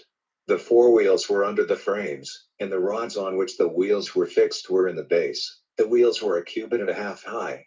The wheels were made like carriage wheels. The rods on which they were fixed, the parts forming their edges, their rods and the middle points of them, were all formed out of liquid metal. And there were 4 angle plates at the 4 angles of every base, forming part of the structure of the base. And at the top of the base there was a round vessel, half a cubit high. In the spaces of the flat sides and on the frames of them, he made designs of winged ones, lions, and palm trees, with ornamented edges all round. All the 10 bases were made in this way, after the same design, of the same size and form.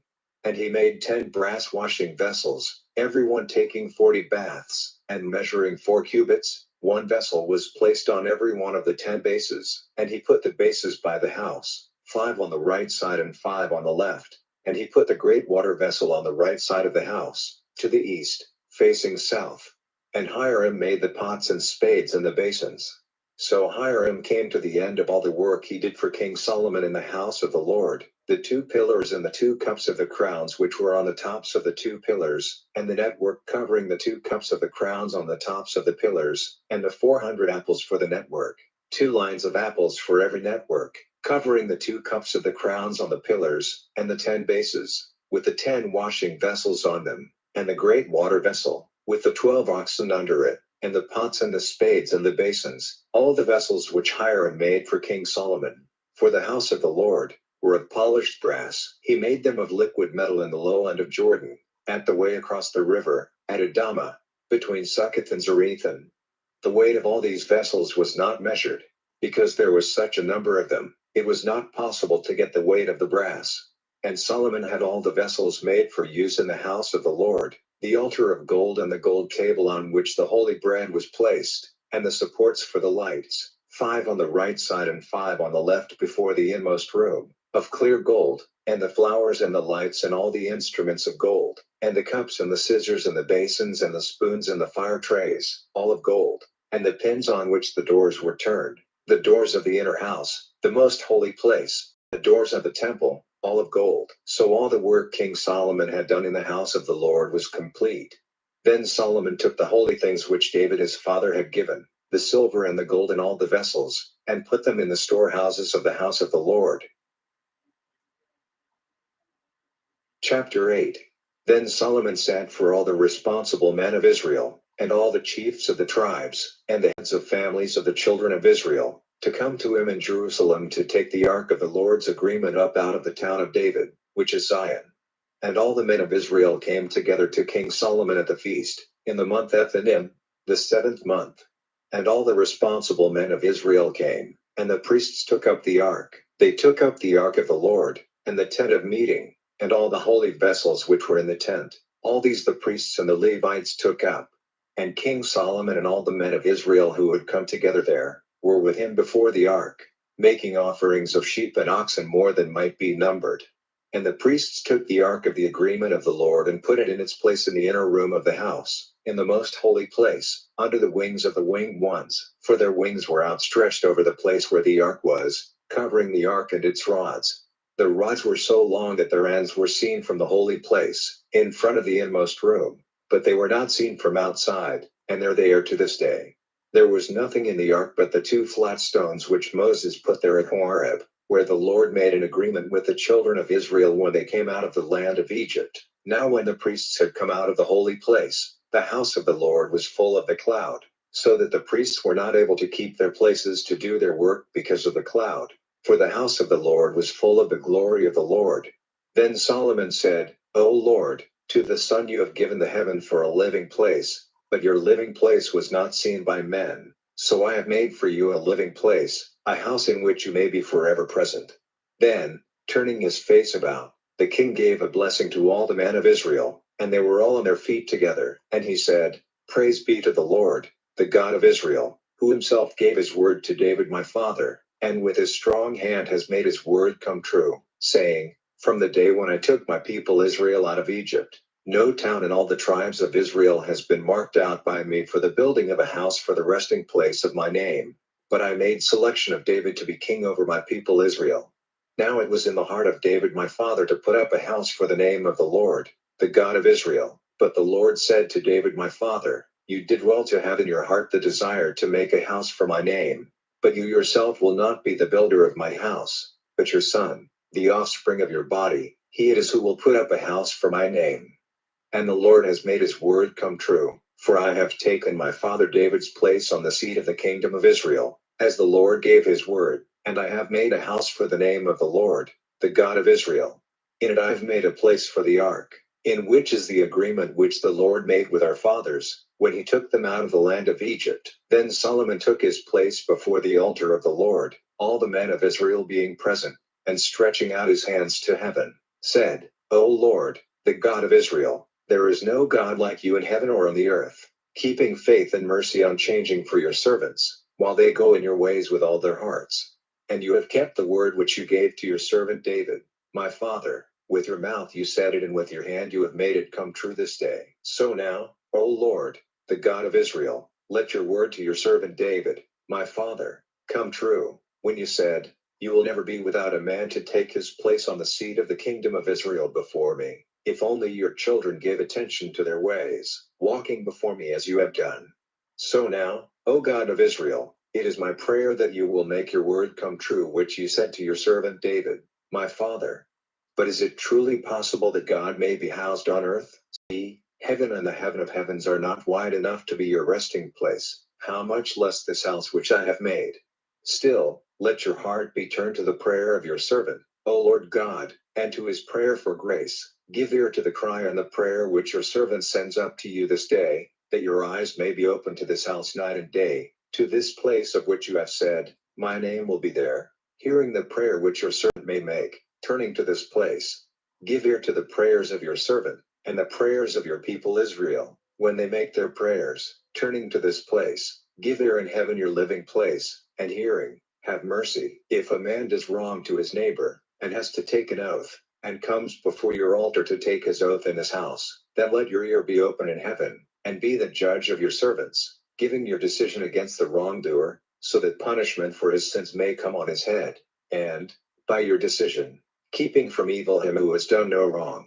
When your people Israel are overcome in war, because of their sin against you, if they are turned to you again, honoring your name, making prayers to you and requesting your grace in this house, then give ear in heaven, and let the sin of your people Israel have forgiveness, and take them back again into the land which you gave to their fathers, when heaven is shut up and there is no rain, because of their sin against you. If they make prayers with their faces turned to this place, honoring your name and turning away from their sin when you send trouble on them, then give ear in heaven, so that the sin of your servants, and of your people Israel, may have forgiveness, when you make clear to them the good way in which they are to go, and send rain on your land which you have given to your people for their heritage. If there is no food in the land, or if there is disease, or if the fruits of the earth are damaged through heat or water, locust or worm, if their towns are shut in by their attackers, whatever trouble, whatever disease there may be, whatever prayer or request for your grace is made by any man, or by all your people Israel, whatever his trouble may be, whose hands are stretched out to this house, give ear in heaven your living place, acting in mercy, and give to every man whose secret heart is open to you, the reward of all his ways, for you, and you only, have knowledge of the hearts of all the children of men.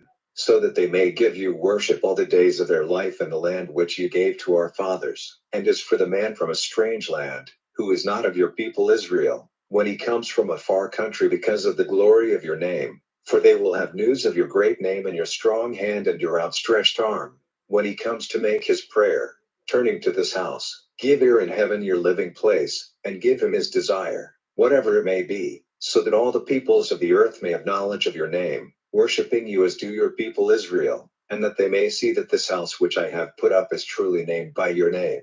If your people go out to war against their attackers, by whatever way you may send them, if they make their prayer to the Lord, turning their faces to this town of yours and to this house which I have made for your name, give ear in heaven to their prayer and their cry for grace, and see right unto them.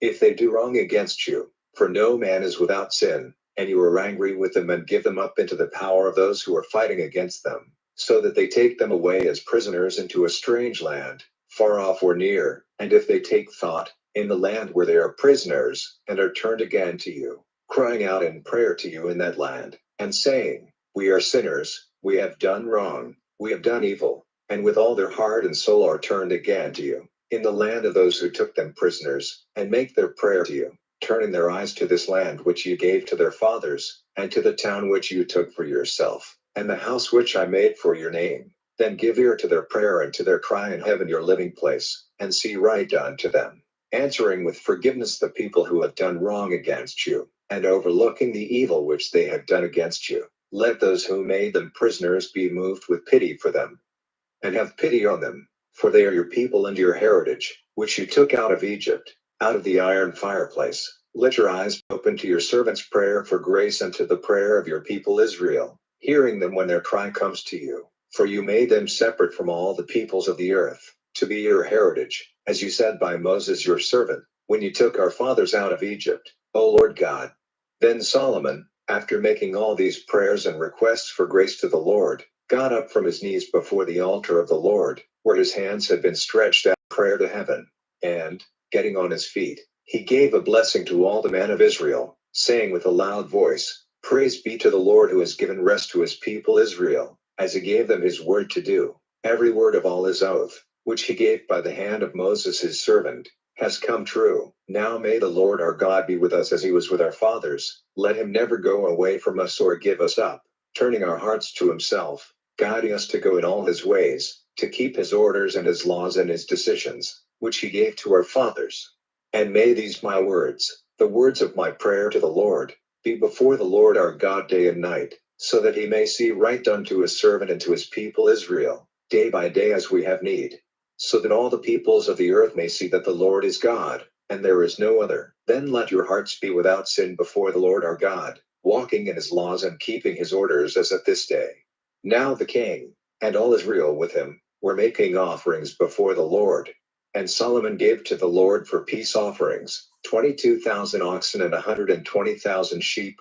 So the king and all the children of Israel kept the feast of the opening of the Lord's house. The same day the king made holy the middle of the open square in front of the house of the Lord, offering there the burnt offering and the meal offering and the fat of the peace offerings. For there was not room on the brass altar of the Lord for the burnt offerings and the meal offerings and the fat of the peace offerings. So Solomon and all Israel with him, a very great meeting, for the people had come together from the way into Hamath to the river of Egypt, kept the feast at that time before the Lord our God, for 2 weeks, even 14 days. And on the 8th day he sent the people away, and, blessing the king, they went to their tents full of joy and glad in their hearts, because of all the good which the Lord had done to David his servant and to Israel his people. Chapter 9. Now when Solomon came to the end of building the house of the Lord and the king's house, and all Solomon's desires, which he had in mind were effected, the Lord came to him again in a vision, as he had done at Gibeon. And the Lord said to him, your prayers and your requests for grace have come to my ears. I have made holy this house which you have made, and I have put my name there forever. My eyes and my heart will be there at all times. As for you, if you will go on your way before me, as David your father did, uprightly and with a true heart, doing what I have given you orders to do, keeping my laws and my decisions, then I will make the seat of your rule over Israel certain forever, as I gave my word to David your father, saying, You will never be without a man to be king in Israel. But if you are turned from my ways, you or your children, and do not keep my orders and my laws which I have put before you, but go and make yourselves servants to other gods and give them worship, then I will have Israel cut off from the land which I have given them, and this house, which I have made holy for myself, I will put away from before my eyes, and Israel will be a public example, and a word of shame among all peoples. And this house will become a mass of broken walls, and everyone who goes by will be overcome with wonder at it and make whistling sounds, and they will say, why has the Lord done so to this land and to this house? And their answer will be, because they were turned away from the Lord their God, who took their fathers out of the land of Egypt. They took for themselves other gods and gave them worship and became their servants. That is why the Lord has sent all this evil on them. Now at the end of 20 years, in which time Solomon had put up the two houses, the house of the Lord and the king's house, Hiram, king of Tyre, had given Solomon cedar trees and cypress trees and gold, as much as he had need of. King Solomon gave Hiram 20 towns in the land of Galilee. But when Hiram came from Tyre to see the towns which Solomon had given him, he was not pleased with them. And he said, what sort of towns are these which you have given me, my brother? So they were named the land of Kabul, to this day. And Hiram sent the king 120 talents of gold. Now, this was the way of Solomon's system of forced work for the building of the Lord's house and of the king's house, and the Millo and the wall of Jerusalem and Megiddo and Gezer. Now Pharaoh, king of Egypt, came and took Gezer, burning it down and putting to death the Canaanites living in the town, and he gave it for a bride offering to his daughter, Solomon's wife. And Solomon was the builder of Gezer and Beth Horon the lower, and Baalath and Tamar in the wasteland, in that land, and all the store towns and the towns which Solomon had for his war carriages and for his horsemen, and everything which it was his pleasure to put up in Jerusalem and in Lebanon and in all the land under his rule. As for the rest of the Amorites, the Hittites, the Perizzites, the Hivites, and the Jebusites, who were not children of Israel, their children who were still in the land, and whom the children of Israel had not been able to put to complete destruction, them did Solomon put to forced work, to this day. But Solomon did not put the children of Israel to forced work. They were the men of war, his servants, his captains, and his chiefs, captains of his war carriages and of his horsemen. These were the chiefs of the overseers of Solomon's work, 550, in authority over the people who did the work. At that time Solomon made Pharaoh's daughter come up from the town of David to the house which he had made for her. Then he made the Millo. 3 times in the year it was Solomon's way to give burnt offerings and peace offerings on the altar he had made to the Lord, causing his fire offering to go up on the altar before the Lord. And King Solomon made a sea force of ships in his Iron Geber, by Eloth, on the Red Sea, in the land of Edom. Hiram sent his servants, who were experienced seamen, in the sea force with Solomon's men. And they came to Ophir, where they got 420 talents of gold, and took it back to King Solomon. Chapter 10. Now the queen of Sheba, hearing great things of Solomon, came to put his wisdom to the test with hard questions. And she came to Jerusalem with a very great train, with camels weighted down with spices, and stores of gold and jewels. And when she came to Solomon she had talked with him of everything in her mind. And Solomon gave her answers to all her questions. There was no secret which the king did not make clear to her. And when the queen of Sheba had seen all the wisdom of Solomon, and the house which he had made, and the food at his table, and all his servants seated there, and those who were waiting on him in their places, and their robes, and his wine servants, and the burnt offerings which he made in the house of the Lord, there was no more spirit in her. And she said to the king, the account which was given to me in my country of your acts and your wisdom was true. But I had no faith in what was said about you, till I came and saw for myself, and now I see that it was not half the story. Your wisdom and your wealth are much greater than they said. Happy are your wives, happy are these your servants whose place is ever before you, hearing your words of wisdom. May the Lord your God be praised, whose pleasure it was to put you on the seat of the kingdom of Israel, because the Lord's love for Israel is eternal. He has made you king, to be their judge in righteousness. And she gave the king 120 talents of gold, and a great store of spices and jewels. Never again was such a wealth of spices seen as that which the queen of Sheba gave King Solomon. And the sea force of Hiram, in addition to gold from Ophir, came back with much sandalwood and jewels.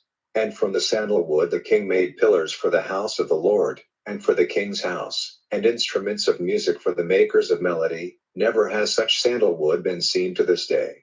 And King Solomon gave the queen of Sheba all her desire, whatever she made request for, in addition to what he gave her freely from the impulse of his heart. So she went back to her country, she and her servants. Now the weight of gold which came to Solomon in 1 year was 666 talents, in addition to what came to him from the business of the traders, and from all the kings of the Arabians, and from the rulers of the country. And Solomon made 200 body covers of hammered gold, every one having 600 shekels of gold in it. And he made 300 smaller body covers of hammered gold, with 3 pounds of gold in every cover, and the king put them in the house of the woods of Lebanon. Then the king made a great ivory seat, plated with the best gold. There were 6 steps going up to it, and the top of it was round at the back. There were arms on the 2 sides of the seat, and 2 lions by the side of the arms, and 12 lions were placed on the one side and on the other side on the 6 steps. There was nothing like it in any kingdom. And all King Solomon's drinking vessels were of gold, and all the vessels of the house of the woods of Lebanon were of the best gold, not one was of silver. For no one gave a thought to silver in the days of King Solomon, for the king had Tarshish ships at sea with the ships of Hiram. Once every 3 years the Tarshish ships came with gold and silver and ivory and monkeys and peacocks. And King Solomon was greater than all the kings of the earth in wealth and in wisdom. And from all over the earth they came to see Solomon and to give ear to his wisdom, which God had put in his heart. And everyone took with him an offering, vessels of silver and vessels of gold, and robes, and coats of metal, and spices, and horses, and beasts of transport, regularly year by year. And Solomon got together war carriages and horsemen. He had 1,400 carriages and 12,000 horsemen, whom he kept, some in the carriage towns and some with the king at Jerusalem. And the king made silver as common as stones in Jerusalem, and cedars like the sycamore trees of the lowlands in number. And Solomon's horses came from Egypt and from Kue. The king's traders got them at a price from Kue. A war carriage might be got from Egypt for 600 shekels of silver, and a horse for 150. They got them at the same rate for all the kings of the Hittites and the kings of Aram. Chapter 11. Now a number of strange women were loved by Solomon, women of the Moabites, Ammonites, Edomites, Zidonians, and Hittites, the nations of which the Lord had said to the children of Israel, "You are not to take wives from them, and they are not to take wives from you, or they will certainly make you go after their gods." To these Solomon was united in love. He had 700 wives, daughters of kings, and 300 other wives, and through his wives his heart was turned away. For it came about that when Solomon was old, his heart was turned away to other gods by his wives, and his heart was no longer true to the Lord his God as the heart of his father David had been. For Solomon went after Ashtoreth, the goddess of the Zidonians, and Milcom, the disgusting god of the Ammonites. And Solomon did evil in the eyes of the Lord, not walking in the Lord's ways with all his heart as David his father did. Then Solomon put up a high place for Chemosh, the disgusting god of Moab, in the mountain before Jerusalem, and for Moloch, the disgusting god worshipped by the children of Ammon. And so he did for all his strange wives, who made offerings with burning of perfumes to their gods. And the Lord was angry with Solomon, because his heart was turned away from the Lord, the God of Israel, who had twice come to him in a vision, and had given him orders about this very thing, that he was not to go after other gods. But he did not keep the orders of the Lord. So the Lord said to Solomon, "Because you have done this, and have not kept my agreement and my laws, which I gave you, I will take the kingdom away from you by force and will give it to your servant.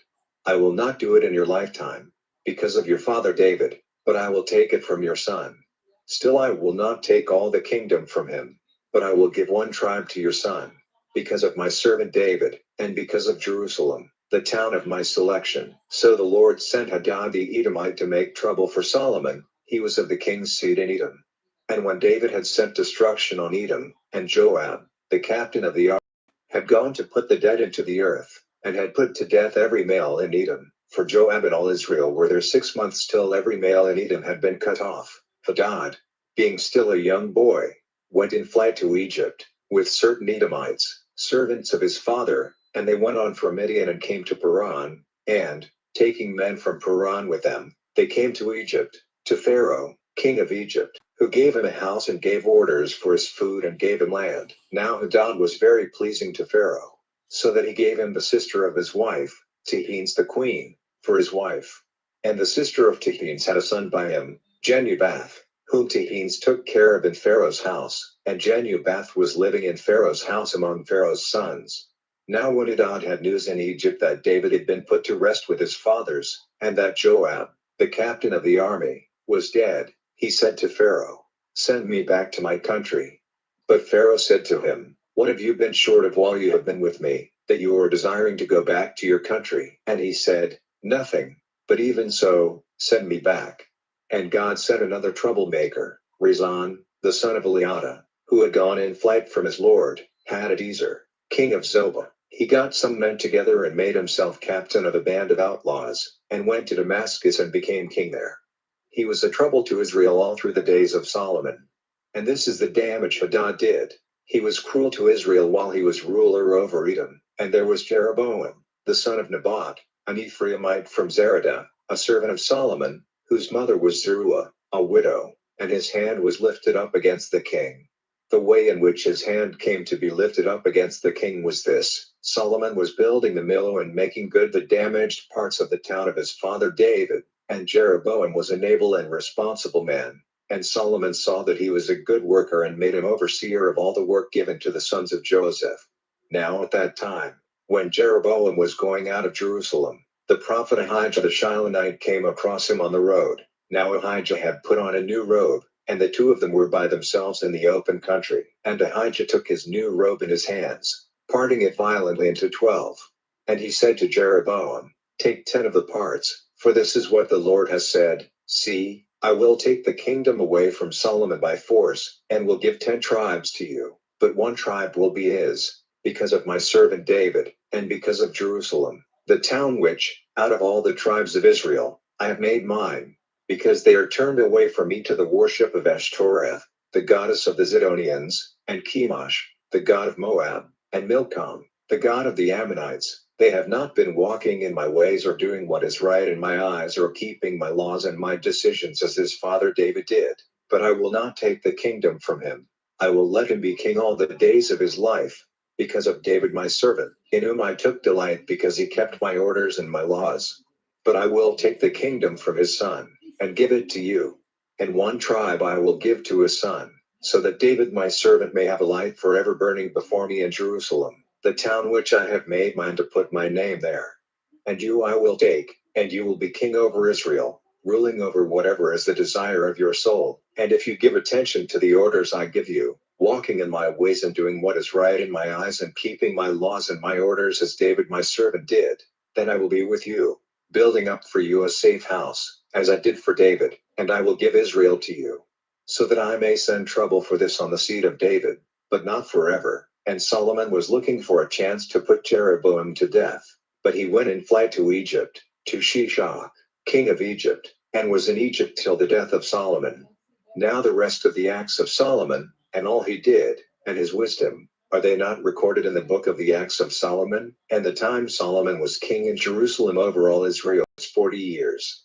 And Solomon went to rest with his fathers, and was put into the earth in the town of David his father. And Solomon went to rest with his fathers, and Rehoboam his son became king in his place. Chapter 12. And Rehoboam went to Shechem, where all Israel had come together to make him king. And, hearing of it, Jeroboam, the son of Nebat, who was still in Egypt, where he had gone in flight from Solomon, and was living there, came back to his town Zeradah, in the hill country of Ephraim. And all the men of Israel came to Rehoboam and said, "Your father put a hard yoke on us. If you will make the conditions under which your father kept us down less cruel, and the weight of the yoke he put on us less hard, then we will be your servants." And he said to them, "Go away for 3 days and then come back to me again." So the people went away. Then King Rehoboam took the opinion of the old man who had been with Solomon his father when he was living, and said, "In your opinion, what answer am I to give to this people?" And they said to him, "If you will be a servant to this people today, caring for them and giving them a gentle answer, then they will be your servants forever." But he gave no attention to the opinion of the old men, and went to the young men of his generation who were waiting before him. and said to them, "What is your opinion? What answer are we to give to this people who have said to me, 'Make less the weight of the yoke which your father put on us'?" And the young men of his generation said to him, "This is the answer to give to the people who came to you saying, 'Your father put a hard yoke on us. Will you make it less?' Say to them, 'My little finger is thicker than my father's body. If my father put a hard yoke on you, I will make it harder. My father gave you punishment with whips, but I will give you blows with snakes." So all the people came to Rehoboam on the third day, as the king had given orders, saying, "Come back to me the third day." And the king gave them a rough answer, giving no attention to the suggestion of the old men, but giving them the answer put forward by the young men, saying, "My father made your yoke hard, but I will make it harder. My father gave you punishment with whips, but I will give it with snakes." So the king did not give ear to the people, and this came about by the purpose of the Lord, so that what he had said by Ahijah the Shilonite to Jeroboam, son of Nebat, might be effected. And when all Israel saw that the king would give no attention to them, the people in answer said to the king, "What part have we in David? What is our heritage in the son of Jesse? To your tents, O Israel, now see to your people, David." So Israel went away to their tents. But Rehoboam was still king over those of the children of Israel who were living in the towns of Judah. Then King Rehoboam sent Adoniram, the overseer of the forced work, and he was stoned to death by all Israel. And King Rehoboam went quickly and got into his carriage to go in flight to Jerusalem. So Israel was turned away from the family of David to this day. Now when all Israel had news that Jeroboam had come back, they sent for him to come before the meeting of the people, and made him king over Israel. Not one of them was joined to the family of David, but only the tribe of Judah. When Rehoboam came to Jerusalem, he got together all the men of Judah and the tribe of Benjamin, 180,000 of his best fighting men, to make war against Israel and get the kingdom back for Rehoboam, the son of Solomon. But the word of God came to Shemaiah, the man of God, saying, "Say to Rehoboam, the son of Solomon, king of Judah, and to all the men of Judah and Benjamin and the rest of the people, the Lord has said, you are not to go to war against your brothers, the children of Israel. Go back, every man to his house, because this thing is my purpose." So they gave ear to the word of the Lord, and went back, as the Lord had said. Then Jeroboam made the town of Shechem in the hill country of Ephraim a strong place, and was living there. And from there he went out and did the same to Penuel. And Jeroboam said in his heart, "Now the kingdom will go back to the family of David. If the people go up to make offerings in the house of the Lord at Jerusalem, their heart will be turned again to their Lord, to Rehoboam, king of Judah, and they will put me to death and go back to Rehoboam, king of Judah." So after taking thought, the king made 2 oxen of gold, and he said to the people, "You have been going up to Jerusalem long enough. See, these are your gods, O Israel, who took you out of the land of Egypt." And he put one in Bethel and the other in Dan. And this became a sin in Israel, for the people went to give worship to the one at Bethel, and to the other at Dan. And he made places for worship at the high places, and made priests, who were not Levites, from among all the people. And Jeroboam gave orders for a feast in the 8th month, on the 15th day of the month, like the feast which is kept in Judah. And he went up to the altar, and in the same way, in Bethel, he gave offerings to the oxen which he had made, placing in Bethel the priests of the high places he had made. He went up to the altar he had made in Bethel on the 15th day of the 8th month, the month fixed by him at his pleasure. And he gave orders for a feast for the people of Israel, and went up to the altar, and there he made the smoke of his offerings go up. Chapter 13. Then a man of God came from Judah by the order of the Lord to Bethel, where Jeroboam was by the altar, burning offerings. And by the order of the Lord he made an outcry against the altar, saying, "O altar, altar, the Lord has said, from the seed of David will come a child, named Josiah, and on you he will put to death the priests of the high places, who were burning offerings on you, and men's bones will be burned on you." The same day he gave them a sign, saying, "This is the sign which the Lord has given. See, the altar will be broken and the burned waste on it overturned." Then the king, hearing the man of God crying out against the altar at Bethel, put out his hand from the altar, saying, "Take him prisoner." And his hand, stretched out against him, became dead, and he had no power of pulling it back. And the altar was broken and the burned waste on it overturned. This was the sign which the man of God had given by the word of the Lord. Then the king made answer and said to the man of God, Make a prayer now for the grace of the Lord your God, and for me, that my hand may be made well. And in answer to the prayer of the man of God, the king's hand was made well again, as it was before. And the king said to the man of God, Come with me to my house for food and rest, and I will give you a reward. But the man of God said to the king, Even if you gave me half of all you have, I would not go in with you, and I would not take food or a drink of water in this place. For so I was ordered by the word of the Lord, who said, You are not to take food or a drink of water, and you are not to go back the way you came.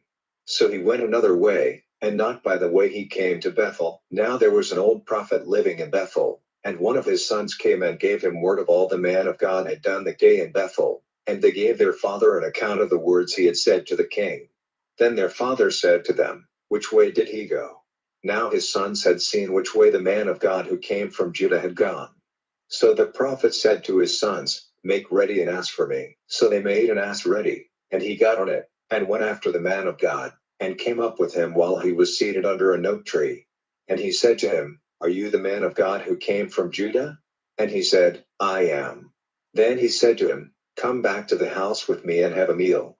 But he said, I may not go back with you or go into your house, and I will not take food or a drink of water with you in this place. For the Lord said to me, You are not to take food or water there, or go back again by the way you came. Then he said to him, I am a prophet like you. And an angel said to me by the word of the Lord, Take him back with you and give him food and water. But he said false words to him. So he went back with him, and had a meal in his house and a drink of water.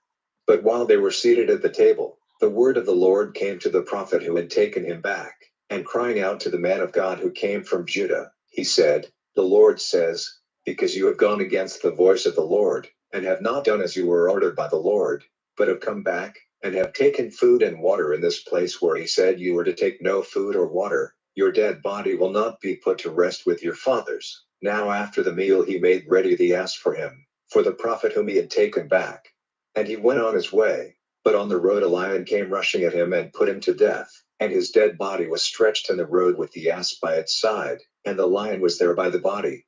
And some men, going by, saw the body stretched out in the road with the lion by its side, and they came and gave news of it in the town where the old prophet was living. Then the prophet who had made him come back, hearing it, said, It is the man of God, who went against the word of the Lord. That is why the Lord has given him to the lion to be wounded to death, as the Lord said. And he said to his sons, Make ready the ass for me. And they did so. And he went and saw the dead body stretched out in the road with the ass and the lion by its side. The lion had not taken the body for its food or done any damage to the ass. Then the prophet took up the body of the man of God and put it on the ass and took it back. And he came to the town to put the body to rest with weeping. And he put the body in the resting place made ready for himself, weeping and sorrowing over it, saying, O my brother. And when he had put it to rest, he said to his sons, When I am dead, then you are to put my body into the earth with the body of this man of God, and put me by his bones, so that my bones may be kept safe with his bones. For the outcry he made by the word of the Lord against the altar in Bethel and against all the houses of the high places in the towns of Samaria will certainly come about. After this Jeroboam, not turning back from his evil ways, still made priests for his altars from among all the people. He made a priest of anyone desiring it, so that there might be priests of the high places. And this became a sin in the family of Jeroboam, causing it to be cut off and sent to destruction from the face of the earth. Chapter 14. At that time Abijah, the son of Jeroboam, became ill. And Jeroboam said to his wife, Now come, put on different clothing so that you may not seem to be the wife of Jeroboam, and go to Shiloh. See, Ahijah is there, the prophet who said I would be king over this people. And take with you 10 cakes of bread and dry cakes and a pot of honey, and go to him. He will give you word of what is to become of the child. So Jeroboam's wife did so, and got up and went to Shiloh and came to the house of Ahijah. Now Ahijah was unable to see, because he was very old. And the Lord had said to Ahijah, The wife of Jeroboam is coming to get news from you about her son, who is ill. Give her such and such an answer, for she will make herself seem to be another woman. Then Ahijah, hearing the sound of her footsteps coming in at the door, said, Come in, O wife of Jeroboam. Why do you make yourself seem like another? For I am sent to you with bitter news. Go, say to Jeroboam, these are the words of the Lord, the God of Israel. Though I took you from among the people, lifting you up to be a ruler over my people Israel, and took the kingdom away by force from the seat of David and gave it to you, you have not been like my servant David, who kept my orders, and was true to me with all his heart, doing only what was right in my eyes. But you have done evil more than any before you, and have made for yourself other gods, and images of metal, moving me to wrath, and turning your back on me. So I will send evil on the line of Jeroboam, cutting off from his family every male child, those who are shut up and those who go free in Israel. The family of Jeroboam will be brushed away like a man brushing away waste till it is all gone. Those of the family of Jeroboam who come to death in the town will become food for the dogs, and those on whom death comes in the open country will be food for the birds of the air, for the Lord has said it. Up, then, go back to your house, and in the hour when your feet go into the town, the death of the child will take place, and all Israel will put his body to rest, weeping over him, because he only of the family of Jeroboam will be put into his resting place in the earth. For of all the family of Jeroboam, in him only has the Lord, the God of Israel, seen some good.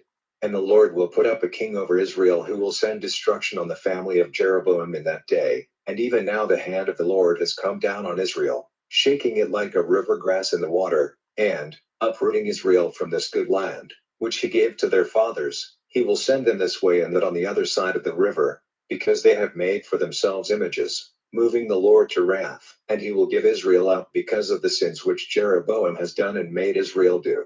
Then Jeroboam's wife got up and went away and came to Tirzah, and when she came to the doorway of the house, death came to the child. And all Israel put his body to rest, weeping over him, as the Lord had said by his servant Ahijah the prophet. Now the rest of the acts of Jeroboam, how he made war and how he became king, are recorded in the book of the history of the kings of Israel. And Jeroboam was king for 22 years, and was put to rest with his fathers, and Nadab his son became king in his place.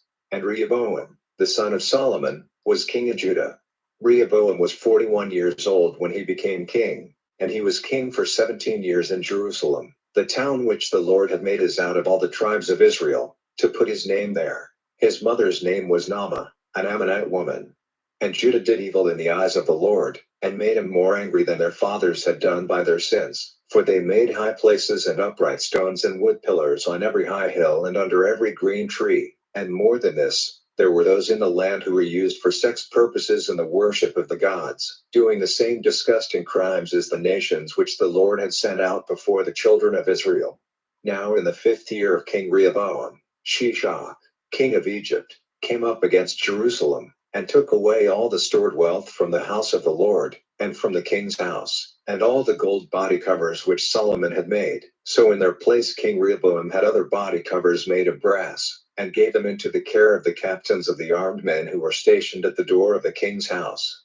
And whenever the king went into the house of the Lord, the armed men went with him taking the body covers, and then took them back to their room. Now the rest of the acts of Rehoboam, and all he did, are they not recorded in the book of the history of the kings of Judah? And there was war between Rehoboam and Jeroboam all their days. And Rehoboam went to rest with his fathers, and was put into the earth with his fathers in the town of David. His mother's name was Naamah, an Ammonite woman. And Abijam his son became king in his place. Chapter 15. Now in the 18th year of King Jeroboam, the son of Nebat, Abijam became king over Judah. For 3 years he was king in Jerusalem, and his mother's name was Maacah, the daughter of Abishalom. And he did the same sins which his father had done before him. His heart was not completely true to the Lord as God, like the heart of David his father. But because of David, the Lord gave him a light in Jerusalem, making his sons king after him, so that Jerusalem might be safe. Because David did what was right in the eyes of the Lord, and never in all his life went against his orders, but only in the question of Uriah the Hittite. Now the rest of the acts of Abijam, and all he did, are they not recorded in the book of the history of the kings of Judah? And there was war between Abijam and Jeroboam. Then Abijam went to rest with his fathers, and they put him into the earth in the town of David, and Asa his son became king in his place. In the 20th year that Jeroboam was king of Israel, Asa became king over Judah. And he was king for 41 years in Jerusalem. His mother's name was Maacah, the daughter of Abishalom. Asa did what was right in the eyes of the Lord, as David his father did. Those used for sex purposes and the worship of the gods he sent out of the country, and he took away all the images which his fathers had made. And he would not let Maacah his mother be queen, because she had made a disgusting image for Asherah, and Asa had the image cut down and burned by the stream Kidron. The high places, however, were not taken away, but still the heart of Asa was true to the Lord all his life. He took into the house of the Lord all the things which his father had made holy, and those which he himself had made holy, silver and golden vessels. Now there was war between Asa and Baasha, king of Israel, all their days. And Baasha, king of Israel, went up against Judah, building Ramah, so that no one was able to go out or into Asa, king of Judah. Then Asa took all the silver and gold which was still stored in the Lord's house, and in the king's house, and sent them, in the care of his servants, to Ben-Hadad, son of Tabrimmon, son of Rezon, king of Aram, at Damascus, saying, Let there be an agreement between me and you as there was between my father and your father. See, I have sent you an offering of silver and gold. Go and put an end to your agreement with Baasha, king of Israel, so that he may give up attacking me. So Ben-Hadad did as King Asa said, and sent the captains of his armies against the towns of Israel, attacking Ijon and Dan and Abel Beth-Maacah, and all Chinneroth as far as all the land of Naphtali. And Baasha, hearing of it, put a stop to the building of Ramah, and was living in Tirzah. Then King Asa got all Judah together, making every man come, and they took away the stones and the wood with which Baasha was building Ramah, and King Asa made use of them for building Geba in the land of Benjamin, and Mizpah. Now the rest of the acts of Asa, and his power, and all he did, and the towns of which he was the builder, are they not recorded in the book of the history of the kings of Judah? But when he was old he had a disease of the feet. So Asa went to rest with his fathers and was put into the earth in the town of David his father, and Jehoshaphat his son became king in his place. Nadab, the son of Jeroboam, became king over Israel in the second year that Asa was king of Judah, and he was king of Israel for 2 years. He did evil in the eyes of the Lord, copying the evil ways of his father, and the sin which he did and made Israel do. And Baasha, the son of Ahijah, of the family of Issachar, made a secret design against him, attacking him at Gibbethon, a town of the Philistines, for Nadab and the armies of Israel were making war on Gibbethon. In the 3rd year of the rule of Asa, king of Judah, Baasha put him to death, and became king in his place. And straightway when he became king, he sent destruction on all the offspring of Jeroboam. There was not one living person of all the family of Jeroboam whom he did not put to death. So the word of the Lord, which he said by his servant Ahijah the Shilonite, came about, because of the sins which Jeroboam did and made Israel do, moving the Lord, the God of Israel, to wrath. Now the rest of the acts of Nadab, and all he did, are they not recorded in the book of the history of the kings of Israel? And there was war between Asa and Baasha, king of Israel, all their days. In the 3rd year of the rule of Asa, king of Judah, Baasha, the son of Ahijah, became king over all Israel in Tirzah, and was king for 24 years. He did evil in the eyes of the Lord, copying the evil ways of Jeroboam and the sin which he made Israel do. Chapter 16. And the word of the Lord came to Jehu, son of Hanani, protesting against Baasha and saying, Because I took you up out of the dust, and made you ruler over my people Israel, and you have gone in the ways of Jeroboam, and made my people Israel do evil, moving me to wrath by their sins. Truly, I will see that Baasha and all his family are completely brushed away. I will make your family like the family of Jeroboam, the son of Nebat. Anyone of the family of Baasha who comes to death in the town will become food for the dogs, and he to whom death comes in the open country will be food for the birds of the air. Now the rest of the acts of Baasha, and what he did, and his power, are they not recorded in the book of the history of the kings of Israel? And Baasha went to rest with his fathers, and was put into the earth at Tirzah, and Elah his son became king in his place. And the Lord sent his word against Baasha and his family by the mouth of the prophet Jehu, the son of Hanani, because of all the evil he did in the eyes of the Lord, moving him to wrath by the work of his hands, because he was like the family of Jeroboam, and because he put it to death. In the 26th year that Asa was king of Judah, Elah, the son of Baasha, became king of Israel and Tirzah, and he was king for 2 years. And his servant Zimri, captain of half his war carriages, made secret designs against him. Now he was in Tirzah, drinking hard in the house of Arza, controller of the king's house in Tirzah. And Zimri went in and made an attack on him and put him to death, in the 27th year that Asa was king of Judah, and made himself king in his place. And straightway when he became king and took his place on the seat of the kingdom, he put to death all the family of Baasha. Not one male child of his relations or his friends kept his life. So Zimri put to death all the family of Baasha, so that the word which the Lord said against him by the mouth of Jehu the prophet came about, because of all the sins of Baasha, and the sins of Elah his son, which they did and made Israel do, moving the Lord, the God of Israel, to wrath by their foolish acts. Now the rest of the acts of Elah, and all he did, are they not recorded in the book of the history of the kings of Israel? In the 27th year of Asa, king of Judah, Zimri was king for 7 days in Tirzah. Now the people were attacking Gibbethon in the land of the Philistines. And news came to the people in the tents that Zimri had made a secret design and had put the king to death. So all Israel made Omri, the captain of the army, king that day in the tents. Then Omri went up from Gibbethon with all the army of Israel, and they made an attack on Tirzah, shutting in the town on every side. And when Zimri saw that the town was taken, he went into the inner room of the king's house, and burning the house over his head, came to his end, because of his sin in doing evil in the eyes of the Lord, in going in the way of Jeroboam and in his sin which he made Israel do. Now the rest of the acts of Zimri, and the secret design he made, are they not recorded in the book of the history of the kings of Israel?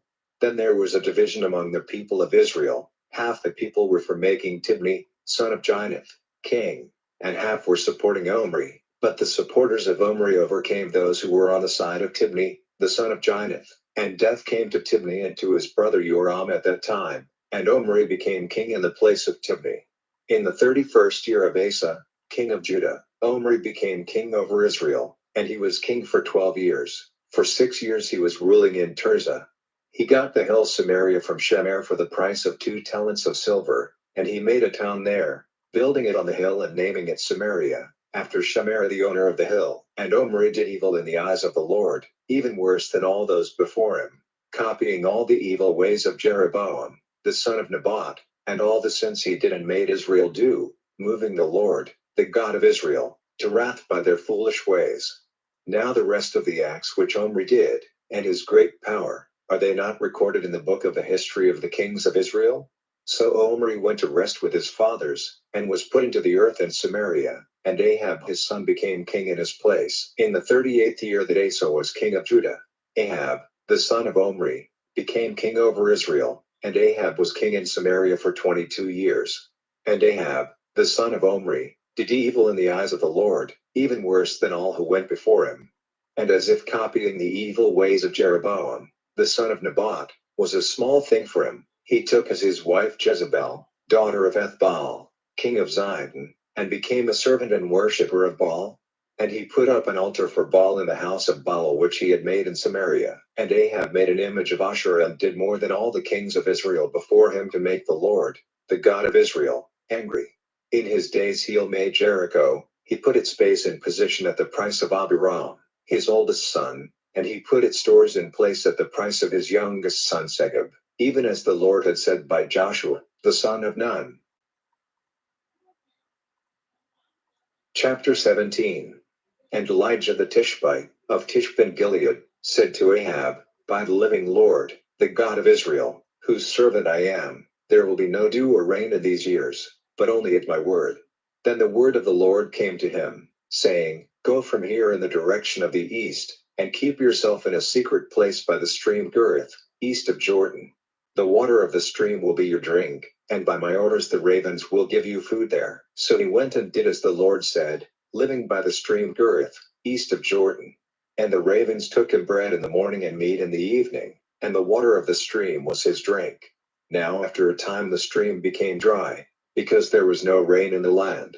Then the word of the Lord came to him, saying, Up, go now to Zarephath, in Zidon, and make your living place there. I have given orders to a widow woman there to see that you have food. So he got up and went to Zarephath, and when he came to the door of the town, he saw a widow woman getting sticks together. and crying out to her, he said, "Will you give me a little water in a vessel for my drink?"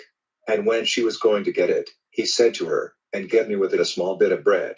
Then she said, "By the life of the Lord your God, I have nothing but a little meal in my store, and a drop of oil in the bottle, and now I am getting 2 sticks together so that I may go in and make it ready for me and my son, so that we may have a meal before our death."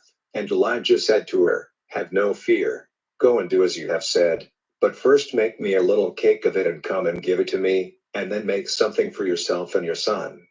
For this is the word of the Lord, the God of Israel: the store of meal will not come to an end, and the bottle will never be without oil, till the day when the Lord sends rain on the earth." So she went and did as Elijah said, and he and her family had food for a long time. The store of meal did not come to an end, and the bottle was never without oil, as the Lord had said by the mouth of Elijah. Now after this, the son of the woman of the house became ill, so ill that there was no breath in him. And she said to Elijah, "What have I to do with you, O man of God? Have you come to put God in mind of my sin, and to put my son to death?" And he said to her, "Give your son to me." And lifting him out of her arms, he took him up to his room and put him down on his bed. And crying to the Lord, he said, "O Lord my God, have you sent evil even on the widow whose guest I am, by causing her son's death?" And stretching herself out on the child 3 times, he made his prayer to the Lord, saying, "O Lord my God, be pleased to let this child's life come back to him again." And the Lord gave ear to the voice of Elijah, and the child's spirit came into him again, and he came back to life. And Elijah took the child down from his room into the house and gave him to his mother and said to her, "See, your son is living." Then the woman said to Elijah, "Now I am certain that you are a man of God, and that the word of the Lord in your mouth is true." Chapter 18. Now after a long time, the word of the Lord came to Elijah, in the 3rd year, saying, "Go and let Ahab see you, so that I may send rain on the earth." So Elijah went to let Ahab see him. Now there was no food to be had in Samaria. And Ahab sent for Obadiah, the controller of the king's house. Now Obadiah had the fear of the Lord before him greatly, for when Jezebel was cutting off the prophets of the Lord, Obadiah took 100 of them, and kept them secretly in a hole in the rock, 50 at a time, and gave them bread and water. And Ahab said to Obadiah, "Come, let us go through all the country, to all the fountains of water and all the rivers, and see if there is any grass to be had for the horses and the transport beasts, so that we may be able to keep some of the beasts from destruction." So they went through all the country, covering it between them. Ahab went in one direction by himself, and Obadiah went in another by himself. And while Obadiah was on his way, he came face to face with Elijah, and seeing who it was, he went down on his face and said, "Is it you, my lord Elijah?" And Elijah in answer said, "It is I. Now go and say to your lord, Elijah is here." And he said, "What sin have I done, that you would give up your servant into the hand of Ahab, and be the cause of my death? By the life of the Lord your God, there is not a nation or kingdom where my Lord has not sent in search of you." And when they said, "He is not here," he made them take an oath that they had not seen you. And now you say, "Go, say to your Lord, Elijah is here." And straightway, when I have gone from you, the Spirit of the Lord will take you away, I have no idea where, so that when I come and give word to Ahab, and he sees you not, he will put me to death, though I, your servant, have been a worshipper of the Lord from my earliest years. Has my Lord not had word of what I did when Jezebel was putting the Lord's prophets to death? How I kept 100 of them in a secret hole in the rock, 50 at a time, and gave them bread and water. And now you say, "Go and say to your Lord, Elijah is here, and he will put me to death." And Elijah said, "By the life of the Lord of armies, whose servant I am, I will certainly let him see me today." So Obadiah went to Ahab and gave him the news, and Ahab went to see Elijah. And when he saw Elijah, Ahab said to him, "Is it you, you troubler of Israel?" Then he said in answer, "I have not been troubling Israel, but you and your family, because, turning away from the orders of the Lord, you have gone after the Baals. Now send, and get Israel together before me at Mount Carmel, with the 450 prophets of Baal who get their food at Jezebel's table." So Ahab sent for all the children of Israel, and got the prophets together at Mount Carmel. And Elijah came near to all the people and said, How long will you go on balancing between two opinions? If the Lord is God, then give worship to him. But if Baal, give worship to him. And the people said not a word in answer. Then Elijah said to the people, even I, am the only living prophet of the Lord, but Baal's prophets are 450 men. Now, let them give us 2 oxen, and let them take one for themselves, and have it cut up, and put it on the wood, but put no fire under it. I will get the other ox ready, and put it on the wood, and put no fire under it. And you make prayers to your God, and I will make a prayer to the Lord, and it will be clear that the one who gives an answer by fire is God. And all the people in answer said, It is well said. Then Elijah said to the prophets of Baal, Take 1 ox for yourselves and get it ready first, for there are more of you, and make your prayers to your God, but put no fire under. So they took the ox which was given them, and made it ready, crying out to Baal from morning till the middle of the day, and saying, O Baal, give ear to us. But there was no voice and no answer, and they were jumping up and down before the altar they had made. And in the middle of the day, Elijah made sport of them, saying, Give louder cries, for he is a god. He may be deep in thought, or he may have gone away for some purpose, or he may be on a journey, or by chance he is sleeping and has to be made awake. So they gave loud cries, cutting themselves with knives and swords, as was their way, till the blood came streaming out all over them. And from the middle of the day they went on with their prayers till the time of the offering. But there was no voice, or any answer, or any who gave attention to them. Then Elijah said to all the people, Come near to me. And all the people came near. And he put up again the altar of the Lord which had been broken down. And Elijah took 12 stones, the number of the tribes of the sons of Jacob, to whom the Lord had said, Israel will be your name. And with the stones he made an altar to the name of the Lord, and he made a deep drain all round the altar, great enough to take 2 measures of seed. And he put the wood in order, and, cutting up the ox, put it on the wood. Then he said, Get 4 vessels full of water and put it on the burnt offering and on the wood. And he said, Do it a second time. And they did it a second time. And he said, Do it a third time. And they did it a third time. And the water went all round the altar, till the drain was full.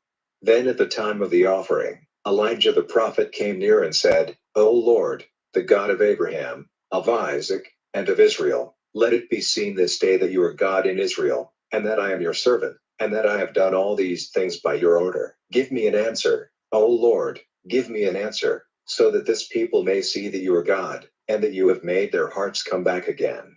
Then the fire of the Lord came down, burning up the offering and the wood and the stones and the dust, and drinking up the water in the drain. And when the people saw it, they all went down on their faces, and said, The Lord, he is God, the Lord, he is God. And Elijah said to them, Take the prophets of Baal, let not one of them get away. So they took them, and Elijah made them go down to the stream Kishon, and put them to death there. Then Elijah said to Ahab, Up, take food and drink, for there is a sound of much rain.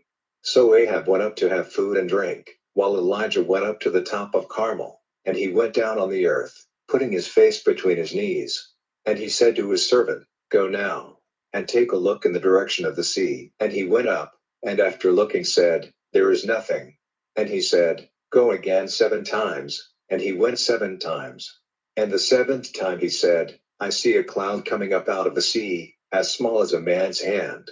Then he said, Go up and say to Ahab, Get your carriage ready and go down, or the rain will keep you back. And after a very little time, the heaven became black with clouds and wind, and there was a great rain, and Ahab went in his carriage to Jezreel.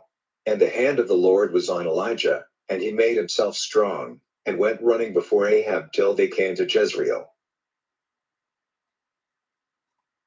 Chapter 19. Ahab gave Jezebel news of all Elijah had done, and how he had put all the prophets to death with the sword.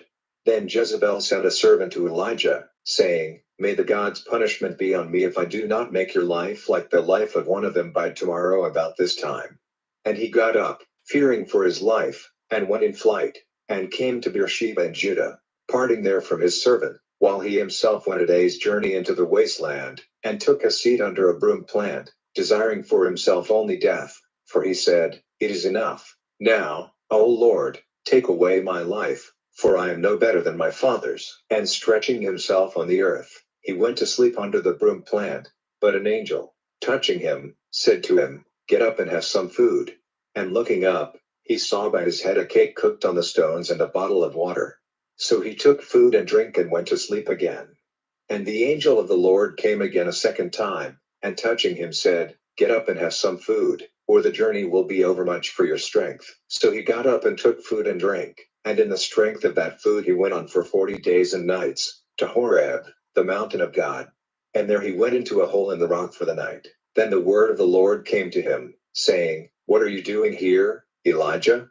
And he said, "I have been burning for the honor of the Lord, the God of armies. For the children of Israel have not kept your agreement. They have made destruction of your altars, and have put your prophets to death with the sword, till I, even I, am the only one living, and now they are attempting to take away my life." Then he said, "Go out and take your place on the mountain before the Lord."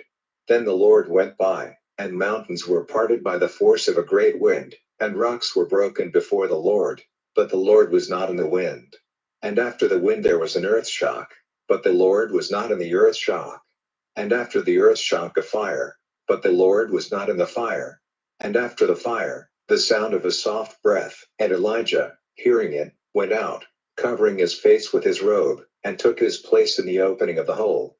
And there a voice came to him saying, "What are you doing here, Elijah?" And he said, "I have been burning for the honor of the Lord, the God of armies. For the children of Israel have not kept your agreement. They have had your altars broken down, and have put your prophets to death with the sword, till I, even I, am the only one living, and now they are attempting to take away my life." And the Lord said to him, "Go back on your way through the wasteland to Damascus, and when you come there, put the holy oil on Hazael to make him king over Aram, and on Jehu, son of Nimshi, making him king over Israel, and on Elisha, the son of Shaphat of Abel Meholah, to be prophet in your place. And it will come about that the man who gets away safe from the sword of Hazael, Jehu will put to death, and whoever gets away safe from the sword of Jehu, Elisha will put to death. But I will keep safe 7,000 in Israel, all those whose knees have not been bent to Baal, and whose mouths have given him no kisses." So he went away from there and came across Elisha, the son of Shaphat, plowing with 12 yoke of oxen, he himself walking with the 12th. And Elijah went up to him and put his robe on him. And letting the oxen be where they were, he came running after Elijah, and said, "Only let me give a kiss to my father and mother, and then I will come after you." But he said to him, "Go back again, for what have I done to you?" And he went back, and took the oxen and put them to death, and cooking their flesh with the yokes of the oxen, he gave the people a feast. Then he got up and went after Elijah and became his servant. Chapter 20. Now Ben-Hadad, king of Aram, got all his army together, and 32 kings with him, and horses and carriages of war. He went up and made war on Samaria, shutting it in. And he sent representatives into the town to Ahab, king of Israel, and they said to him, "Ben-Hadad says, 'Your silver and your gold are mine, and your wives and children are mine.'" And the king of Israel sent him an answer saying, "As you say, my lord king, I am yours with all I have." Then the representatives came back again, and said, "These are the words of Ben-Hadad, I sent to you saying, 'Give up to me your silver and your gold, your wives and your children. But I will send my servants to you tomorrow about this time, to make a search through your house and the houses of your people, and everything which is pleasing in your eyes they will take away in their hands.'" Then the king of Israel sent for all the responsible men of the land, and said, "Now will you take note and see the evil purpose of this man? He sent for my wives and my children, my silver and my gold, and I did not keep them back." And all the responsible men and the people said to him, "Do not give attention to him or do what he says." So he said to the representatives of Ben-Hadad, "Say to my lord the king, all the orders you sent the first time I will do, but this thing I may not do." And the representatives went back with this answer. Then Ben-Hadad said to him, saying, "May the God's punishment be on me if there is enough of the dust of Samaria for all the people at my feet to take some in their hands." And the king of Israel said in answer, "Say to him, the time for loud talk is not when a man is putting on his arms, but when he is taking them off." Now when this answer was given to Ben-Hadad, he was drinking with the kings in the tents, and he said to his men, "Take up your positions." So they put themselves in position for attacking the town. Then a prophet came up to Ahab, king of Israel, and said, "The Lord says, have you seen all this great army? See, I will give it into your hands today, and you will see that I am the Lord." And Ahab said, "By whom?" And he said, "The Lord says, by the servants of the chiefs who are over the divisions of the land." Then he said, "By whom is the fighting to be started?" And he made answer, "By you." Then he got together the servants of all the chiefs who were over the divisions of the land, 232 of them, and after them, he got together all the people, all the children of Israel, 7,000, and in the middle of the day they went out. But Benhadad was drinking in the tents with the 32 kings who were helping him. And the servants of the chiefs who were over the divisions of the land went forward first, and when Benhadad sent out, they gave him the news, saying, "Men have come out from Samaria." And he said, "If they have come out for peace, take them living, and if they have come out for war, take them living." So the servants of the chiefs of the divisions of the land went out of the town, with the army coming after them, and every one of them put his man to death, and the Arameans went in flight with Israel after them. And Benhadad, king of Aram, got away safely on a horse with his horsemen. And the king of Israel went out and took the horses and the war carriages, and made great destruction among the Arameans. Then the prophet came up to the king of Israel, and said to him, "Now make yourself strong, and take care what you do, or a year from now the king of Aram will come up against you again." Then the king of Aram's servants said to him, "Their God is a God of the hills, that is why they were stronger than we. But if we make an attack on them in the lowlands, we will certainly be stronger than they.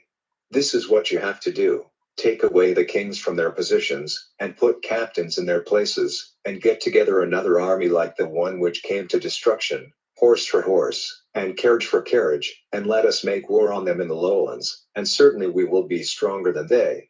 And he gave ear to what they said, and did so. So, a year later, Benhadad got the Arameans together and went up to Aphek to make war on Israel. And the children of Israel got themselves together, and food was made ready, and they went against them. The tents of the children of Israel were like two little flocks of goats before them, but all the country was full of the Arameans. And a man of God came up and said to the king of Israel, "The Lord says, because the Arameans have said, 'The Lord is a God of the hills and not of the valleys,' I will give all this great army into your hands, and you will see that I am the Lord." Now the two armies kept their positions facing one another for 7 days. And on the seventh day the fight was started, and the children of Israel put to the sword 100,000 Aramean footmen in one day. But the rest went in flight to Aphek, into the town, where a wall came down on the 27,000 who were still living. And Benhadad went in flight into the town, into an inner room. Then his servants said to him, "It is said that the kings of Israel are full of mercy. Let us then put on haircloth, and cords on our heads, and go to the king of Israel. It may be that he will give you your life." So they put on haircloth, and cords on their heads, and came to the king of Israel and said, "Your servant Benhadad says, 'Let me now keep my life.'" And he said, "Is he still living? He is my brother." Now the men took it as a sign, and quickly took up his words, and they said, "Benhadad is your brother." Then he said, "Go and get him." So Benhadad came out to him, and he made him get up into his carriage. And Benhadad said to him, "The towns my father took from your father I will give back, and you may make streets for yourself in Damascus as my father did in Samaria.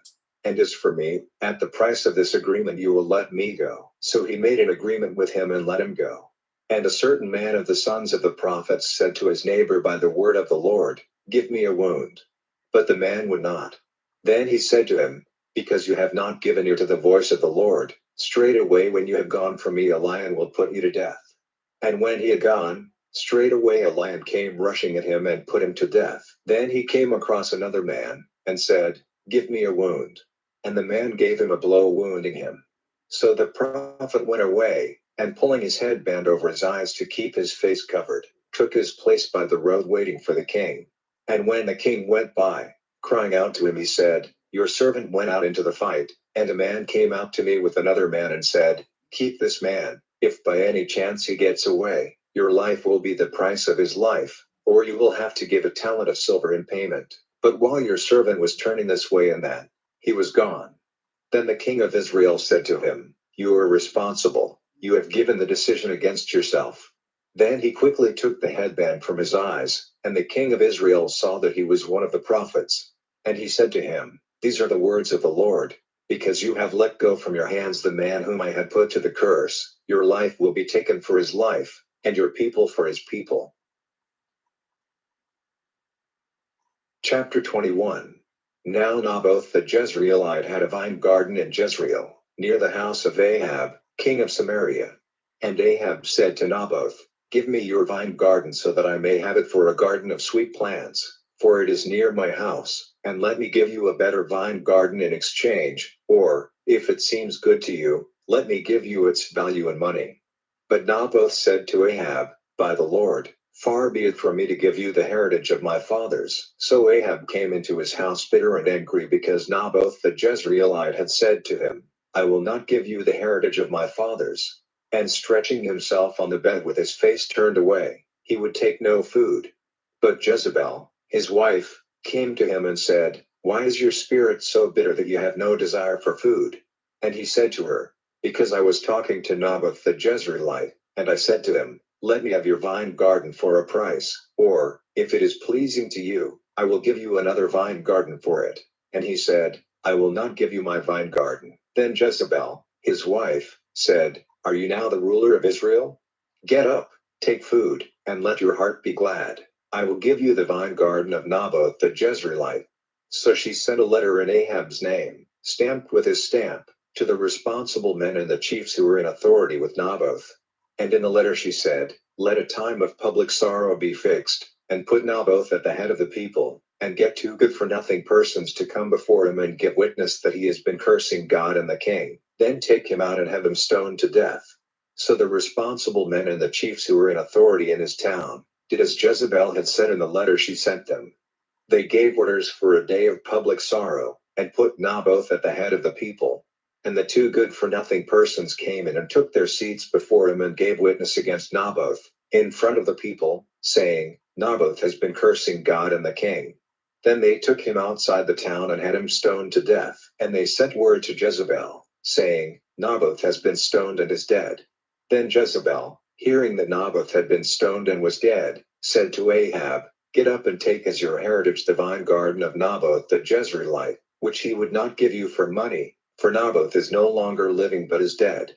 So Ahab, hearing that Naboth was dead, went down to the vine garden of Naboth the Jezreelite to take it as his heritage. And the word of the Lord came to Elijah the Tishbite, saying, 'Go down to Ahab, king of Israel, in Samaria. See, he is in the vine garden of Naboth the Jezreelite, where he has gone to take it as his heritage. Say to him, the Lord says, have you put a man to death and taken his heritage?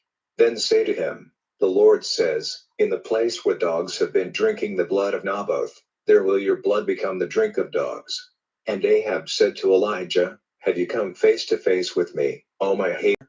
And he said, I have come to you because you have given yourself up to do evil in the eyes of the Lord. See, I will send evil on you and put an end to you completely, cutting off from Ahab every male child, him who is shut up and him who goes free in Israel. And I will make your family like the family of Jeroboam, the son of Nebat, and like the family of Baasha, the son of Ahijah, because you have made me angry, and have made Israel do evil. And of Jezebel the Lord said, Jezebel will become food for dogs in the heritage of Jezreel. Any man of the family of Ahab who comes to his death in the town will become food for the dogs, and he who comes to his death in the open country will be food for the birds of the air. There was no one like Ahab, who gave himself up to do evil in the eyes of the Lord, moved to it by Jezebel his wife. He did a very disgusting thing in going after false gods, doing all the things the Amorites did, whom the Lord sent out before the children of Israel. Hearing these words, Ahab, in great grief, put haircloth on his flesh and went without food, sleeping in haircloth, and going about quietly. Then the word of the Lord came to Elijah the Tishbite, saying, do you see how Ahab has made himself low before me? Because he has made himself low before me, I will not send the evil in his lifetime, but in his son's time I will send the evil on his family. Chapter 22. Now for 3 years there was no war between Aram and Israel. And it came about in the 3rd year, that Jehoshaphat, king of Judah, came down to the king of Israel. And the king of Israel said to his servants, Do you not see that Ramoth Gilead is ours? And we are doing nothing to get it back from the hands of the king of Aram. And he said to Jehoshaphat, Will you go with me to Ramoth Gilead to make war? And Jehoshaphat said to the king of Israel, I am as you are, my people as your people, my horses as your horses. Then Jehoshaphat said to the king of Israel, Let us now get directions from the Lord. So the king of Israel got all the prophets together, about 400 men, and said to them, Am I to go to Ramoth Gilead to make war or not? And they said, Go up, for the Lord will give it into the hands of the king. But Jehoshaphat said, Is there no other prophet of the Lord here from whom we may get directions? And the king of Israel said to Jehoshaphat, There is still one man by whom we may get directions from the Lord, Micaiah, son of Imlah. But I have no love for him, for he is a prophet of evil to me and not of good. And Jehoshaphat said, Let not the king say so. Then the king of Israel sent for one of his unsexed servants and said, Go quickly and come back with Micaiah, the son of Imlah. Now the king of Israel and Jehoshaphat, the king of Judah, were seated on their seats of authority, dressed in their robes, by the doorway into Samaria, and all the prophets were acting as prophets before them. And Zedekiah, the son of Shemaiah, made himself horns of iron and said, The Lord says, Pushing back the Arameans with these, you will put an end to them completely. And all the prophets said the same thing, saying, Go up to Ramoth Gilead, and it will go well for you, for the Lord will give it into the hands of the king. Now the servant who had gone to get Micaiah said to him, See now, all the prophets with one voice are saying good things to the king, so let your words be like theirs and say good things. And Micaiah said, By the living Lord, whatever the Lord says to me I will say. When he came to the king said to him, Micaiah, are we to go to Ramoth Gilead to make war or not? And in answer he said, Go up, and it will go well for you, and the Lord will give it into the hands of the king. Then the king said to him, Have I not, again and again, put you on your oath to say nothing to me but what is true in the name of the Lord? Then he said, I saw all Israel wandering on the mountains like sheep without a keeper, and the Lord said, These have no master, let them go back, every man to his house in peace. And the king of Israel said to Jehoshaphat, Did I not say that he would not be a prophet of good but of evil? And he said, Give ear now to the word of the Lord. I saw the Lord seated on his seat of power, with all the army of heaven in their places round him at his right hand and at his left. And the Lord said, How may Ahab be tricked into going up to Ramoth Gilead to his death? And one said one thing and one another. Then a spirit came forward and took his place before the Lord and said, I will get him to do it by a trick. And the Lord said, How? And he said, I will go out and be a spirit of deceit in the mouth of all his prophets. And he said, Your trick will have its effect on them. Go out and do so. And now, see, the Lord has put a spirit of deceit in the mouth of all these your prophets, and the Lord has said evil against you. Then Zedekiah, the son of Shemaiah, came near and gave Micaiah a blow on the side of the face, saying, Where is the spirit of the Lord whose word is in you? And Micaiah said, Truly, you will see on that day when you go into an inner room to keep yourself safe. And the king of Israel said, Take Micaiah and send him back to Ammon, the ruler of the town, and to Joash, the king's son, and say, It is the king's order that this man is to be put in prison and given prison food till I come again in peace. And Micaiah said, If you come back at all in peace, the Lord has not sent his word by me.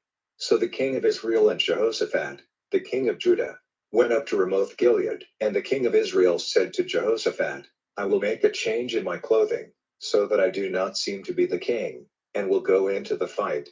But do you put on your robes? So the king of Israel made a change in his dress and went into the fight. Now the king of Aram had given orders to the 32 captains of his war carriages, saying, Make no attack on small or great, but only on the king of Israel. So when the captains of the war carriages saw Jehoshaphat, they said, Truly, this is the king of Israel. And turning against him, they came round him. But Jehoshaphat gave a cry, and when the captains of the war carriages saw that he was not the king of Israel, they went back from going after him. And a certain man sent an arrow from his bow without thought of its direction, and gave the king of Israel a wound where his breastplate was joined to his clothing.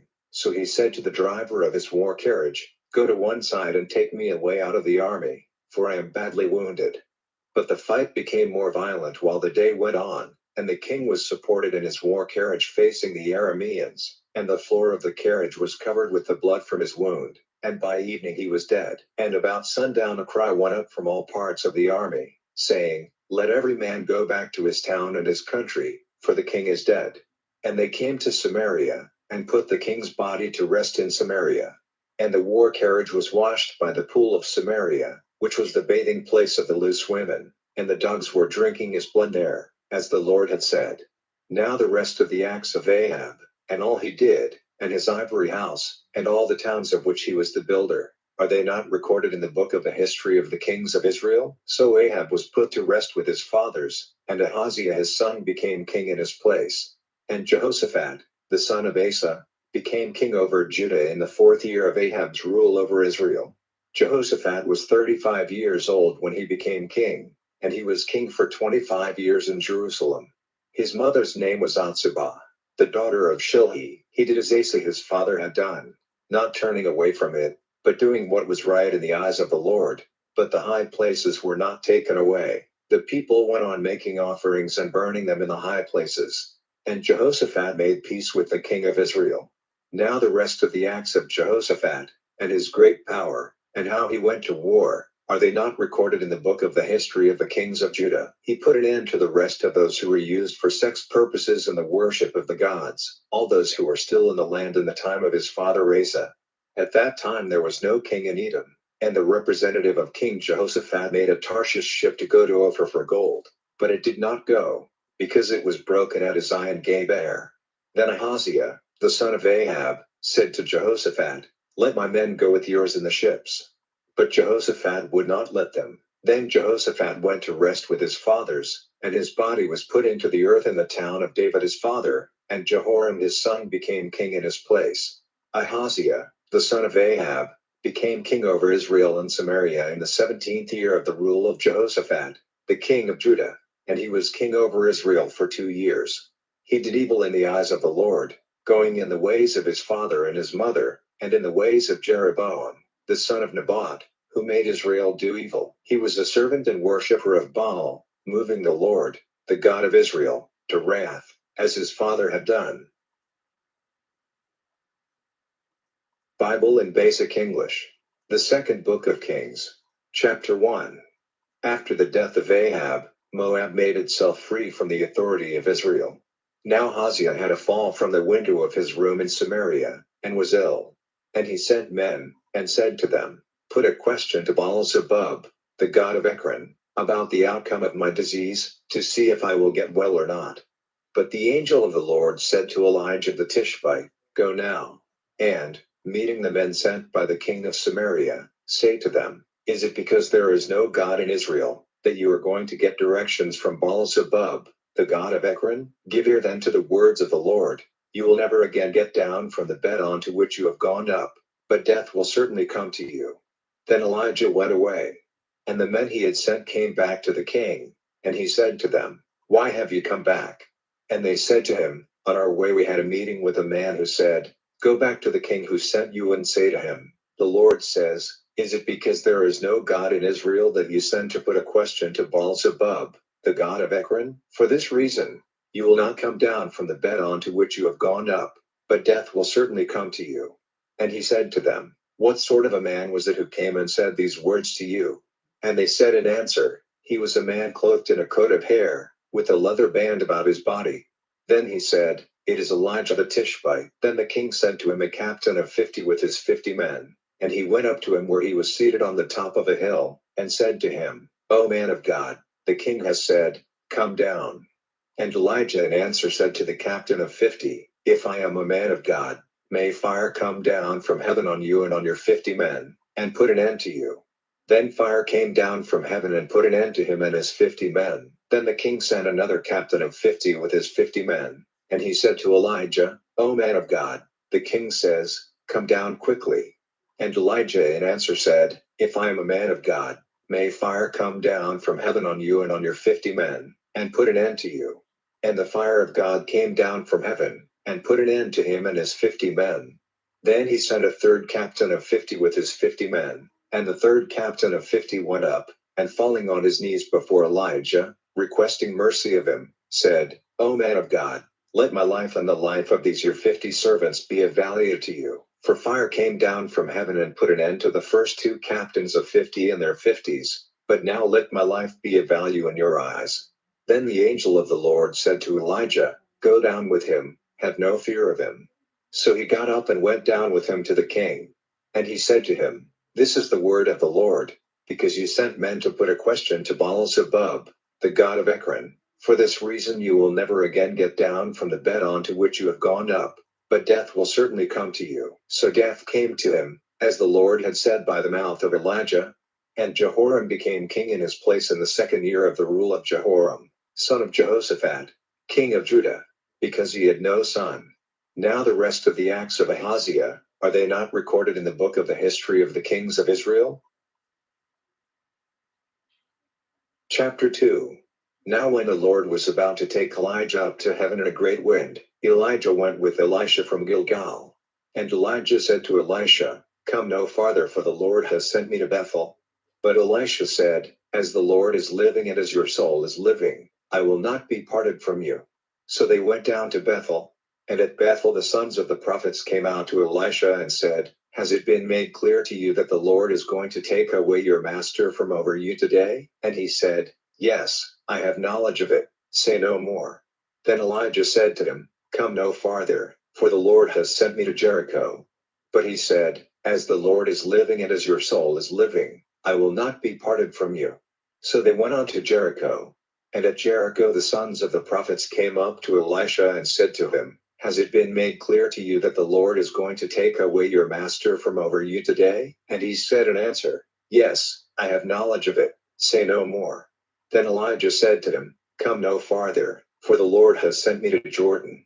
But he said, As the Lord is living and as your soul is living, I will not be parted from you. So they went on together. And 50 men of the sons of the prophets went out and took their places facing them a long way off, while the 2 of them were by the edge of Jordan. Then Elijah took off his robe, and, rolling it up, gave the water a blow with it, and the waters were parted, flowing back this way and that, so that they went over on dry land. And when they had come to the other side, Elijah said to Elisha, Say what you would have me do for you before I am taken from you. And Elisha said, Be pleased to let a special measure of your spirit be on me. And he said, You have made a hard request. Still, if you see me when I am taken from you, you will get your desire. But if not, it will not be so. And while they went on their way, going on talking together, suddenly there were carriages and horses of fire separating them from one another, and Elijah went up to heaven in a great wind. And when Elisha saw it, he gave a cry, my father, the carriages of Israel and its horsemen. And he saw him no longer, and he was full of grief. Then he took up Elijah's robe, which had been dropped from him, and went back till he came to the edge of Jordan. And he took Elijah's robe, which had been dropped from him, and giving the water a blow with it, said, Where is the Lord, the God of Elijah? And at his blow the waters were parted this way and that. And Elisha went over. And when the sons of the prophets who were facing him at Jericho saw him, they said, The spirit of Elijah is resting on Elisha. And they came out to him, and went down on the earth before him. And they said, Your servants have with us here 50 strong men. Be pleased to let them go in search of Elijah. For it may be that the Spirit of the Lord has taken him up and put him down on some mountain or in some valley. But he said, Do not send them. But when they kept on requesting him, he was shamed and said, Send, then. So they sent 50 men, but after searching for 3 days, they came back without having seen him. And they came back to him, while he was still at Jericho, and he said to them, Did I not say to you, Go not? Now the men of the town said to Elisha, You see that the position of this town is good, but the water is bad, causing the young of the cattle to come to birth dead. So he said, Get me a new vessel, and put salt in it. And they took it to him. Then he went out to the spring from which the water came, and put salt in it, and said, The Lord says, Now I have made this water sweet, no longer will it be doth giving or unfertile. And the water was made sweet again to this day, as Elisha said. Then from there he went up to Bethel, and on his way, some little boys came out from the town and made sport of him, crying, Go up, old no hair, go up, old no hair. And turning back, he saw them, and put a curse on them in the name of the Lord. And 2 she-bears came out of the wood and put 42 of the children to death. Chapter 3. And Jehoram, the son of Ahab, became king over Israel and Samaria in the 18th year of the rule of Jehoshaphat, king of Judah, and he was king for 12 years. He did evil in the eyes of the Lord, but not like his father and his mother, for he put away the stone pillar of Baal which his father had made. But still he did the same sins which Jeroboam, the son of Nebat, did and made Israel do. He went on in them. Now Mesha, king of Moab, was a sheep farmer, and he gave regularly to the king of Israel the wool from 100,000 lambs and 100,000 sheep. But when Ahab was dead, the king of Moab got free from the authority of the king of Israel. At that time, King Jehoram went out from Samaria and got all Israel together in fighting order.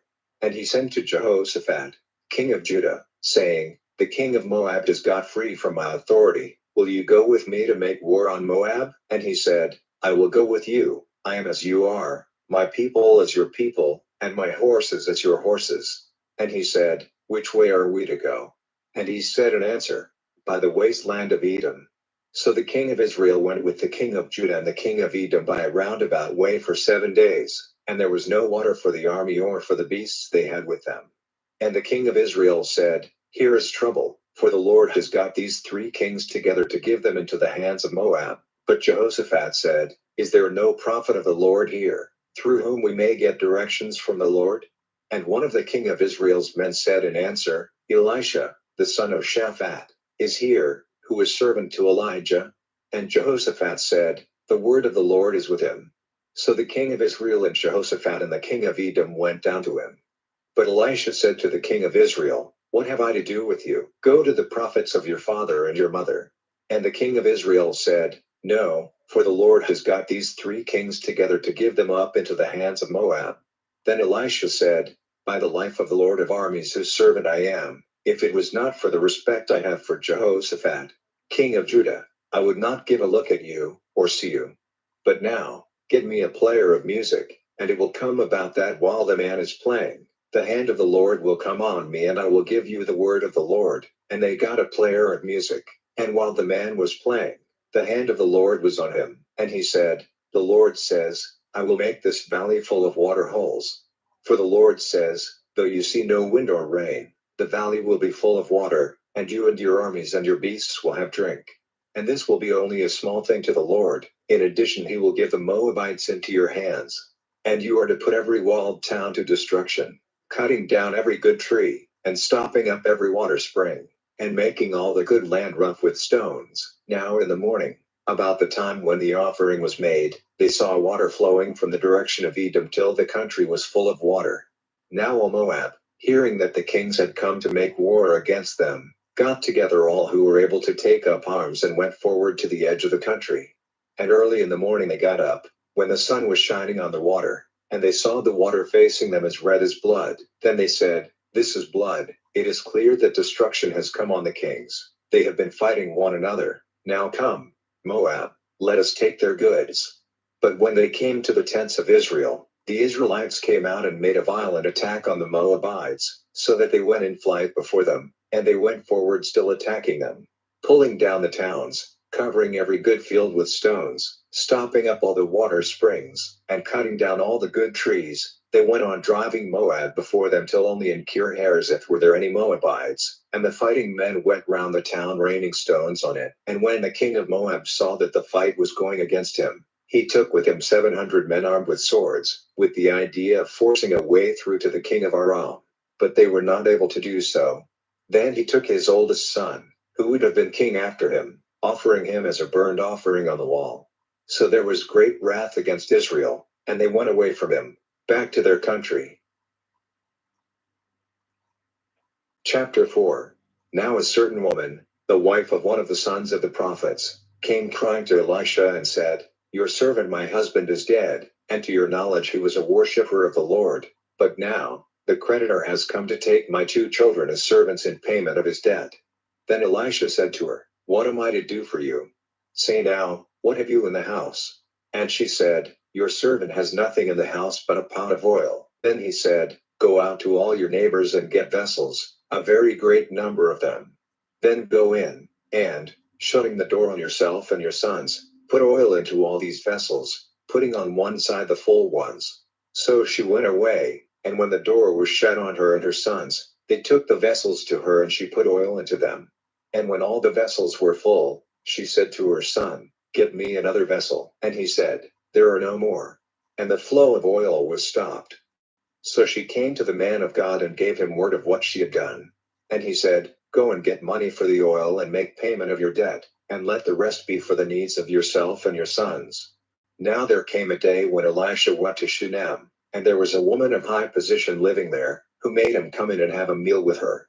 And after that, every time he went by, he went into her house for a meal, and she said to her husband, "Now I see that this is a holy man of God, who comes by day after day.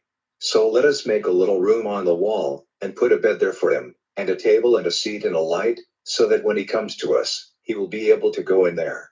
Now one day, when he had gone there, he went into the little room and took his rest there.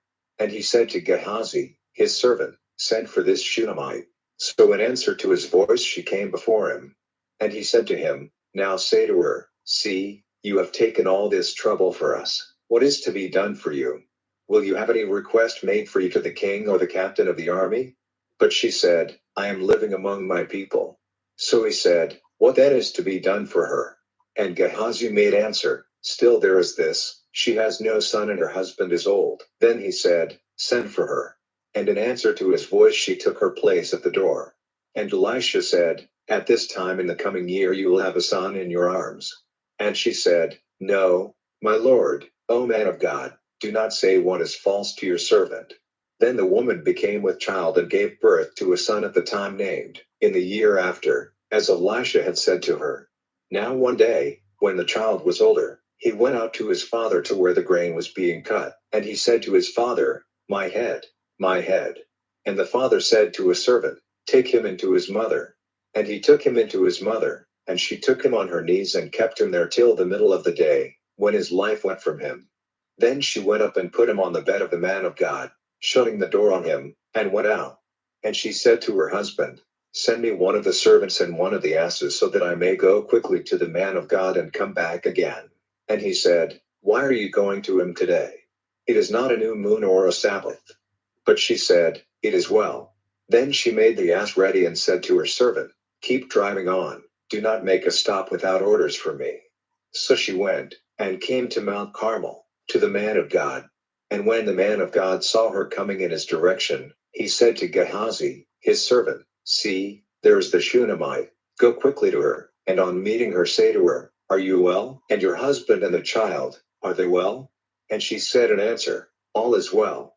And when she came to where the man of God was on the hill, she put her hands round his feet, and Gehazi came near with the purpose of pushing her away. But the man of God said, 'Let her be, for her soul is bitter in her, and the Lord has kept it secret from me, and has not given me word of it.' Then she said, 'Did I make a request to my Lord for a son? Did I not say, do not give me false words?' Then he said to Gehazi, 'Make yourself ready, and take my stick in your hand, and go. If you come across anyone on the way, give him no blessing, and if anyone gives you a blessing, give him no answer, and put my stick on the child's face.' But the mother of the child said, 'As the Lord is living and as your soul is living, I will not go back without you.' So he got up and went with her, and Gehazi went on before them and put the stick on the child's face. But there was no voice, and no one gave attention. So he went back, and meeting him gave him the news, saying, 'The child is not awake.' And when Elisha came into the house he saw the child dead, stretched on his bed. So he went in, and shutting the door on the two of them, made prayer to the Lord. Then he got up on the bed, stretching himself out on the child, and put his mouth on the child's mouth, his eyes on his eyes and his hands on his hands, and the child's body became warm. Then he came back, and after walking once through the house and back, he went up, stretching himself out on the child 7 times, and the child's eyes became open. And he gave orders to Gehazi, and said, 'Send for the Shunammite.' And she came in answer to his voice, and he said, 'Take up your son.' And she came in, and went down on her face to the earth at his feet. Then she took her son in her arms and went out. And Elisha went back to Gilgal. Now there was very little food in the land, and the sons of the prophets were seated before him. And he said to his servant, Put the great pot on the fire, and make soup for the sons of the prophets. And one went out into the field to get green plants and saw a vine of the field, and pulling off the fruit of it till the fold of his robe was full, he came back and put the fruit, cut up small, into the pot of soup, having no idea what it was. Then they gave the men soup from the pot. And while they were drinking the soup, they gave a cry, and said, O man of God, there is death in the pot. And they were not able to take any more food. But he said, Get some meal. And he put it into the pot, and said, Now give it to the people so that they may have food. And there was nothing bad in the pot. Now a man came from Baal-Shalisha with an offering of first fruits for the man of God, 20 barley cakes and garden fruit in his bag. And he said, Give these to the people for food. But his servants said, How am I to put this before 100 men? But he said, Give it to the people for food, for the Lord says, There will be food for them and some over. So he put it before them, and they had a meal and there was more than enough, as the Lord had said. Chapter 5. Now Naaman, chief of the army of the king of Aram, was a man of high position with his master, and greatly respected, because by him the Lord had given salvation to Aram. But he was a leper. Now the Arameans had gone out in bands, and taken prisoner from Israel a little girl, who became servant to Naaman's wife. And she said to her master's wife, If only my Lord would go to the prophet in Samaria, he would make him well. And someone went and said to his Lord, This is what the girl from the land of Israel says. So the king of Aram said, Go then, and I will send a letter to the king of Israel. And he went, taking with him 10 talents of silver and 6,000 shekels of gold, and 10 changes of clothing. And he took the letter to the king of Israel, in which the king of Aram had said, See, I have sent my servant Naaman to you to be made well, for he is a leper. But the king of Israel, after reading the letter, was greatly troubled and said, Am I God, to give death and life? Why does this man send a leper to me to be made well? Is it not clear that he is looking for a cause of war? Now Elisha, the man of God, hearing that the king of Israel had done this, sent to the king, saying, Why are you troubled? Send the man to me, so that he may see that there is a prophet in Israel. So Naaman, with all his horses and his carriages, came to the door of Elisha's house, and Elisha sent a servant to him, saying, Go to Jordan, and after washing 7 times in its waters your flesh will be well again and you will be clean. But Naaman was angry and went away and said, I had the idea that he would come out to see such an important person as I am, and make prayer to the Lord as God, and with a wave of his hand over the place make the leper well. Are not Abana and Pharpar, rivers of Damascus, better than all the waters of Israel? May I not be washed in them and become clean? So turning, he went away in wrath. Then his servants came to him and said, If the prophet had given you orders to do some great thing, would you not have done it? How much more then, when he says to you, Be washed and become clean? Then he went down 7 times into the waters of Jordan, as the man of God had said, and his flesh became like the flesh of a little child again, and he was clean. Then he went back to the man of God, with all his train, and, taking his place before him, said, Now I am certain that there is no God in all the earth, but only in Israel. Now then, take an offering for me. But he said, By the life of the Lord whose servant I am, I will take nothing from you. And he did his best to make him take it, but he would not. Then Naaman said, If you will not, then let there be given to your servant as much earth as 2 beasts are able to take on their backs, because from now on, your servant will make no offering or burnt offering to other gods, but only to the Lord. But may your servant have the Lord's forgiveness for this one thing. When my master goes into the house of Rimmon for worship there, supported on my arm, and my head is bent in the house of Rimmon, when his head is bent in the house of Rimmon, may your servant have the Lord's forgiveness for this thing. And he said to him, Go in peace. And he went from him some distance. But Gehazi, the servant of Elisha, the man of God, said, Now my master has taken nothing from Naaman, this Aramean, of what he would have given him. By the living Lord, I will go after him and get something from him. So Gehazi went after Naaman. And when Naaman saw him running after him, he got down from his carriage and went back to him and said, Is all well? And he said, All is well, but my master has sent me, saying, Even now, 2 young men of the sons of the prophets have come to me from the hill country of Ephraim. Will you give me a talent of silver and 2 changes of clothing for them? And Naaman said, Be good enough to take 2 talents. And forcing him to take them, he put 2 talents of silver in 2 bags, with 2 changes of clothing, and gave them to his 2 servants to take before him. When he came to the hill, he took them from their hands, and put them away in the house, and he sent the men away, and they went. Then he came in and took his place before his master. And Elisha said to him, Where have you come from, Gehazi? And he said, Your servant went nowhere. And he said to him, Did not my heart go with you, when the man got down from his carriage and went back to you? Is this a time for getting money, and clothing, and olive gardens and vine gardens, and sheep and oxen, and men servants and women servants? Because of what you have done, the disease of Naaman the leper will take you in its grip, and your seed after you, forever. And he went out from before him a leper as white as snow.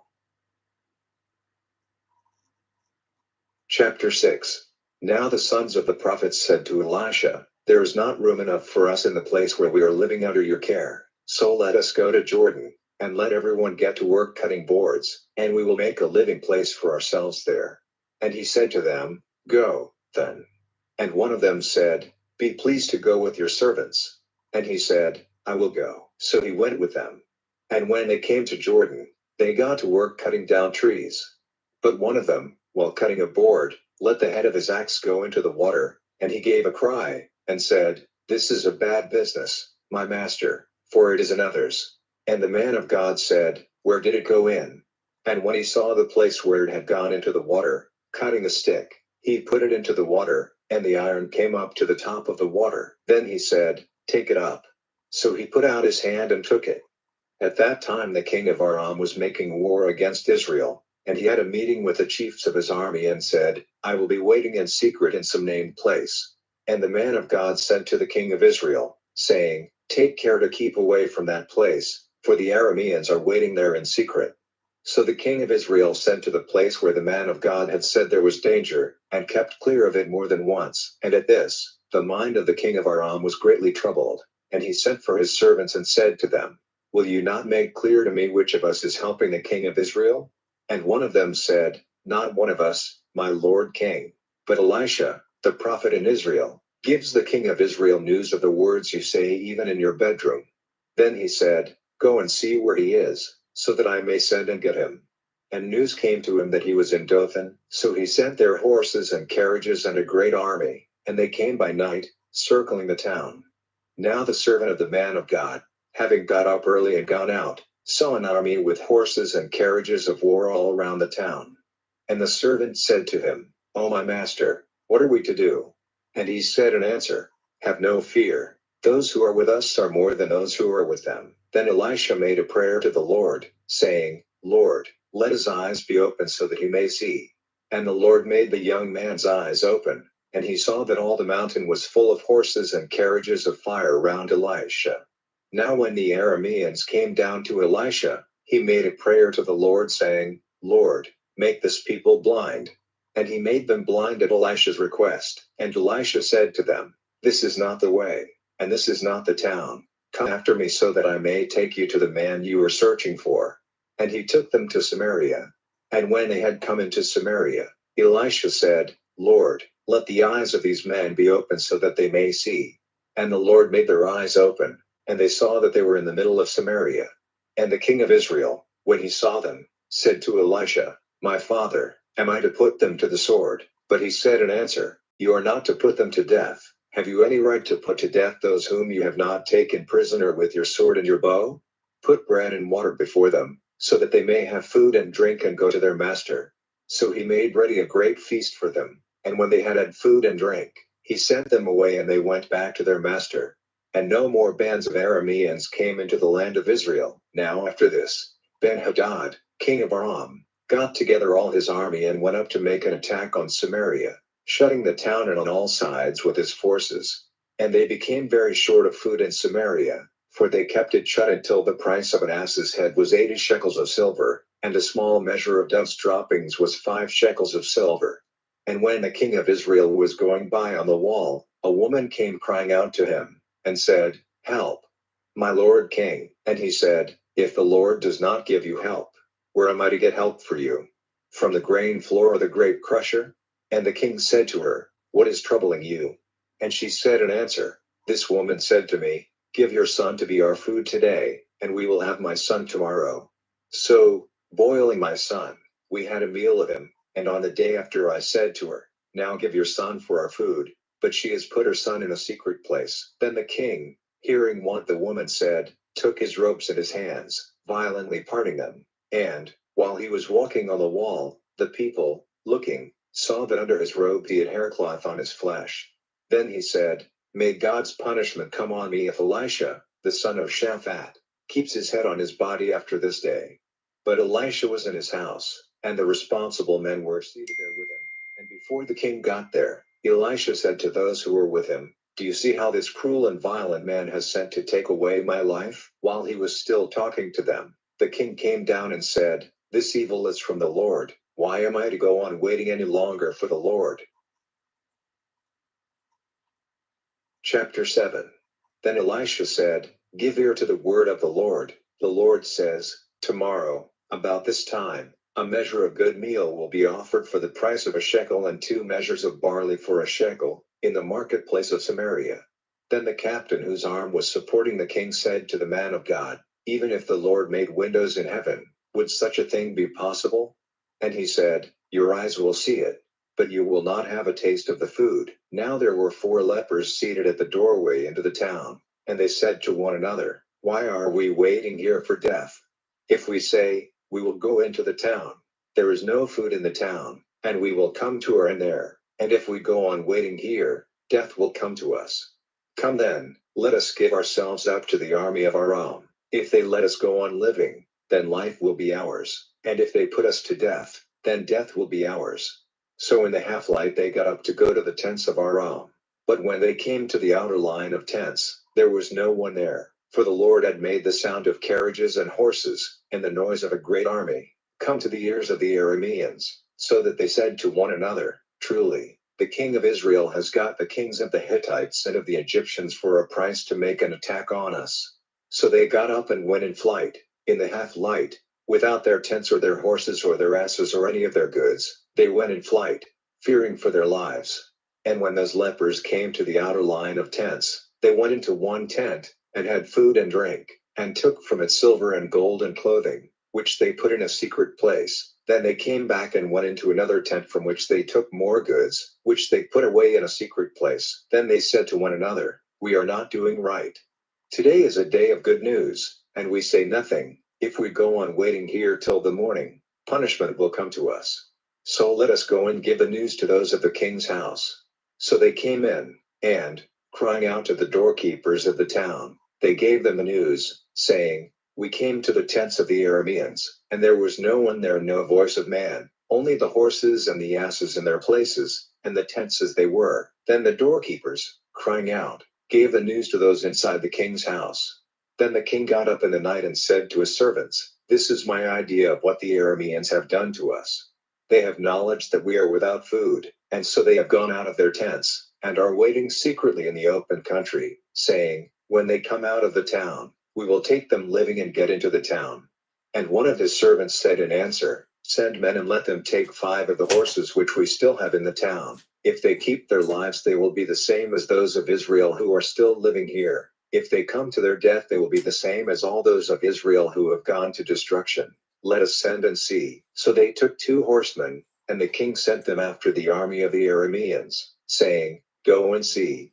And they went after them as far as Jordan, and all the road was covered with clothing and vessels dropped by the Arameans in their flight. So those who were sent went back and gave the news to the king. Then the people went out and took the goods from the tents of the Arameans. So a measure of good meal was to be had for the price of a shekel, and 2 measures of barley for a shekel, as the Lord had said. And the king gave authority to that captain, on whose arm he was supported, to have control over the doorway into the town. But he was crushed to death there under the feet of the people, as the man of God had said when the king went down to him. So the words of the man of God came true, which he said to the king, 2 measures of barley will be offered for the price of a shekel, and a measure of good meal for a shekel, tomorrow about this time in the marketplace of Samaria. And that captain said to the man of God, Even if the Lord made windows in heaven, Would such a thing be possible? And he said to him, Your eyes will see it, but you will not have a taste of the food. And such was his fate, for he was crushed to death under the feet of the people, in the doorway into the town. Chapter 8. Now Elisha had said to the woman whose son he had given back to life, Go now, with all the people of your house, and get a living place for yourselves wherever you are able, for by the word of the Lord, there will be great need of food in the land, and this will go on for 7 years. So the woman got up and did as the man of God said, and she and the people of her house were living in the land of the Philistines for 7 years. And when the 7 years were ended, the woman came back from the land of the Philistines and went to the king with a request for her house and her land. Now the king was talking with Gehazi, the servant of the man of God, saying, Now, give me an account of all the great things Elisha has done. And while he was giving the king the story of how Elisha had given life to the dead, the woman whose son had come back to life came to the king with a request for her house and her land. And Gehazi said, My lord king, this is the woman and this is her son, whose life Elisha gave back to him.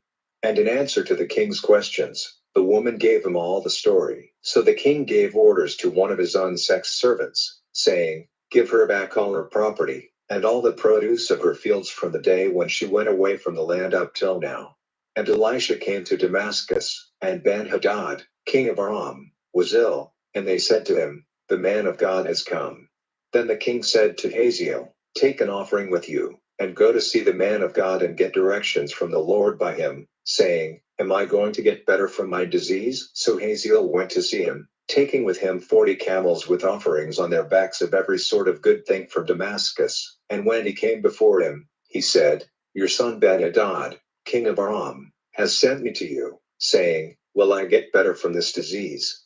And Elisha said to him, Go, say to him, You will certainly get better, but the Lord has made it clear to me that only death is before him. And he kept his eyes fixed on him till he was shamed, and the man of God was overcome with weeping. And Hazael said, Why is my Lord weeping? Then he said in answer, Because I see the evil which you will do to the children of Israel, burning down their strong towns, putting their young men to death with the sword, smashing their little ones against the stones, and cutting open the women who are with child. And Hazael said, How is it possible that your servant, who is only a dog, will do this great thing? And Elisha said, The Lord has made it clear to me that you will be king over Aram. Then he went away from Elisha and came into his master, who said to him, What did Elisha say to you? And his answer was, He said that you would certainly get well. Now on the day after, Hazael took the bed cover, and making it wet with water, put it over Ben-Hadad's face, causing his death. And Hazael became king in his place. In the 5th year of Joram, the son of Ahab, king of Israel, Jehoram, the son of Jehoshaphat, king of Judah, became king. He was 32 years old when he became king, and he was ruling in Jerusalem for 8 years. He went in the ways of the kings of Israel, as the family of Ahab did, for the daughter of Ahab was his wife, and he did evil in the eyes of the Lord. But it was not the Lord's purpose to send destruction on Judah, because of David his servant, to whom he had given his word that he would have a light forever. In his time, Edom made themselves free from the rule of Judah, and took a king for themselves. Then Joram went over to Zaire, with all his war carriages, and made an attack by night on the Edomites, whose forces were all round him, and the captains of the war carriages, and the people went in flight to their tents. So Edom made themselves free from the rule of Judah to this day. And at the same time, Libnah made itself free. Now the rest of the acts of Joram, and all he did, are they not recorded in the book of the history of the kings of Judah? And Joram went to rest with his fathers and was put into the earth with his fathers in the town of David. And Ahaziah his son became king in his place. In the 12th year that Joram, the son of Ahab, was king of Israel, Ahaziah, the son of Jehoram, king of Judah, became king. Ahaziah was 22 years old when he became king, and he was ruling in Jerusalem for 1 year. His mother's name was Athaliah, the daughter of Omri, king of Israel. He went in the ways of the family of Ahab, and did evil in the eyes of the Lord as the family of Ahab did, for he was a son-in-law of the family of Ahab. He went with Joram, the son of Ahab, to make war on Hazael, king of Aram, at Ramoth Gilead, and Joram was wounded by the Arameans. So King Joram went back to Jezreel to get well from the wounds which the bowman had given him at Ramah, when he was fighting against Hazael, king of Aram. And Ahaziah, the son of Jehoram, king of Judah, went down to see Joram, the son of Ahab, in Jezreel, because he was ill. Chapter 9. And Elisha the prophet sent for one of the sons of the prophets, and said to him, Make yourself ready for a journey, and take this bottle of oil in your hand, and go to Ramoth Gilead. And when you get there, go in search of Jehu, the son of Jehoshaphat, the son of Nimshi, and go in and make him get up from among his brothers, and take him to an inner room. Then take the bottle and put the oil on his head, and say, The Lord says, I have put the holy oil on you to make you king over Israel. Then, opening the door, go in flight, without waiting. So the young prophet went to Ramoth Gilead. And when he came, he saw the captains of the army seated together, and he said, I have something to say to you, O captain. And Jehu said, To which of us? And he said, To you, O captain. And he got up and went into the house. Then he put the holy oil on his head and said to him, The Lord, the God of Israel, says, I have made you king over the people of the Lord, over Israel. You are to see that the family of Ahab your master is cut off, so that I may take from Jezebel payment for the blood of my servants the prophets, and for the blood of all the servants of the Lord. For the family of Ahab will come to an end. Every male of Ahab's family will be cut off, he who is shut up and he who goes free in Israel. I will make the family of Ahab like that of Jeroboam, the son of Nebat, and Baasha, the son of Ahijah, and Jezebel will become food for the dogs in the heritage of Jezreel, and there will be no one to put her body into the earth. Then, opening the door, he went in flight. Then Jehu came out again to the servants of his Lord, and one said to him, Is all well? Why did this man, who is off his head, come to you? And he said to them, You have knowledge of the man and of his talk. And they said, That is not true. Now give us his story. Then he said, This is what he said to me, The Lord says, I have made you king over Israel. Then straightway everyone took his robe and put it under him on the top of the steps, and, sounding the horn, they said, Jehu is king. So Jehu, the son of Jehoshaphat, the son of Nimshi, made designs against Joram. Now Joram and all the army of Israel were keeping watch on Ramoth Gilead because of Hazael, king of Aram. But King Joram had gone back to Jezreel to get well from the wounds which the Arameans had given him when he was fighting against Hazael, king of Aram. And Jehu said, If this is your purpose, then let no one get away and go out of the town to give news of it in Jezreel.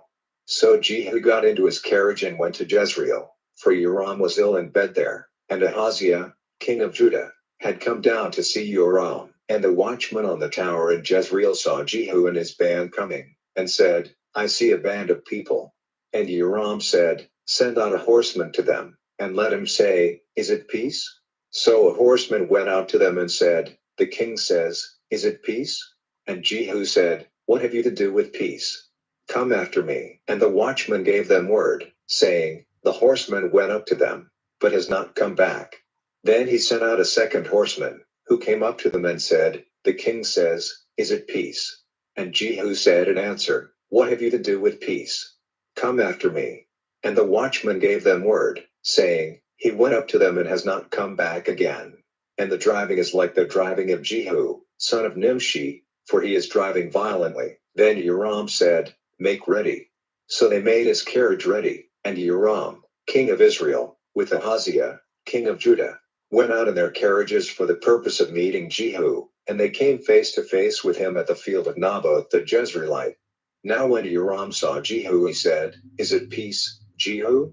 And he said in answer, What peace is possible while all the land is full of the disgusting sins of your mother Jezebel, and her secret arts? Then Joram, turning his horses in flight, said to Ahaziah, Broken faith, O Ahaziah. Then Jehu took his bow in his hand, and with all his strength sent an arrow, wounding Joram between the arms, and the arrow came out of his heart, and he went down on his face in his carriage. Then Jehu said to Bidkar, his captain, Take him up, and put him in the field of Naboth the Jezreelite, for is not the day in your memory when you and I together on our horses were going after Ahab, his father, and the Lord put this fate on him, saying, I saw the blood of Naboth and of his sons yesterday. and I will give you full payment in this field, says the Lord. So now, take him and put him in this field, as the Lord said. Now when Ahaziah, king of Judah, saw this, he went in flight by the way of the garden house. And Jehu came after him and said, Put him to death in the same way. And they gave him a death wound in his carriage, on the slope up to Gur, by Eblim. And he went in flight to Megiddo, where death came to him.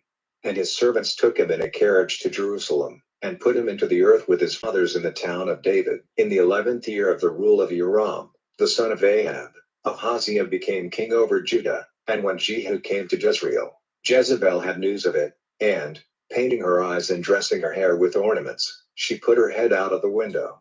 And when Jehu was coming into the town, she said, Is all well, O Zimri, taker of your master's life? Then, looking up to the window, he said, Who is on my side? Who? And 2 or 3 unsexed servants put out their heads, and he said, Take her and put her out of the window. So they sent her down with force, and her blood went in a shower on the wall and on the horses, and she was crushed under their feet. And he came in, and took food and drink. Then he said, Now see to this cursed woman, and put her body into the earth, for she is a king's daughter. And they went out to put her body into the earth, but nothing of her was to be seen, only the bones of her head, and her feet, and parts of her hands. So they came back and gave him word of it. And he said, This is what the Lord said by his servant Elijah the Tishbite, saying, In the heritage of Jezreel the flesh of Jezebel will become food for dogs, and the dead body of Jezebel will be like waste dropped on the face of the earth in the heritage of Jezreel, so that they will not be able to say, This is Jezebel. Chapter 10.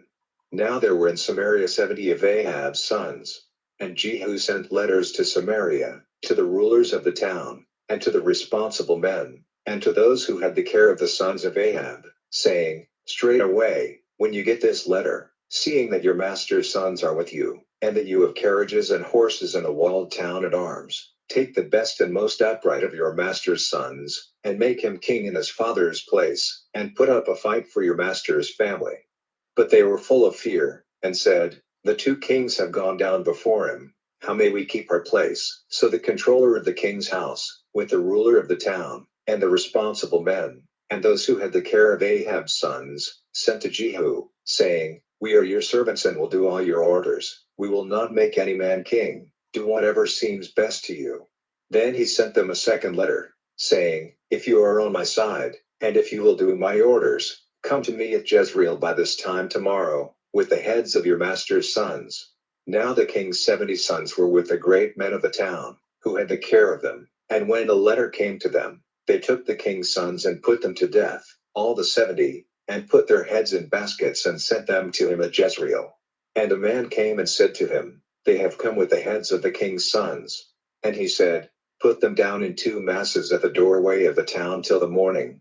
And in the morning he went out and, stopping, said to all the people there, You are upright men. It is true that I made designs against my master, and put him to death. But who is responsible for the death of all these? You may be certain that nothing which the Lord has said about the family of Ahab will be without effect, for the Lord has done what he said by his servant Elijah. So Jehu put to death all the rest of the seed of Ahab in Jezreel, and all his relations and his near friends and his priests, till there were no more of them. Then he got up and came to Samaria. And he was at the meeting place of the keepers of sheep, by the way, when he came across the brothers of Ahaziah, king of Judah, and said, Who are you? And they said, We are the brothers of Ahaziah, king of Judah. We are going down to see the children of the king and of the queen. And he said, Take them living. So they took them living, and put them to death in the water hole of Beth-Eked. Of the 42 men he put every one to death. And when he had gone away from there, he came across Jehonadab, the son of Rechab, and he said good day to him, and said to him, Is your heart true to mine, as mine is to yours? And Jehonadab in answer said, It is. And Jehu said, If it is, give me your hand. And he gave him his hand, and he made him come up into his carriage. And he said, Come with me and see how I am on fire for the Lord's cause. So he made him go with him in his carriage. And when he came to Samaria, he put to death all those of Ahab's family who were still in Samaria, till there were no more of them, as the Lord had said to Elijah. Then Jehu got all the people together and said to them, Ahab was Baal's servant in a small way, but Jehu will be his servant on a great scale. Now send for all the prophets of Baal and all his servants and all his priests, to come to me. Let no one keep away, for I have a great offering to make to Baal. Anyone who is not present will be put to death. This Jehu did with deceit, his purpose being the destruction of the servants of Baal. And Jehu said, let there be a special holy meeting for the worship of Baal. So a public statement was made, and Jehu sent out through all Israel, and all the servants of Baal came, not one kept away. And they came into the house of Baal, so that it was full from end to end. And Jehu said to him who kept the robes, get out robes for all the servants of Baal. So he got out robes for them. And Jehu, with Jehonadab, the son of Rechab, went into the house of Baal, and he said to the servants of Baal, make a search with care, to see that no servant of the Lord is with you, but only servants of Baal. Then they went in to make offerings and burned offerings. Now Jehu had put 80 men outside, and said to them, if any man whom I give into your hands gets away, the life of him who lets him go will be the price of his life. Then when the burnt offering was ended, straightway Jehu said to the armed men and the captains, go in and put them to death, let not one come out. So they put them to the sword, and, pulling the images to the earth, they went into the holy place of the house of Baal, and they took out the image of Asherah from the house of Baal, and had it burned. The altar of Baal was pulled down, and the house of Baal was broken up and made an unclean place, as it is to this day. So Jehu put an end to the worship of Baal in Israel. But Jehu did not keep himself from all the sins of Jeroboam, the son of Nebat, and the evil he made Israel do. The gold oxen were still in Bethel and in Dan. And the Lord said to Jehu, because you have done well in doing what is right in my eyes and effecting all my purpose for the family of Ahab, your sons will be kings of Israel to the 4th generation. But Jehu did not take care to keep the law of the Lord with all his heart. He did not keep himself from the sin which Jeroboam did and made Israel do. In those days the Lord was angry first with Israel, and Hazael made attacks on all the land of Israel, east of Jordan, in all the land of Gilead, the Gadites and the Reubenites and the Manassites, from Aroer by the valley of the Arnon, all Gilead and Bashan. Now the rest of the acts of Jehu, and all he did, and his great power, are they not recorded in the book of the history of the kings of Israel? And Jehu went to rest with his fathers, and was put into the earth in Samaria. And Jehoahaz his son became king in his place. And the time of Jehu's rule over Israel and Samaria was 28 years. Chapter 11. Now when Athaliah, the mother of Ahaziah, saw that her son was dead, she had all the rest of the seed of the kingdom put to death. But Jehosheba, the daughter of King Joram, sister of Ahaziah, secretly took Joash, the son of Ahaziah, with the woman who took care of him, away from among the king's sons who were put to death, and put him in the bedroom, and they kept him safe from Athaliah, so that he was not put to death. And for 6 years she kept him safe in the house of the Lord, while Athaliah was ruling over the land. Then in the 7th year, Jehoiada sent for the captains of hundreds of the Carians, and the armed men, and taking them into the house of the Lord, made an agreement with them, and made them take an oath in the house of the Lord, and let them see the king's son. And he gave them orders, saying, this is what you are to do. The third part of you, who come in on the Sabbath and keep the watch of the king's house, and the 2 divisions of you, who go out on the Sabbath and keep the watch of the house of the Lord, will make a circle round the king, every man being armed, and whoever comes inside your lines is to be put to death.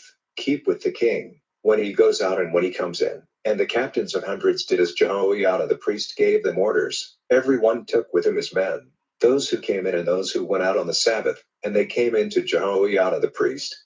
And the priest gave to the captains of hundreds the spears and body covers which had been King David's, and which were kept in the house of the Lord.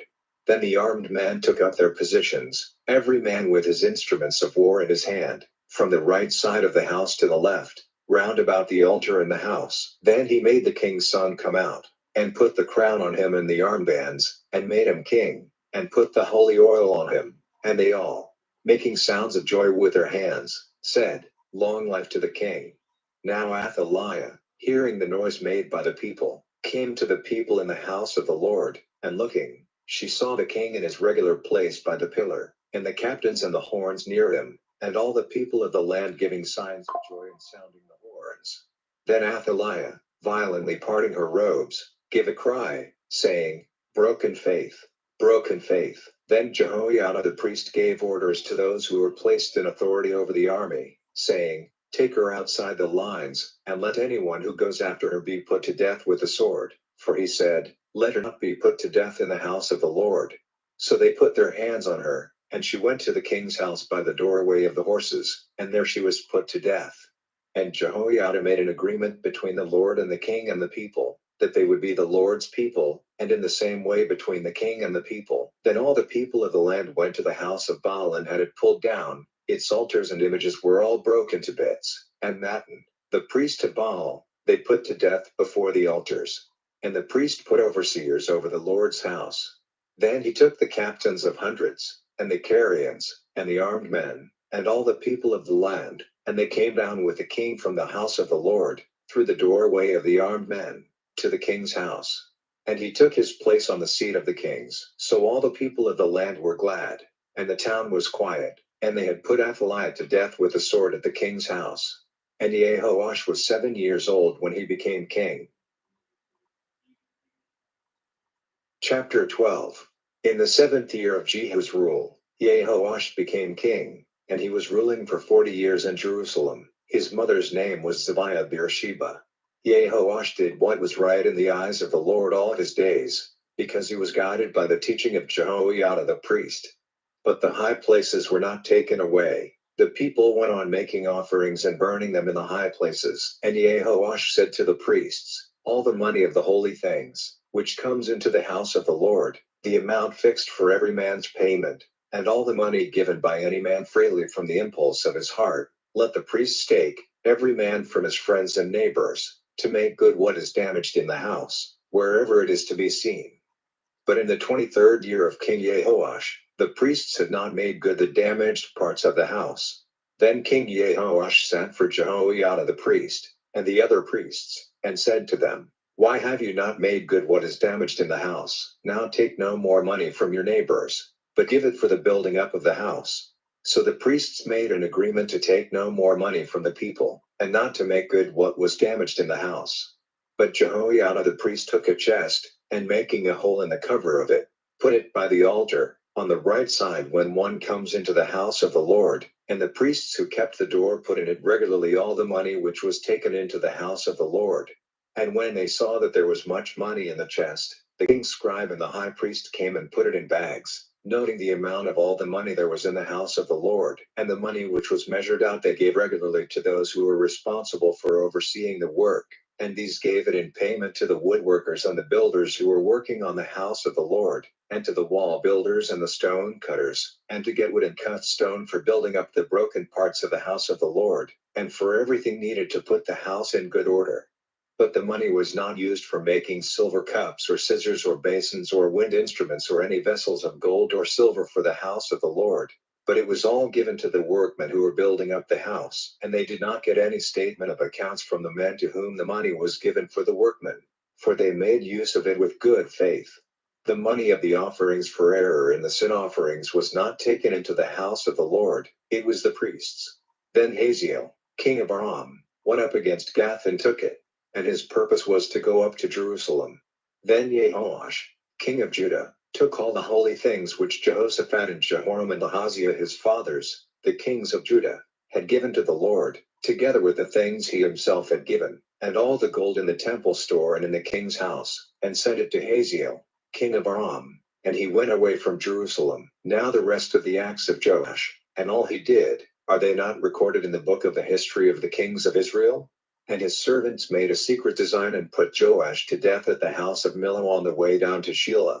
And Jozachar, the son of Shimeath, and Jehozabad, the son of Shomer, his servants, came to him and put him to death, and they put him into the earth with his fathers in the town of David, and Amaziah his son became king in his place. Chapter 13. In the 23rd year of Joash, the son of Ahaziah, king of Judah, Jehoahaz, the son of Jehu, became king over Israel and Samaria, ruling for 17 years. He did evil in the eyes of the Lord, copying the sins of Jeroboam, the son of Nebat, which he did and made Israel do. He did not keep himself from them. So the wrath of the Lord was burning against Israel, and he gave them up into the power of Hazael, king of Aram, and into the power of Benhadad, the son of Hazael, again and again. Then Jehoahaz made prayer to the Lord, and the Lord gave ear to him. For he saw how cruelly Israel was crushed by the king of Aram. And the Lord gave Israel a savior, so that they became free from the hands of the Arameans, and the children of Israel were living in their tents as in the past. But still they did not give up the sin of Jeroboam, which he made Israel do, but went on with it. And there was an image of Asherah in Samaria, for out of all his army, Jehoahaz had only 50 horsemen and 10 carriages and 10,000 footmen. The king of Aram had given them up to destruction, crushing them like dust. Now the rest of the acts of Jehoahaz, and all he did, and his great power, are they not recorded in the book of the history of the kings of Israel? And Jehoahaz went to rest with his fathers, and was put into the earth in Samaria, and Joash his son became king in his place.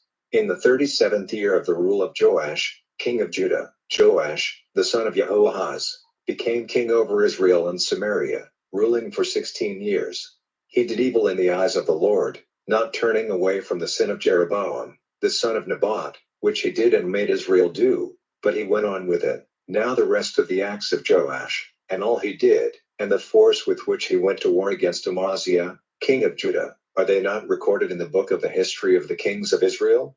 And Joash went to rest with his fathers, and Jeroboam took his place as king, and Joash was put into the earth in Samaria with the kings of Israel. Now Elisha became ill with the disease which was the cause of his death, and Joash, king of Israel, came down to him, and weeping over him said, my father, the war carriages of Israel and its horsemen. Then Elisha said to him, take bow and arrows. And he took bow and arrows. And he said to the king of Israel, put your hand on the bow. And he put his hand on it, and Elisha put his hands on the king's hands. Then he said, let the window be open to the east, and he got it open. Then Elisha said, let the arrow go, and he let it go. And he said, the Lord's arrow of salvation over Aram. For you will overcome the Arameans in Aphek and put an end to them. And he said, take the arrows, and he took them. And he said to the king of Israel, send them down into the earth. And he did so 3 times and no more. Then the man of God was angry with him and said, if you had done it 5 or 6 times, then you would have overcome Aram completely, but now you will only overcome them 3 times. And death came to Elisha, and they put his body into the earth. Now in the spring of the year, armed bands of Moabites frequently came, overrunning the land. And while they were putting a dead man into the earth, they saw a band coming, and they put the man quickly into the place where Elisha's body was, and the dead man, on touching Elisha's bones, came to life again, and got up on his feet. And Israel was crushed under the power of Hazael, king of Aram, all the days of Jehoahaz. But the Lord was kind to them and had pity on them, caring for them, because of his agreement with Abraham, Isaac, and Jacob. He would not put them to destruction or send them away from before his face till now. Then Hazael, king of Aram, came to his end, and Benhadad his son became king in his place. And Jehoash, the son of Jehoahaz, took again from Benhadad, the son of Hazael, the towns which he had taken from Jehoahaz his father in war. 3 times Jehoash overcame him and got back the towns of Israel. Chapter 14. In the 2nd year of Joash, son of Joahaz, king of Israel, Amaziah, the son of Joash, became king of Judah. He was 25 years old when he became king, and he was ruling in Jerusalem for 29 years. His mother's name was Jehoaddan of Jerusalem. He did what was right in the eyes of the Lord, though not like David his father. He did as Joash his father had done.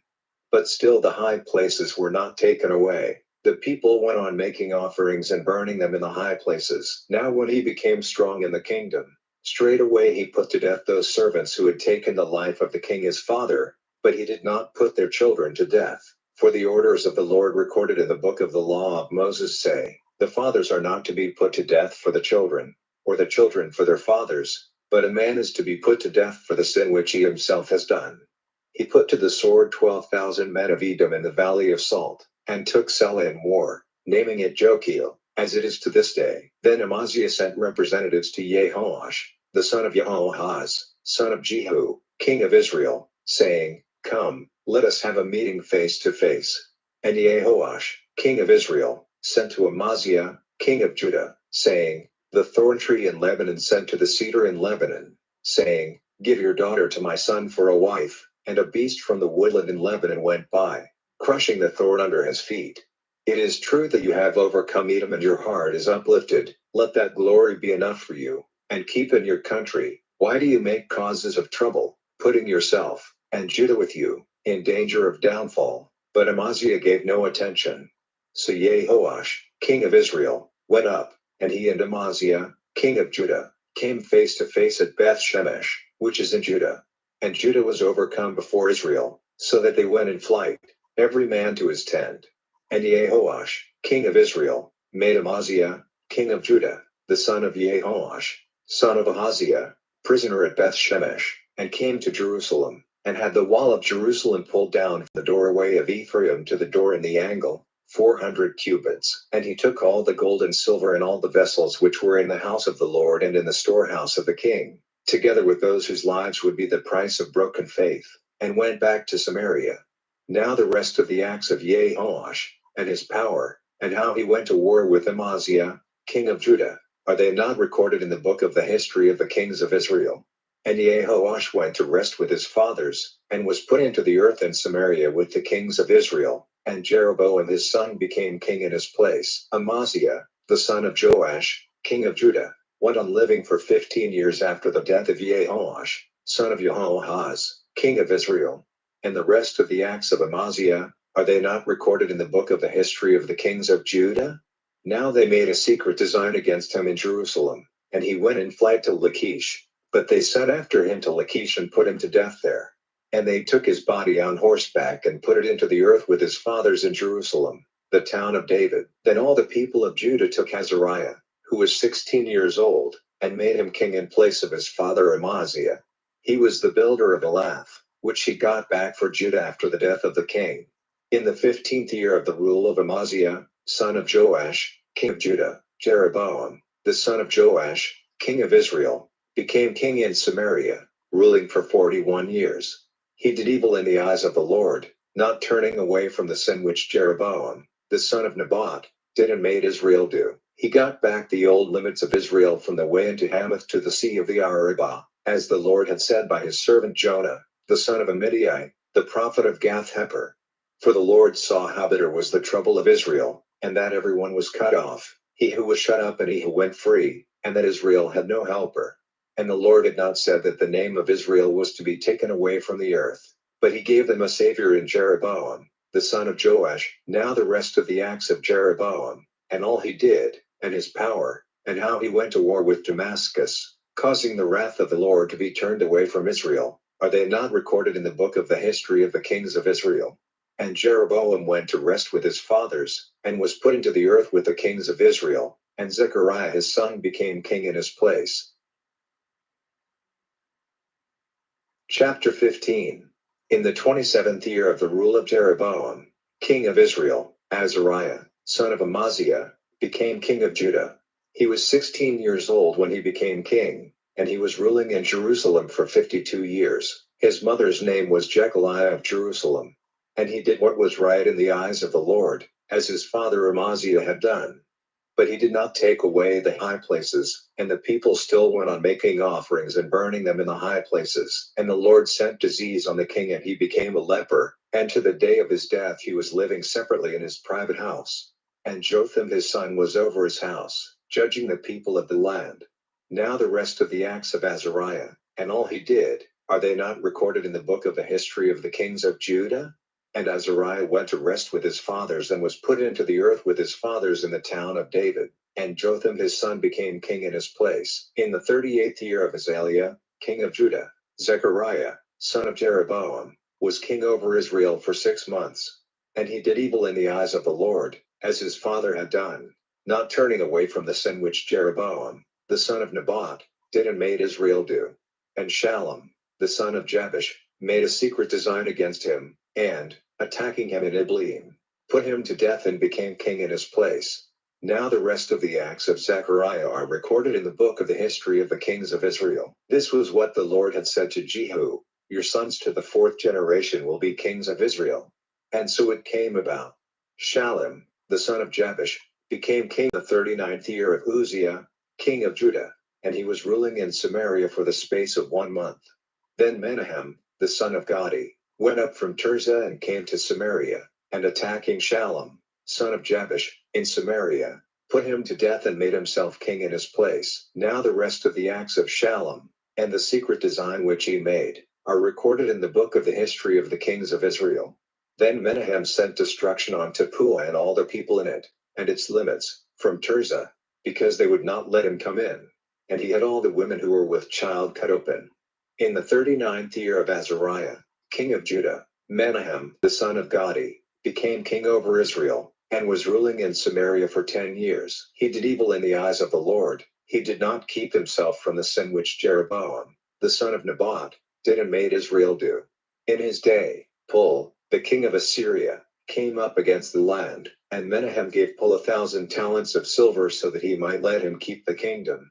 And Menahem got the money from Israel, from all the men of wealth, 50 silver shekels from every man, to give to the king of Assyria. So the king of Assyria went back without stopping in the land. Now the rest of the acts of Menahem, and all he did, are they not recorded in the book of the history of the kings of Israel? And Menahem went to rest with his fathers, and Pekahiah his son became king in his place.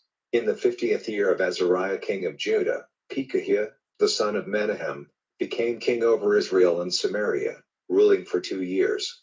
He did evil in the eyes of the Lord, not turning from the sin which Jeroboam, the son of Nebat, did and made Israel do. And Pekah, the son of Remaliah, his captain, made a secret design against him, attacking him in the king's great house in Samaria, and with him were 50 men of Gilead, and he put him to death and became king in his place. Now the rest of the acts of Pekahiah, and all he did, are recorded in the book of the history of the kings of Israel. In the 52nd year of Azariah, king of Judah, Pekah, the son of Remaliah, became king over Israel and Samaria, ruling for 20 years. He did evil in the eyes of the Lord, not turning from the sin which Jeroboam, the son of Nebat, did and made Israel do.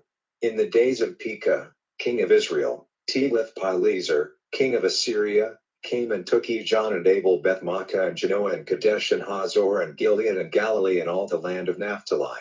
And he took the people away to Assyria.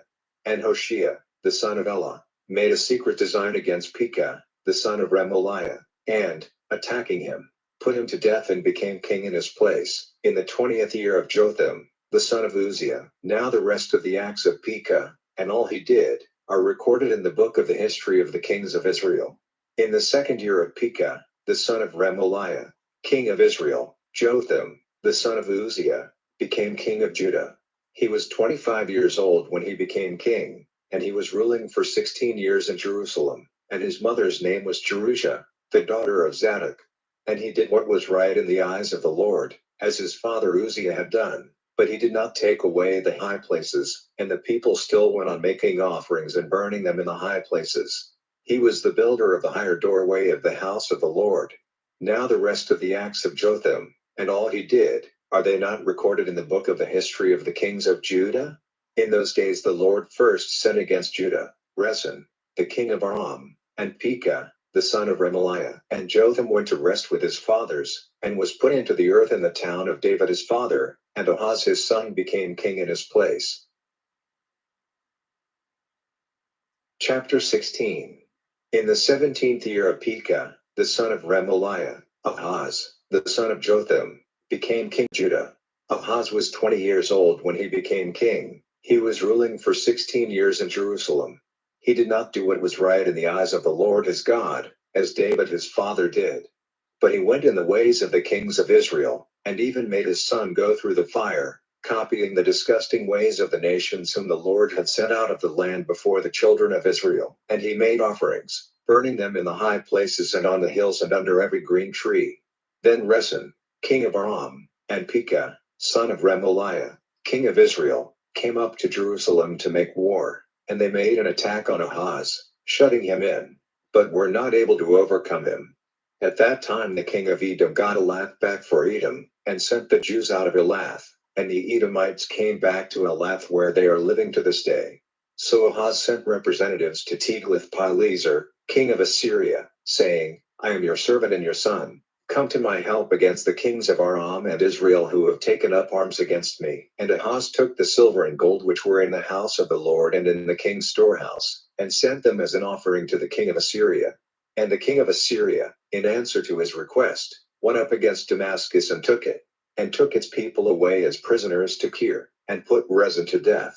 Then King Ahaz went to Damascus for a meeting with Tiglath-Pileser, king of Assyria, and there he saw the altar which was at Damascus, and King Ahaz sent to Uriah the priest a copy of the altar, giving the design of it and all the details of its structure. And from the copy King Ahaz sent from Damascus, Uriah made an altar and had it ready by the time King Ahaz came back from Damascus. And when the king came from Damascus, he saw the altar, and he went up on it and made an offering on it. He made his burnt offering and his meal offering and his drink offering there, draining out the blood of his peace offerings on the altar. And the brass altar, which was before the Lord, he took from the front of the house, from between his altar and the house of the Lord, and put it on the north side of his altar. And King Ahaz gave orders to Uriah the priest, saying, Make the morning burnt offering and the evening meal offering and the king's burnt offering and meal offering, with the burnt offerings of all the people and their meal offerings and drink offerings, on the great altar, and put on it all the blood of the burnt offerings and of the beasts which are offered. But the brass altar will be for my use to get directions from the Lord. So Uriah the priest did everything as the king said, and King Ahaz took off the sides of the wheeled bases, and took down the great water vessel from off the brass oxen which were under it, and put it on a floor of stone, the house of the Lord, because of the king of Assyria. Now the rest of the things which Ahaz did, are they not recorded in the book of the history of the kings of Judah? And Ahaz went to rest with his fathers, and was put into the earth with his fathers in the town of David, and Hezekiah his son became king in his place. Chapter 17. In the 12th year of Ahaz, king of Judah, Hoshea, the son of Elah, became king over Israel and Samaria, ruling for 9 years. He did evil in the eyes of the Lord, though not like the kings of Israel before him. Against him came up Shalmaneser, king of Assyria, and Hoshea became his servant and sent him offerings. But Hoshea's broken faith became clear to the king of Assyria because he had sent representatives to So, king of Egypt, and did not send his offering to the king of Assyria, as he had done year by year. So the king of Assyria had him shut up in prison and put in chains. Then the king of Assyria went through all the land and came up to Samaria, shutting it in with his forces for 3 years. In the 9th year of Hoshea, the king of Assyria took Samaria, and took Israel away to Assyria, placing them in Halah and in Habor on the river Gozan, and in the towns of the Medes. And the wrath of the Lord came on Israel because they had done evil against the Lord their God, who took them out of the land of Egypt from under the yoke of Pharaoh, king of Egypt, and had become worshippers of other gods, living by the rules of the nations whom the Lord had sent out from before the children of Israel. And the children of Israel did secretly against the Lord their God things which were not right, building high places for themselves in all their towns, from the tower of the watchman to the walled town. They put up pillars of stone and wood on every high hill and under every green tree, burning their offerings in all the high places, as those nations did whom the Lord sent away from before them. They did evil things, moving the Lord to wrath, and they made themselves servants of disgusting things, though the Lord had said, You are not to do this. And he gave witness to Israel and Judah, by every prophet and seer, saying, Come back from your evil ways, and do my orders and keep my rules, and be guided by the law which I gave to your fathers and sent to you by my servants the prophets. And they did not give ear, but became stiff-necked, like their fathers who had no faith in the Lord their God. And they went against his rules, and the agreement which he made with their fathers, and his laws which he gave them. They gave themselves up to things without sense or value, and became foolish like the nations round them, of whom the Lord had said, Do not as they do, and turning their backs on all the orders which the Lord had given them. They made for themselves images of metal, and the image of Asherah, worshipping all the stars of heaven and becoming servants to Baal. And they made their sons and their daughters go through the fire, and they made use of secret arts and unnatural powers, and gave themselves up to doing evil in the eyes of the Lord, till he was moved to wrath. So the Lord was very angry with Israel, and his face was turned away from them. Only the tribe of Judah kept its place, but even Judah did not keep the orders of the Lord their God. but were guided by the rules which Israel had made. So the Lord would have nothing to do with all the offspring of Israel, and sent trouble on them, and gave them up into the hands of their attackers, till he had sent them away from before his face. For Israel was broken off from the family of David, and they made Jeroboam, the son of Nebat, king, who, driving them away from the laws of the Lord, made them do a great sin. And the children of Israel went on with all the sins which Jeroboam did. They did not keep themselves from them, till the Lord put Israel away from before his face, as he had said by all his servants the prophets. So Israel was taken away from their land to Assyria, to this day.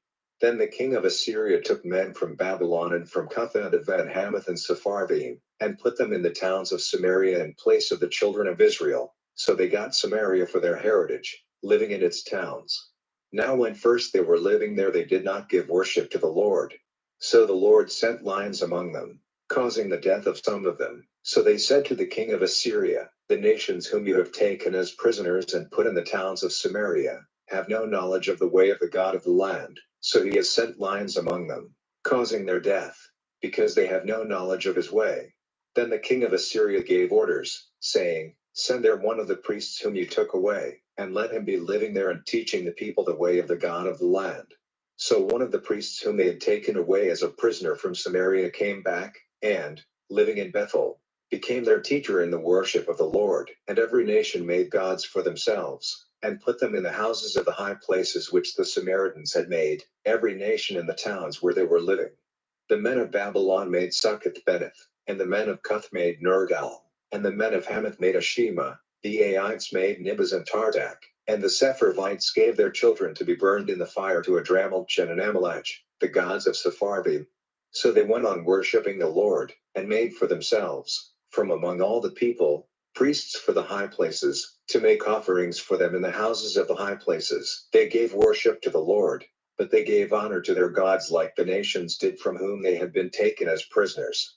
So to this day they go on in their old ways, not worshipping the Lord or keeping his orders or his ways or the law and the rule which the Lord gave to the children of Jacob, to whom he gave the name Israel. And the Lord made an agreement with them and gave them orders, saying, you are to have no other gods, you are not to give worship to them or be their servants or make them offerings. But the Lord, who took you out of the land of Egypt with his great power and his outstretched arm, he is your God, to whom you are to give worship and make offerings, and the rules and the orders and the law which he put in writing for you, you are to keep and do forever. You are to have no other gods, and you are to keep in memory the agreement which I have made with you, and you are to have no other gods, and you are to give worship to the Lord your God, for it is he who will give you salvation from the hands of all who are against you. But they gave no attention, but went on in their old way. So these nations, worshipping the Lord, still were servants to the images they had made. Their children and their children's children did the same, as their fathers did, so do they, to this day. Chapter 18. Now in the 3rd year of Hoshea, son of Elah, king of Israel, Hezekiah, the son of Ahaz, became king of Judah. He was 25 years old when he became king, ruling in Jerusalem for 29 years. His mother's name was Abi, the daughter of Zechariah. He did what was right in the eyes of the Lord as David his father had done. He had the high places taken away, and the stone pillars broken to bits, and the Asherah cut down, and the brass snake which Moses had made was crushed to powder at his order, because in those days the children of Israel had offerings burned before it, and he gave it the name Nehushtan. He had faith in the Lord, the God of Israel, so that there was no one like him among all the kings of Judah who were before him.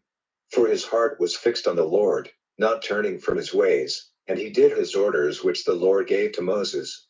And the Lord was with him, he did well in all his undertakings. And he took up arms against the king of Assyria and was his servant no longer. He overcame the Philistines as far as Gaza and its limits, from the tower of the watchman to the walled town. Now in the 4th year of King Hezekiah, which was the 7th year of Hoshea, son of Elah, king of Israel, Shalmaneser, king of Assyria, came up against Samaria, shutting it in with his armies. And at the end of 3 years they took it. In the 6th year of Hezekiah's rule, which was the 9th year of Hoshea, king of Israel, Samaria was taken. And the king of Assyria took Israel away as prisoners into Assyria, placing them in Halah and in Habor on the river Gozan. and in the towns of the Medes, because they did not give ear to the voice of the Lord their God, but went against his agreement, even against everything ordered by Moses, the servant of the Lord, and they did not give ear to it or do it. Now in the 14th year of King Hezekiah, Sennacherib, king of Assyria, came up against all the walled towns of Judah and took them. And Hezekiah, king of Judah, sent to Lachish, to the king of Assyria, saying, I have done wrong, give up attacking me, and whatever you put on me I will undergo. And the payment he was to make was fixed by the king of Assyria at 300 talents of silver and 30 talents of gold. So Hezekiah gave him all the silver in the house of the Lord, and in the king's storehouse. And at that time Hezekiah had the gold from the doors of the Lord's house, and from the door pillars plated by him, cut off and gave it to the king of Assyria.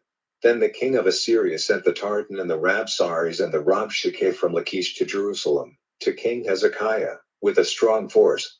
And they went up and came to Jerusalem, and took up their position by the stream of the higher pool, by the highway of the washerman's field. And they sent for the king, and Eliakim, the son of Hilkiah, who was over the house, and Shebna the scribe, and Joah, the son of Asaph, the recorder, came out to them.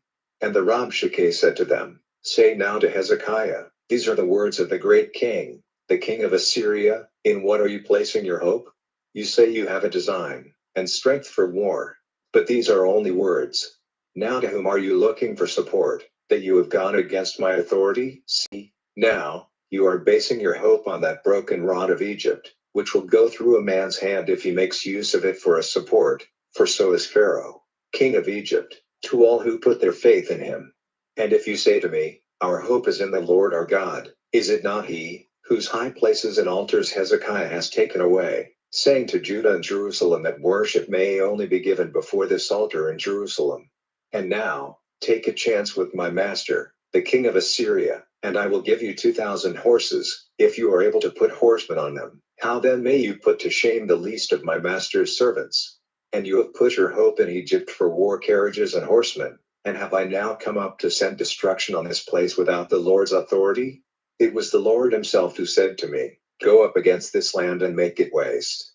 Then Eliakim, the son of Hilkiah, and Shebna and Joah said to the Rabshakeh, Will you kindly make use of the Aramean language in talking to your servants, for we are used to it, and do not make use of the Jews' language in the hearing of the people on the wall. But the Rabshakeh said to them, Is it to your master or to you that my master has sent me to say these words? Has he not sent me to the men seated on the wall? For they are the people who will be short of food with you when the town is shut in. Then the Rabshakeh got up and said with a loud voice in the Jews' language, Give ear to the words of the great king, the king of Assyria. This is what the king says, Do not be tricked by Hezekiah, for there is no salvation for you in him. And do not let Hezekiah make you put your faith in the Lord, saying, The Lord will certainly keep us safe, and this town will not be given into the hands of the king of Assyria. Do not give ear to Hezekiah, for this is what the king of Assyria says, Make peace with me and come out to me, and everyone will be free to take the fruit of his vine and of his fig tree, and the water of his spring, till I come and take you away to a land like yours, a land of grain and wine, a land of bread and vine gardens, a land of oil giving olives and of honey, so that life and not death may be your fate. Give no attention to Hezekiah when he says to you, The Lord will keep us safe. Has any one of the gods of the nations kept his land from falling into the hands of the king of Assyria? Where are the gods of Hamath and of Arpad? Where are the gods of Sepharvaim, of Hena and Diva? Have they kept Samaria out of my hands? Who among all the gods of these countries have kept their country from falling into my hands, to give cause for that the Lord will keep Jerusalem from falling into my hands? But the people kept quiet and gave him no answer, for the king's order was, Give him no answer. Then Eliakim, the son of Hilkiah, who was over the house, and Shebna the scribe, and Joah, the son of Asaph, the recorder, came to Hezekiah, with their clothing parted as a sign of grief, and gave him an account of what the Rabshakeh had said. Chapter 19. And on hearing it, King Hezekiah took off his robe, and put on haircloth, and went into the house of the Lord. And he sent Eliakim, who was over the house, and Shebna the scribe, and the chief priests, dressed in haircloth, to Isaiah the prophet, the son of Amos. And they said to him, Hezekiah says, This day is a day of trouble and punishment and shame, For the children are ready to come to birth, but there is no strength to give birth to them. It may be that the Lord your God will give ear to the words of the Rabshakeh, whom the king of Assyria, his master, sent to say evil things against the living God, and will make his words come to nothing. So then make your prayer for the rest of the people. So the servants of King Hezekiah came to Isaiah. And Isaiah said to them, This is what you are to say to your master. The Lord says, Be not troubled by the words which the servants of the king of Assyria have said against me in your hearing. See, I will put a spirit into him, and bad news will come to his ears, and he will go back to his land, and there I will have him put to death by the sword. So the Rabshakeh went back, and when he got there, the king of Assyria was making war against Libnah, for it had come to his ears that he had gone away from Lachish. And when news came to him that Tirhakah, king of Ethiopia, had made an attack on him, he sent representatives to Hezekiah again, saying, This is what you are to say to Hezekiah, king of Judah, Let not your God, in whom is your faith, give you a false hope, saying, Jerusalem will not be given into the hands of the king of Assyria. No doubt the story has come to your ears of what the kings of Assyria have done to all lands, putting them to the curse, and will you be kept safe? Did the gods of the nations keep safe those on whom my fathers sent destruction, Gozan and Haran and Rezeph and the children of Eden who were in Telasar? Where is the king of Hamath, and the king of Arpad, and the king of the town of Sepharvaim, of Hena and of Iva? And Hezekiah took the letter from the hands of those who had come with it, and after reading it, Hezekiah went up to the house of the Lord, opening the letter there before the Lord. And Hezekiah made his prayer to the Lord, saying, O Lord, the God of Israel, seated between the winged ones, you only are the God of all the kingdoms of the earth. You have made heaven and earth. Let your ear be turned to us, O Lord, and let your eyes be open, O Lord, and see, take note of all the words of Sennacherib who has sent men to say evil against the living God. Truly, O Lord, the kings of Assyria have made waste the nations and their lands, and have given their gods to the fire, for they were no gods, but wood and stone, the work of men's hands, so they have given them to destruction. But now, O Lord our God, give us salvation from his hands, so that it may be clear to all the kingdoms of the earth that you and only you, O Lord, are God. Then Isaiah, the son of Amoz, sent to Hezekiah, saying, The Lord, the God of Israel, says, The prayer which you have made to me against Sennacherib, king of Assyria, has come to my ears. This is the word which the Lord has said about him. In the eyes of the virgin daughter of Zion you are shamed and laughed at. The daughter of Jerusalem has made sport of you. Against whom have you said evil and bitter things? Against whom has your voice been loud and your eyes lifted up? Even against the Holy One of Israel. You have sent your servants with evil words against the Lord, and have said, With all my war carriages I have come up to the top of the mountains, to the inmost parts of Lebanon. Its tall cedars will be cut down, and the best trees of its woods. I will come up into his highest places, into his thick woods. I have made water holes and taken their waters, and with my foot I have made all the rivers of Egypt dry. Has it not come to your ears how I did it long before, purposing it in times long past? Now I have given effect to my design, so that by you strong towns might be turned into masses of broken walls. This is why their townsmen had no power. They were broken and put to shame. They were like the grass of the field and the green plant, like grass on the housetops. But I have knowledge of your getting up and your resting, of your going out and your coming in. Because your wrath against me and your words of pride have come up to my ears, I will put my hook in your nose and my cord in your lips, and I will make you go back by the way you came. And this will be the sign to you. You will get your food this year from what comes up of itself, and in the second year from the produce of the same. And in the third year you will put in your seed and get in the grain and make vine gardens and take of their fruit. And those of Judah who are still living will again take root in the earth and give fruit. For from Jerusalem those who have been kept safe will go out, and those who are still living will go out of Mount Zion. By the fixed purpose of the Lord of armies this will be done. For this cause the Lord says about the king of Assyria, he will not come into this town, or send an arrow against it. He will not come before it with arms, or put up an earthwork against it. By the way he came he will go back, and he will not get into this town, says the Lord. For I will keep the town safe, for my honor, and for the honor of my servant David. And that night the angel of the Lord went out and put to death in the army of the Assyrians 185,000 men. And when the people got up early in the morning, there was nothing to be seen but dead bodies. So Sennacherib, king of Assyria, went back to his place at Nineveh. And it came about, when he was worshipping in the house of Nisroch his god, that his sons Adrammelech and Sharezer put him to death with the sword, and they went and fled into the land of Ararat.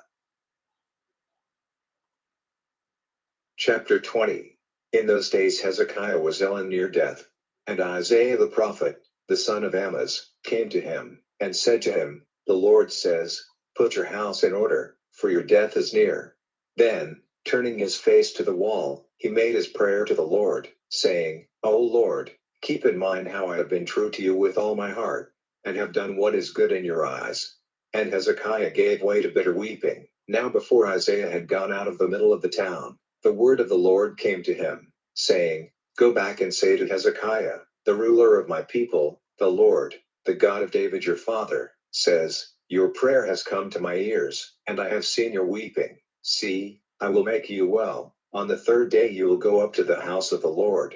I will give you 15 more years of life, and I will keep you in this town safe from the hands of the king of Assyria. I will keep this town safe, for my honor, and for the honor of my servant David. Then Isaiah said, Take a cake of figs. So they took it and put it on his wound, and he got better. And Hezekiah said to Isaiah, What is to be the sign that the Lord will make me well, and that I will go up to the house of the Lord on the third day?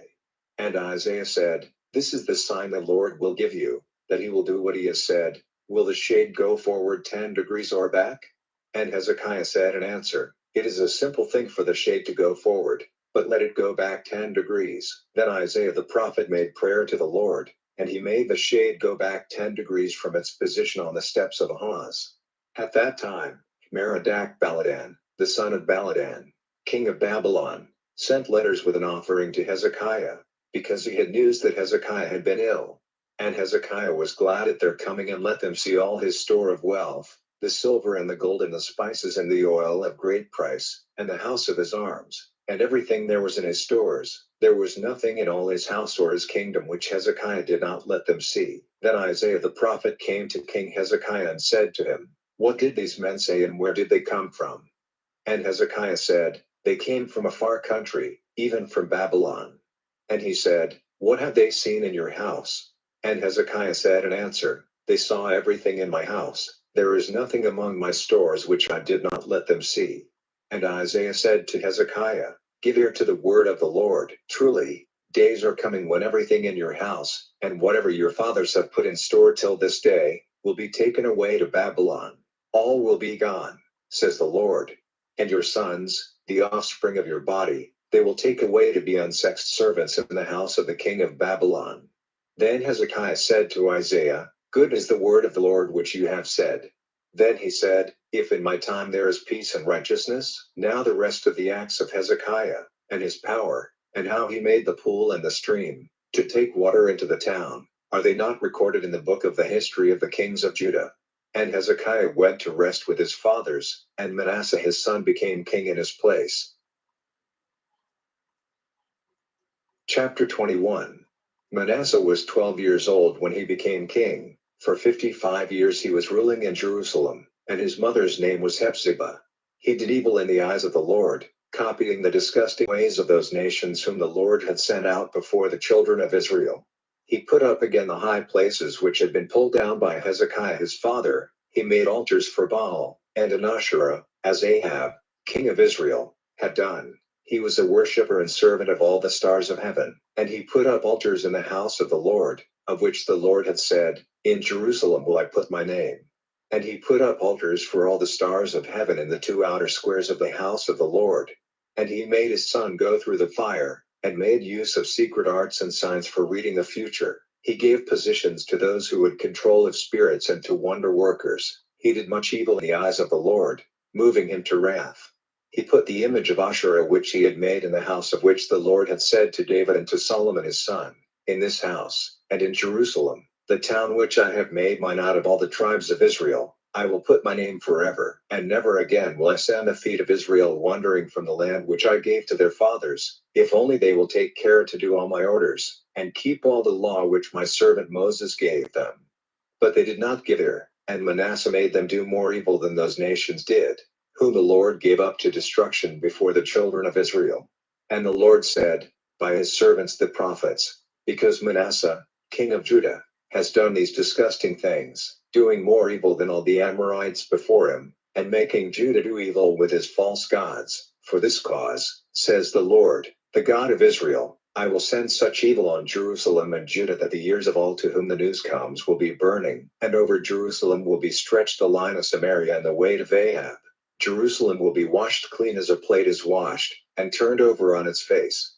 And I will put away from me the rest of my heritage, and give them up into the hands of their haters, who will take their property and their goods for themselves, because they have done evil in my eyes, moving me to wrath, from the day when their fathers came out of Egypt till this day. More than this, Manasseh took the lives of upright men, till Jerusalem from one end to the other was full of blood, in addition to his sin in making Judah do evil in the eyes of the Lord. Now the rest of the acts of Manasseh, and all he did, and his sins, are they not recorded in the book of the history of the kings of Judah? So Manasseh went to rest with his fathers, and was put into the earth in the garden of his house, in the garden of Uzzah, and Amon his son became king in his place. Amon was 22 years old when he became king, ruling in Jerusalem for 2 years. His mother's name was Meshullemeth, the daughter of Haruz of Jotbah.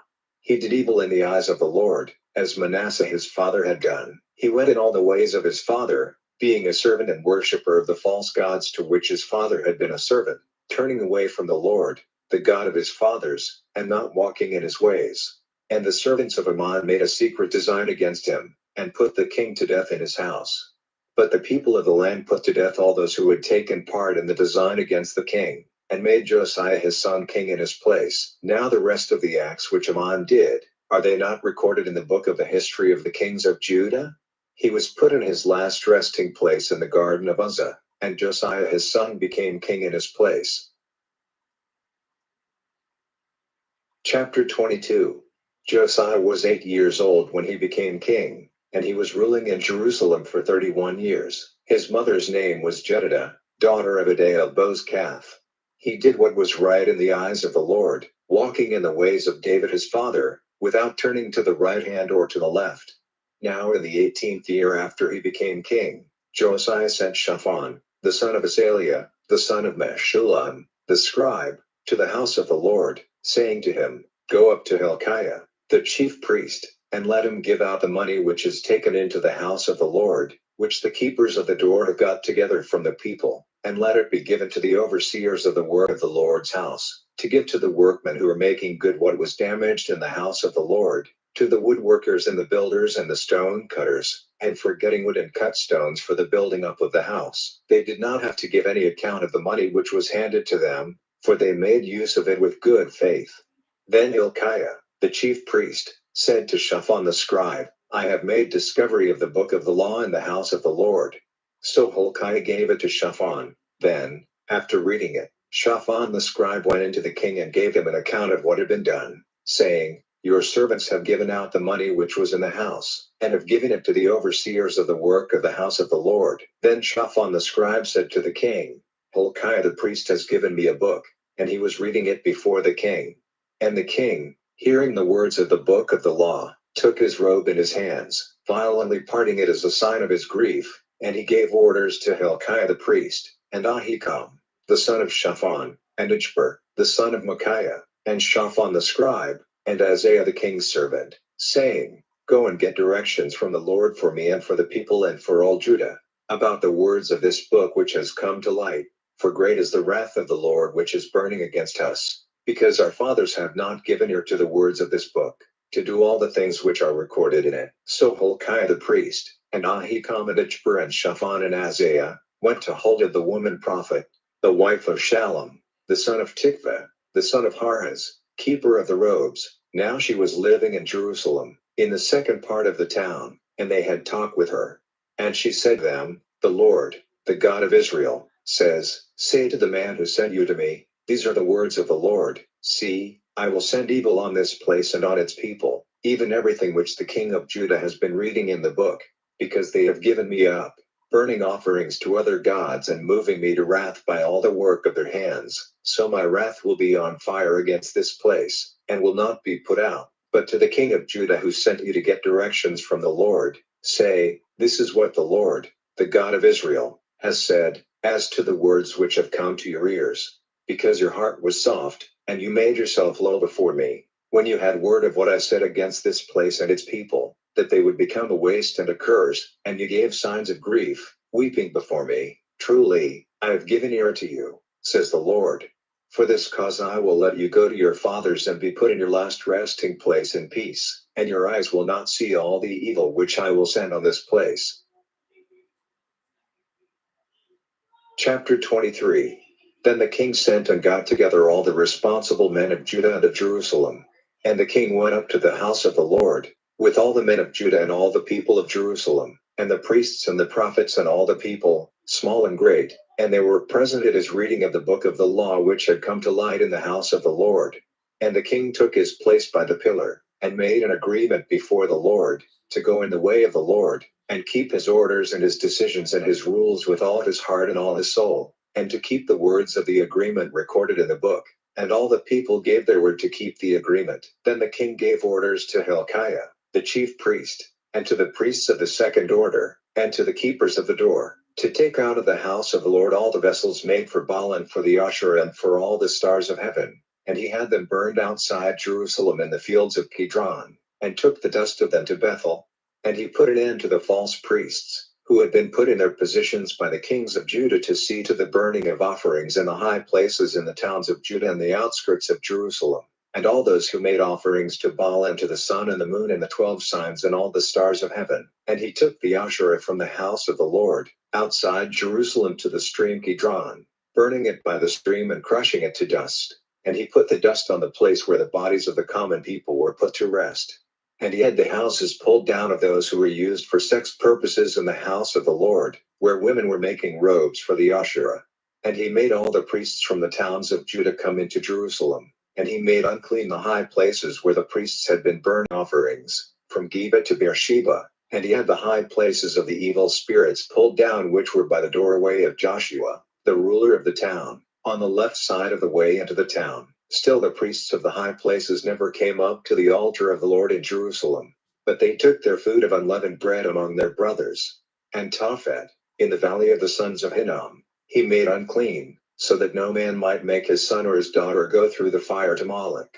And he took away the horses which the kings of Judah had given to the sun, at the way into the house of the Lord, by the room of Nathan Melech, the unsexed servant, which was in the outer part of the building. And the carriages of the sun he put on fire, and the altars on the roof of the high room of Ahaz, which the kings of Judah had made, and the altars which Manasseh had made in the 2 outer squares of the house of the Lord, were pulled down and crushed to bits, and the dust of them was put into the stream Kidron. And the high places before Jerusalem, on the south side of the mountain of destruction, which Solomon, king of Israel, had made for Ashtoreth, the disgusting god of the Zidonians, and for Chemosh, the disgusting god of Moab, and for Milcom, the disgusting god of the children of Ammon, the king made unclean. The stone pillars were broken to bits and the wood pillars cut down, and the places where they had been were made full of the bones of the dead. And the altar at Bethel, and the high place put up by Jeroboam, the son of Nebat, who made Israel do evil, that altar and that high place were pulled down, and the high place was burned and crushed to dust, and the Asherah was burned. Then Josiah, turning round, saw on the mountain the places of the dead, and he sent and had the bones taken out of their places and burned on the altar, so making it unclean, as the Lord had said by the man of God when Jeroboam was in his place by the altar on that feast day. And he, turning his eyes to the resting place of the man of God who had given word of these things, said, "What is that headstone I see over there?" And the men of the town said to him, "It is the resting place of the man of God who came from Judah and gave word of all these things which you have done to the altar at Bethel." So he said, "Let him be, let not his bones be moved." So they let his bones be with the bones of the prophet who came from Samaria. Then Josiah took away all the houses of the high places in the towns of Samaria, which the kings of Israel had put up, moving the Lord to wrath. And he did with them as he had done in Bethel. And all the priests of the high places there he put to death on the altars, burning the bones of the dead on them. And then he went back to Jerusalem. And the king gave orders to all the people, saying, "Keep the Passover to the Lord God, as it says in this book of the law." Truly, such a Passover had not been kept in all the days of the judges of Israel or of the kings of Israel or the kings of Judah, In the 18th year of the rule of King Josiah, this Passover was kept to the Lord in Jerusalem. And all those who had control of spirits, and the wonder workers, and the images, and the false gods, and all the disgusting things which were seen in the land of Judah and in Jerusalem, Josiah put away, so that he might give effect to the words of the agreement recorded in the book which Hilkiah the priest made discovery of in the house of the Lord. Never before had there been a king like him, turning to the Lord with all his heart and with all his soul and with all his power, as the law of Moses says, and after him there was no king like him. But still the heat of the Lord's wrath was not turned back from Judah, because of all Manasseh had done in moving him to wrath.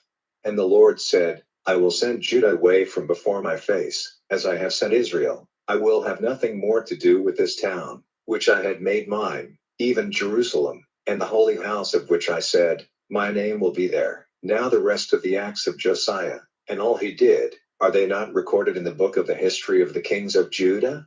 In his days, Pharaoh Necho, king of Egypt, sent his armies against the king of Assyria to the river Euphrates, and King Josiah went out against him, and he put him to death at Megiddo, when he had seen him.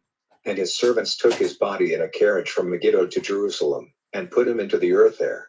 And the people of the land took Jehoahaz, the son of Josiah, and put the holy oil on him and made him king in place of his father. Jehoahaz was 23 years old when he became king, ruling in Jerusalem for 3 months. His mother's name was Hamutal, the daughter of Jeremiah of Libnah.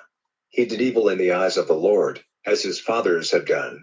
And Pharaoh Necho put him in chains at Riblah in the land of Hamath, so that he might not be king in Jerusalem, and took from the land a tax of 100 talents of silver and a talent of gold. Then Pharaoh Necho made Eliakim, the son of Josiah, king in place of Josiah his father, changing his name to Jehoiakim. But Jehoahaz he took away to Egypt, where he was till his death, and Jehoiakim gave the silver and gold to Pharaoh, taxing the land by his orders to get the money. The people of the land had to give silver and gold, everyone as he was taxed, to make the payment to Pharaoh Necho. Jehoiakim was 25 years old when he became king. He was ruling in Jerusalem for 11 years. His mother's name was Zebidah, the daughter of Pedaiah of Rumah. He did evil in the eyes of the Lord as his fathers had done. Chapter Yes, thank you for watching the live. God bless you. I pray that you were blessed in hearing the word. The Bible said faith cometh by hearing and hearing the word of God. Thank you, and I'll look forward to seeing you on the next live stream. Do be blessed. Leave your comment and subscribe. And also share. Do share. And if it be any prayer requests, do leave them as well. Thank you now. Bye bye.